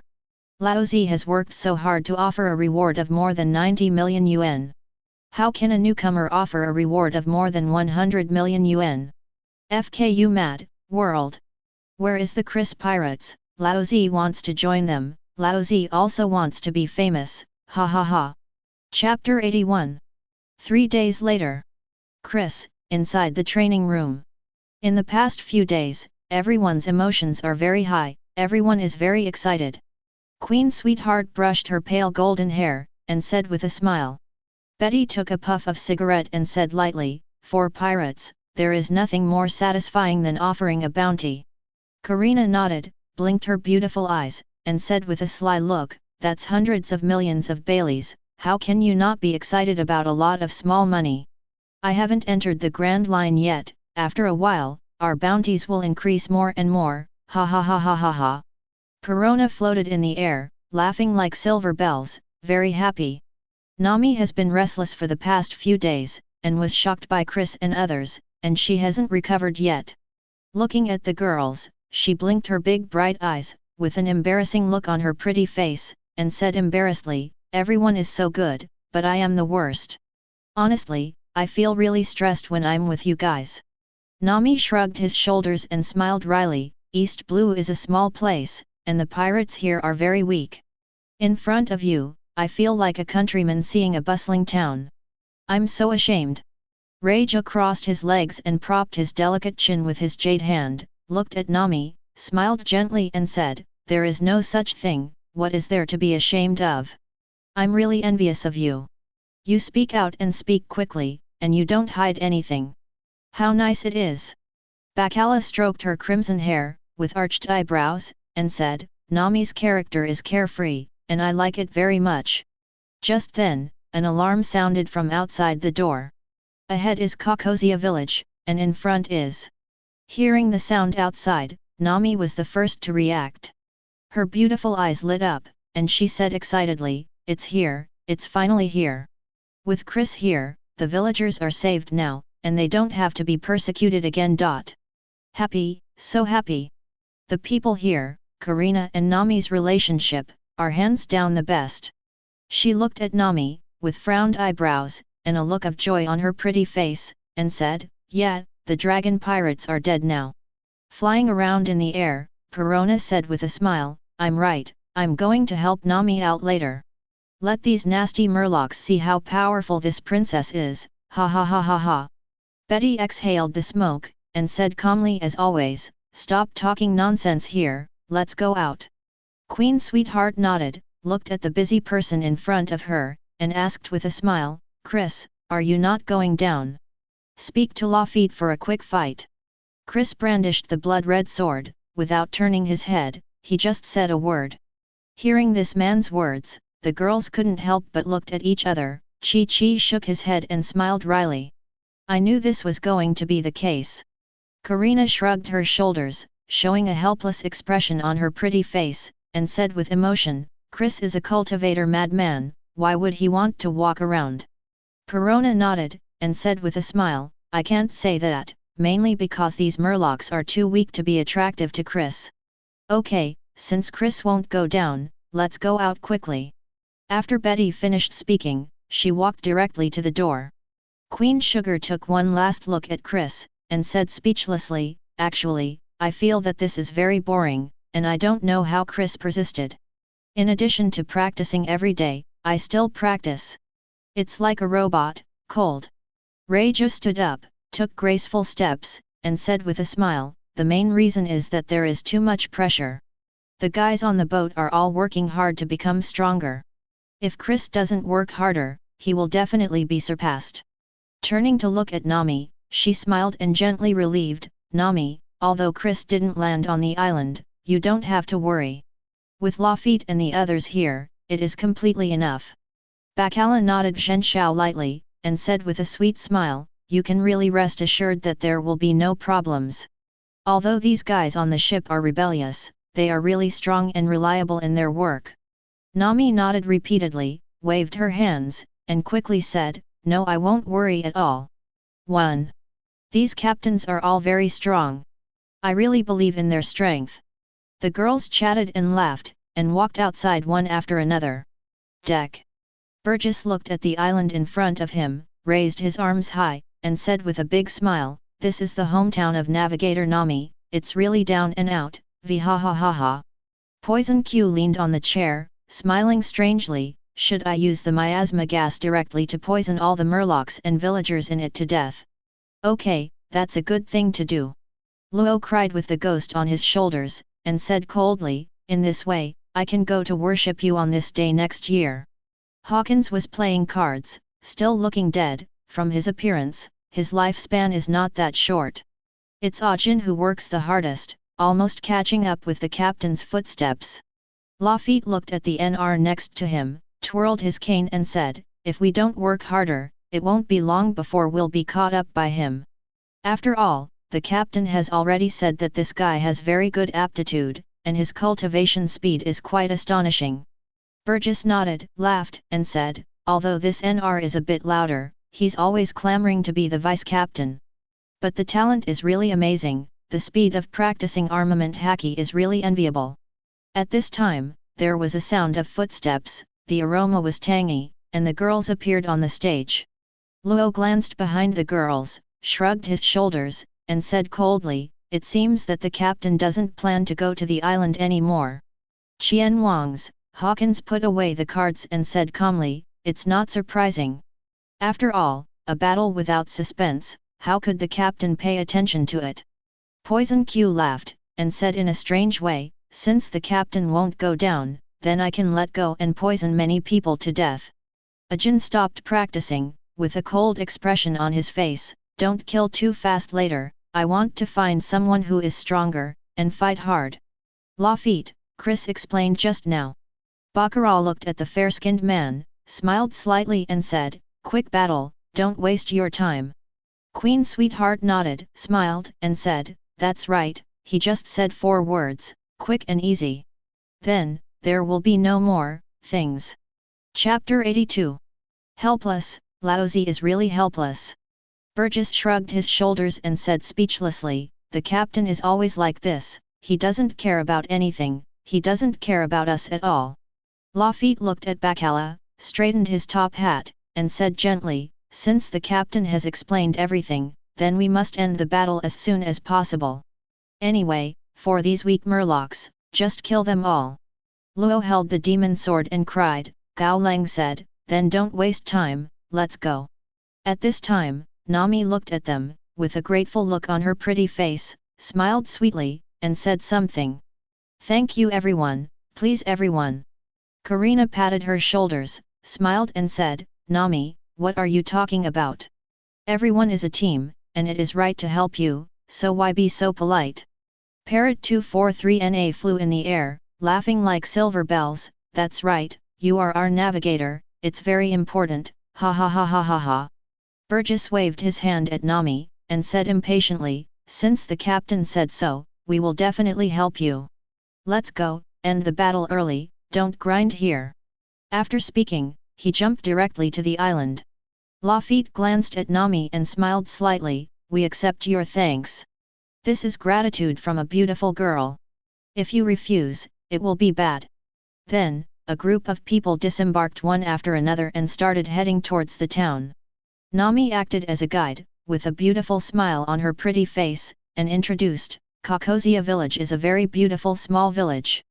The villagers here are very enthusiastic, helping each other, and asking about their health." Immediately afterwards, Nami shook his head and said angrily, "But since the arrival of the murlocs, this peaceful and beautiful place has been completely destroyed. These damn murlocs force the villagers to buy their lives with money. Adults have to hand over 100,000 yuan a month, and children 50,000 yuan a month. If you can't hand it over, you will be brutally killed by them." Nami clenched her silver teeth tightly, clenched her small fists, and said angrily, "My mother, Belmir, was killed by these bastards." Karina patted her fragrant shoulder, with a concerned expression on her face. "Nami, this is over, don't be too sad. Wait a while, these wicked people will be killed, and evil will be rewarded with evil. I believe your mother will be relieved to know that Izumi knows." Perona nodded, followed by persuasion, "Let Lafitte and the others stop being cruel and leave these bastards alive, and you will kill them personally to avenge them." "Yeah, don't be sad, Nami." Meidi and the others immediately felt relieved, and they all cared about her. Suddenly, a woman's voice came from the front. "Nami, you're back." Nyokijao walked out slowly from a small alley, looked at the people around Nami, and asked with a puzzled expression. "Nami, who are they?" Looking at this beautiful woman with blue hair, everyone froze for a moment. "Who is this?" Nami stepped forward quickly, with a happy expression on her beautiful and delicate face. She said excitedly, "Nyokijao, come quickly, let me introduce you." Then, looking at the girls in Bacala, he smiled and said, "This is my sister, Nyokijao. We were both adopted by Belmir." Turning to look at Nyokijao, he quickly said, "Nyokijao, I am now joining the Chris pirates. They are the ones I invited to help. Let me tell you, they are very strong." It turned out to be sisters. Bakara and his daughters nodded to Nyokijao and greeted them politely. No wonder they don't look alike at all. It's like this. Queen Sweetheart smiled and understood what was going on. Karina looked at Nyokijao, with sly eyes, smiled and praised, "Nami is very beautiful, and her sister is even more beautiful." Flying in the air, Perona nodded and agreed, "It's really beautiful and has a great figure, I'm so envious." Meidi stroked her pale golden hair, and teased, "This is the so-called sister flower, very rare, hee hee." Nyokijao nodded to these people, looked at Nami, and said eagerly, "Nami, how can you ask others to help? How powerful the dragons are, don't you know? If you do this, they will be killed. Moreover, our village will also be implicated. My sister opposes your doing so." After finishing speaking, he turned his head to look at the people in front of him, showed an apologetic expression, and said very embarrassedly, "I'm sorry, Nami has caused you trouble. There are too many bad guys here, you should leave quickly. If you stay here, you will be discovered later, and you will be in danger. Thank you for coming to help Nami, I say thank you for her, let's go soon everyone." Burgess has always been straightforward, and he hates these red tapes the most, and said impatiently, "Mad, it's just a few little guys, and it's so troublesome. If you want to stay here, then stay here, Laozi will not accompany you." After finishing speaking, he strode forward directly, not bothering to pay attention to these long-winded guys. Poison Q Road Stallone said with a strange smile, "It's finally about to start, wait a minute, hee, I'll poison them one by one." Not to be outdone, Ajin walked in the front, and said indifferently, "This time I want to check my strength, I must pick a good opponent, everyone, don't fight with me. Several beautiful ladies, let's go and kill them first, and you can talk slowly." Lafitte bent slightly, looking very gentlemanly. Seeing these people walking straight ahead without listening to her advice at all, Nyochi became anxious. After stomping her feet, her pretty face was full of anxiety, and she quickly said, "Don't go, you guys come back quickly." Turning to look at Nami, he hurriedly said, "Nami, stop them quickly, you are like this." Before she could finish her sentence, she was interrupted by Mei. "Ah. Nami patted Nyokijeo's fragrant shoulders, with a 2.6 look of joy on his delicate and fair face, and said happily, "You don't know, they are so strong. Do you know the bounties offered by these people? The minimum is tens of millions of Baileys." Nami held her little hand, happily, and said something very excited. "And you know, Captain Chris rewarded him with $1 billion. 100 million Baileys, do you know what this concept is? So, don't worry, this time the evil dragon and the others will definitely be killed. We can finally avenge our mother, and the villagers don't have to be bullied anymore, he. Chapter 83. Z. Shock. After hearing Nami's words, Nyokijeo was shocked. Her beautiful eyes widened, her small mouth was slightly opened, and her pretty face was filled with horror. She was born in East Blue, and she didn't have much knowledge at all. In her opinion, the dragon with a bounty of 20 million Baileys is already the strongest existence. Is invincible. Now that 100 million has come directly, what kind of concept is this? This is the scary rhythm. That's right, Nyokijeo, you heard me right. Nami nodded, and said in an extremely confident tone, "You have no idea how powerful they are. Just a few days ago, East Blue's overlord Krieg. It was killed by those people just now, and the people below died and fled. It's still the result of Chris not making a shot. If he made a shot, no one would be able to escape. Anyway, don't worry, this time the evil dragons and the others will surely die, and it is impossible for them to survive." Karina looked at Nyokijeo, blinked her beautiful eyes, and said with a smile, "Sister Nami, even if you don't believe Nami's words, you can't doubt us. Look at those of us, do we seem to be people who can joke? It's impossible." Perona nodded again, and let out a crisp laugh, "If you don't believe me, let's go and have a look now, and we will know the result immediately." Queen Sweetheart brushed her hair, smiled and said, "Since Chris gave the order, they must end the battle quickly. If we don't go there quickly, we won't see anything later." Betty took a puff of cigarette, and said calmly as always, "Let's go, I want to see what these murlocs look like." Maida looked at Raju and Bacala, with arched eyebrows, and said gracefully, "Speaking of which, I have never seen a murloc before, so it should be scary." Listening to their conversation, Nyokijeo still had a worried look on her pretty face, and she really couldn't feel relieved. If this is a victory, it is of course a good thing, and the villagers can live a good life. But if it fails, then everything is really over. At that time, the villagers will definitely be severely beaten, and even many people will be killed. Nyokijeo, don't worry, how could I do such unreliable things? Nami didn't stop walking, and said with a smile, "If I'm not sure enough, how dare I ask them for help? I don't want to hurt everyone. It's not that my sister doesn't believe you, it's just that this matter is too important to make any mistakes." Nyokijo shook his head lightly, and sighed with emotion, forget it, it's too late to say this now, I just hope that the situation is really as you said. Inside Kokozia village, inside a spacious manor. At this time, there are many murlocs here, some are basking in the sun, some are drinking, some are swimming. One by one is very leisurely and free, and regards this place as their home. It's really good. The evil dragon leaned on the recliner, shook the wine glass, and said proudly, it's better to stay on the shore, it's much better than the Fishman Island, scary ha ha ha. Crow Obi nodded, with a serious expression, and said, this place is indeed much better than my hometown. There are fine wines, all kinds of food, and it's free. All human beings are afraid of us. They are greedy for life and afraid of death. If they want to abuse them, they can kill them directly. Such a life is really great. Chu lay on the ground, basking in the sun, and lazily said, yes, I like this place so much, Suchaweeb. When I have nothing to do every day, I go out to do some damage, find a few villagers at random, and beat them up, it's great, sip. Pizarro held a gourd in each of his hands, waved it aside, made a rustling sound, and laughed. I also like this place very much, it can bring me inspiration, so that I can create more beautiful music, ha ha ha.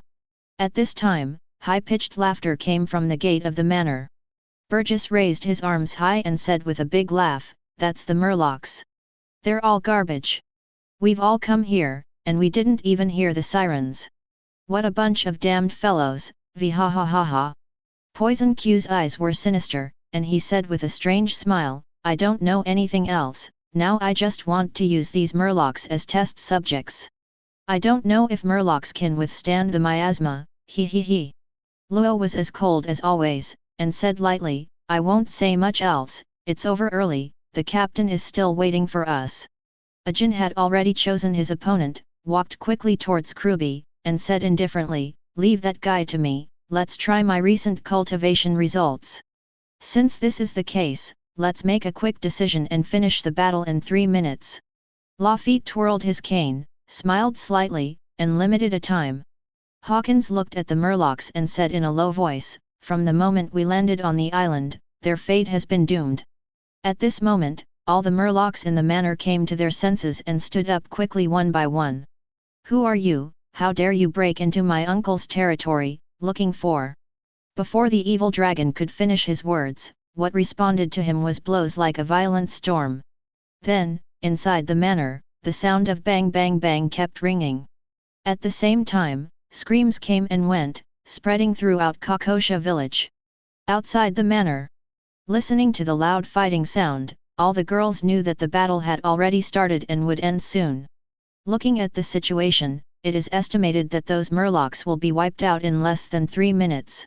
Queen Sweetheart walked slowly, with an extremely confident look on her pretty face. She was very optimistic about Lafitte's strength. Betty took a puff of cigarette and said lightly, don't say 3 minutes, even 1 minute. The last time we faced the North Blue Overlord White Ghost Pirates, it didn't take so long. It's not easy to deal with a mere 20 million Bailey murlocs. Nami turned to look at her sister, her big eyes were very bright, and said with a smile, Nyokijo, did you hear, the battle is fierce. Haha, it's all the murlocs' screams, they can't stop at all, this is really a beautiful music festival. Scream, scream even worse, ha ha ha. At this moment, Nami was really happy, regardless of any image, laughed, and vented all the emotions in his heart. The oppressed days in the past, the scene of the tragic death of the mother, the scenes of the villagers being killed. All these new and old hatreds have come to an end at this time, and the curtain has completely come to an end. Chapter 84. Looks like you were right. Hearing the screams of the murlocs, Nyokijo Mei's eyes lit up, her pretty face was full of joy, and she said excitedly, it's great, now the villagers can finally live a good life. At this time, the girls had already arrived at the gate of the manor, and there were many villagers surrounded outside. All of them had terrified expressions on their faces, not knowing what happened inside. I'm afraid that these murlocs will become demonic and rush out to kill them. What should we do? Shall we go in and have a look? No, no, that's the territory of the murlocs, and they will be killed if they enter. Didn't you hear, these bastards are screaming, did they meet some opponent? I think everyone should go home quickly. If these villains rush out later, none of us will be able to escape. Damn Murlocs, Laozi really wants to fight them. Suddenly, Ajian saw Nami and Nyokijao, saw them leading a group of strangers, and asked seriously, Nami, Nyokijao, why did you bring strangers in? It's dangerous to do this, you will harm them, let them leave quickly. Dr. Najao is a doctor in the village. He is usually very prestigious. He nodded and said, now something happened in the manor. I don't know what the situation is. You little girls, it's better to leave here quickly, so as not to cause trouble. The villagers were very enthusiastic, nodded one by one, and started persuading them. Feeling the enthusiasm and concern of the villagers, Meidi frowned, smiled, and said something very happily. Everyone is very nice, really kind, and simple. Karina nodded her head, turned her beautiful eyes, and said with a smile, only such a good place can cultivate such excellent girls as Nami and Nyokijao, hee.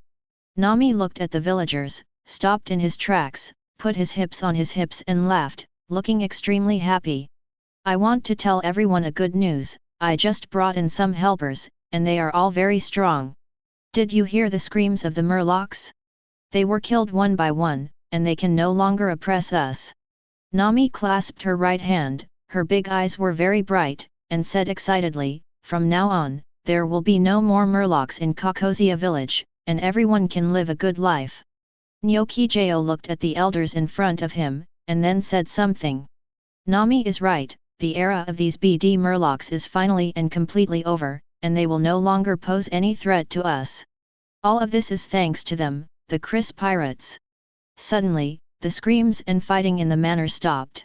The air seems to have become quiet. Hearing what Nami and Nyokijao said, combined with the situation in the manor, the villagers looked at each other in blank dismay, wondering whether to believe what the two of them said. Did the hired help kill the dragon pirates, or have they already been wiped out by these Murlocs? There are only two possibilities now. You two are fooling around. Ajian stared at Nami and Nyokijao, his expression was still extremely serious, and reprimanded him, even if you ask someone to come over to help, at least discuss it with the village. Don't say anything, just pull people over. If something happens, won't it hurt others and yourself? You too. Ajian shook his head and sighed, really dissatisfied with the two of them. Dr. Najao looked at the two of them, frowned his grey eyebrows, and asked, is the person you invited here really reliable? If we lose to these bastards, our village will be completely ruined. Reckless, you two are really too impulsive, you let me say. Before he finished speaking, he was interrupted by loud laughter from the manor. Burgess walked out with big strides, and said loudly, what is the highest reward in East Blue? It's like rubbish, v ha ha ha ha. Poison Q rode Stallone, with a sinister smile, hey, it's a pity that there are too few Murlocs, or I can poison more people to death. Facts have proved that through this period of practice, I have become stronger. Ajin clenched his fists and said with determination, but it's not enough, I have to become stronger, and I will swear to catch up with the pace of the captain. Lafitte ignored the surrounding villagers, looked at Bakara and the others, and smiled slightly, the Murlocs inside have all been taken care of. We're going back to the boat first. After you're done with your work, leave quickly. This is done? The villagers looked at each other in blank dismay, with incredulous expressions on their faces. There are so many Murlocs inside, how could it be over so quickly? This is unbelievable. Thank you very much for your help. Nyokijao realized it, and quickly thanked Lafitte and the others. Nami blinked her beautiful big eyes and said with a smile, although you told me not to be so polite, I still want to say something. Thank you very much, very much. Luo wept bitterly, and said coldly, we are just completing the task assigned by the captain, and the person you should thank is not us. After finishing speaking, he walked directly outside the town, not wanting to waste time here. Similarly, the other team leaders were not interested in this village at all, and left one by one. Let's go in and have a look at the so-called Murlocs, and then leave here. Betty has always been decisive, and walked directly into the manor, wanting to see what happened. Queen Sweetheart nodded, and said with a smile, "Since we've all disembarked, why don't we have the nerve to go back without seeing the Murloc's true colors?" Nami looked at the villagers with a big smile on his face. "Follow us to go in and see if the Murlocs have all been killed. The most important thing is that if you want to take revenge, you can also kick the Murlocs twice to vent your anger, he he he." Nyokijo nodded, agreed, and said, "The scene of the tragic death of the Murlocs, everyone must want to see it very much, let's go in together." Then, everyone stepped into the manor to see what the battle just now was like. As soon as I saw it, I saw the manor turned into ruins, the houses collapsed, the ground subsided, and the trees were broken. Most importantly, corpses can be seen everywhere on the ground. The Murlocs lay quietly, their bodies were covered with blood, which stained the ground red, and they died a miserable death. The air exudes the smell of blood, and the pungent smell of smoke after the flames of war. After smelling it, it is very uncomfortable. It was a fierce fight. Betty took a puff of cigarette and said lightly, "It seems that in order to complete Chris's confession, they all tried hard and tried their best." Queen Sweetheart looked at a corpse next to her, she blinked her beautiful eyes, and said curiously, "So this is a Murloc, it looks very similar to a human being." "I can't say they are very similar." Karina shrugged her shoulders, and said with a look of boredom, "These Murlocs are so ugly and grotesque, it's disgusting to see." Looking at the countless Murloc corpses on the ground, Nami clenched his right fist, waved it in the air, and said excitedly, "It's over, these guys are all dead. In the future, everyone will no longer be bullied, so happy, ha ha ha." Nyokijo covered her mouth, wept with joy, money, tears dripped from her beautiful eyes, and said intermittently, "It's over. Mother's revenge is finally avenged. I'm so happy." It wasn't just the two of them, the villagers all reacted at this time, and finally knew what was going on. Then, all the villagers yelled and went crazy. "Dead, all dead, ha ha ha. Damn Murloc, I want to avenge my father, and I will stab him again if I die. Nami, Nyokijo, thank you, you saved everyone, I will always remember." No, we should thank Chris Pirates, they are good people, thank you Chris Pirates, may God bless you all. Benefactor, I will set up a long life card for you at home, and pray to God to bless the Chris Pirates, so that you will go smoothly and be free from disasters and difficulties. Long live the Chris Pirates, you are a role model for all pirates. Trash. Chapter 85. Kakosia Village, on a mountain outside. There is a tomb here, surrounded by green trees, shaded by grass, and the air is fresh. It is a very peaceful burial place. It's where Belmir lives. At this time, there were 3 people standing silently in front of the grave, Nami, Nyokijo and Aegean. Mother.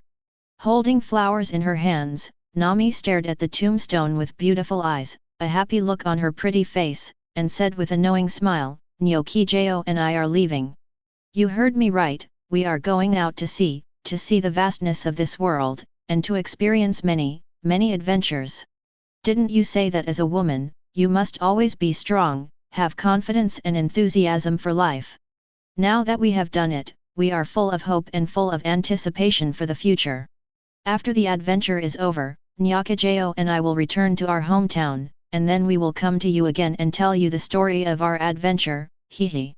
Nami's eyebrows were curved, her smile was pure and lovely, she didn't say anything more, she squatted down, and gently placed the flowers in front of the grave. After that, stood up, stepped aside, and waited for Nyokijo. Speaking of which, in the manor, Nami persuaded Nyokijo to leave with him and go sailing together. However, Nyokijo refused, and she wanted to stay in Kakosia village and look after Belmir's tomb. But Reiju and others persuaded them to let Nyokijo leave together, so that they would have a companion with Nami, and Nami would not be so boring. The most important thing is that Bacala also followed suit. Her words are the most effective, and she has a halo of luck, and her wishes come true. So, what can Nyokijo do? He can only get on the boat obediently, and go out to sea together. Mother, Nami is right, we are all very strong now, full of hope for life. Nyokijo also held flowers, silently staring at Belmir on the tombstone, with a gratifying smile on her beautiful face. Now the murlocs are all killed, the villagers can live a happy life, everything is getting better and better, you don't have to worry about driving. Mother, in a few years, Nami and I will end our adventures. When the time comes, we will come back and tell you every day about our stories. I believe you must be very interested and like to listen. Mother, goodbye, we are leaving, you must watch over us in heaven, and bless us with happiness and health forever. After finishing speaking, he squatted down slowly and put down the flowers gently. Ajian looked at the two of them with a serious face, and said solemnly, you two, if you can't hang out anymore, remember to come back early. Don't be wronged outside, and still hold on, refusing to go home. Also, if you have time, come back and visit your mother, she likes you to be with her the most. Ajian waved his hand, and said impatiently, go, don't make your benefactors wait too long. Nami rolled his eyes at Jian, and was quite speechless towards this elder who looked like his father. Although Ajian is always so serious, he is actually a man who is cold on the outside and hot on the inside. He takes great care of the two of them and treats them as his own daughters. Okay, let's go, you have to take care of yourself. Nami turned around, stepped forward, waved his back to Jian, and said goodbye. Nyokijo looked at Jian, bowed, and said with a smile, we are leaving, you must take care of yourself. After finishing speaking, he quickly ran forward and caught up with Nami. Ajian stood quietly, staring silently at their leaving figures, with a rare trace of wrong showing on his serious face. Belmir, these two little girls are going to sea, they have grown up, it's time to go out and experience something. Ajian turned his head to look at Belmir's photo, smiled slightly and said, in the days to come, you won't be alone either. Because I am here to accompany you, to chat and talk with you. Do you think the two of them will be happy in the future? I think they will. A gust of wind blows, the leaves rustle, the grass shakes slightly, and the flowers on the ground also shake slightly, as if answering Ajian's question. The two of them will live happily ever after. Chris on the chat side. At this time, the big ship had left the coast and headed for the deep sea. Damn, every time a woman joins, can't you come with a handle, wow. Burgess shook his fist, practicing armament Haki, and cursed angrily.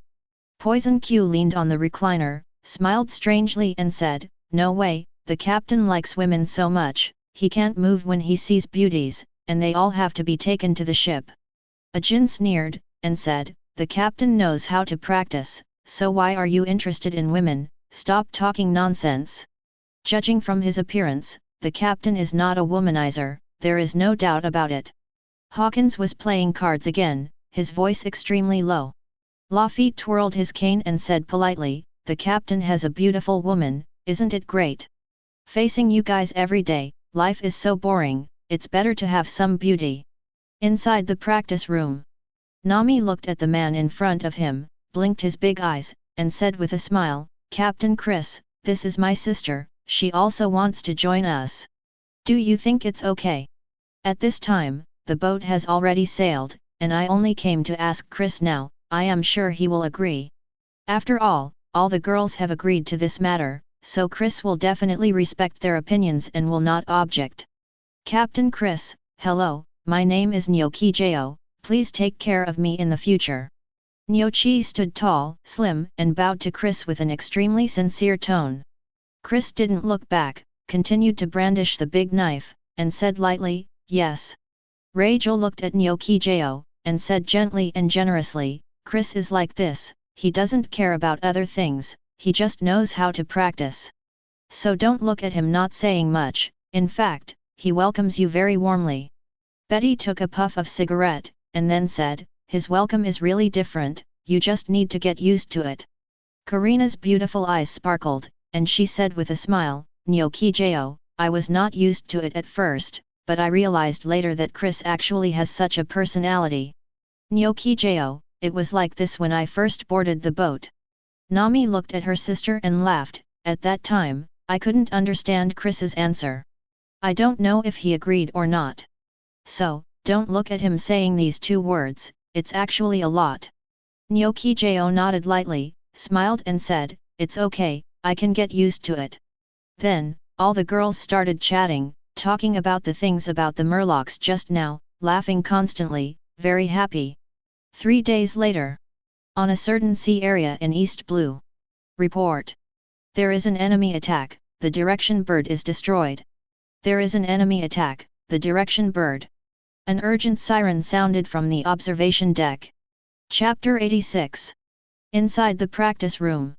Hearing the alarm sound from outside, all the girls were stunned for a moment, and stopped chatting. What happened? How could there be an enemy attack? Karina looked at them, frowned her beautiful eyebrows, her pretty face was full of doubts. Queen Sweetheart shook her head, and said with a puzzled expression, since I got on the ship, I haven't encountered any enemy attack. This is the first time.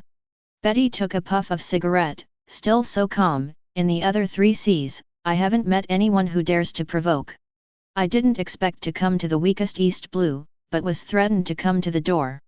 It's ridiculous. Perona was floating in the air, waving her small fists, and said aggressively, how dare you break our direction bird, it's unforgivable. Later, my princess will take a good breath and see who dares to provoke us. Nami looked at them, blinked his big eyes, and said in confusion, the direction bird is so small, it can be hit, it's unbelievable. Nyokijo nodded, and said in agreement, the person who came here must be Shinso, there is only one possibility. Reijo propped his delicate chin with his jade hand, looked at the man wielding a sword in front of him, and smiled sweetly, gentle and pleasant. Chris, why don't you go out and have a look? Without answering, Chris swung the big knife again, stood Bloodhong in front of him, and slowly closed his eyes. Seeing Chris like this, Nyokijo was very curious, and couldn't help asking in a low voice, what is Chris doing, doesn't he seem to be thinking? I know. Perona flew around in the air, laughing like a silver bell, this is observation Haki, the last time I met the Golden Lion pirate, isn't Chris the same? Karina nodded and said with a smile, that's right, last time I was the same as Nyokijo, I thought Chris was thinking about something. At this time, Chris opened his eyes, still so calm, go out and have a look. Putting away the blood red, he took a big step and walked straight to the door. Hearing what Chris said, the girls immediately understood that the visitor must be unusual and attracted his interest. Come on, let's go out and have a look together, how hard it is to get Chris' attention. Queen Sweetheart's beautiful eyes lit up, she stood up quickly, her pretty face was full of interest. Miedi lightly nodded Zhenshao, stroked her pale golden hair, and said gently and generously, it is indeed very rare to be able to stop this cultivator madman. Reijo looked at Bacala and smiled slightly, it's very interesting to say. As long as Chris moves, it means something is going to happen, and this has become a theorem. Baccarat said with a smile, it's the first time I've seen him with such a character. I've never seen anyone like him before. To be honest, I'm curious about what happened to Chris when he was a child, but unfortunately he didn't say much at all, and answered with the word cultivation. Betty took a breath of her cigarette, pulled down her sunglasses slightly, and said, he was definitely not cute when he was young, he was a problem child, there is no doubt about it. Karina blinked her beautiful eyes, and smiled, when I was young, I always needed companions, and this is considered childhood. As for Chris, it feels like he grew out of shape, which is why he has such a personality. The girls chatted and laughed, discussed Chris's situation, and walked slowly outside. Deck. Burgess has the most violent personality, stood up quickly, with an angry face, and roared. Maid, which BD dares to find fault, Lao Zi won't kill him later. Poison Q was lying on the deck, smiling strangely and said, it's really interesting, to be provoked by someone. It seems that the captain has lost his prestige, it's time for a replacement, hee.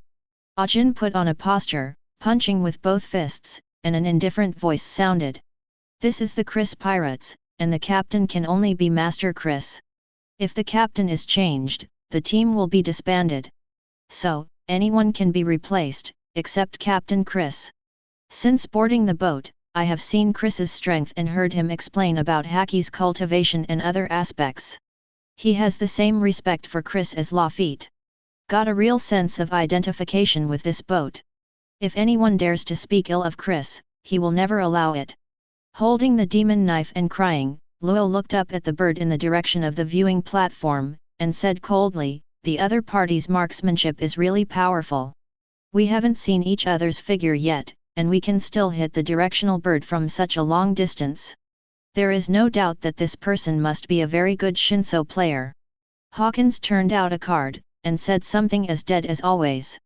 "Whether it's Shinso or not, since he fired this shot, he will definitely come to him." Lafitte straightened his top hat, and said gently, "No matter who the other party is, they are destined to be new members of the ship. *1.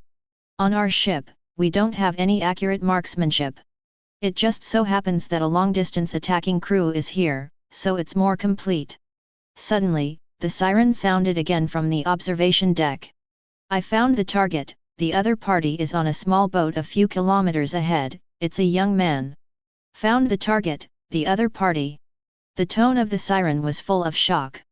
A few kilometers away, he was able to hit a directional bird. This really shocked the sirens. Just as soon as the siren's voice fell, it was Chris and others who came from the noisy shoulders. Listening to the siren's words, all the girls were also shocked. A few kilometers away, what kind of concept is this? Needless to say, it's terrible. Nyaki Jomei's eyes widened, a look of surprise appeared on her pretty face, and she said in disbelief, "A few kilometers, can a person see so far?" Mieti shook her head lightly, and said something with emotion on her fair face. "With a distance of several kilometers, our ship probably won't be able to see it.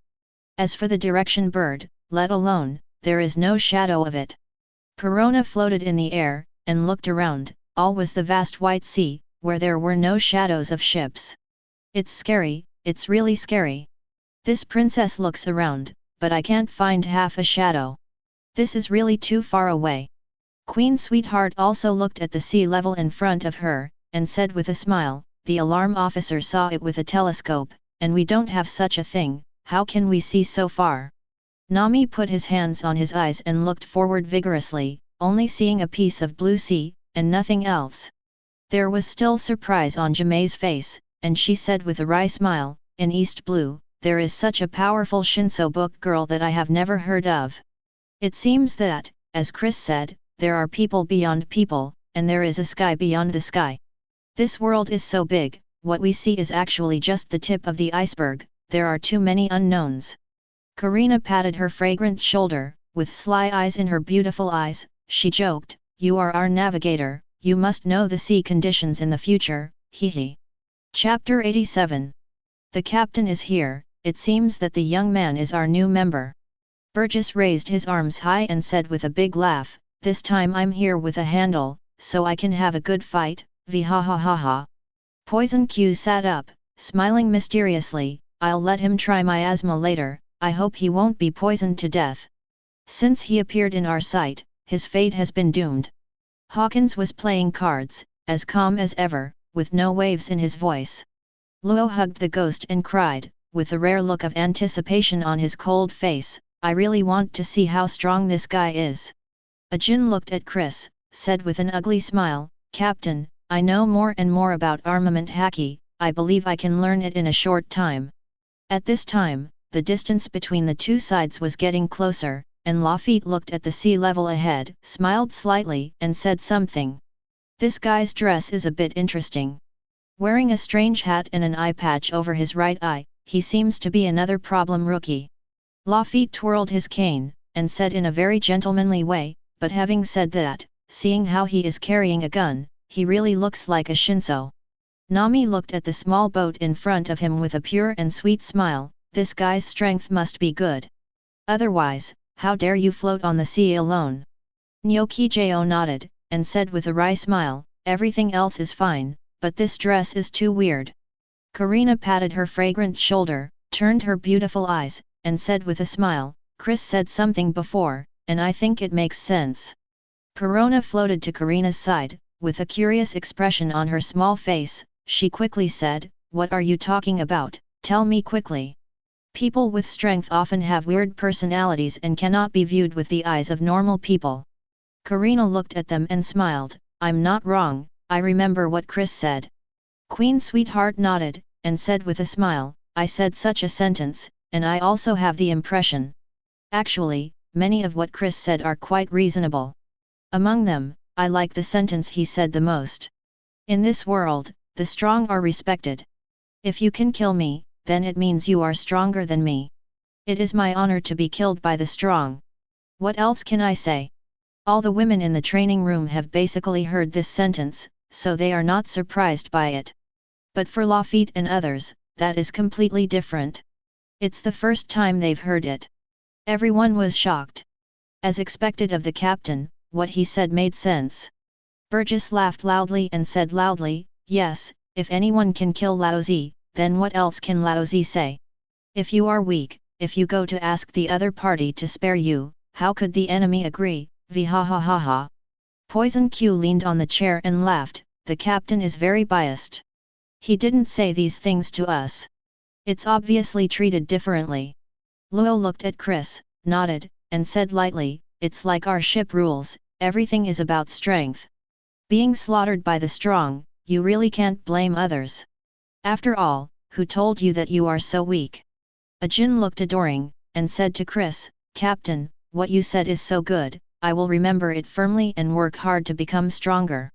The deputy captain of this ship can only be me, the ghost Ajin. Lafitte stood his cane in front of him, with a gentle look, very good, Akin. You are a man with ambition, I admire you very much, I hope you will challenge me as soon as possible.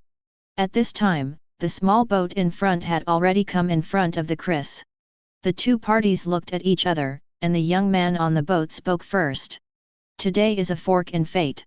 Fan Oka is carrying the love gun. Qianlu, with a slender face, expressionless, said indifferently, my name is Fan Oka, I was born in East Blue, and I am a gunman.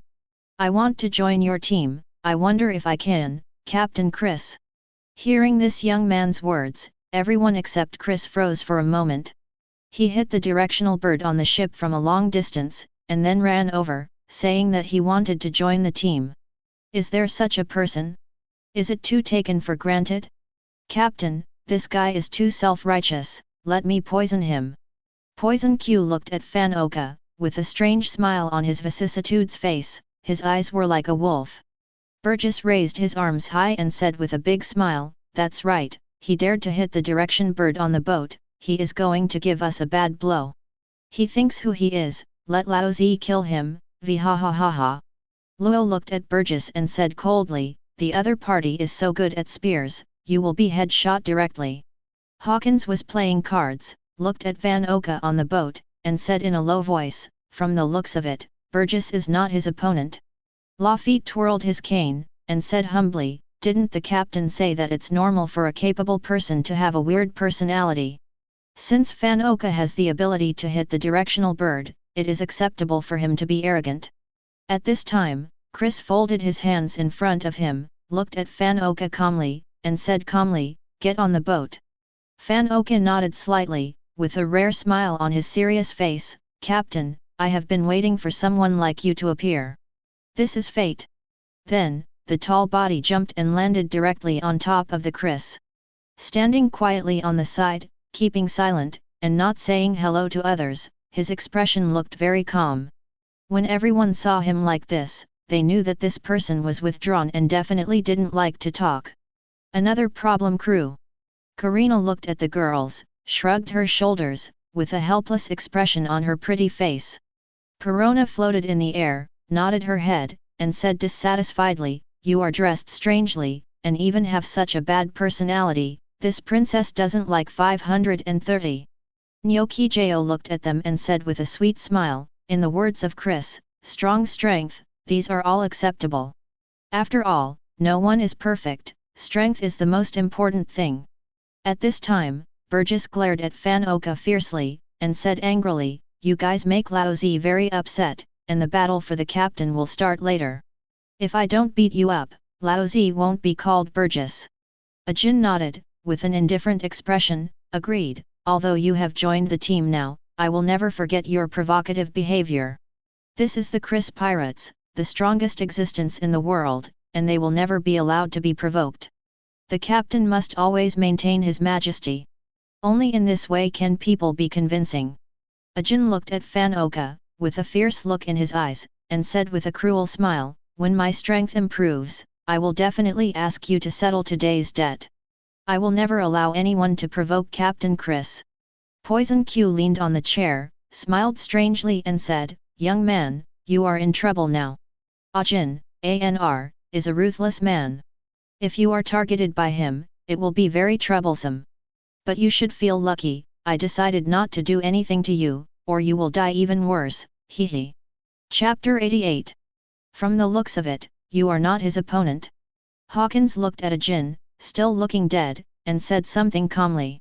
Lafitte stood his cane in front of him, looked at Fan Oka, and said politely, "Fan Oka, I would like to ask.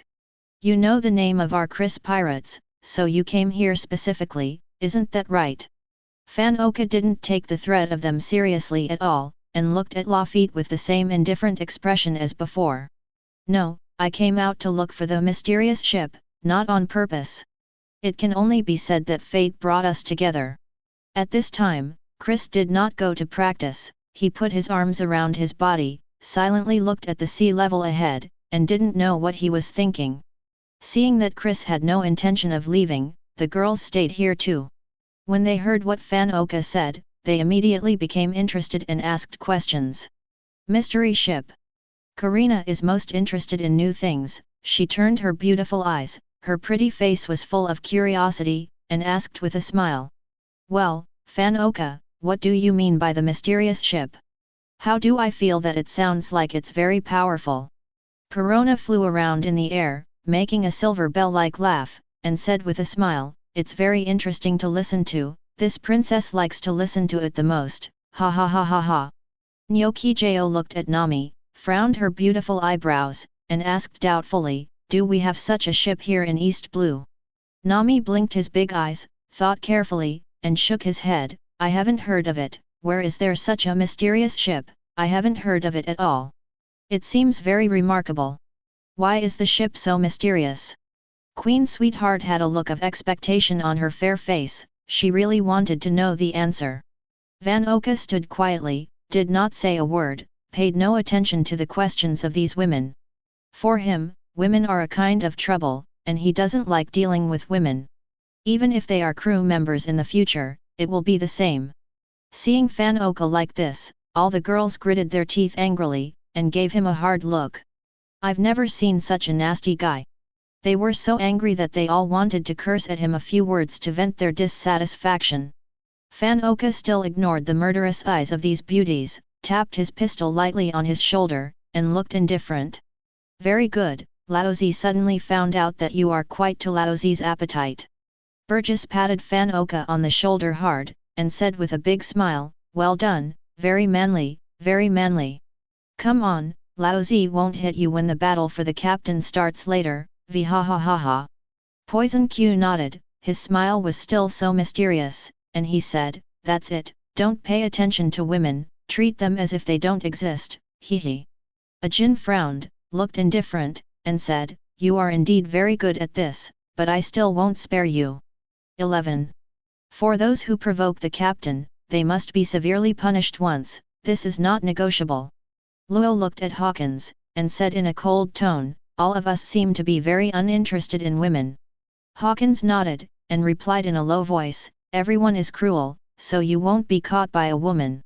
Lafitte stood his cane in front of him, and said gently, "Although I don't like women, I certainly won't act so coldly." At this time, Bacala looked at Chris, brushed her dark red hair, her eyebrows were curved, and she was gentle and gentle. "Chris, I feel lucky again." Reja blinked her beautiful eyes, and said with a smile, "It seems that the ship that Fan Oka mentioned is really weird." Queen Sweetheart nodded and agreed, "Since Bacala feels it, it means that this ship is real." Perona was floating in the air, her small face wrinkled, and she said dissatisfiedly, "Anyway, this princess won't ask any more questions, if you like to talk or not, hi." "Right, I won't ask again, why be angry?" Karina pouted, with a disdainful expression on her beautiful fair face. Nami looked at Bakara, her beautiful eyes lit up, and her pretty face was full of interest. This is Bakara's ability to be lucky, it's amazing. Nyokijo nodded, and said, this is the first time I feel such an ability, it's really strange. Before Chris could say anything, Burgess and the others couldn't help it. Although they don't like women, they believe in what Bakara said very much. There is no other way, because every time Bakara said something, it finally came true. Fan-oka, tell me quickly, what is going on with that mysterious ship? Burgess looked at him, and quickly said, Bakara is a lucky fruit-capable person, it can bring good luck every time, and this time is no exception. So, don't ink it, just talk about it quickly. Poison Q nodded, and agreed with a rare serious expression. Others can be doubted, but for her fruit ability, you must choose to believe. Lafitte also looked at Fan-oka, and said very gentlemanly, since Bakala said so, it means that good luck has come. Fan-oka, tell me, if you don't say it this time, it will definitely not work. Fan-oka glanced at Bakala lightly, with a rare look of surprise on his serious face. Lucky fruit, it's really desolate to have such a capable person on board. But that's okay, it seems that joining the Chris Pirates is really an arrangement of fate. Fan-oka habitually tapped the gun on his shoulder, and said calmly, in my village, there is a story. Hundreds of years ago, there was an old fisherman who went fishing in the village. He accidentally encountered a very big boat. The shape of the boat is very strange, like a big black fish, very strange. On top of that, the ship had no sails at all and was going very fast. Fan-oka said calmly, in the words of the old fisherman, since he went fishing, he has never seen such a fast boat. After the old fisherman came back, he told the people in the village about this strange situation, and the villagers have remembered it ever since. However, time will make people forget many things. Later, the villagers will forget about this matter.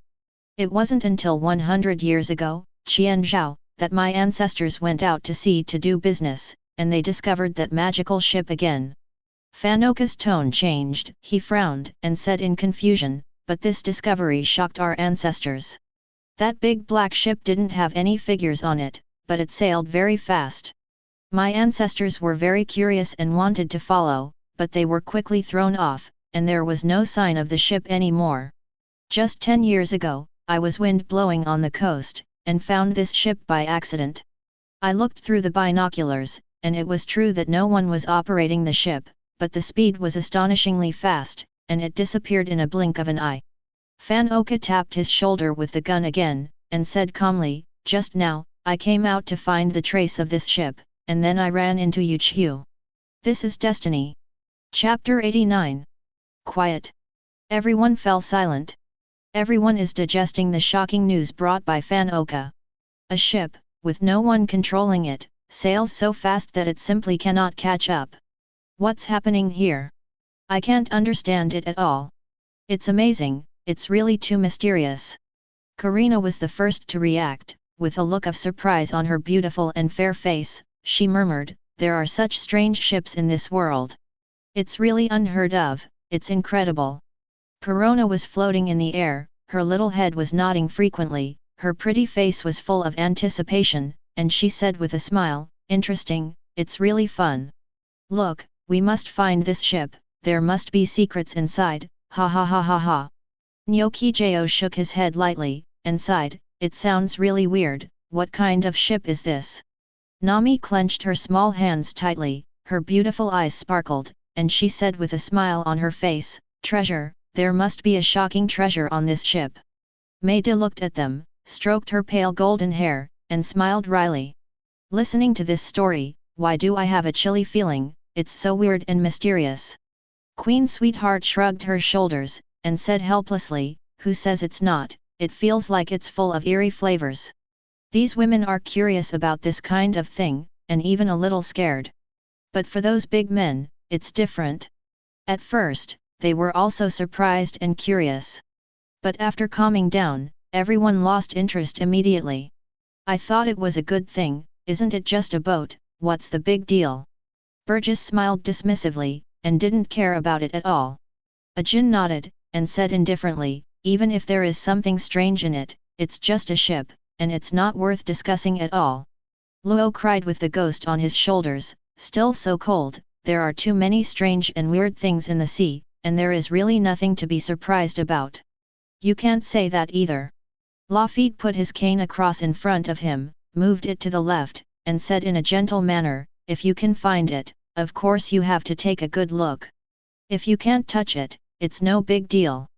After all, treasures are not very attractive to us at all.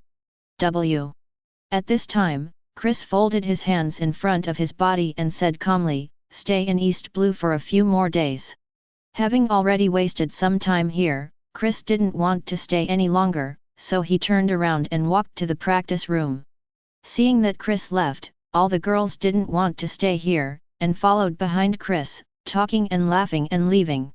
The captain is going to practice, I have to hurry up. Ajin glanced at the back of Chris, his dark face showed determination, he walked straight outside and started exercising. Burgess patted Fan Oka on the shoulder, laughed and said, speaking of which, although you are a bit arrogant, you hit the direction bird on the boat. But this spear technique is really powerful.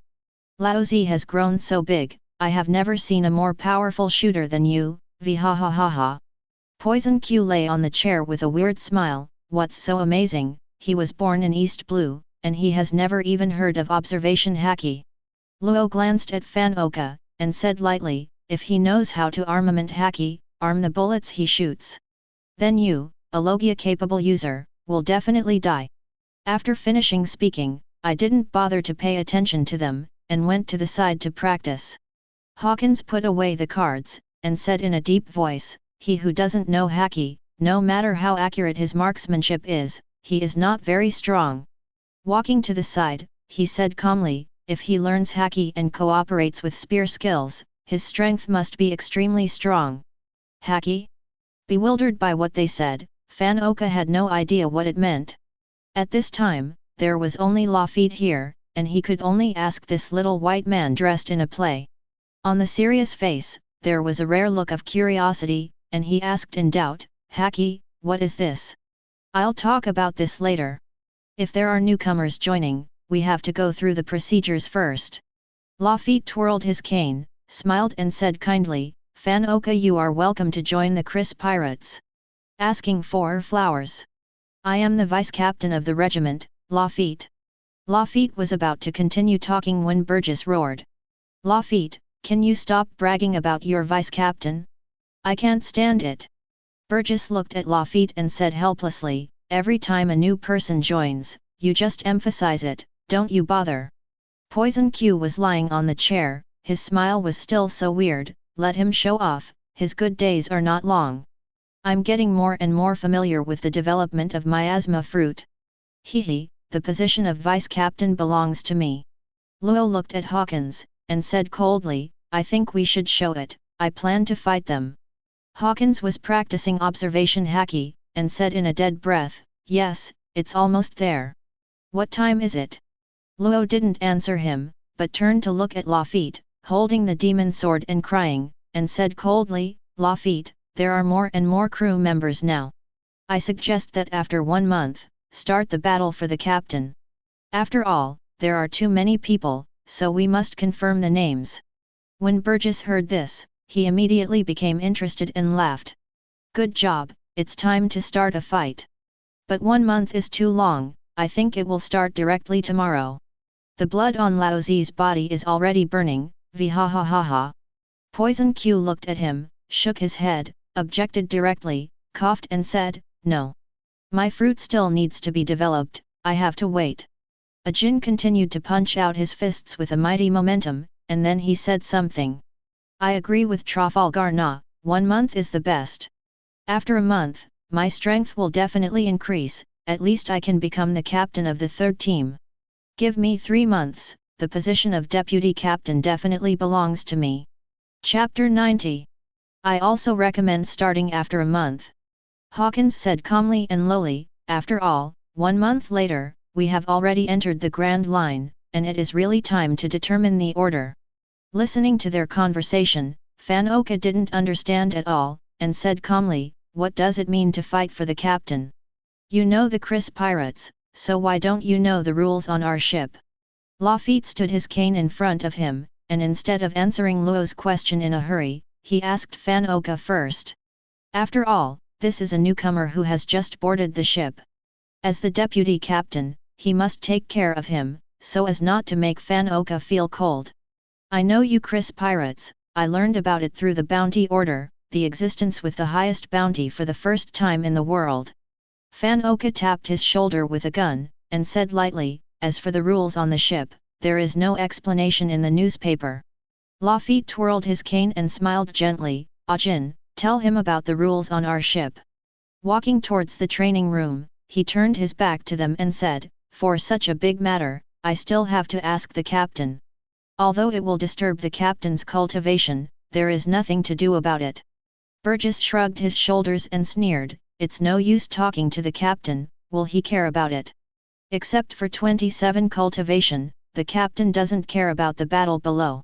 You think too much, Lafitte. Poison Q smiled mysteriously, and said in a weak voice, 1 month is enough for me to improve my strength. After waiting for so long, the position of deputy captain finally belongs to me, ahem. Although Ajin wanted to replace Lafitte, he still respected him very much. He stopped practicing, looked at Fan Oka, and started to explain. There is only one rule on our ship, speak with your fists. Here, there are 3 situations. Inside the practice room, Karina was still very angry, her pretty face was full of anger, and she said angrily, this Fan Oka is really annoying. This girl has never seen such an annoying person, I really want to hit him, Perona was floating in the air, nodding repeatedly, with a dissatisfied look on her face, my princess won't talk to him from now on, and my princess hates this person very much. Nami patted Karina's fragrant shoulder, blinked his big eyes, and joked, you want to hit him, but the key is you can't beat him. He is so good at spears, how can you be his opponent? Nyokijo frowned her pretty eyebrows, and smiled wryly, strength really changes a person, and none of the people on board is normal. Meidi waved her hand slightly, smiled and said, okay, since you don't like him, then don't mention him. In this way, everyone's mood will not be affected. Queen Sweetheart looked at them, her beautiful eyes sparkled, and she said with interest, let's talk about that magical ship. The more I think about it now, the more incredible it feels. You said, how does a ship sail without anyone controlling it? Queen Sweetheart showed a terrified look on her pretty face, and murmured, could it be that there are some terrifying undead up there, haunting them? Betty rolled her eyes, took a puff of cigarette and said, it's broad daylight, and I started dreaming. My old lady doesn't believe it. The undead and the dead are all fooling people. Raja crossed his legs, and supported his white chin with his jade hands, and said with great interest, it's been rumored hundreds of years ago. I was thinking, how can a ship last so long? Even with the best wood in the world, the treasure tree atom, it can't float on the sea for so long. There must be something wrong here, it's really mysterious. Bacala brushed her crimson hair back and looked at Raja with beautiful eyes. The two of them have very similar personalities, they are both gentle ladies, so they can chat easily. Don't be curious, my intuition tells me that it won't be long before we can find that mysterious ship. At that time, I will study it carefully and see what's weird about it. Raja smiled slightly, and said generously, since you have said that, then this ship is destined to be unable to escape. Knock knock knock. There was a knock on the door, and Lafitte's voice came at the same time. Captain, I want to report something to you. Chris was doing a handstand with one hand, and said calmly, come in. The girls stopped talking and became curious. Apart from delivering newspapers, this fellow Lafitte came in to report for the first time. This made the girls feel incredible. With a creak, the wooden door opened slowly, and Lafitte stood at the door with his cane in front of him, still so polite. Captain, we discussed it just now, and we plan to start the battle for the captain in a month. Do you think so, Captain? Hearing Lafitte's words, all the girls were stunned for a moment and looked at each other. Is this about to start the battle? Queen Sweetheart clapped her hands, frowned, and said with a smile, after waiting for so long, it's finally time to start. I'm looking forward to it, I really want to know the order of the captains, he he. Betty took a puff of cigarette, and said lightly, these guys have endured for so long, and finally bared their fangs. Perona flew around in the air, laughing like silver bells, and said happily, this princess has been waiting for a long time, and I like watching the battle of the captains the most, ha ha ha ha ha ha. Karina blinked her beautiful eyes, with sly eyes, and said excitedly, this is very interesting, let's fight, let's make the storm more violent. At this time, Chris was doing handstands, and a faint voice came over. Tell them that in a month, I will watch it myself. Shocked. Not only the girls, but even Lafitte were stunned. Who Chris is, they all know very well. Where would you care about this kind of thing, where would you be willing to waste this time? It was Lafitte who was the first to react, twirling his cane, with a smile on his face, the gentleman said, this is good news. Captain, I will explain to them, everyone must be very happy. After finishing speaking, he walked out, closed the door and left. Queen Sweetheart looked at the girls and couldn't help but let out a strange cry, oh, it's really not easy. It's a bit surprising that this cultivator is willing to watch the Battle of 670. Betty exhaled the smoke, and said indifferently as always, it's an unprecedented thing. Raja nodded his head lightly, and said with a smile, it's really surprising, I can't believe it.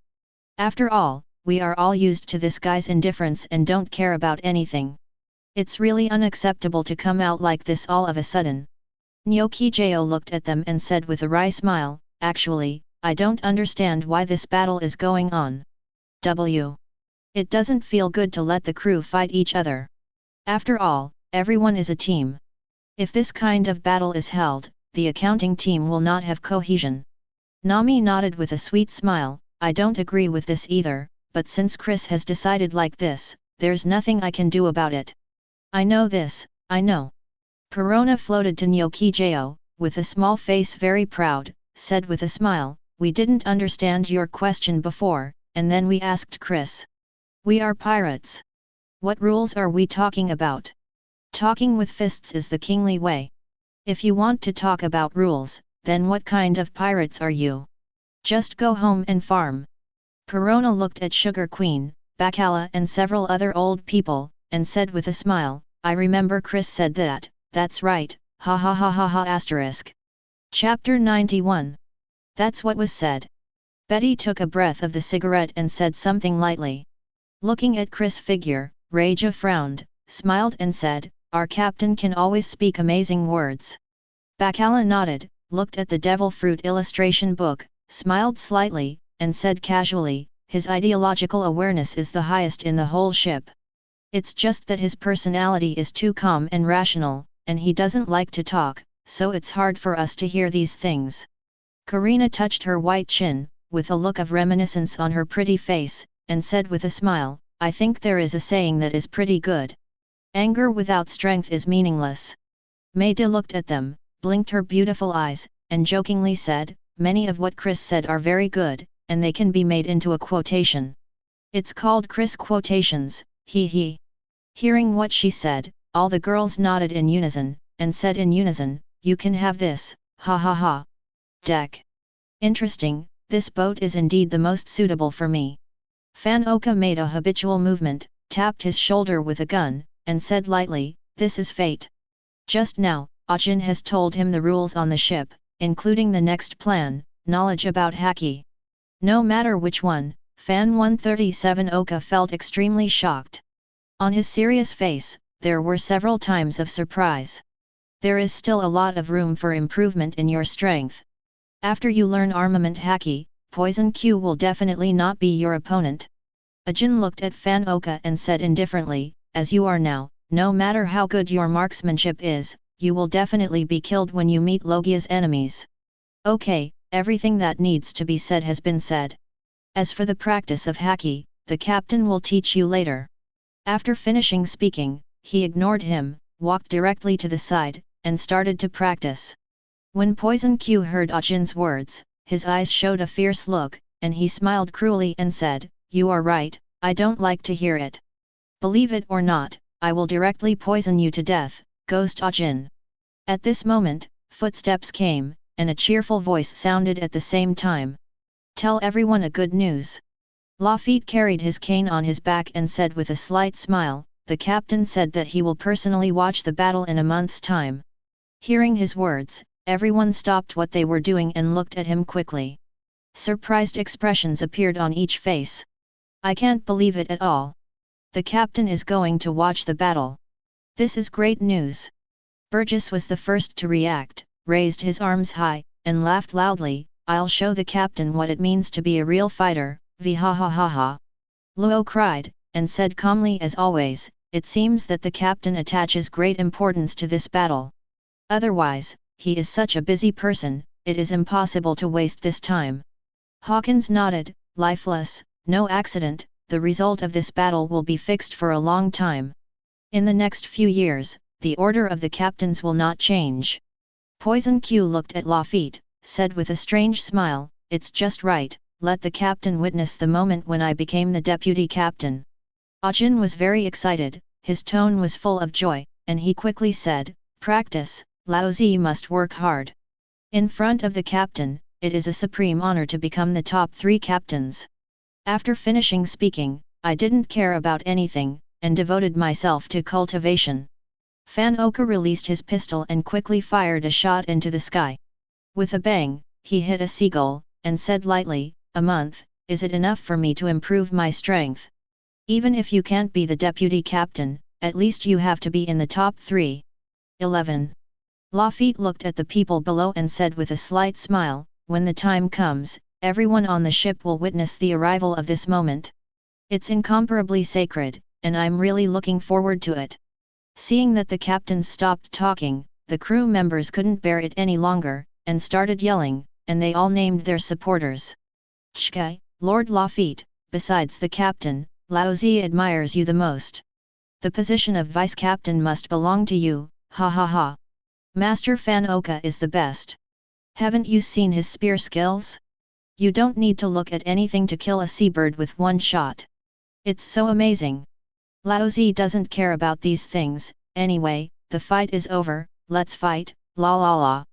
Master Burgess is the most manly, I have been imitating his big laugh recently, v ha ha ha ha. Aren't you stupid? There's nothing to learn from this laughter. It's the best words Mr. Hawkins said. Judging from the appearance, you are destined to be a kid, quack quack. I'm so excited, I can't, I'm going to pee my pants, let the water go. New World, Dressrosa, Flower Field. King Liku's revolutionary army is located here. At this time, in a certain simple and plain room, there were 3 people. 2 women and 1 man are Violet, Rebecca, and King Riku. Violet, didn't I tell you, don't meet if you have nothing to do. King Liku looked at her with a serious expression on his face, and said solemnly, if Doflamingo finds out, it will definitely arouse his suspicion. In this way, you are very dangerous, understand? Rebecca was sitting upright, with her body slightly turned to one side, her demeanor was graceful and luxurious, her quietness exuded elegance, and her voice was crisp and melodious. Grandpa, since Auntie asked us to come here, she must have something to discuss. After all, Auntie is very smart, she is the person I admire the most. Violet leaned on the chair, with her legs crossed, her hands wrapped around her body, showing her perfect figure to the fullest. The princess of a country really deserves her reputation. With this figure, the whole Dressrosa is crowned. Father, do you think I am someone who will mess around? Violet rolled his eyes at him, full of the style of a little girl, making her look like Ast. It's really charming. Immediately afterwards, he turned his head to look at Rebecca, shook his head slightly, and said with a wry smile, your words make my aunt very ashamed. If Auntie was really that powerful, she would have dealt with the BD Doflamingo long ago, and let the citizens live a happy life long ago. Where is it like now? I can only hide in the underground world of Huatian, living a dark and cold life. Chapter 92. Okay, other digressions will be discussed later. King Liku knocked on the desk, looked at Violet, and said in a deep voice, tell me, what is the purpose of bringing the 2 of us here? Rebecca didn't speak, she looked at Violet with beautiful eyes, blinked her eyes, and there was a curious look on her beautiful and delicate face. What a beautiful cutie! When it came to business, Violet immediately cheered up, sat up straight, and handed the stack of documents on the desk to King Liku and Rebecca. "Auntie, what is this?" Rebecca took the information handed by Violet, her beautiful eyes flowed, her smile was fresh and elegant, and she asked curiously. "Chris pirates." King Riku glanced at the information, then cast his eyes on Violet, and asked suspiciously, "You won't gather everyone together just because of this pirate group, Violet?" Violet nodded lightly, with a serious expression on her pretty face, and said solemnly, "Now, I will explain the cause and effect to you in detail. Some time ago, Doflamingo went to hunt down Trafalgar Law, and found him, but almost captured him. But at this moment, the Chris pirates appeared and rescued Trafalgar Law. Chris pirates, as the name suggests, the captain is Chris." Violet stroked the black hair on her forehead, and said with a slight smile, "Just a few days ago, the Chris pirates were offered a bounty, which shocked the whole sea. This young man has not yet entered the Grand Line, and the bounty has reached 100 million Baileys. Moreover, many of his subordinates have a bounty of tens of millions of Baileys. If Chris is included, then the bounty of this pirate group exceeds 400 million Baileys." Hearing what Violet said, Rebecca's beautiful eyes lit up, her pretty face was full of surprise, and she murmured, "It's so powerful. In the 4 seas, the bounty can reach 100 million, I have never heard of it. Auntie, this young man named Chris looks very mysterious." King Liku frowned, he was also shocked. "I have lived for dozens of years and have seen all kinds of storms, but I have never heard of such a thing." At this moment, he couldn't help being curious about Chris, and without saying anything, he opened the information and read it carefully. "Yes, this young man is really shocking." Violet shook her head lightly, with a look of emotion on her beautiful and delicate face. "Doflamingo wants to kill Trafalgar Law, and he won't stop. As a result, conflicts with Chris will naturally erupt, and a fight is inevitable. About this battle, Doflamingo mentioned it a few days ago. He used all his abilities, even if Conqueror's Haki was activated, it couldn't help Chris." Violet looked at the two of them, smiled and said, "In the end, Doflamingo was forced to use his unique skills, but he didn't use them and left directly. But from what I know of Doflamingo, he will never give up whatever he does. This BD is unscrupulous. If he can kill Chris, he will never let it go. It is inevitable. After all, this guy cares too much about his face and will never allow any embarrassing things to happen. So, with regards to this fight, there is only one outcome, and Doflamingo is no match for Chris. He was afraid of Chris, so he didn't dare to shoot again." Now, King Liku could no longer be calm, his old face was full of shock. "Who is Doflamingo? He is an existence of incomparable strength. He is such a powerful person, he is not the opponent of this Chris." He was so shocked. "Violet, are you telling the truth?" King Liku looked at her, still showing a surprised expression on his face, and said in disbelief, "He is a young man, can he defeat Doflamingo?" "Impossible, you must have heard the rumors, this is absolutely false news." Rebecca frowned her beautiful eyebrows, her pretty face was full of confusion, and she agreed. "Auntie, what you said shocked me. But, it shouldn't be possible, is there a problem with the news?" Rebecca looked at Violet, smiled sweetly and said, "I know that my aunt is reliable, and she will definitely not tell us anything that has not been confirmed.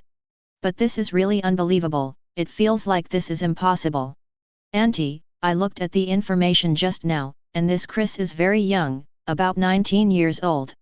Shaking his head lightly, he said with a wry smile, "Even if he started practicing at a young age, he can still practice for a few years. Doflamingo is about 38 years old, twice as old as Chris, and I don't know how much more time he has practiced than him. Based on this calculation, Chris is definitely not Doflamingo's opponent. The gap in strength between them is still very large."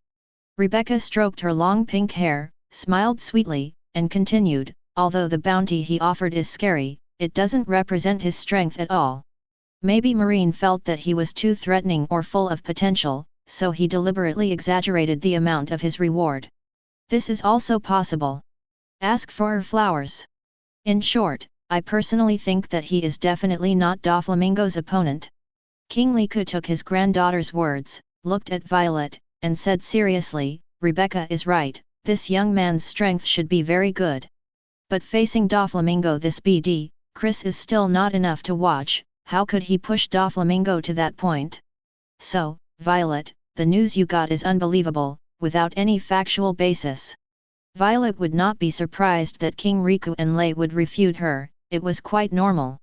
After all, Chris is so young, if someone told her about this, her first reaction would be, definitely won't believe it. Actually, at the beginning, I also doubted that this would be impossible. 0. Violet looked at the two of them and said solemnly, however, I have often heard Doflamingo mention Chris during this time. And every time I mentioned it, although he was very arrogant and very Haki, I still noticed the trace of fear in his eyes. Just yesterday, Doflamingo mentioned Chris again, when I happened to be hiding outside the palace. You know my fruit ability, I can see through all lies. At that moment, I read Doflamingo's inner thoughts. Violet's beautiful eyes sparkled, and her beautiful and delicate face revealed an expression of incomparable excitement, and said something quickly. Damn kid, why did such a monster appear in the sea, even I am no match for him. Looking at his almighty push, it is simply an absolute defense, with my ultimate move, 16 rounds of holy bullets, God's killing, it is impossible to break his defense. Where did this little devil come from? I sent people to search several times, but I couldn't find any news. It's really mysterious. But he wants to cooperate with me, which is definitely a great thing. If we form an alliance, Lao Zi will not have to be so afraid of that BD Kaido in the future. Phew phew phew phew phew. Violet brushed aside the black hair on her forehead, and said with a smile, it is only through this peak that I am absolutely certain of a fact. Doflamingo, no match for Chris at all. Chapter 93. Shock. Very shocked. Inside the room, there was no sound at all, no sound at all. Rebecca and King Riku were really shocked. The two of them knew Violet's abilities very well. Paramecia stared at the fruit, as long as the target was within her line of sight, her inner thoughts would be read instantly. It is simply an artifact for peeping secrets. If that's the case, then Doflamingo really is no match for Chris. King Liku shook his head, his vicissitudes face was full of horror, and he murmured, but this is too surprising. Chris is such a young kid, but he has such terrifying strength. How did he do it? This is really incredible. Rebecca looked at Violet, with the same surprised expression on her flawless face, and quickly said 170. He is so young, but his strength is so strong. It can only show that his cultivation talent must be very, very strong. Moreover, he must be a very hard-working person. It would be absolutely impossible to do it without just relying on his excellent talent. Terrible, this young man is really terrible. Rebecca blinked her beautiful eyes, with a look of incomparable curiosity on her pretty face, she said longingly, I really want to meet such a young man. It's so different, I've never heard of such an outstanding young man. Violet looked at Rebecca, with arched eyebrows, smiled, and began to tease. Oops! Our big beauty, Rebecca, actually fell in love with a man. This is a rare thing. Zuzu, I really envy Chris, he was able to get the favor of such a peerless beauty, because it makes people jealous. Rebecca gave her a blank look, and said angrily, Auntie, you will make fun of me, What kind of character he is, whether he is easy to talk to, I don't know these things, how could I be tempted by him? Rebecca rolled her beautiful eyes, revealing a sly look, and nodded, looking suddenly enlightened. I get it all. Auntie, I think you fell in love with him, I guessed right, hee. You are looking for information, and you know him so well. If you say that there is nothing tricky in it, I don't believe it. King Liku knocked on his desk, coughed, and reminded him. He looked at Violet and asked doubtfully, Chris is better than Doflamingo, but what does this have to do with us? You're trying to use Chris' power to bring down Doflamingo, right? Hearing King Riku's words, Rebecca's beautiful eyes lit up, and she looked at Violet curiously, with an incredible expression on her face. Auntie, you can't really be like what Grandpa said. Please Chris, help us get rid of Don Quixote family. If that's the case, wouldn't it be very dangerous? Rebecca shook her head lightly, frowned her slender willow leaf eyebrows, and said solemnly, if he doesn't help us, he will tell Doflamingo instead. Then sister, you will be in trouble, and Doflamingo will definitely not let you go. Violet stroked her hair, and said with a smile, yes, I really think so. The Don Quixote family are so powerful, it is impossible for us to defeat them. No matter how much we forbear and accumulate strength secretly, it doesn't matter whether it's 3 years or 5 years, it's all the same. Violet sighed, and said with a wry smile, Doflamingo's power is really too huge. Although we are getting stronger and our strength is gradually improving, we can't catch up with their speed at all. As time goes by, this gap will only widen. In the end, we can't do anything. This country is really ruled by them, and there is no other possibility. Violet looked at the two of them, her expression became extremely serious, and she said loudly, Father, Rebecca, we must borrow external force. Trust me, this decision was absolutely correct. Silence. Both King Liku and Rebecca fell silent, and did not respond immediately. In the whole room, it was very quiet, without a single sound. After a while, King Liku leaned back and sighed heavily. It turned out that his old face was full of desolation. What you said, Father and King don't know. But what can we do, facing such a terrifying opponent, we can only hide underground and develop our strength secretly. Besides this, we have no other good solution. King Liku shook his head, cheered up a little, looked at Violet, frowned and asked, what you said is indeed reasonable, you must use external force and ask others for help. But the key question is, have you figured out the situation of Chris? What if he helps us get rid of the Don Quixote family and ends up hanging around here? At that time, who can save Dressrosa? There is really no possibility at all. Rebecca nodded, looked at Violet, and said with great concern, Auntie, let's think of a way to see if there is anyone else who can help us. I feel that Chris is too mysterious, and we don't understand, so don't ask him for help. Auntie, your safety is the most important thing, I will never allow you to do risky things. Violet waved her hand slightly, with a relaxed expression on her beautiful and classic face, she said something with a smile. Don't worry, how could I do something I'm not sure about? As for the danger, there is absolutely no such thing. When the time comes to contact Chris, I won't show up in person. Let my dead man communicate first to see how the situation is. Violet leaned back, crossed her legs, and said with a smile, in this way, it is absolutely impossible for Chris to guess my identity. At that time, things can be negotiated, that's of course the best. If you can't reach an agreement, it won't hurt, and there won't be any harm. In short, even if you two relax your minds, you won't ask 4.8 questions, and even a little bit of small problems don't exist. Hearing Violet's swearing words, Becca and King Liu looked at each other. According to what Violet said, there is really no risk in this matter, and there is no problem at all. But all these are just Violet's own thoughts, can things really go as smoothly as she said? In case Chris finds out her identity, or there are other changes. Such a situation is likely to happen. The two still feel that something is wrong, and they don't take any risks. Chapter 94.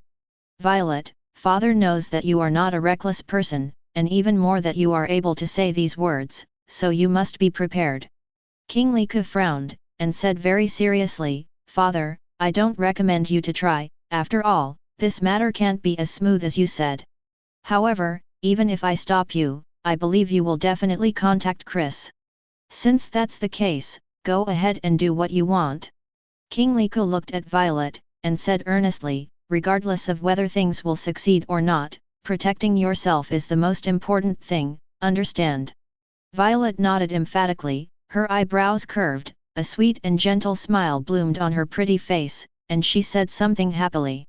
Father, don't worry, your daughter is not that stupid, she will take good care of herself. Rebecca looked at Violet, frowned her beautiful eyebrows, shook her head slightly, and said with a wry smile, Auntie, to be honest, I don't want you to do this. But Grandpa has already said that, so I don't have much to say, so I won't stop you.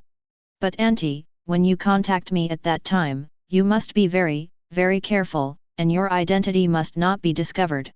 Violet gave her a blank look, and said angrily, when did your aunt make a mistake in her work? Well, 690, I will be very careful, and I will definitely not be found. Okay, I can't leave for too long, lest that BD Doflamingo find out, I'll go back first. After finishing speaking, he quickly stood up, walked towards the door with elegant and noble steps. After she left, Rebecca looked at King Liku, with a puzzled expression on his beautiful and delicate face, and asked quickly. Grandpa, why would you agree? If you do this, my aunt may be in danger. King Liku sighed, showing helplessness on his old face, and said with a wry smile, how could Grandpa not know? But since your aunt has made a decision, she will definitely not change it. Your aunt is talking and laughing on the surface, but she is suffering in her heart. Everything is buried in her heart, and she doesn't want us to know at all. King Liku leaned on his chair, stared blankly at the ceiling, and said with a sad face, the country has been invaded, and she still has to do things under the hands of the enemy. How could the grievance in this be explained clearly in a few words? Alas! It's all your fault that your grandfather is useless. Not only can't protect the people, but even the family members are affected. It's all my fault. Seeing that King Liku blamed himself so much, Rebecca quickly stood up, walked to his side, and squatted down slowly. Holding his old hands, he said with great concern, Grandpa, don't think so, none of this has anything to do with you. It's all Doflamingo's fault, he made us like this, and it really has nothing to do with you. Grandpa, you have to believe that a bad guy like Doflamingo will definitely have retribution. Rebecca shook his hands, arched her eyebrows, and said softly, Grandpa, I want to go outside to see the sea of flowers, you can go out with me, okay? Hearing what his granddaughter said, King Liku put aside his troubles and said with an amiable smile, okay, if my granddaughter wants to go out for a stroll, of course I will agree. Let's go, it's good to go out to relax. If you stay underground all the time, you can't see the sun, and your whole heart will become dark. Rebecca nodded heavily, hummed, her eyebrows were curved, her pretty face was covered with a sweet smile, she was extremely happy. Then, the old and the young walked slowly towards the door. The picture is so warm and beautiful. 4 days later. Chris, above deck. It's still Paong and Bibo, these two guys are the most leisurely, they know how to fish every day. Burgess had just finished practicing, leaning on a chair, and said with an irritable face, damn it, I've been looking for it for 4 days, and I haven't seen anything, do it. Poison Q was lying on the deck, his smile was still so ugly, I don't know anything else, 4 days have passed now, and there are still 26 days left. I have already seen the position of the deputy captain, and he is waving at me, hee. Hawkins was sitting on the side, playing cards, looking at Poison Q, and said with a dead voice, although 4 days have passed, your appearance has not changed. Luo put away the demon sword and cried, as always, coldly, the position of the deputy captain must be Lafitte, there is no need to say more about it. Not always. Fan Oka tapped his shoulder with a gun, and said expressionlessly, after listening to the captain's teaching, I am very confident in the cultivation of two-color Haki. In these 26 days, I will definitely be able to learn armament Haki. By then, the position of deputy captain must belong to me. This is fate. Ajin was waving his fist at the side, trying hard to practice Haki, and said indifferently, everyone, don't forget my existence. Lafitte stood his cane in front of him, smiled slightly, and said humbly, although I really want to give way, my strength does not allow me to do so. I really hope that a new person can appear to take my place. After all, since I went to sea, I haven't experienced a single defeat. I really want to taste the feeling of failure. It must be very painful. Suddenly, an alarm sounded from the observation deck. Report. There are 2 ships ahead, one is a merchant ship and the other is a pirate ship. We found. Inside the practice room. Hearing the alarm sound outside, all the girls were stunned for a moment, and then their pretty faces showed interest. Karina shrugged her shoulders, her beautiful eyes turned around, and she said with a smile, it's not easy, it's the first time I've encountered a merchant ship after sailing for so long. Head to head, our ship rarely encounters pirates and marines, and has been floating on the sea empty, so boring. Perona floated in the air and said something with a smile. Nami blinked her eyes wide, smiled purely and sweetly and said, East Blue is the weakest sea area, and there are relatively few pirates here, so it's not easy to encounter them of course. Nyokijo nodded, and agreed with a slight smile. Originally there were not many pirates. But after Chris's reward order came out, there must be a lot more. At this time, Bacala looked at the busy man in front, smiled and said, Chris, our good luck has come again. Good luck is here again, could it be that mysterious ship? Queen Sweetheart looked at Bacala, her beautiful eyes were sparkling, and her pretty face was full of interest. Maida stroked her pale golden hair, and said elegantly and generously, Didn't I say, it's a merchant ship and a pirate ship, where is that magical ship? Let's go. Chris put down the barbell, without hesitation, walked directly to the door and lost. All the girls stood up one by one, with curious expressions on their beautiful faces, they really wanted to know what the good luck this time was referring to. Above the merchant ship, in a small room, by the window, stood a young woman. She has short dark green hair and wears a pale gold turban. It is the bar proprietress from Windmill Village Makino. Sure enough, I have to come out to relax once in a while. Otherwise, it would be really boring. Makino put his hands on his eyes to block the hot sun, and looked out the window at the blue sky and white clouds, as well as the rippling sea. The mood is extremely cheerful and leisurely. On his fair and delicate face, he couldn't help showing a gentle and pleasant smile, which looked extremely beautiful. What a sweet and gentle person! Chapter 95. Suddenly, there was a terrified scream from the merchant ship. It's not good, the big thing is not good, a pirate ship is coming. The tourists' shout was like a stone thrown into a calm lake. Immediately caused a storm. The pirate is here, it's over, I don't want to die. Why are there pirates, what is going on? I've been on this ship so many times, and I've never encountered a pirate. What's going on today, and why is it happening? A few days ago, my friend also said that there have been more and more pirates in East Blue recently, and that it was caused by a pirate group named Chris. I didn't believe it at the time, but now, woo woo woo. I've also heard that it's that Chris, who offered a bounty of more than 100 million, causing many people to learn from him, going out to sea to be a pirate, it's really disgusting. On a merchant ship, in a luxurious room. There are 3 men here, have a good day. Xiaoa, you stay in the room, don't run around. Hearing the screams coming from outside, Jiauni looked at his daughter, and gave orders with a serious face. Kaya sat on the chair, very ladylike, nodded lightly, and said obediently, Father, don't worry, I won't run around. Jiauni glanced at the man behind Kaya, and said solemnly, Meli, take care of Xiaoa, take care of her. Then, he glanced at the butler beside him, and said directly, Kabatelli, let's go out and have a look. After finishing speaking, he no longer hesitated, and hurriedly walked towards the door. Crow pushed his glasses with the palm of his right hand, and said calmly, Okay, sir. Soon, the two walked out of the room, leaving only Kaya and Meli, the pair of master and servant. Meli, pirates are scary, aren't we? Will something happen to us? Kaya is holding a book. Her greatest hobby is reading and studying. Meli is a very gentle person, with a smile and said kindly, Miss, this ship has been sailing for so many years, and there has never been an accident. So don't worry, there will be no problem.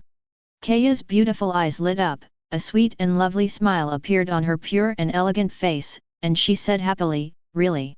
Well, it's best to be fine, everyone is safe and happy, that's the best. By the way, Meli, let's go to the door and have a look. I want to observe whether these pirates are as vicious as they are written in the book. Meli didn't even think about it, shook her head, and directly objected, Miss, you forgot what the master said just now. Master has explained, tell Miss not to run around and stay here with peace of mind. 21. Meli looked at Kaya, bowed slightly, and said apologetically, Miss, please don't go out, don't make things difficult for me.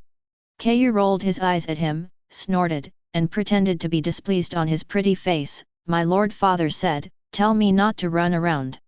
But I just went to the door to check, and I didn't run around, so why didn't it work? Melly, let's go to the door and have a look, and we won't go too far, okay? Hearing Kaya's words, Melly was helpless, and didn't know how to refuse. He is very concerned about this eldest lady, loves her very much, and wants her to grow up happily. After thinking about it seriously, he shook his head slightly, sighed and said, okay, I promise you. But let's say it first, you can only look at the door, don't go too far, do you hear me? Kaya's beautiful eyes are shining, her eyebrows are curved, her beautiful fair face is covered with a sweet smile, and she said something very happily. Melly, I knew you were the best for me, hee hee. Come on, let's go outside and have a look. Kaya stood up quickly, holding the book, bouncing and walking towards the door, laughing like silver bells, innocent and lively. What an innocent girl! Oops! Melly waved her hand quickly, followed, and hurriedly said, Miss, don't go so fast, let me go out to see the situation first. With a creak, the wooden door opened slowly, and Kaya showed a curious look on her pretty face, very cute, and walked out directly. At the same time, the wooden door diagonally opposite also slowly opened, and a woman with green hair came out. The two looked at each other, and Makino nodded slightly, with a gentle and pleasant smile on his delicate and fair face. Ah, big sister, you look so beautiful. Kaya put the book in front of her and stood quietly, slim. Her body is full of scholarly air, giving people the impression that she is a very ladylike, very quiet girl. Makino took small steps, smiled and said, you are the only one who is beautiful, much prettier than my sister. My name is Makino, from Windmill Village in East Blue, nice to meet you. Kaya looked at Makino, blinked her beautiful big eyes, and said with a sweet smile, Sister Makino, my name is Kaya, and I come from Ziluabu village. This is Melly, an elder I respect very much, hee hee. Melly nodded to Makino and said very gently, hi, nice to meet you. Makino smiled sweetly and said, Mr. Melly, I am also very glad to meet you. By the way, there are pirates coming, you have to be careful, don't run around. Kaya nodded, hummed twice, and said with a smile, Sister Makino, we just heard that pirates were coming, so we came out to check the situation. To tell you the truth, I have never seen a pirate since I was a child. Hearing Kaya talk about pirates, Makino shook his head slightly, couldn't help but smiled bitterly and said, in our village, there is a little devil who is about the same age as you, and he calls every day to go to sea. I always said that my dream is to be the One Piece. No matter how much I persuade him, it's useless.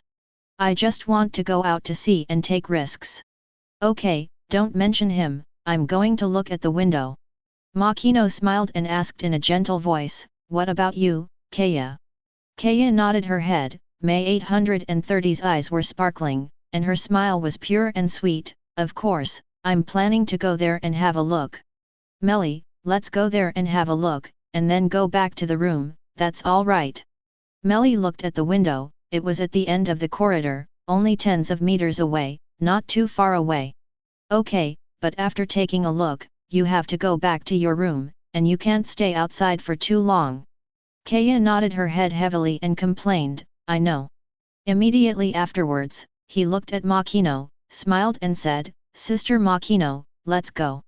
Then, the three of them walked to the window and chatted. Sister Makino, what do you do? Kaya held the book, looked at Makino, looked like a curious baby, and asked, I feel that my sister is so gentle and kind, and I really like you, sister. Makino stroked his dark green hair, and said with a sweet smile, my sister runs a tavern in Windmill Village. Kaya, my sister also likes you very much. You look more gentle and ladylike than me. My sister should learn from you. Kaya was a little embarrassed by what was said, her small face was shy, and she said with a sweet smile, where is it? I am not as good as you say, sister. Chapter 96. Soon, the three of them came to the end of the corridor. Looking into the distance, they saw a pirate ship approaching quickly. Kill everyone on board, ha ha ha. Damn it, Chris can offer a reward of 100 million, and we can too, quack quack. Snatch this merchant ship, and then kill them all, our bounty will definitely rise to tens of millions. Stop talking nonsense, hurry up, Lao Zi is going to kill a lot of people how. Come on. Listening to the roar of the pirates, feeling such a huge murderous aura, the three of them couldn't calm down anymore. There was a look of fear on his face, and he was extremely worried. Makino has seen a real big pirate, but even if he becomes 4 emperors, he is very easy to talk to, how can he be so scary? It's troublesome, I hope the guards on the ship can repel them. Makino shook his head, frowned his slender willow leaf eyebrows, and with a worried look on his pretty face, he murmured, otherwise, we're just going to be doomed. Kaya held the book tightly with her small hands, her beautiful eyes were full of fear, and her originally fair face became paler and paler. It's scary, is this a pirate? Why are they so fierce? We didn't mess with them, why did they come at us?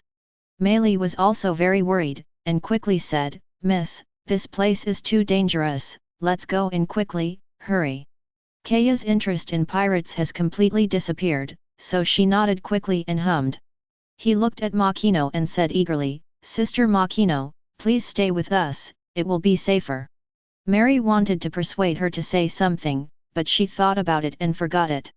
He still has a good impression of the beautiful woman Makino, and thinks that this woman is really gentle and will not hurt Kaya. Okay, just in time to chat with you. Makino smiled, dignified and elegant, especially gentle. Then, the three of them didn't stay here, and hurried to Kaya's room. On the deck of a merchant ship. As the owner of the ship, Jiauni is obliged to stand at the forefront and command. Carabatal, why didn't the guards shoot and why didn't they counterattack? Seeing the pirate ship getting closer and closer, Jiauni frowned and asked eagerly. Crow made a habitual movement, pushed the white glasses with the palm of his right hand, and said calmly, Master, I have already explained to the guards and told them to attack quickly. It can be said that pirates have never appeared before, causing these guys to take it lightly and wait for death, without any sense of crisis at all. When I called them just now, they were all drinking or sleeping. After getting up in a hurry, they had to find guns. My lord, the guards are no longer effective, we still have to rely on ourselves. Hearing what Shenluo said, Jiauni shook his body, and was quickly supported by Shenluo. Jiauni shook his head slightly, sighed, and said with a wry smile, it's over now. These pirates are vicious one by one, how could they let us go? There was a gleam of wisdom in Crow's eyes, and he said calmly as always, Master, there is no other way but to abandon the ship and escape. Let's get on the spare boat and leave here immediately. This is the only way in front of us. Jiauni is a very caring person, otherwise she would not be able to raise a gentle and kind girl like Kaya. How is it possible for him to abandon the tourists on the boat and escape alone? How does his conscience feel bad? No, it won't work, I will harm everyone in this way, I can't abandon them.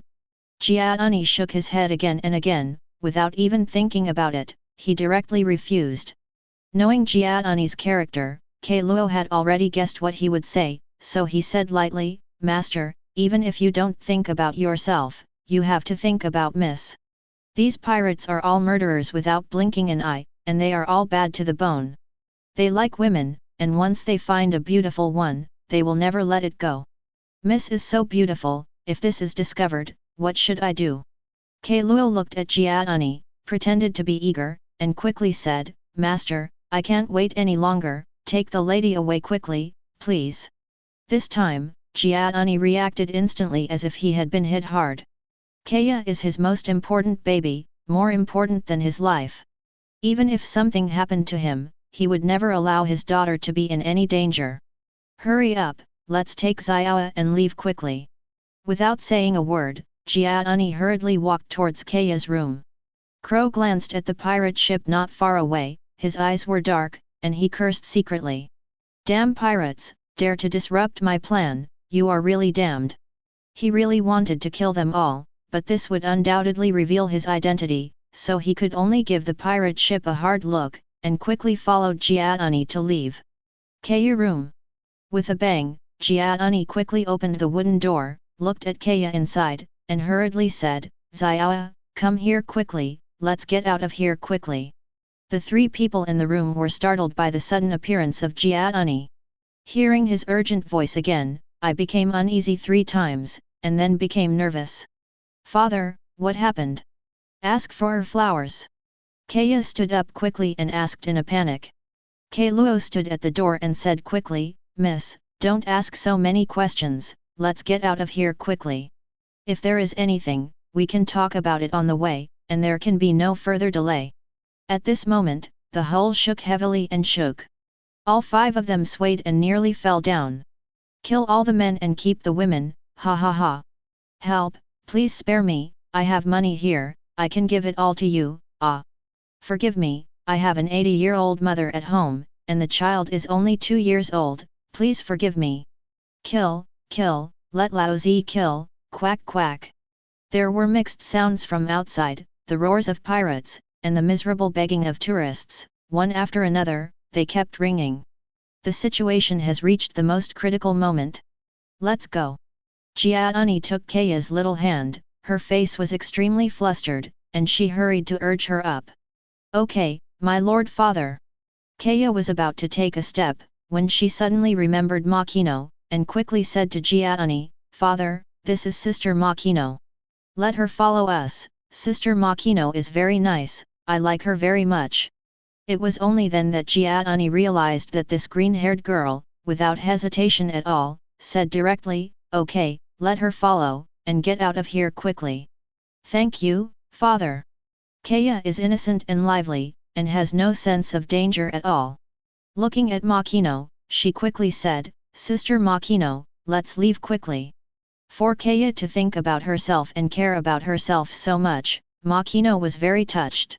The impression of this girl with light blonde hair is really good to the extreme. Okay. Makino didn't say much, and hurriedly took a step, followed by the door. Ha ha ha, Laozi heard a woman's voice, it's so sweet. Now that Laozi has grown up, you can have a good time, la la la.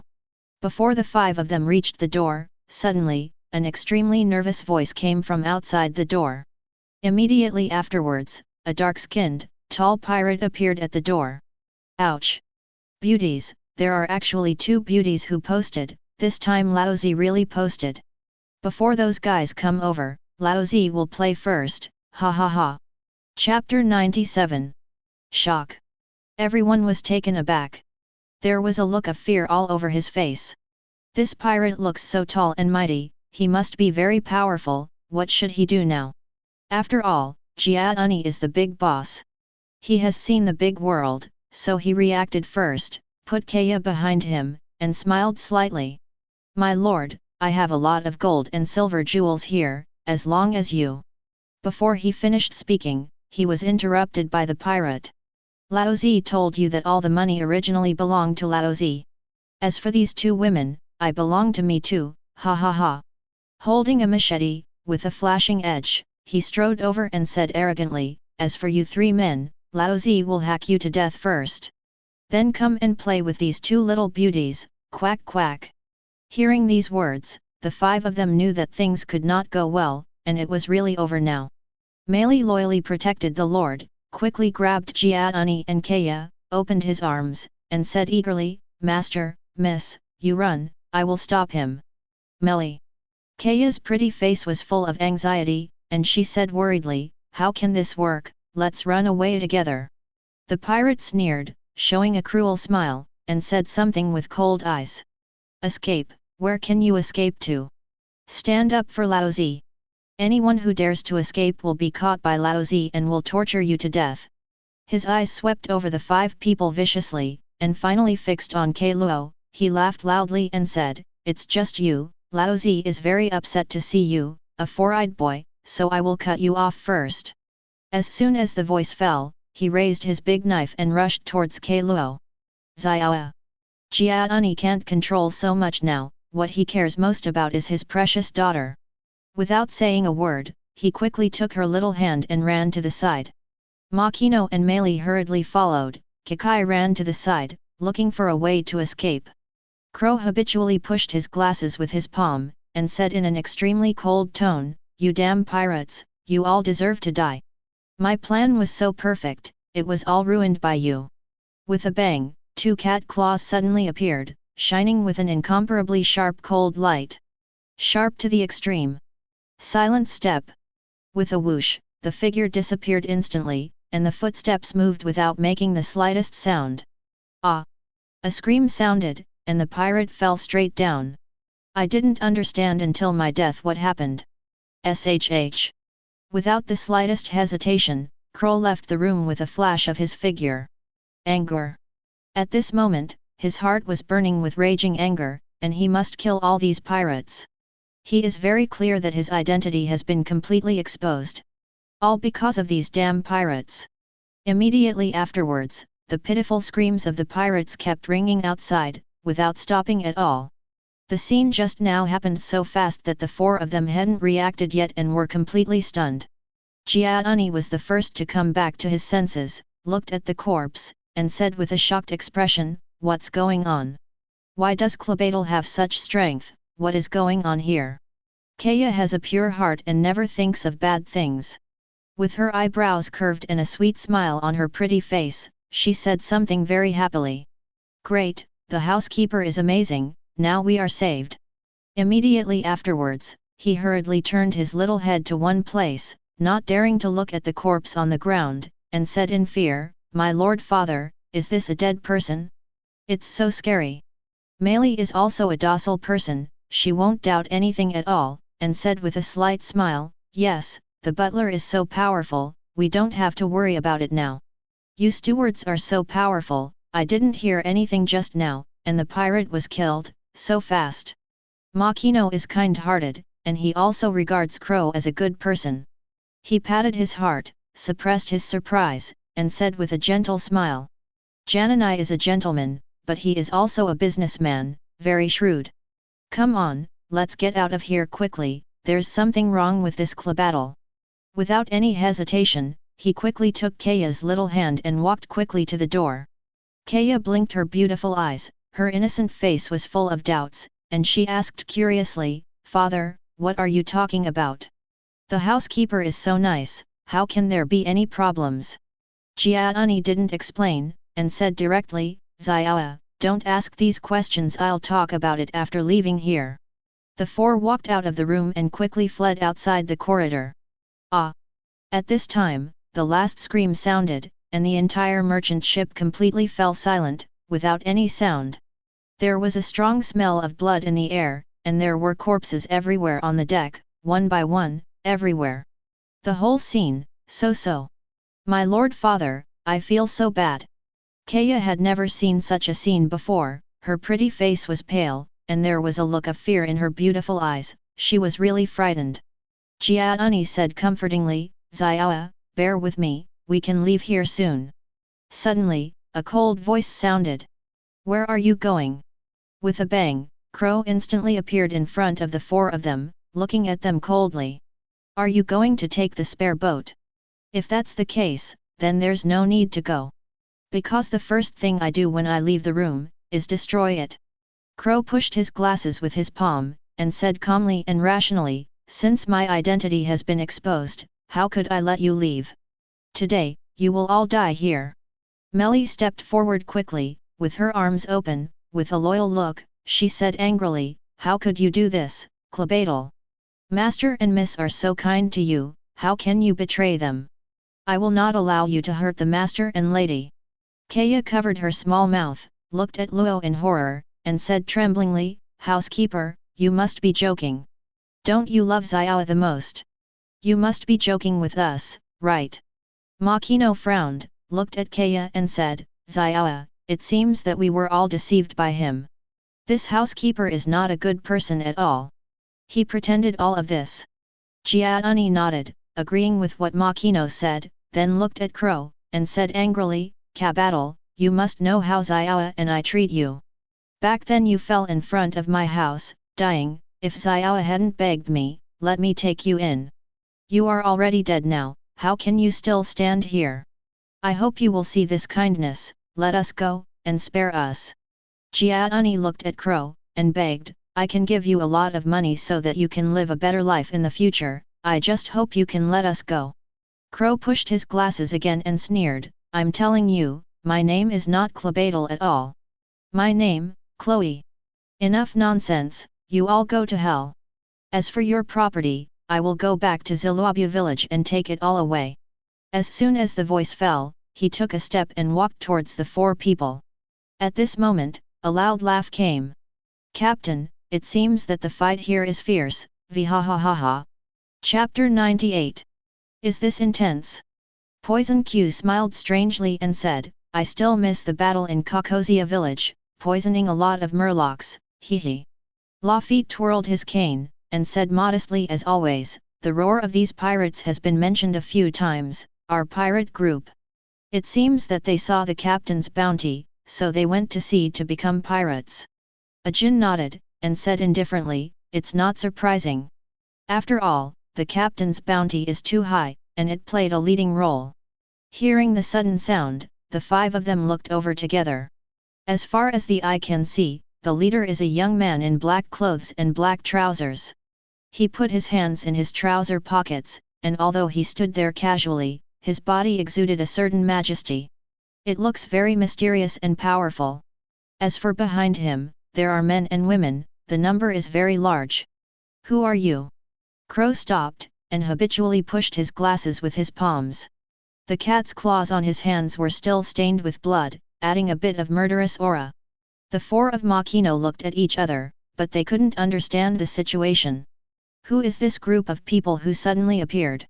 Jiauni turned his head the fastest, knowing that the opportunity had come. He quickly looked at the young man at the front, and said something respectfully.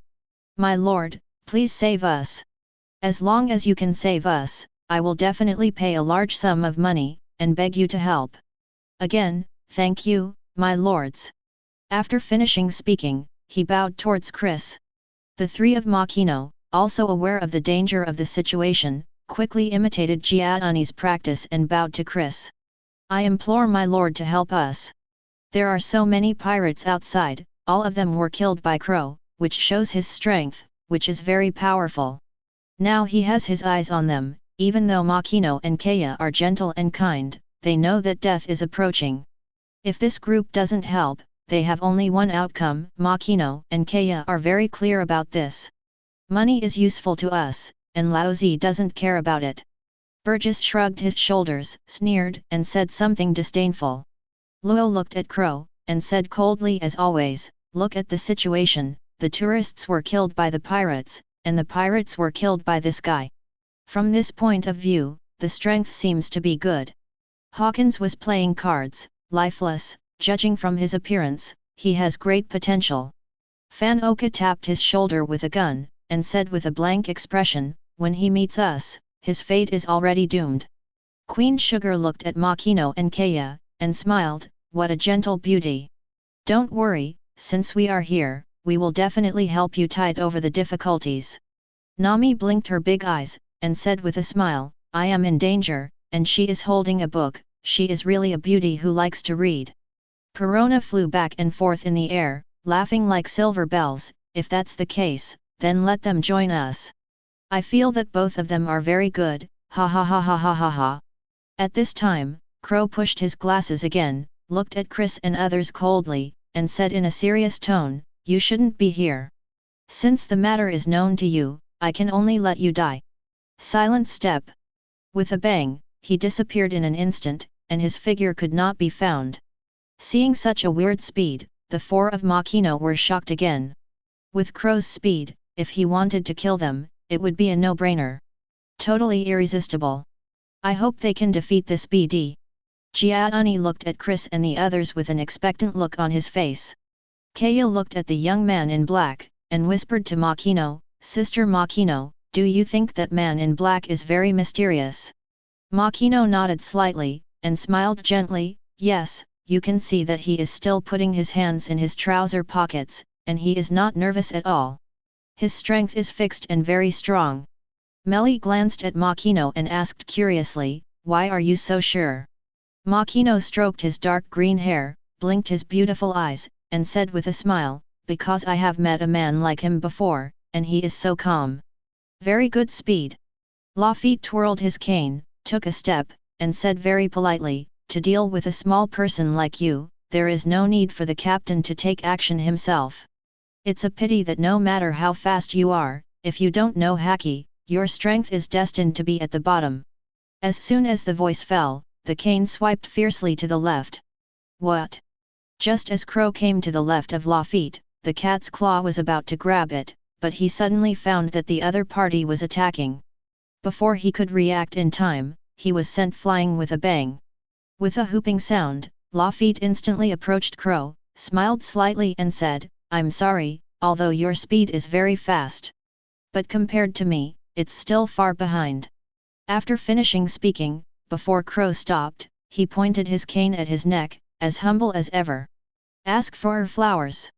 Join us and you will become stronger. Otherwise, you will be slaughtered today. Looking at Lafitte's figure, Ajin said with a cold expression, as expected of the deputy captain, the reaction and speed are both top-notch. Hawkins still looked like a dead man, and said calmly, being able to be the deputy captain is beyond doubt.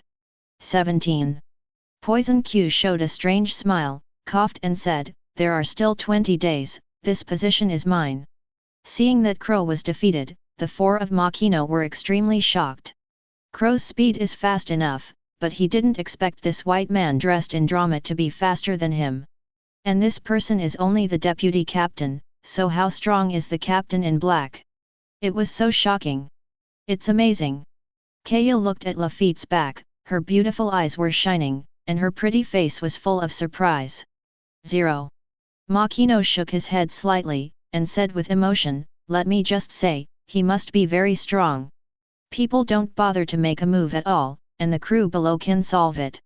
I observed him just now, and he hasn't said a word until now, and his expression hasn't changed at all, he's always looked the same. What a mysterious young man.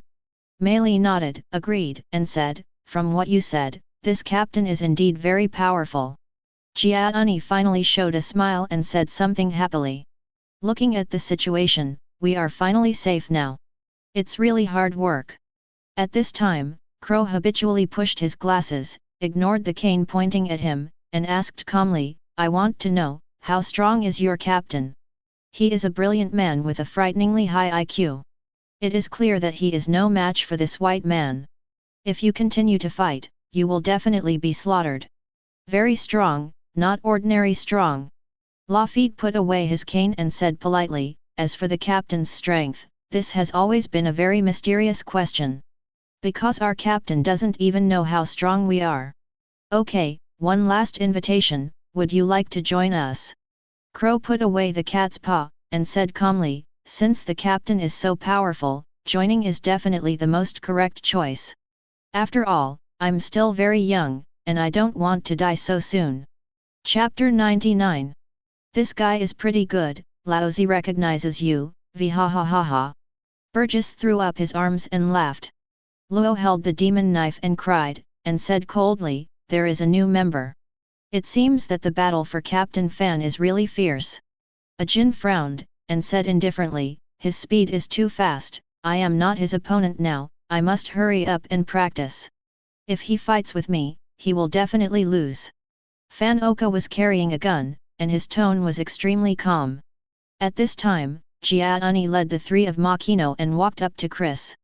Thank you for your help, very much appreciated.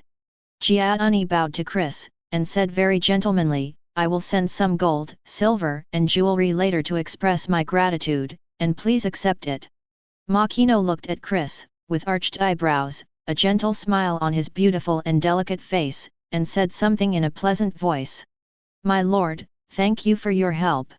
My name is Makino 00, I'm from Windmill Village, and I'm a tavern owner. If you come to Windmill Village in the future, I will pack all the drinks, and I will buy you drinks for free. Kaya also looked at Chris, blinked her beautiful eyes, and said with a sweet smile, I'm from Sarab Village, if you are free in the future, you can also come to my house. Karina looked at Makino and Kaya, with a sly look in her beautiful eyes, and said with a smile, I think they are very gentle, and they are very suitable to join us. Why don't you bring the two of them in so that we can chat and talk? Perona flew in the air, clapped her little hands, applauded, and said something quickly. Head to head, let them join us, I like them very much, ha ha ha ha ha ha. Maida nodded lightly, stroked her pale golden hair, and said, I like them too, but can you agree? Queen Sweetheart looked at Maida and smiled, it's not difficult at all, it depends on whether Sister Baccara is willing or not. If Sister Baccara asks, then they will definitely not refuse. Betty took a puff of cigarette, and said lightly, Sister Baccarat's fruit ability is indeed too powerful, no one can refuse her. At this time, Bacalla took a step forward, looked at the four of them, and said softly and generously, Hello, my name is Bacalla. Two gentle ladies, I want you to join the team, is it possible? Of all people, she knows Chris the best, and she knows the most secrets. Chris will inevitably become the king of a country in the future, and even the master of the world. Then by his side, there must be no shortage of women. As long as it is a beautiful woman, Bacalla will not let it go, they all belong to Chris. Don't even try to run away. As for whether Chris is interested in women, it doesn't matter, anyway, beautiful women are included in the team. You can't go wrong with that. Can I join? Makino's beautiful eyes lit up, a look of surprise appeared on his flawless face, and he said excitedly, I'm planning to go out to relax recently, and I can join this team. This is undoubtedly the best for me. Kaya nodded lightly, her fair face was full of interest and longing. I used to read books all the time, yearning for the outside world. But my Lord Father has never wanted me to go out, for fear that I would be in danger. It would be great if I could follow you. Kaya turned to look at Jiauni, shook his arm, and said coquettishly, Father, let me follow them, okay. Meili bowed to Jiauni, his tone was full of pleading, and he began to persuade. Master, Miss has always wanted to go out for a stroll, and now it happens to be such a good opportunity, so please promise Miss 17. Jiauni nodded, patted Kaya's fragrant shoulder, and said in a gentle manner, I used to be afraid that something would happen to you, so I always disagreed. But the situation is different now, they are so powerful, they can completely protect your safety, there is no danger at all. And, there are so many big sisters in this team, they will definitely take good care of you.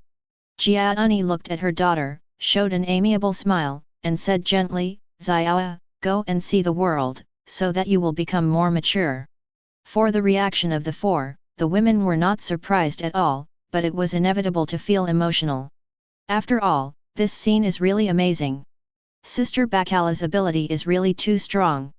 Nami looked at Bacalla's beautiful figure, blinked her big eyes, and her pretty face was full of complex colors. Nyokijo nodded, and said with a sweet smile, this is the so-called wish come true, which cannot be explained at all. Reija brushed her hair, said gracefully and softly, as long as it is said by Bacalla, it will come true in the dark. There is no logic, no reason, full of incredible power. Karina turned her beautiful eyes, and said with a smile, if Sister Bacalla wants to hunt for treasure, it's simply within reach. This ability is really too powerful, as if it can't appear in the world at all. Perona is floating in the air, I feel this scene is very interesting, I can't help laughing. So the person I admire the most is Sister Bacalla ha ha ha ha ha. At this time, Bacalla looked at the four of them, and said with a smile, Makino, Kaya, welcome to join us.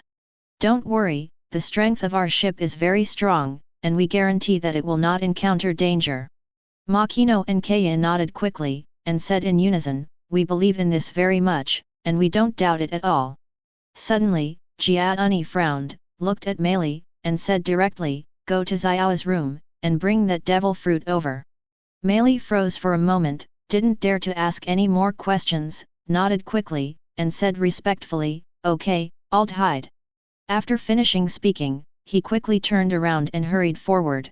Father, what are you doing with that devil fruit? Kaya looked at Jiauni, with a curious look on her pretty face, and couldn't help asking. Before Jiauni could answer, Burgess spoke first. Have devil fruit? Let me just say, since the captain has appeared, good luck will definitely not be too bad. Burgess shrugged, laughed, and said, if it's just taking that guy, it's just so-so luck. Now that a devil fruit is here, it will be worth seeing now, ha ha ha ha. Poison Q's eyes were gloomy, he glanced at Ajin and Fan Oka, and finally at Crow, with a very ugly smile and said, now there are 3 people who are not capable. So even if devil fruit appears, they can only eat 0.7 times, which is really cheap for these guys. Luo looked at Hawkins, and said coldly, it seems that our good luck has always existed. Hawkins nodded, and said in a low voice, the strength of the team has been getting stronger, which is undoubtedly a good thing. At this time, Jia Uni looked at Kaya with a gentle smile and a doting look on his face. Xiao, since you have joined them, father certainly hopes that they will become stronger. Only in this way, you will be safer, and father will not have to worry about anything. Then, he turned his head to look at Chris, and said with a slight smile, my lord, I have a devil fruit here, named Paramecia wearing fruit. A little thought, please accept it, my lord. I hope to take care of my little girl more in the future, please. Chapter 100. Piercing fruit, it sounds like it can pass through the ground. Lafitte had already told Crow the ship's rules, walked over, and said something with a gentle smile. Crow pushed his glasses, and said with a blank expression, not only can it pass through the ground, but any non-living body can also pass through. In this case, this devil fruit is very good. Ajin's expression was still so indifferent, and his tone was cold. Burgess laughed and exclaimed, not only is it good, it's just too strong. At that time, as long as you can't beat it and drill into the soil, who can do anything to you? This is the best way to escape and save your life, ha ha ha. Poison Q's vicissitudes face rarely showed regret, if this fruit is found, I will definitely eat it directly. Luo looked at Fan Oka, still so indifferent, and expressed his opinion. This devil fruit is very suitable for you. If you have the ability to hide from the ground, combined with your spear skills, if you want to assassinate your opponent, I'm afraid many people will be unable to guard against it. Hawkins nodded, agreed, and said, it is indeed very suitable, and it is even more powerful when matched. At this moment, the sound of footsteps came, and I saw Meili 27 running over quickly holding a small wooden box. Master, Huang is here. Jia Uni looked at Chris, smiled slightly, and said very gentlemanly, my lord, please accept it. Before Chris could speak, Van Oka spoke ahead of time. He looked at Chris, with a rare look of anticipation on his serious face, and said something excited. Captain, can you give this devil fruit to me? With his hands still in his trouser pockets, Chris said calmly, okay. After finishing speaking, he turned around and walked outside without saying anything. Hearing what Chris said, Fan Oka couldn't help saying respectfully, Captain, you are indeed the most wise and powerful. It's really fate to be able to join the Chris pirates. Burgess patted him on the shoulder and laughed loudly, don't let fate be, grab the devil fruit quickly and continue to set off. Luo looked at Hawkins, and said lightly, now his strength must have improved a lot, and the competition has become more intense. 17. Hawkins nodded, and replied in a low voice, we have to work harder, otherwise we will be left far away. Everyone's strength has become stronger, which is a good thing. Lafitte twirled his cane, showing a humble smile, feeling genuinely happy. Seeing that these men had left, Bacala smiled and said to Kaya, you guys talk again, we will wait for you back on the boat.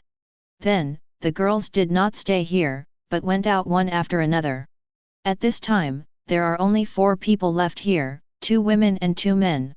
Xiao, go, father doesn't have anything to explain, just take good care of yourself.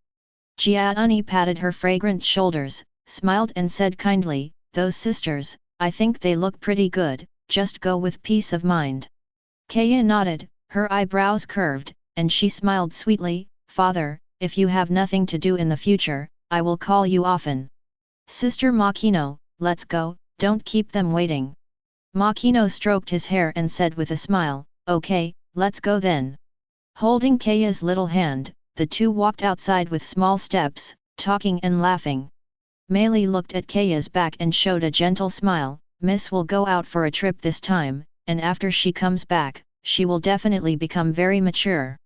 That's exactly what I want to see. Jia Uni smiled slightly, and said with relief, Xiao is too kind and has never experienced hardships, which is actually very detrimental to her growth. It's just right now, let her go to sharpen it and increase her knowledge. This kind of life is complete. Chris, above deck. Burgess looked in the direction of the training room, shrugged his shoulders, and said puzzledly, there is a problem that I haven't figured out. Poison Q smiled strangely, and said, are you confused? Why are you weaker than me? Damn, can you stop interrupting me? Burgess glared at him, frowned and said, our captain is a cultivator, everyone knows that. He is like a cold machine, why so many women like him, is there some mystery in it? Ajin punched at the side, and sneered, there are so many whys, because he is the captain. Hawkins was playing cards, and said with a dead voice, from the looks of it, the captain is destined to be loved by many women. Luo cried with the ghost on his shoulders, still so cold, and said something. I don't know anything else, but the captain has Conqueror's Haki, which is the most attractive to women. As long as a man with this kind of Haki has his own halo, that kind of charm is irresistible to all women, which is the so-called attracting bees and butterflies. Crow pushed his glasses and said calmly, it's not surprising that strong people are like this. Since ancient times, beauties love heroes. The captain is so powerful.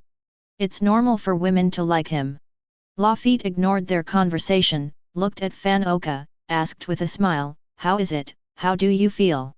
Fan Oka nodded lightly, showing a rare smile, very good, it really suits me best. With a bang, the person disappeared in an instant, and his figure could not be found. A slight sound sounded, and Fan Oka slowly rose from below the deck, and finally returned to its original state. Now your opponents must have a headache. Lafitte straightened his top hat and said politely, Assassination King, I think this title is very suitable for you. Master Fan Oka is doing well. I am most optimistic about Mr. Fan Oka, that Shinso technique is so powerful. Master Fan Oka, come on, you will definitely be the captain of the first team, ha ha ha. Don't ask which fan Captain Laozi likes the most, just ask Fan Master Oka, Xia Xiaxia. Oh, I'm so looking forward to the battle for the captain, I'm so excited, Laozi misses you so much. 5 days later. Chris, above deck 037. Damn it. Burgess waved his fists, practiced armament Haki, and cursed, it's been a few days, and there is no news, what a fart. I think I can tell the captain to rush directly into the Grand Line. Isn't it just a ship, as for wasting time here? Poison Q leaned on the chair, smiled mysteriously and said, that's good, it's better to rush to the captain directly and question why he is wasting everyone's time. Anyway, you have to explain to the crew. Burgess glared at him and roared, don't you *CK want to harm Laozi, if you really question the captain, you will definitely be slaughtered. Ajin leaned on the chair and was taking a rest, and said coldly, don't worry, I won't be slaughtered, the most is a violent beating. Crow had already heard about this matter, pushed his glasses with his palm, and said calmly and rationally, anyway, with Bacala around, this mysterious ship can't escape, just wait with peace of mind. There is no need to doubt that the fate of this ship has already been doomed. Fan Oka tapped his shoulder with a gun and said something expressionless. Suddenly, an extremely excited voice came from the observation deck, and Yin roared. Good news, great news, I saw the mysterious ship. Good news, great news. Chapter 101. What the hell, did it finally appear, shit. Burgess quickly stood up, looked around, but didn't see any shadows, and said cursingly, this is a few kilometers away again, what the hell. Poison Q sat up, smiled cruelly and said, what mysterious ship, after it is discovered, it will be directly poisoned to death. Can't it exist for hundreds of years? Let's see if he can withstand my miasma. Luo cried with the ghost on his shoulders, and said coldly, with Bacala's help, it took so many days to find it. No wonder no one has found it. Hawkins was playing cards, and said in a low voice, since we discovered it, no matter how fast it is, it can't compare to the captain. Ajin was practicing Haki, and said indifferently, Fan Oka said it was so mysterious, later Laozi will see what the hell this ship is. This time, your fate is already doomed. After all, the captain is really too strong. Fan-oka looked at the sea level in front of him, saw the black ship he had seen many years ago, and said in a calm tone. Inside the practice room. Here we come, we finally found out. Queen Sweetheart's beautiful eyes lit up, her beautiful fair face was full of surprises, she was so happy. Betty took a puff of cigarette, and said calmly as always, finally, the truth can be revealed, and I will study it carefully later. Karina nodded, her beautiful eyes sparkled, her smile was sweet and cute, and she said, everyone is very curious, I'm so tickled, hee hee. I was very curious when I heard you mention this before. Carmen looked at them, with a charming smile on her exquisite and beautiful face, and said with a smile, I didn't expect to encounter such a thing only a few days after I came up. It seems that I can also bring good luck to everyone. Makino stroked his dark green hair, blinked his big eyes, and smiled gently, all this is thanks to Sister Bacala. Without her, I wouldn't be able to encounter such interesting things. Kaya nodded her head heavily, her eyebrows curved, showing a sweet and pure smile, and said, yes, going to sea is so interesting, it's much better than being at home. I used to be at home and just read books every day. It was so boring. Now I can not only see the rippling sea, but also hear the seagulls chirping, and there are so many more, I really like it. At this moment, Chris stopped practicing, still calmly, and said 2 words, let's go. After getting along for so many days, Nyokijo already knew what kind of person Chris was, and he was not so afraid of him. Nyokijo knew very well that Chris just didn't like to talk and seemed a little colder. But he is very nice, answering every question, not so difficult to speak. Chris, have you used your knowledge to reveal your breath? Nyokijo looked at Chris, blinked her beautiful eyes, and asked curiously, what is the condition of that ship? The girls followed behind Chris without saying a word, and all looked at him, all with anticipation on their pretty faces. No. Chris has always said very little, never talking nonsense, just said these 2 words lightly. Carmen shrugged her shoulders and said with a slight smile, it doesn't matter, we found it anyway, it is not destined. Meidi arched her eyebrows, brushed her pale golden hair, and said generously, as long as Chris comes forward, there will be nothing that can't be fixed, at least I think so. Master Chris is really strong, he is the most powerful person I have ever seen. Kaya looked at the back of the man in front of her, her beautiful eyes were full of admiration, she was extremely admired. Makino smiled, nodded, and said, it's really the first time I've seen him so young and yet so powerful. Deck. Fan-oka tapped his shoulder with his gun habitually, and said with a blank expression, the ship found us, and it has already started to speed up, trying to escape. Don't worry, even if it runs to the horizon, it won't be able to escape the captain's pursuit. Lafitte twirled his cane and said politely, the captain said that no one in this world can compare with him in terms of speed. Not even the flash of Admiral Polisalino can match the speed of the captain. After all, Space Shuttle has no concept of distance at all. Crow glanced at Fan-oka, pushed his glasses, and said rationally, your observation skills are much better than the policemen.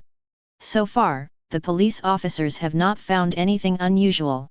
Burgess laughed loudly, and said loudly, can it be compared? He is a Shinso master. If his eyesight is not strong, it is not a joke. At this time, there was a sound of footsteps, and Chris and others walked over. Coincidentally, sirens sounded from the observation deck. That mysterious ship speeds up, it must have spotted us. That. Burgess was the most forthright, looked up at the viewing platform, roared and cursed. Didn't you see the captain coming? Can't you be more conspicuous? There was an apologetic voice from the observation deck, and he said submissively, yes, Captain Burgess, what you said is. Queen Sweetheart gave Burgess a blank look, and said angrily, don't be so scary, can you see how scared the alarm is by you? The key's voice is still loud, and he is the loudest voice on board. Betty took a breath of the cigarette and made a faint sound. Suddenly, with a whoosh, Chris disappeared in place without saying a word. Karina shrugged her shoulders, and said a little speechlessly, our captain is too assertive, every time he doesn't explain anything, he leaves as soon as he wants. Flying in the air, Perona said with a smile, it looks cool, it feels very mysterious. It's as if he has been wearing black clothes, domineering and mysterious. Makino frowned, said with a smile, this is the commonality of all strong people, they are all different. Nami looked at the sea level in front of him, smiled purely and said, yeah, that's why Marine gave him a name, Black Chris. Above sea level ahead. Chris looked down at the mysterious ship below, and there was indeed no one and no one operating it. I saw that the whole body of the ship was black, and the bow looked like a whale's head, with many sharp teeth exposed on it. The whole ship looks so weird and mysterious. Worthy of the title of the mysterious ship. Where are you going? Can you give me a ride, the whale that ate the fruit of the boat? Chris suddenly appeared on the deck, with his hands folded in front of him, looking down at the hull slightly, and said something calmly. Shock. Incomparably shocked. No one has ever appeared on this ship. This is really the first time. The whale was frightened, without saying a word, it rolled violently, and the boat shook violently, trying to throw this person out. Immediately, the sea surged with turbulent waves, and the white spray continued to spread far away. It can be seen how powerful this ship is. Fan Oka in the distance saw this scene, Zhao with a rare look of surprise on his serious face, and said inconceivably, it really is a mysterious ship. Rolling over, full of power, like an angry beast. Burgess looked ahead, but the distance was too far to see anything, so he quickly turned his head to look at Fan Oka, and asked quickly. Well, what happened to that ship? Luo was holding the demon knife and crying, and said coldly, without binoculars, I can't see the situation ahead at all, what a pity. Lafitte twirled his cane and said in a very gentlemanly way, the process is not important, what we want is the result. The girls didn't speak, but silently looked at Fan Oka, waiting for his answer. No way, they really hate this man. I don't want to talk to him at all, it's better to keep quiet. Chapter 102. The captain has been present on that ship. Fan Oka tapped his shoulder with his gun habitually, and said expressionlessly, but that ship, it seems to have life, is resisting the captain. Shaking violently, it was like the fish was rolling and trying to throw the captain out. Hearing his words, everyone looked forward together. Although the distance was a little closer, they still couldn't see the situation ahead clearly. Indistinctly, only a black shadow can be seen, nothing else. What the hell, Lao Zi wants to get a telescope some other day, die. Burgess was the most impatient and cursed angrily. Crow pushed his glasses, his eyes flashed with wisdom, and analyzed, it seems to be alive, it seems to have eaten devil fruit. Lafitte stood his cane in front of him, smiled gently, there's no need to guess, you'll know the answer later. Whale on board. Facing the tumbling and splashing of the strange ship, Chris stood quietly, as if rooted on the deck. Let it bombard indiscriminately, I will stand still. Surrender to me. Chris stared coldly, Conqueror's Haki radiated, and a ripple spread out. With a bang, the hull of the ship was shattered, and many traces appeared. The whale stopped rolling, motionless. On the huge head, cold sweat dripped down, showing a frightened look. Seems like something terrible happened. 437. Suddenly, the boat shook up and down, as if nodding, choosing to surrender. For this result, Chris was not surprised, his hands were still wrapped around his body, and he stood quietly, waiting for their arrival. Seeing this scene, Fan Oka nodded slightly, and rarely showed a faint smile on his serious face. The captain shot, it has no way at all. This is fate. This time, everyone didn't ask him, because the distance has been shortened, and the situation above can be seen clearly. Makino blinked his beautiful eyes, his beautiful fair face showed curiosity, and murmured, this is the mysterious ship, why does it look like a whale? Kaya nodded, hummed, her pretty face was full of interest, and said with a smile, what a strange ship, it's really mysterious. 27. It should be a whale. Reiju stroked his delicate chin and said gently, if I'm right, it ate devil fruit to make it look like a boat. Karina's beautiful eyes rolled around, showing a sly look, and said with a smile, what devil fruit, it's so amazing. Perona floated to Bacala's side, with a curious look on her small face. She hurriedly asked, "Sister Bacala, do you remember what devil fruit this is?" Queen Sweetheart also looked at Bacala, with her eyebrows curved, and said, "Sister Bacala, I often look at the devil fruit illustrated book, so I must know it." Baccara brushed her crimson hair together, smiled and said, "If nothing else happens, it should be Paramecia, the fruit of the boat." Carmen looked at them, frowned her beautiful eyebrows, and asked with doubts on her pretty face, "I have a question, demon fruit power, isn't it afraid of sea water? You will be cursed by the sea, you will not be able to appear on the sea at all, and you will be killed by the sea. So this whale, oh, this ship, how is it able to navigate the ocean? It feels weird." Nyokijo nodded, smiled slightly, and said, "I wanted to ask this question just now, but I couldn't understand it at all." Nami looked at the two of them, blinked her big eyes, and smiled purely, "It's not weird, it's normal. Ordinary ability users will definitely not be able to appear in the sea, they will be completely powerless and unable to act. But this is the fruit of the ship. The person with the ability becomes a ship. And if the ship can't sail on the sea, is it still called a ship, haha." Meidis stroked her light blonde hair, smiled and said, "Nami is right, it makes sense." Hearing their conversation, Burgess burst into laughter. "Since there are boats and boats, you can sail on the sea without being afraid of the sea. Then is there any ocean fruit?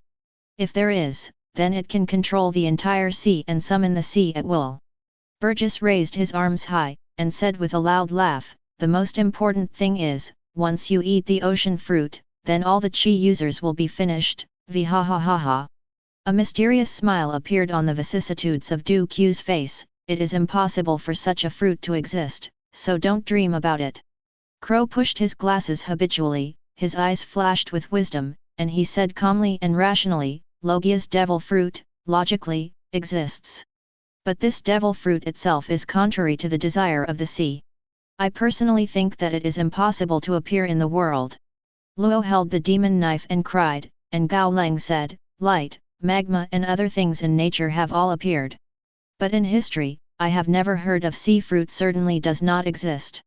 Lafitte looked at Baccara, twirled his cane, and asked politely, "Have you read the devil fruit illustrated book? Is there any mention of ocean fruit?" Baccara brushed her crimson hair back, nodded slightly, gentle and pleasant, "No, there is no mention of this devil fruit in the illustrated book."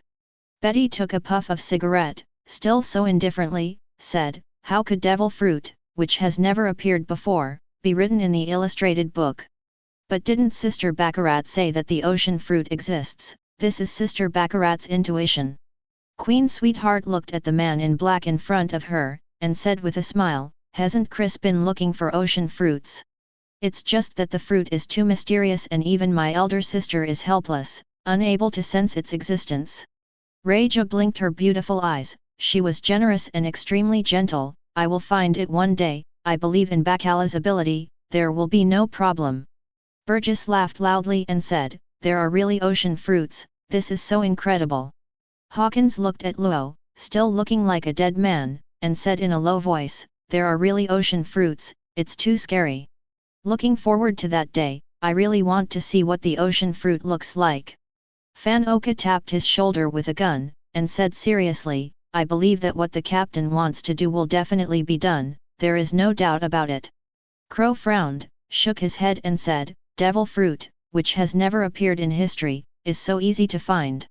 I estimate that it is very likely that it is in the deep sea. Only in this way can it explain why no one has obtained it." Lafitte straightened his top hat and smiled slightly, "What you said is indeed very possible. In the depths of the sea, no one can find it, so it is naturally impossible to obtain this devil fruit." 11. But don't worry, the captain will definitely find it. At this time, the Chris had come to the side of the whale boat, and Paong shouted quickly, "Boss!" After finishing speaking, he jumped on the whale boat and bounced towards Chris. Chapter 103. Above the whale boat. "Captain, are you sure the whale ate the fruit of the boat?" Burgess looked at the black ship, laughed and asked. Poison Q coughed and said, "Aren't you talking nonsense? You don't need to ask. A Jin came to the bow of the ship and observed it for a while. This ship should not be so ordinary, is there something strange about it? Since I ate the boat fruit, if I'm not wrong, I can definitely change the shape of the boat at will. Crow habitually pushed his glasses, and with the light of wisdom in his eyes, he calmly analyzed. Fan Oka tapped his shoulder with a gun, and said with rare emotion, the mysterious ship that has been searched for hundreds of years has finally come to an end today. This is fate. Lafitte stood his cane in front of him, and smiled slightly. What other people can't do, can only be done by us. After all, we are the strongest pirate group in the world. At this time, Reiju touched his delicate chin, smiled and said, I remember eating the fruit of the ship, and it is true that you can modify the ship at will. But this whale, can he understand what we say? Karina immediately became interested, her beautiful eyes turned around, and she smiled and said, whale boat, can you make it bigger? As soon as the words fell, the deck suddenly expanded outwards, and the entire ship became much larger. Looks more mighty Haki. This change of scene made everyone stunned. Was severely shocked. Amazing, really amazing. Kaya's beautiful eyes widened, a look of shock appeared on her fair and delicate face, and she murmured something. Makino nodded and said with emotion, there are really too many strange things in the sea. Sure enough, going out to sea for adventure is the most correct thing. Nyokijo smiled sweetly and agreed, this is really unbelievable. If you tell others, no one will believe it. Meidis stroked her hair, said softly and dignifiedly, it's surprising enough that whales eat devil fruit. Nowadays even the hull of a ship can be changed, which is really impressive. Queen Sweetheart looked at them, her beautiful eyes sparkling, and she looked very excited. It seems that we have to change the ship again. This ship is undoubtedly the most suitable. It can be changed at will, and the sailing speed is also the fastest. Zuzu, in this world, there is a better pirate ship than this one, definitely not. Betty took a breath and said lightly, take this strange ship, we want to go to the Grand Line, the time can be shortened by many days. Nami waved his little hands, his pretty face was full of excitement, and he said quickly, don't talk about this, the rest is not important at all. Now, let's start to renovate this ship, I want to live in a very big room, ha ha ha. Flying around in the air, Perona laughed like a silver bell, yes, yes, this princess also lives in a big room. This princess has to design it herself, ha ha ha ha ha. All the girls were very excited, and quickly discussed how to design this room and how to create that room. Not only the girls were very excited, but even these big men were no exception. With this ship, we can definitely conquer the entire sea, ha ha ha ha. Burgess raised his arms, very happy, and his voice was very loud. Poison Q's smile is still so ugly, if you encounter Marine's pursuit in the future, you can completely throw them off and let them stare behind, hee hee. Crow pushed his glasses with the palm of his hand, showed a rare faint smile, and said, this ship must be the best ship on the entire sea, not one of them. It can be changed at will, and the fastest, it is perfect, it is undoubtedly the third in the world. Luo hugged the ghost and cried, nodded, and agreed very much. Hawkins was playing cards, and said in a low voice, the strength of the team has become stronger again. I haven't entered the Grand Line yet, and all the external conditions have been completed. Just short of reaching Alabasta and becoming Shishibukai. Ajin was practicing armament Haki on the side, and said indifferently, with the speed of this ship, we have already become Shishibukai before the battle for the captain comes. Lafitte straightened his top hat, smiled all over his face, and said something softly. The team is constantly improving, and it's time to do a big job. Let the entire sea spread our name. At this moment, Chris waved his hand and said in a high-spirited manner, little ones, bring all the things here, we are going to have a banquet. Stunned. Everyone has not recovered. From going to sea to now, there has never been a banquet. This is the first time. It really made people unable to react. After regaining consciousness, a terrifying roar erupted from the boat in an instant. Great, the captain is finally going to hold a banquet, ha ha ha. From going out to sea to now, Laozi is the happiest today, quack quack. Hurry up, don't talk, they are all moving things for Laozi, look. I'm so excited, so happy, I really want to hit someone. Twist up, quick, twist up with Laozi, la la la. Don't UFG push me, shit. The crew members below danced and danced happily, like crazy. Paong jumped up and down, clapped his hands, and said with a smile, have a banquet, I like to have a banquet the most, he he he.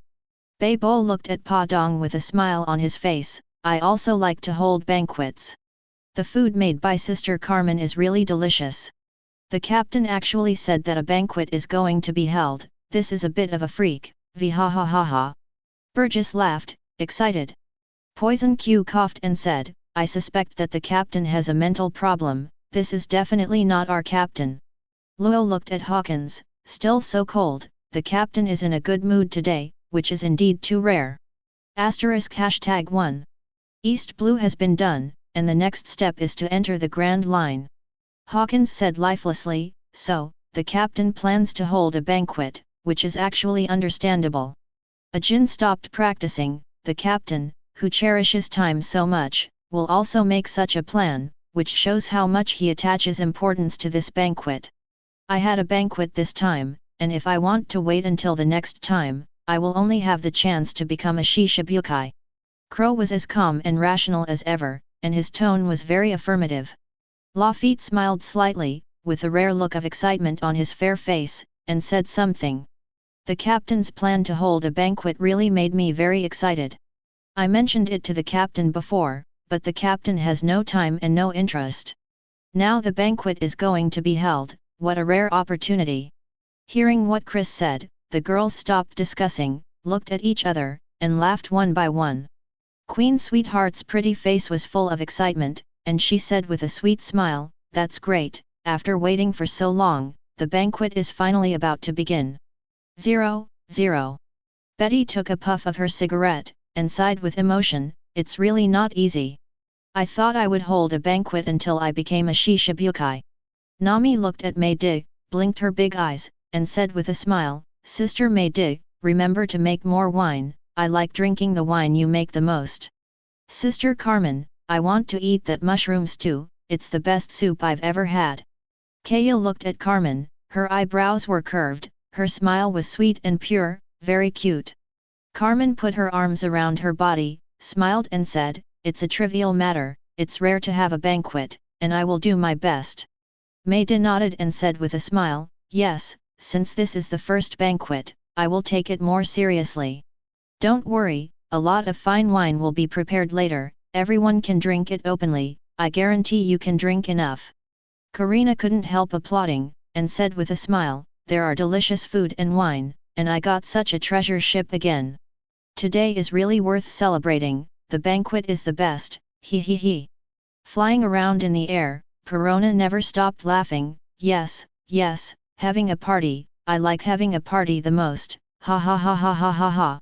Makino looked at Mei Dig, and said very gently, I have worked in the tavern for many years, and I will help you when the time comes.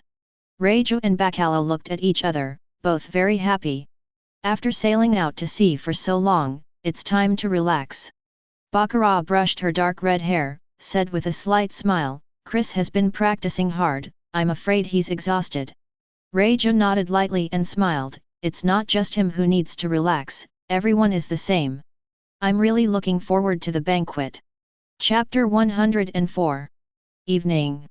At this time, in the western sky, the setting sun is about to set, and the clouds are dyed red, which looks beautiful. New Chris, above deck.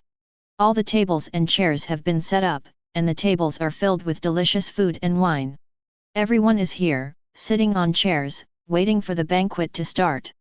Chris was in the middle position, stood up quickly, and roared.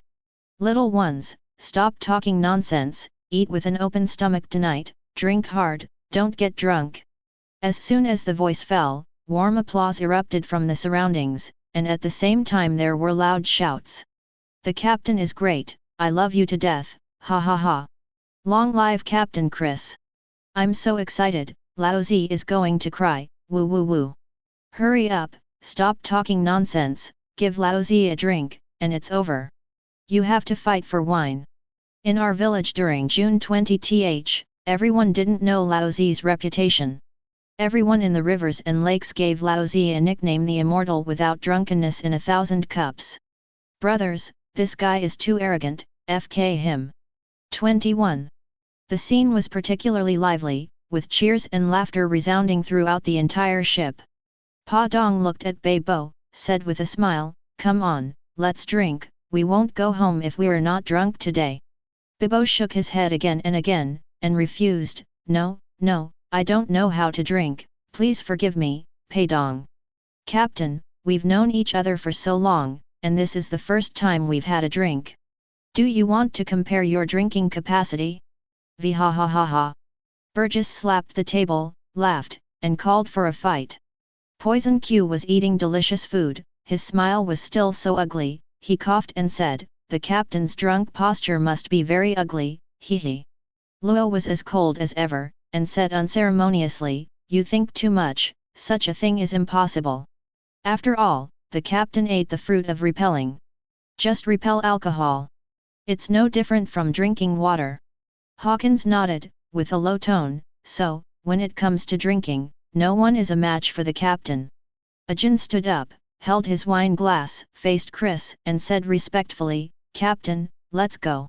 Lafitte waved his hand and smiled slightly, "If you want to drink, then come together, what's the point of two people drinking? Come on, let's go together, how are you doing?" Crow picked up the wine glass and looked at the crowd with a rare smile on his face. "Okay, let's be casual and drink." Chris picked up the wine glass, without saying a word, just tilted his head up and poured the wine. Then, everyone opened up to drink and chat, and the atmosphere was very lively. Snapped. Chris lit a cigarette, leaned on the chair, looked up at the night sky, and smoked silently. Rachel looked at Bacala, her beautiful eyes were sparkling, and there was a sweet and charming smile on her pretty face, and said very gently, "Everyone is so happy, including Chris." "Of course." Baccarat picked up the wine glass, took a sip, frowned, and smiled, "The team is getting stronger and stronger, and everything is moving in a good direction. How could Chris be unhappy? There's no reason." At this time, Nami looked at Karina, laughed and said, "How about it, can you still drink it? You can't drink it from me, ha ha ha." Karina gave a disdainful smile, and snorted, "Women must rely on their wisdom to survive, but they must also not drink too much, come again. You guys are so amazing, this princess is the least able to drink, woo woo woo." Perona sat on the chair, looked at the two of them, her little face was full of depression, and she was very troubled. Kaya looked at her, blinked her beautiful eyes, smiled purely and elegantly and said, "It's okay, I don't know how to drink either. It happens to be nice to have me by your side, isn't it?" Queen Sweetheart smiled sweetly, and said to Betty, "Happy, I haven't been this happy for a long time, let's go too." Betty glanced at her sideways, and sneered, "You want to compete with my old lady for wine, stop joking, drink." May D8 looked at Carmen, and praised with a sweet smile, "The food you cook is really delicious. Admiration, it's really amazing." Carmen leaned on the chair, crossed her legs, sipped her drink, and praised in turn, "You are amazing, the wine you make is really delicious."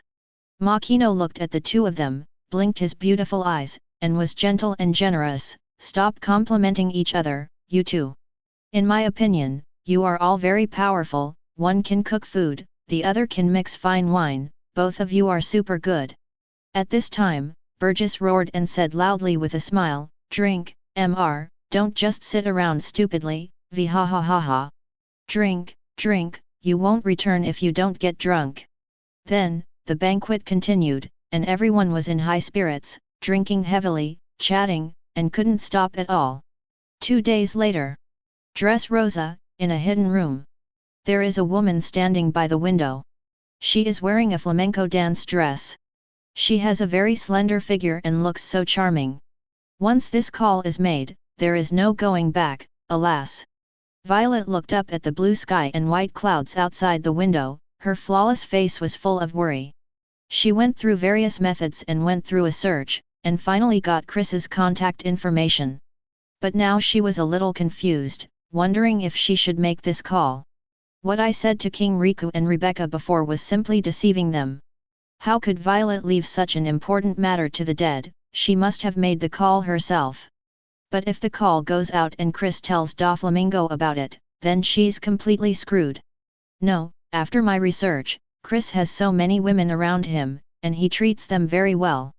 He must be a man who loves beauty and loves beauty very much. As long as he can agree to my request and save Dressrosa, then I'd like to be his woman. Violet's eyes were firm, and she said secretly, what kind of love? That 1.0 is fake and unreliable. Men like to lie and want to possess a woman's body. He will definitely take a fancy to me and help me. How I live in this life is no longer important, even if I am beaten by him every day, I will admit it. The most important thing is to make the father happy and let the citizens live a happy life. Just settle down, call him, no matter what, be sure to ask him to help me. Even if you give everything, you don't hesitate. Without any further hesitation, he took out the phone bug and dialed out. Chapter 105. Chris, inside the training room. I'm so happy, it feels really great to have a banquet. Karina looked at them, her beautiful eyes sparkled, and she said with a smile, I really want to hold banquets often, and everyone is happy, how nice it is. Perona was floating around in the air, nodding repeatedly, laughing crisply, yes, yes, this princess also likes to hold banquets, I like it very much, ha ha ha ha ha ha. You think too much, how is this possible? Queen Sweetheart gave the two of them a blank look, and said angrily, if you don't talk about frequent banquets, there is nothing new at all. The most important thing is, what kind of person is Chris, how could he waste his time on such a meaningless banquet? Betty took a breath of her cigarette, and remained calm as always, even if we enter the Grand Line, there will be no more banquets. If you want to have a next time, you have to wait until you defeat Crocodile and become Shishibukai.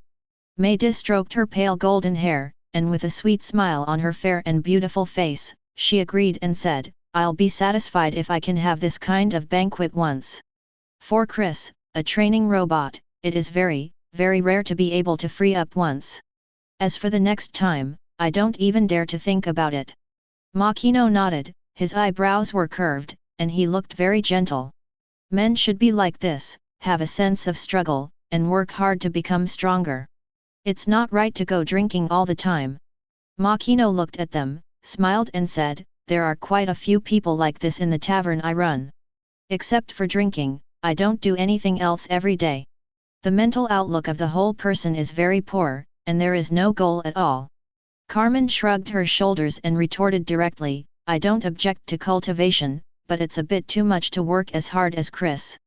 Nami waved his hands, blinked his big eyes, smiled purely and sweetly, and said carelessly, don't worry, everyone. In a few days, we'll be in Logue Town, then we'll be on the Grand Line, and soon we'll be in Alabasta. Anyway, before the battle for the captain, I will definitely become Shishibukai. Nyokijo brushed her blue hair, said with a slight smile, Logue Town, I remember being called the town of the beginning and the end. It is not only famous in East Blue, but even in the whole world, it is famous and attracts the attention of the world. Reija tilted his legs and supported his delicate chin with his jade hand, nodded slightly in agreement. Logue Town is indeed very famous, after all, it is the birthplace and execution place of One Piece. But all pirates must know the existence of this town, CHCC, there is no doubt about it. Nami smiled, and said, we start from East Blue, if we want to enter the Grand Line, we must pass through Logue Town, this is unavoidable. After arriving in Logue Town, let's take a closer look and see what's different there. At this moment, a crisp voice sounded in the training room. Blue blue blue. In the drawer in front of Bacala, a phone bug chirped. All the girls were stunned for a moment, doubts showing on their pretty faces. Because Baccarat runs the phone bug, it never rings. This is the first time. Strange, who is this calling? Queen Sweetheart looked at the drawer in front of Bacala, frowned, and said in confusion, this phone bug, I always thought it was invalid. I didn't expect it to ring. Unbelievable, who could this be? Betty exhaled the smoke, still so indifferently, what do you want to do, don't you know when you pick it up? Bacala slowly opened the drawer, and gently placed a purple phone bug inside on the table. Without hesitation, he directly picked up the receiver and answered the call bug. Is this Chris? The phone bug simulated Violet's appearance, with black and beautiful hair and a beautiful face. It can be seen that the woman opposite must be very beautiful. The girls froze for a moment. It turned out to be a woman. And she's a big beauty. Who is this man? Have you never seen him before? Karina looked at them, frowned her pretty willow leaf eyebrows, and her pretty face was full of doubts. Floating in the air, Perona shook her head and said directly, I haven't seen it before, I don't know who it is. He's practicing beside him. Baccarat brushed her crimson hair back, her eyebrows were curved, and she asked with a smile, May I ask who you are? There was silence on the other side, and there was no immediate answer. Violet really did not expect such a situation to happen. According to the normal situation, if I called myself, it should be Chris who answered. As a result, a woman appeared. But it doesn't matter, Violet will not be affected, she said with a smile, My name is Violet, I have something to discuss with Chris. Please give him the phone bug, I want to talk to him alone, thank you. Queen Sweetheart looked at Betty, smiled slightly, and said in a low voice, This woman seems to be very polite, I think she must have a good temperament. Betty shrugged her shoulders, took a puff of the cigarette, and said softly, The devil knows, anyway, my mother doesn't know her. At this time, Bacala smiled and said softly and generously, Okay, please wait a moment, I will ask for you. For this Violet, Bacala felt that she was very polite and had a good impression of her. Okay, thank you. Violet blinked her beautiful eyes, her smile was sweet and pleasant, very pretty. Bacala looked at the busy man in front of her, smiled sweetly and said, Chris, someone is calling.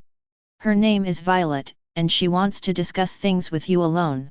Chris was doing handstands with one hand without stopping, and said calmly as always, Let her speak directly. All the women were not surprised that Chris would answer in this way, but thought it was normal. After all, this guy doesn't care about other things at all. Unless it's a major event, don't even think about interfering with his cultivation. Our captain is still so cruel. Makino looked at the girls, stroked his dark green hair, smiled softly and elegantly, very ladylike. Kaya nodded slightly, said with a sweet smile, Chris is working so hard, he can't stop for a minute. Carmen leaned on the chair, crossed her legs, and said something with a helpless look on her pretty face. I have nothing to say. I'm not surprised. I'm used to it. Maddie looked at Carmen, said with a smile, I'm also used to Chris's indifference, he is just such a unique character. At this time, Bacala looked at the phone bug and smiled gently, Chris said it, let you speak directly, he is listening at the side. She knows best about Chris' situation. The really important phone bugs are handled by Chris himself and will not be handed over to her. Like the phone bugs associated with Momousagi, including Hancock's, and as for the phone bug in her hand, it's not important at all, and Chris doesn't take it too seriously. The other side fell silent again, and the phone bug blinked, imitating Violet's thinking, which was very vivid. Say something so important in front of outsiders. How can Violet accept this? Please tell Chris that my affairs here are very important. I would like to be able to speak to him alone, please tell him for me, thank you. Chapter 106. Hearing Violet repeat what she said just now, the girls couldn't help but look at each other, and shook their heads slightly. They figured it out, this Violet didn't understand Chris's personality and character at all. She feels too good about herself. Karina shrugged her shoulders, her beautiful eyes rolled around, revealing a sly look, and said with a smile, if Chris answers the phone, he will definitely hang up right away. Floating in the air, Perona nodded her head and said in a firm tone, that's needless to say. Our captain has always said one thing, let her speak directly, then you have to speak out immediately, and you can't wait for a second. Queen Sweetheart stroked her pale golden hair, looked at the man in front of her beautiful eyes, and smiled wryly. When Chris speaks, he never says it a second time. Gang is arbitrary, and no one can change him. He is so domineering. Betty took a puff of cigarette, and said calmly as always, "The strong are like this, when they speak, the listener must pay enough attention, that's all." Carmen shook her head, with a look of helplessness on her pretty face, and sighed, "It's not good to be too strong, it will appear cold-blooded and ruthless." Rachel looked at Bacala, propped his white chin with his jade hands, and said with a gentle smile, "There is no need to ask Chris about this kind of thing. His answer must be to hang up the phone, there is no other possibility." Bacala smiled at Rachel and nodded in agreement. Among these people, she was the first to follow Chris. If you want to say who knows this man best, it must be her. In Bacala's view, Chris is the most powerful and domineering man in the world, bar none. Violet, well, I'll just get it straight. Baccarat brushed her dark red hair back, her eyebrows were curved, her pretty face showed a dignified and elegant look, she smiled slightly and said, "You don't know what Chris is like. What he said is always repeated once, and he will never say it a second time. Yes, you think the matter is very important and you need to have a private chat with him without outsiders listening in. But it's just your personal opinion, you think it's too important, that's all." Bacala glanced at the man in front of her, and said with a smile, "Chris has a special phone bug, and those are what he values. As for me here, all I receive are small things, all of which are insignificant. You see what I mean now, no matter how important your business is, it's not a big deal in Chris' eyes." Bacala shook her head lightly, and said generously, "So, if you have something to say, just talk about it, Chris won't answer your call. Although the words are harsh, Violet, this is the truth, you can figure out how to do it yourself." The other side fell silent again, and the pretty eyebrows frowned, showing an extremely distressed look on his face. Violet never imagined that Chris would be such a person, so cold-blooded and ruthless. He himself said that there are very important things to discuss, but he doesn't care at all. Violet feels hurt. "I was full of passion, and worked so hard to call for help, but in return, I was treated so coldly." She was so wronged that she almost cried. Finally, with a sigh, she resigned herself to her fate. "After all, I was asking Chris for help, and it was Chris' right to put on face and respond indifferently. Then I'll just say it." Violet cheered up, threw all the negative emotions out of her mind, and began to tell in detail with a serious look on her pretty face. "I'm the Princess of Dressrosa, and I'm a cotter under Doflamingo. My country has been taken over by that BD Doflamingo, and I wish I could kill him and avenge my people." Violet gritted her teeth, with a look of indignation on her beautiful and delicate face, she said, "My mother, as well as many relatives in the family, were brutally killed. For revenge, I joined the Don Quixote family and became an undercover agent to find information about them. Some time ago, Doflamingo met Mr. Chris, and the two had a fight, and it turned out that Mr. Chris won." Violet blinked her beautiful eyes and said with emotion, "I was shocked when I heard Doflamingo mention this matter, it's really incredible. In an instant, I thought of a solution in my mind.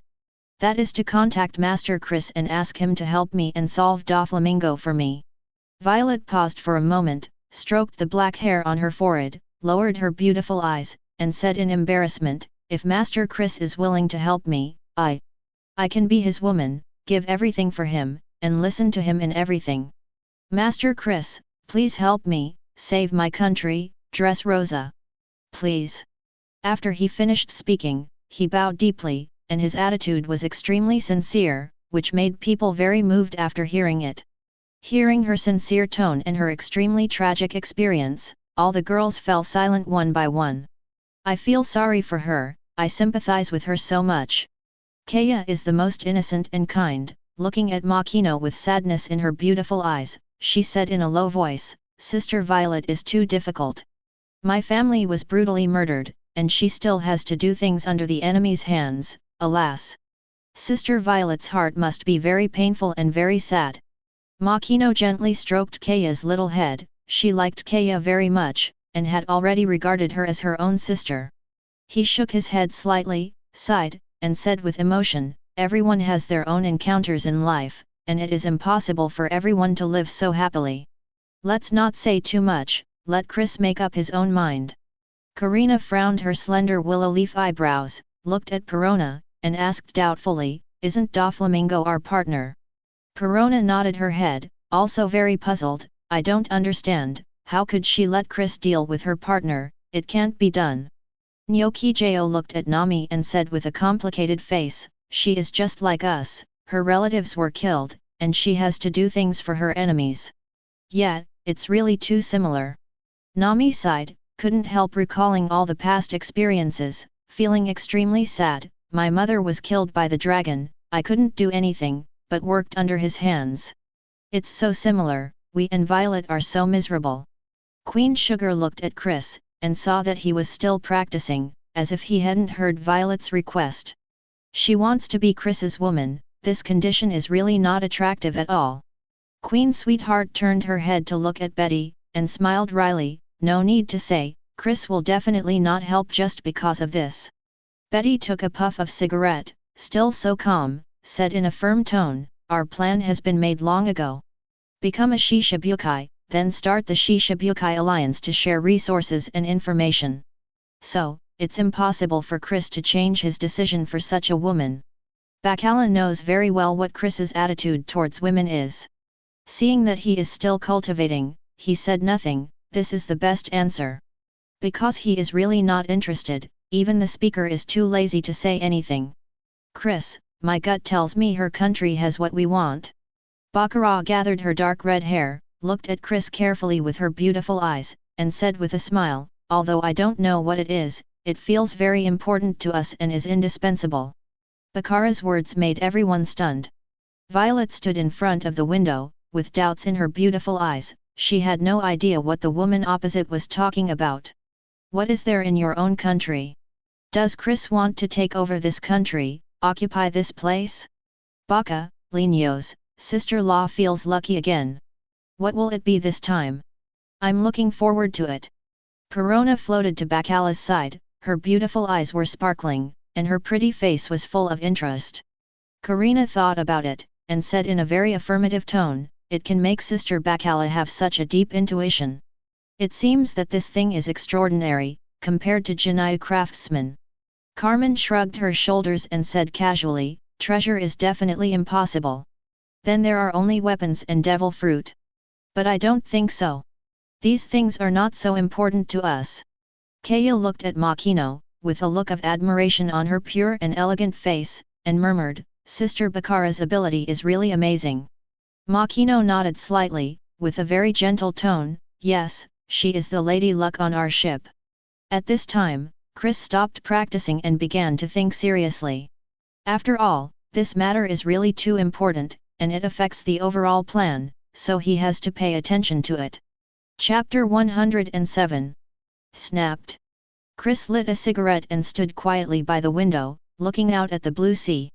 In his scheme, Doflamingo has always been a heavyweight and could make a huge difference. This guy is cruel by nature, has the idea of destroying the world, hates marine, and is very disgusted with celestial dragons. As celestial dragons, he was deprived of his identity, which completely distorted his psychology. It's just a crazy dog that only bites people. Wouldn't it be a pity if such a good pawn was not used rationally? Seeing Chris like this, all the girls looked at each other in blank dismay. They all knew that Chris had a problem. Our captain is the most decisive, and he is not sloppy in what he says and does, and it is rare to see him thinking. Karina shrugged her shoulders and said something with a slight smile. Mayda stroked her hair, said with a smile, "No way, if you agree to help Violet, then all our plans will be affected. This is called August 13th and moves the whole body, so we have to be more cautious." Queen Sweetheart nodded, with a serious look on her pretty face. Chris has already made a path for hegemony, and he will definitely not change it easily.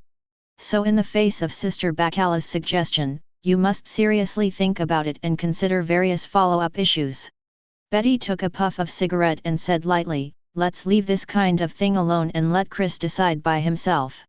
Raja stroked his white chin and asked Bacala, "What do you think it could be?"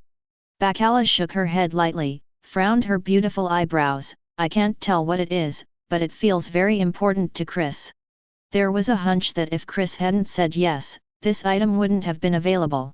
Violet on the opposite side also knows that things are very important, and Chris must be thinking seriously. So she didn't speak, and waited quietly. Her beautiful and delicate face was full of anticipation. Be sure to say yes, Chris. If he doesn't agree, then Dressrosa is really finished. There is no way someone will save the country, Violet knows that very well. Hi. At this time, Chris took a puff of cigarette, turned to look at Bacala, and said calmly, tell her, within 2 years, Doflamingo will be resolved. However, what I need must be given to me immediately. He flicked off the cigarette butt and continued to practice. Hearing what Chris said, the girls were not surprised, but thought it was normal. After all, this is Bacala's intuition, one must choose to believe it. Violet, you heard what Chris said. Baccarat frowned, and said with a smile, if you didn't hear clearly, I can repeat it. The opposite party didn't answer immediately, and frowned. The beautiful Lu Yeme, thinking about it. 2 years is no problem, my country can afford it. After a while, Violet spoke out, a wry smile appeared on her beautiful and delicate face, and she became emotional. You don't know that Dressrosa has long been occupied by Doflamingo, and all the treasures and weapons are in his hands. All that stuff you're talking about, I really don't know what it is. Violet sighed, and said distressedly, even if I want to give it to you, I can't do it. Hearing what she said, the girls were very puzzled.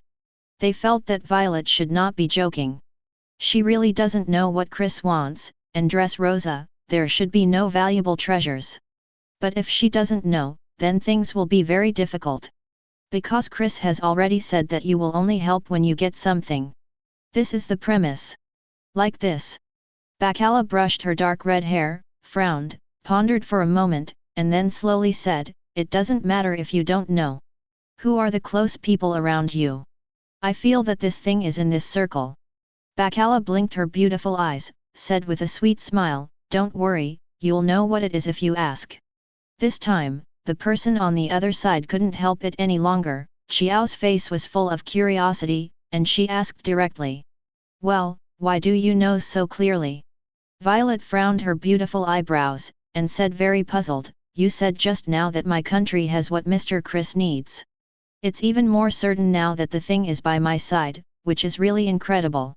Can you tell me how you know? Bacala leaned on the chair, crossed her legs, looked dignified and noble, and said with a smile, my name is Bacala, and I am a lucky fruit-capable person. I can feel good luck coming, and my intuition is very accurate. Violet, that's how I know. Queen Sweetheart stroked her hair, smiled and said, it's not very accurate, it's 100% correct. Betty took a drag on her cigarette and added, that's true, never had a problem. What? Shock. Violet was severely shocked. Although she investigated Chris, she couldn't find Bacala's ability at all. She didn't know that she was so powerful. It's incredible. No wonder, it turned out to be like this. Violet shook her head, her beautiful and elegant face was covered with complex colors, and she became emotional. Lucky fruit, with you by Master Chris's side, everything he does will go smoothly without hindrance. Baccarat, you are really amazing. You can't see or touch luck, but you have mastered such a magical ability. I admire you so much. Bacala shook her head slightly, with a gentle and pleasant smile, and said generously, I admire you, you are so beautiful, and you are also the princess of Dressrosa. What a status this is! She is such a noble and beautiful woman. I should be envious. Violet, I feel that you are easy to talk to, and I have a very good impression of you. Let's keep in touch and chat if we have nothing to do in the future. She has been paying attention to the beauties around her, not to miss each one. As long as it shows up, it belongs to Chris. The princess of Dressrosa, with such a noble status, being Chris's woman is the best. Including the invitation to Makino and Kaya to board the boat last time is also Baccarat's personal idea. Things like this will definitely happen again in the future. Okay, I like you too, let's chat often in the future, hee hee. Violet moved her beautiful eyes, stroked the black hair on her forehead, smiled gracefully, and said, well, I'll hang up the phone first, and go ask my father. I'll call you again when it's confirmed later, is that okay, Sister Bacala. Bacala nodded and smiled slightly. Okay, go get busy, I'll wait for your call. At this point, the call is completely over. Chris, Violet agrees. Bacala looked at the man in front, and said with a smile, but she needs to ask, because she doesn't know what we are referring to. Chris is waving a blood-red sword. 4.8 faintly spit out a word, okay. Karina looked at them with sly eyes, and said with a smile, what do you think of this Violet? I feel like she's pretty good, she should be able to dance, and she's very powerful. Floating in the air, Perona asked curiously, why do you say that, and where did you see it?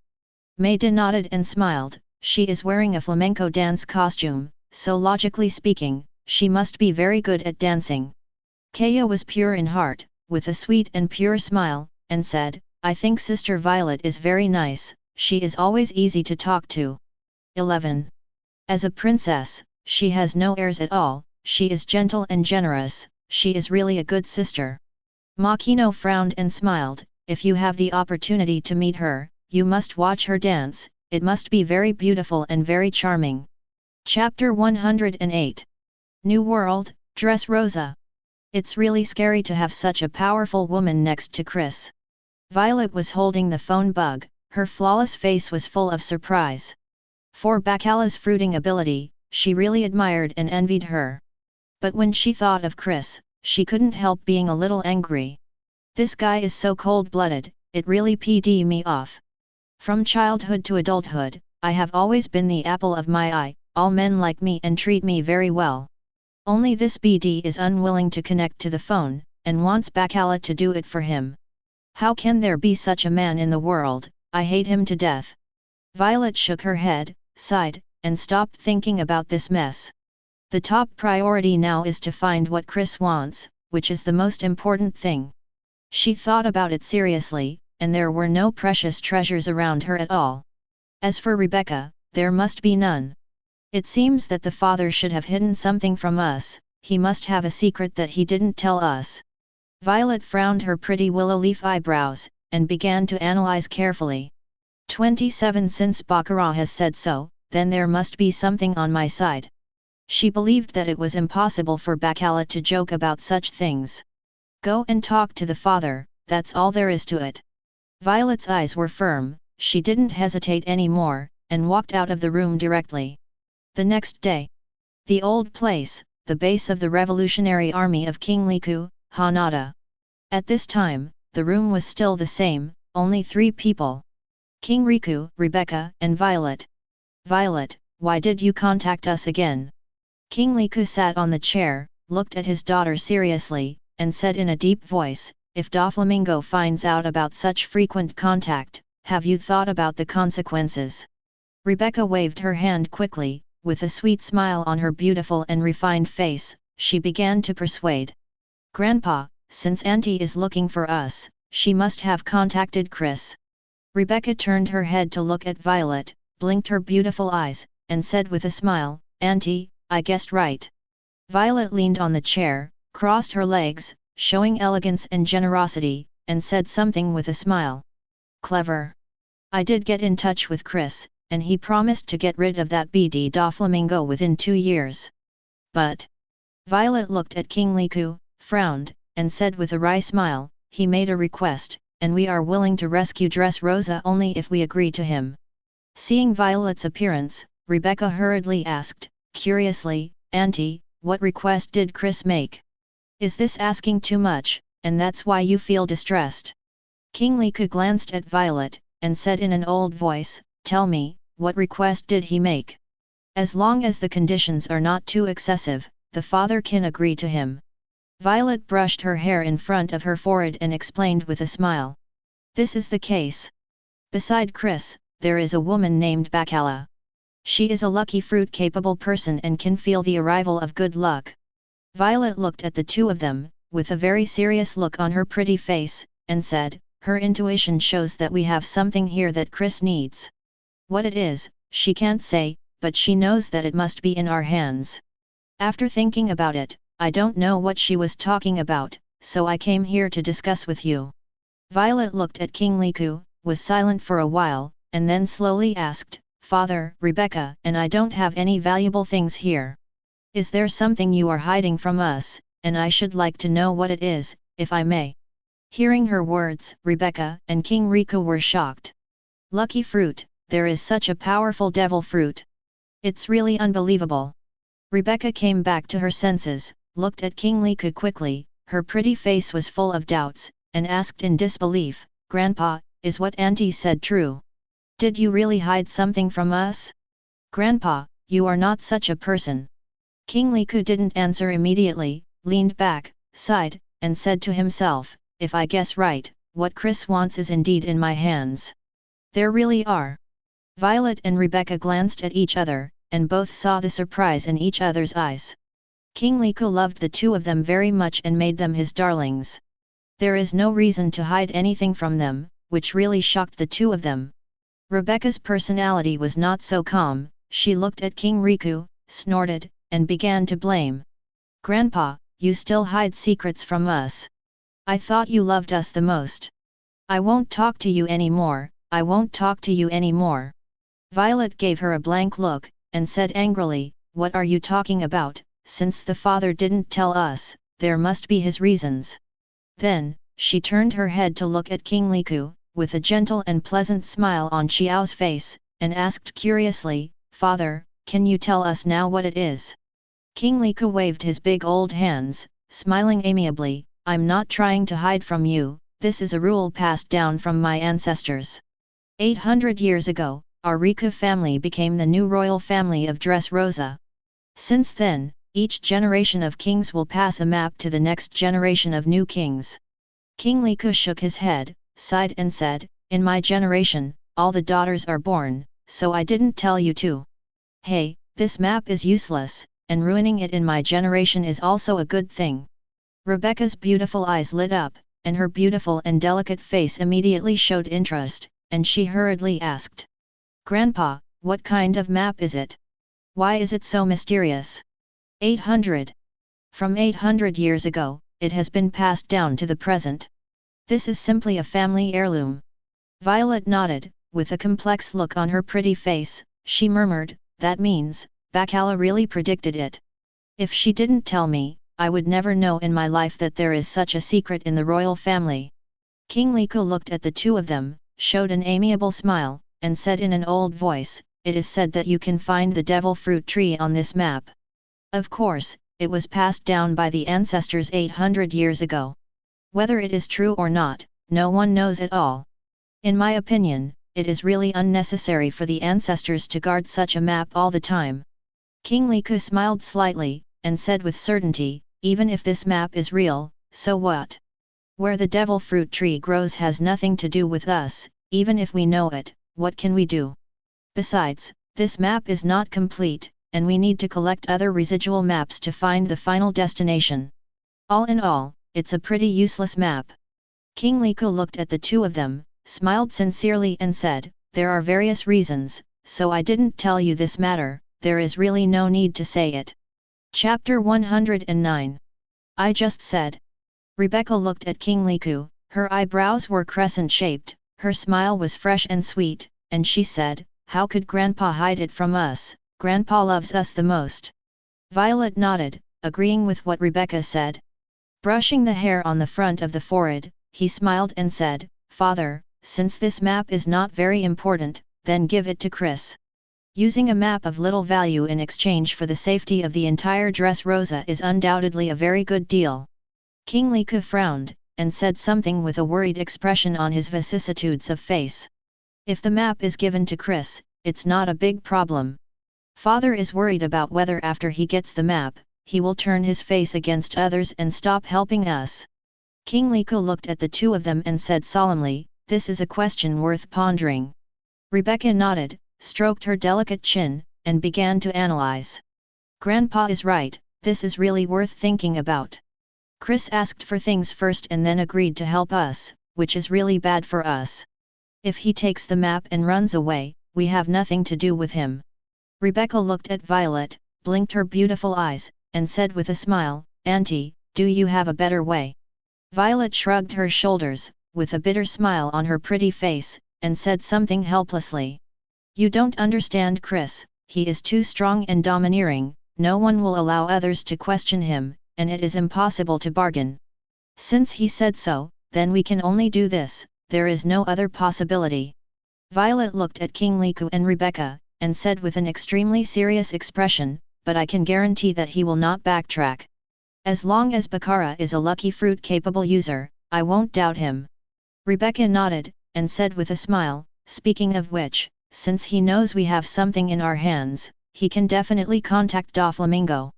In this way, our things cannot be preserved, and they will also be taken away by him. So, I agree with Auntie, you can give the map to Chris. King Liku frowned, with a pensive look on his old face, analyzing the pros and cons. Finally, he sighed and sighed, forget it, then give it to him. After all, this is the only hope. If you miss this time, you will never have another chance in the future.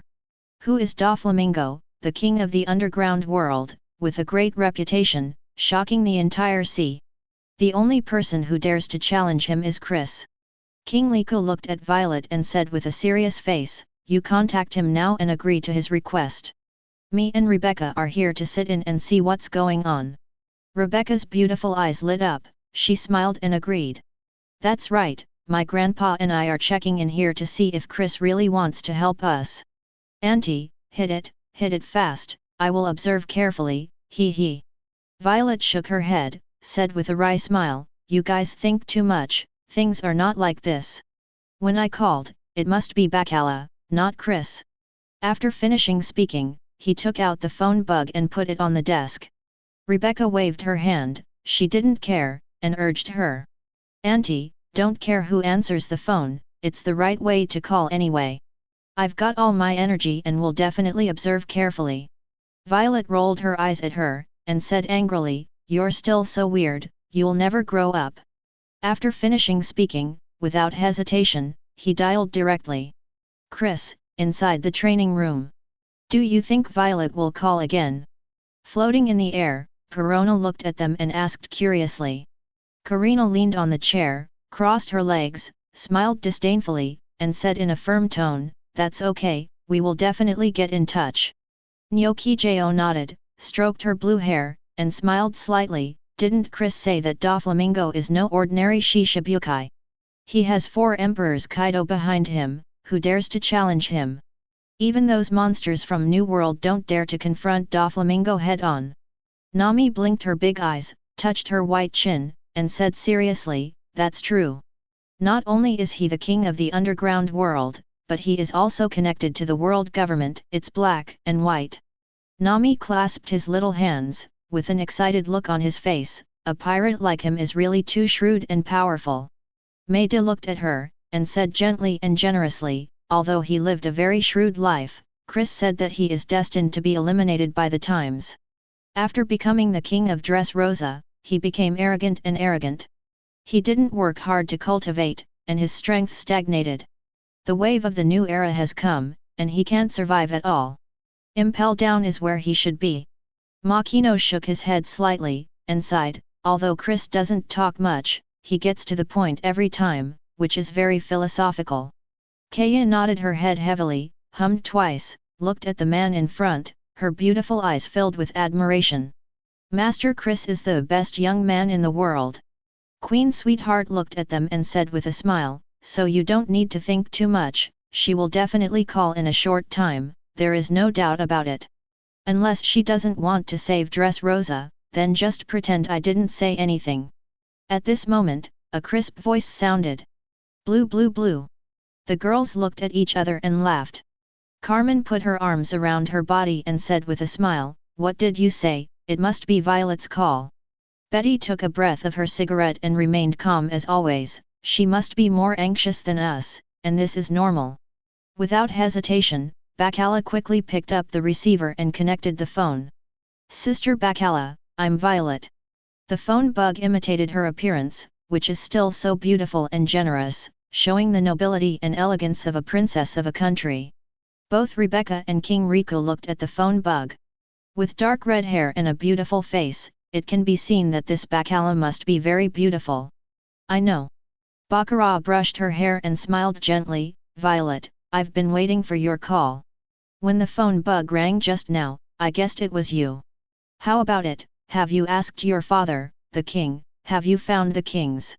All the girls didn't speak, they all pricked up their ears, all of them were very curious and eager to know the answer.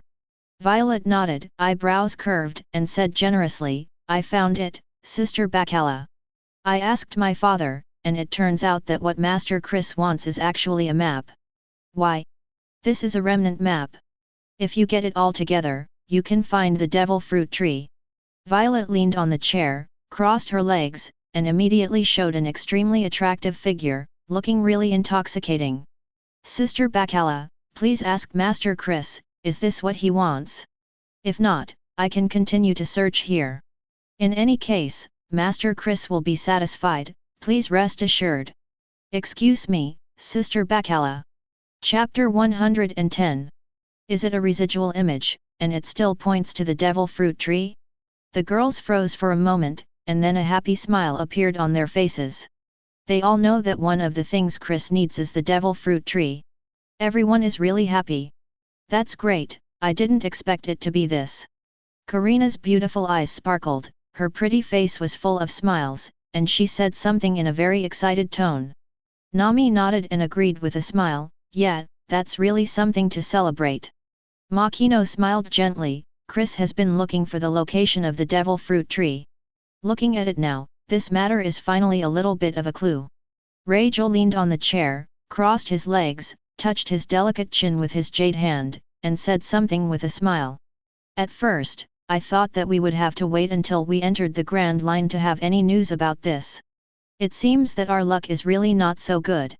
Carmen looked at the man in front, smiled and said, Chris, there is news about the devil fruit tree. Why don't you come and listen, don't practice yet. Sugar Queen looked at Chris, who was still wielding his sword, shrugged his shoulders, and smiled wryly. Our captain is really like Shisui, no matter what happens, he always has the same expression, just like a robot. If this matter were put on a normal person, who wouldn't be excited? 067 Only he doesn't care, he doesn't care. Betty took a puff of cigarette, said with a sneer, you just know, this guy is hopeless. Anyway, I looked away. Don't expect him to show surprise or other expressions. He is like a log, without emotion. Maida looked at her, smiled and said, it's not as exaggerated as you said, Chris also has feelings. Didn't Chris smile at the banquet a few days ago? It's not as scary as you said. At this time, Chris waved his sword and said calmly, tell her, the map, I want it now. Bacala has been with Chris for so long, so she knew what he meant, so she said something with a sweet smile. Violet, is it in your hands? The opposite side paused for a while, but did not answer immediately. Violet looked at King Liku, did not speak, and asked with his eyes. King Liku nodded without making a sound, and responded. Sister Bacala, the things are here with me, when are you going to come and get them? Violet brushed her hair in front of her forehead and said sincerely, if possible, I hope you can come here sooner. That way we can, get things done and we don't have to think too much about it. So please tell Master Chris, please, Sister Bacala. Bacala didn't need to ask Chris at all, and said with a smile, Violet, where are you at the moment? Give me a precise location so Chris can find you. The three people on the opposite side were all stunned when they heard Bacara's words. No response at all. Chris is coming to find her, how is that possible? The three of them looked at each other, all showing puzzled expressions, completely unable to figure it out. Sister Bacala, aren't you in East Blue, why did Chris come to find me? Violet frowned her beautiful willow leaf eyebrows, her pretty face was full of confusion, and she asked curiously, this? I don't understand, Sister Bacala. Bacala waved her hand lightly, her eyebrows curved, and she said with a gentle smile, you don't need to worry about this, just report the exact address. As for what's going on, you'll know later. Hearing what Baccara said, Violet couldn't continue asking, lest it arouse her resentment. Momo looked at King Riku and Rebecca, and made eye contact. King Riku didn't know why Baccara said that, after thinking about it, he didn't speak, and pointed directly at it, the meaning couldn't be more obvious. Rebecca looked at Violet, nodded slightly, and agreed. Sister Bacala, I am in the flower field of Dressrosa. There is a piece of sunflower here, which is very beautiful and beautiful. Violet's beautiful eyes flowed, her smile was dignified and noble, and she invited and said, next time you are free, remember to come to Dressrosa to see, I guarantee you will be satisfied. Tell her, Tien will be here in a minute. With a whooping sound, Chris disappeared in an instant without a trace. Seeing Chris leave, all the girls looked at each other, speechless. Karina shrugged her shoulders, complained, and said, still so decisive, without even saying hello. Didn't I tell you, I'll be there in 10 minutes. Carmen shook her head and sighed, it's rare to see him take the initiative. It seems that Chris attaches great importance to this map. Queen Sweetheart frowned, and said, 10 minutes to get there means that Chris must be on his way with all his strength, and he really values this thing quite a lot. Bacala knew that Chris must have grown up, and he gave 10 minutes, which must be the longest time. Surely within 10 minutes, he will appear in the flower field in Dressrosa. Bacala firmly believes in this. Violet, you wait there, in 10 minutes Chris will be there. Bacala was as dignified and classical as ever, and said with a smile, as for the specific matters, you can talk to him face to face, don't worry too much. Although he is domineering and powerful, he is actually very talkative. If you have any requirements, just talk to him directly. Okay, I won't say much else, you and Chris go talk. Listening to Bacala's words, the three of them were completely stunned, unable to react. Arrived in 10 minutes, what does this mean? How could it be possible to come over so soon? It's impossible. No, Sister Bacala. Violet came back to her senses, and just about to talk, she found that the phone had already been turned off, and the call was over. Shaking his head, he smiled wryly, and said, you hung up the phone so quickly, you didn't say anything clearly. Looking at King Liku and Rebecca, he frowned his pretty eyebrows, and asked with doubts on his pretty face. Just now she said that Chris would come over in 10 minutes, I heard that right? Rebecca shrugged her shoulders, showing a helpless expression on her beautiful and delicate face, and said, I heard it too, it was indeed 10 minutes. But how is this possible? Others are in East Blue, how did they come here? Could it be that Chris and the others, who have been joking with us, have no intention of saving Dressrosa at all? Rebecca shook her head, frowned slightly, and directly overturned her statement. That's not right. Looking at Bacara's appearance, it doesn't look like she is joking.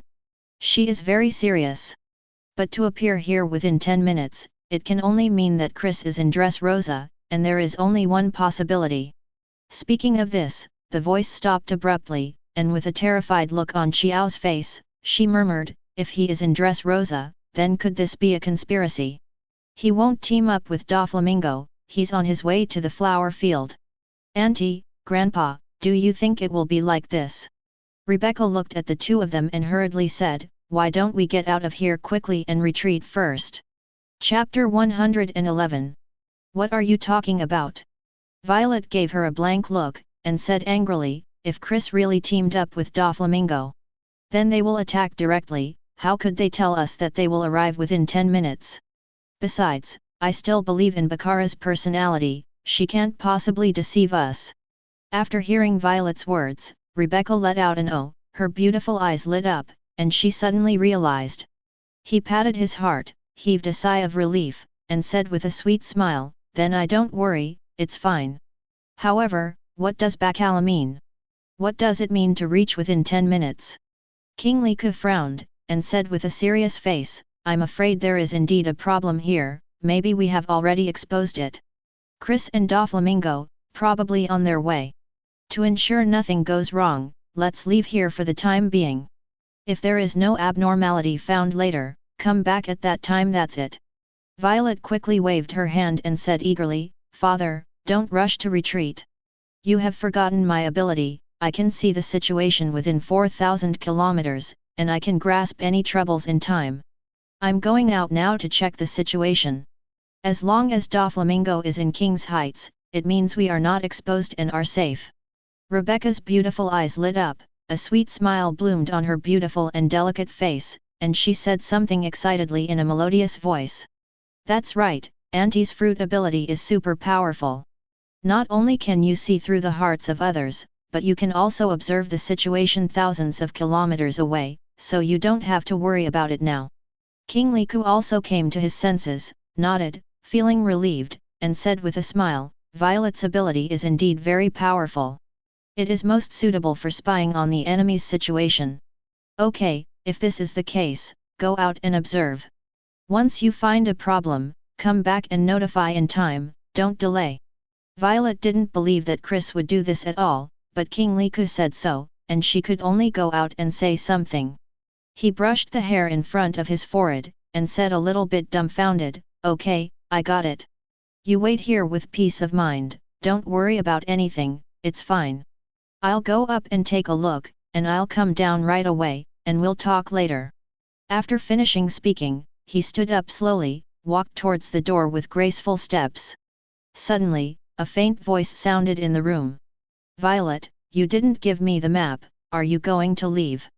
With a bang, Chris suddenly appeared at the door. Shock. Incomparably shocked. The air instantly became quiet, and there was no sound in the room at all. The three of them were completely stunned, dumbstruck, unable to react at all. I saw the young man at the door, with his hands in his trouser pockets, wearing black clothes and black trousers. He was very handsome, about 188 centimeters tall. The temperament is calm and introverted, exuding the aura of a strong man, looking very mysterious. You. Rebecca pointed at Chris, her beautiful eyes widened, her beautiful fair face was full of horror, and she spoke intermittently. You are Chris. Violet also came back to her senses, her eyes were wide open, her pretty face showed a shocked look, and she murmured, This. What's going on? King Liku sat up straight, his vicissitudes of life also showed a look of surprise, and he said in disbelief. How did you show up? Also, how did you know this place? This place is my revolutionary base. No one else knows about it. How did you know? It was so shocking that the old man King Liku couldn't calm down at all, and asked several questions in succession. Chris looked at the three of them, and said calmly as always, Didn't Bacala tell you just now, I will be here in 10 minutes. The three of them looked at each other, and they all saw the horror in each other's eyes. It's incredible. The three of them still couldn't turn their minds around, they were dizzy, and they were shocked by Chris. No.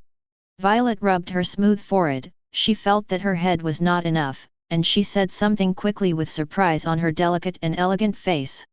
Master Chris, let me ask you one by one, please answer me. Violet looked at Chris, shook her head, and said with a wry smile, The three of us, we still haven't figured out what's going on, we're completely confused. Rebecca nodded again and again, like a chicken pecking rice, hurriedly followed, Yes, I don't know what to say now. The mood is so complicated, I don't know how to describe it, anyway, it's right to be shocked. King Liku was more experienced, gradually calmed down, and asked with a frown. Let me ask a question first, Master Chris, how did you know about this place? He is old and mature, and he deeply understands the truth. ###. If you are courteous to others, you must ask for something. Since you are asking Chris for help, you have to be sincere and show enough respect. This has nothing to do with age, it is simply to express approval to the strong. Rebecca and Violet nodded together, their beautiful eyes carefully watched the mysterious man, waiting for him to give an answer. I know a lot more than you can imagine. Chris still put his hands in his trouser pockets, and said lightly, When your strength reaches a certain level, you will know what the answer is. For the sake of the map, I can answer your 2 questions again, and I'll talk about it after I think it through. The three looked at each other again, and they understood it. This Chris is indeed very cold, he won't say a word of nonsense, and he is serious. 0. The whole person behaved very cold and ruthless. You two ask questions, exactly 1 for each of you. King Liku leaned on the chair and rubbed his forehead, he needed to take a good rest. People are old and can't bear too much mood swings, so let the 2 young people ask questions. Rebecca and Violet looked at each other, neither of them showed surprise on their pretty faces. Violet blinked her beautiful eyes, said with a gentle and dignified smile, "Let me ask first, and you will ask later." "Okay, I was just thinking about something to ask." Rebecca nodded lightly, her eyebrows were curved, her smile was sweet and cute, and she was very pretty. Violet turned her head to look at this powerful young man, frowned her slender willow leaf eyebrows, and asked a question full of doubts on her flawless face. "Master Chris, were you in East Blue just now?" Chris was expressionless, still so calm, and said directly, "Yes, I just rushed here from East Blue." Shock. The three of them were shocked again. What does Chris mean by this? He was in East Blue just now, and within 10 minutes, he appeared in Dressrosa in New World. How is this possible? How far is it from the East Blue to the New World? The three of them didn't know what to say anymore. They all stared blankly at Chris, as if they had lost their souls, unable to wake up at all. In the room, it's so quiet that it's ultimate, even if a needle falls on the ground, you can still hear it clearly. Chapter 112. How is this possible? Violet shook her head like a rattle, her beautiful fair face was full of horror, and she murmured something. 10 minutes from East Blue, that's impossible, who can do that? This is not something that humans can do, and it certainly cannot be done. Suddenly, Violet reacted, her pretty face was full of apology, and she looked at Chris with beautiful eyes, looking very embarrassed. "Master Chris, I'm not questioning you, it's really shocking, it's incredible." King Riku and Rebecca didn't speak, but nodded repeatedly in agreement. With his hands still in his trouser pockets, Chris said calmly, "One last question, let's talk." The three couldn't help but looked at each other, and they all saw the helplessness in each other's eyes. The young man in front of him was really too cold, he cherished words like gold, and didn't say a word of nonsense. This made the three of them very unaccustomed and very uncomfortable. There is always a feeling of depression, which is really uncomfortable. Violet looked at Rebecca, shook her head slightly, put all her emotions out of her mind, and said with a smile, "You ask, after you finish asking, we have to talk about business." "Okay, I already know what to ask." Rebecca turned her head to look at this mysterious man, with 27 arched eyebrows, a gentle and pleasant smile on her pure and delicate face, and she said something in a pleasant voice. "Master Chris, it took you less than 10 minutes to get here from East Blue. I would like to ask, Mr. Chris, how did you do it? I'm really curious."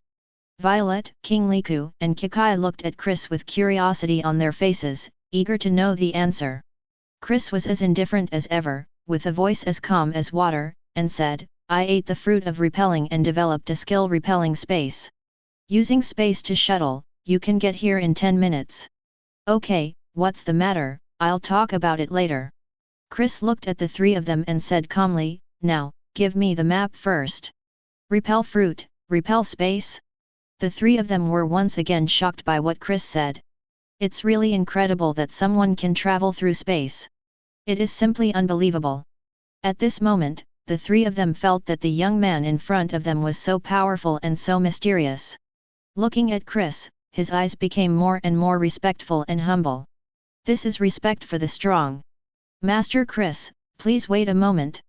King Liku quickly stood up, bowed to Chris, with a look of guilt on his vicissitudes of life, and Ying hurriedly said something. "You came too fast, so the map hasn't been brought yet. Wait a few minutes, I'll go get it right away." After speaking, without any hesitation, he strode towards the door. At this moment, there were only 3 people left in the room, Violet, Rebecca, and Chris. Violet looked at Chris, blinked her beautiful eyes, and said with a sweet and gentle smile on her pretty face, "Master Chris, please sit down." "Yeah." Rebecca also reacted, and quickly said to Chris with a sweet smile, "Master Chris, let's sit down and talk, don't stand up." Chris didn't speak, just nodded slightly, and walked straight over. Without further ado, Violet quickly pulled the chair away, said with a very respectful smile, "Master Chris, please sit down." "Sit down, don't be so polite." Chris waved his hand, his voice calm and unwavering. "Yeah, good Mr. Chris." Violet and Rebecca nodded quickly, and quickly sat down. This time, Chris spoke first, looked at the two of them, and asked directly, "How did you get this map?" Hearing Chris ask questions, Violet and Rebecca, Haki said, "We." The two looked at each other and laughed, thinking it was very funny. One is mature, the other is pure, they are all proper big beauties. The picture is really beautiful. Auntie, your thinking is clearer, you should talk to Mrs. Chris. Rebecca looked at Violet, blinked her beautiful eyes, smile sweetly and say something gently. Violet nodded lightly, then turned to look at Chris, and said with a smile, "The situation is like this, Master Chris. 800 years ago, our Riku family became the new royal family of Dressrosa. Afterwards, this map has been handed down, and finally reached the hands of my father." Violet brushed her black and beautiful hair, sighed, with a look of regret on her pretty face, and she became emotional. "Unfortunately, this is just a residual picture, not complete. If you want to find the devil fruit tree, you need to find other remnants." Violet looked at Chris, her beautiful eyes sparkled, and she smiled and said, "But I believe Mr. Chris will definitely collect all the maps. For this, I firmly believe that you can definitely do it." Rebecca nodded her head heavily, hummed twice, smiled all over her face, and said, "That's right, Master Chris is so powerful, he can definitely do it. Speaking of which, no one knows what the devil fruit tree looks like yet." Rebecca's pretty face was full of longing, and she murmured, "If there is a chance, I really want to see this magical fruit tree. It must be a very beautiful and attractive tree." Chris leaned on the chair, crossed his legs, put his arms around his body, and said calmly, "If you are interested, I can take you there when you find the devil fruit tree." "Amazing!" Violet and Rebecca's beautiful eyes lit up instantly, and surprises appeared on their pretty faces, and they were very excited. Chris didn't say much, nodded his head slightly, and responded, "Great, thank you, Master Chris." Without further ado, Rebecca quickly clapped her hands, her eyebrows curved into a crescent shape, her smile was sweet and pleasant, and she quickly said, "You are such a good person, thank you so much, hee hee." Violet nodded, blinked her beautiful eyes, and said with a smile, "No wonder Sister Bacala made a special confession and said some caring words. 580 told me that although you look cold, you are actually very talkative, not like you look. Now it seems that this is indeed the case, and it is exactly the same as what Sister Bacala said." Knock knock knock. At this time, there was a knock on the door as a reminder. With a creak, the wooden door opened slowly, and I saw King Liku walking towards Chris with a black box in his hands. This is something that has been passed down for 800 years. Rebecca was innocent and lively. Seeing the black box in King Riku's hand, her beautiful eyes were shining, and her pretty face was full of curiosity. King Liku stood beside Chris, respectfully put the box on the desk, and said humbly, "Master Chris, this is the map you want?" "I'm sorry Master Chris, I still have some things to deal with, and then I will let my daughter and granddaughter stay here with you." Chris was still so calm, he didn't even look at King Liku, and said lightly, "You go." Violet froze for a moment, not understanding why the King of 5 armies would do this. Chris is extremely important to them. King Liku is not here to accompany him. Well, what else should he go out to do? Now there is something that can be compared to Chris.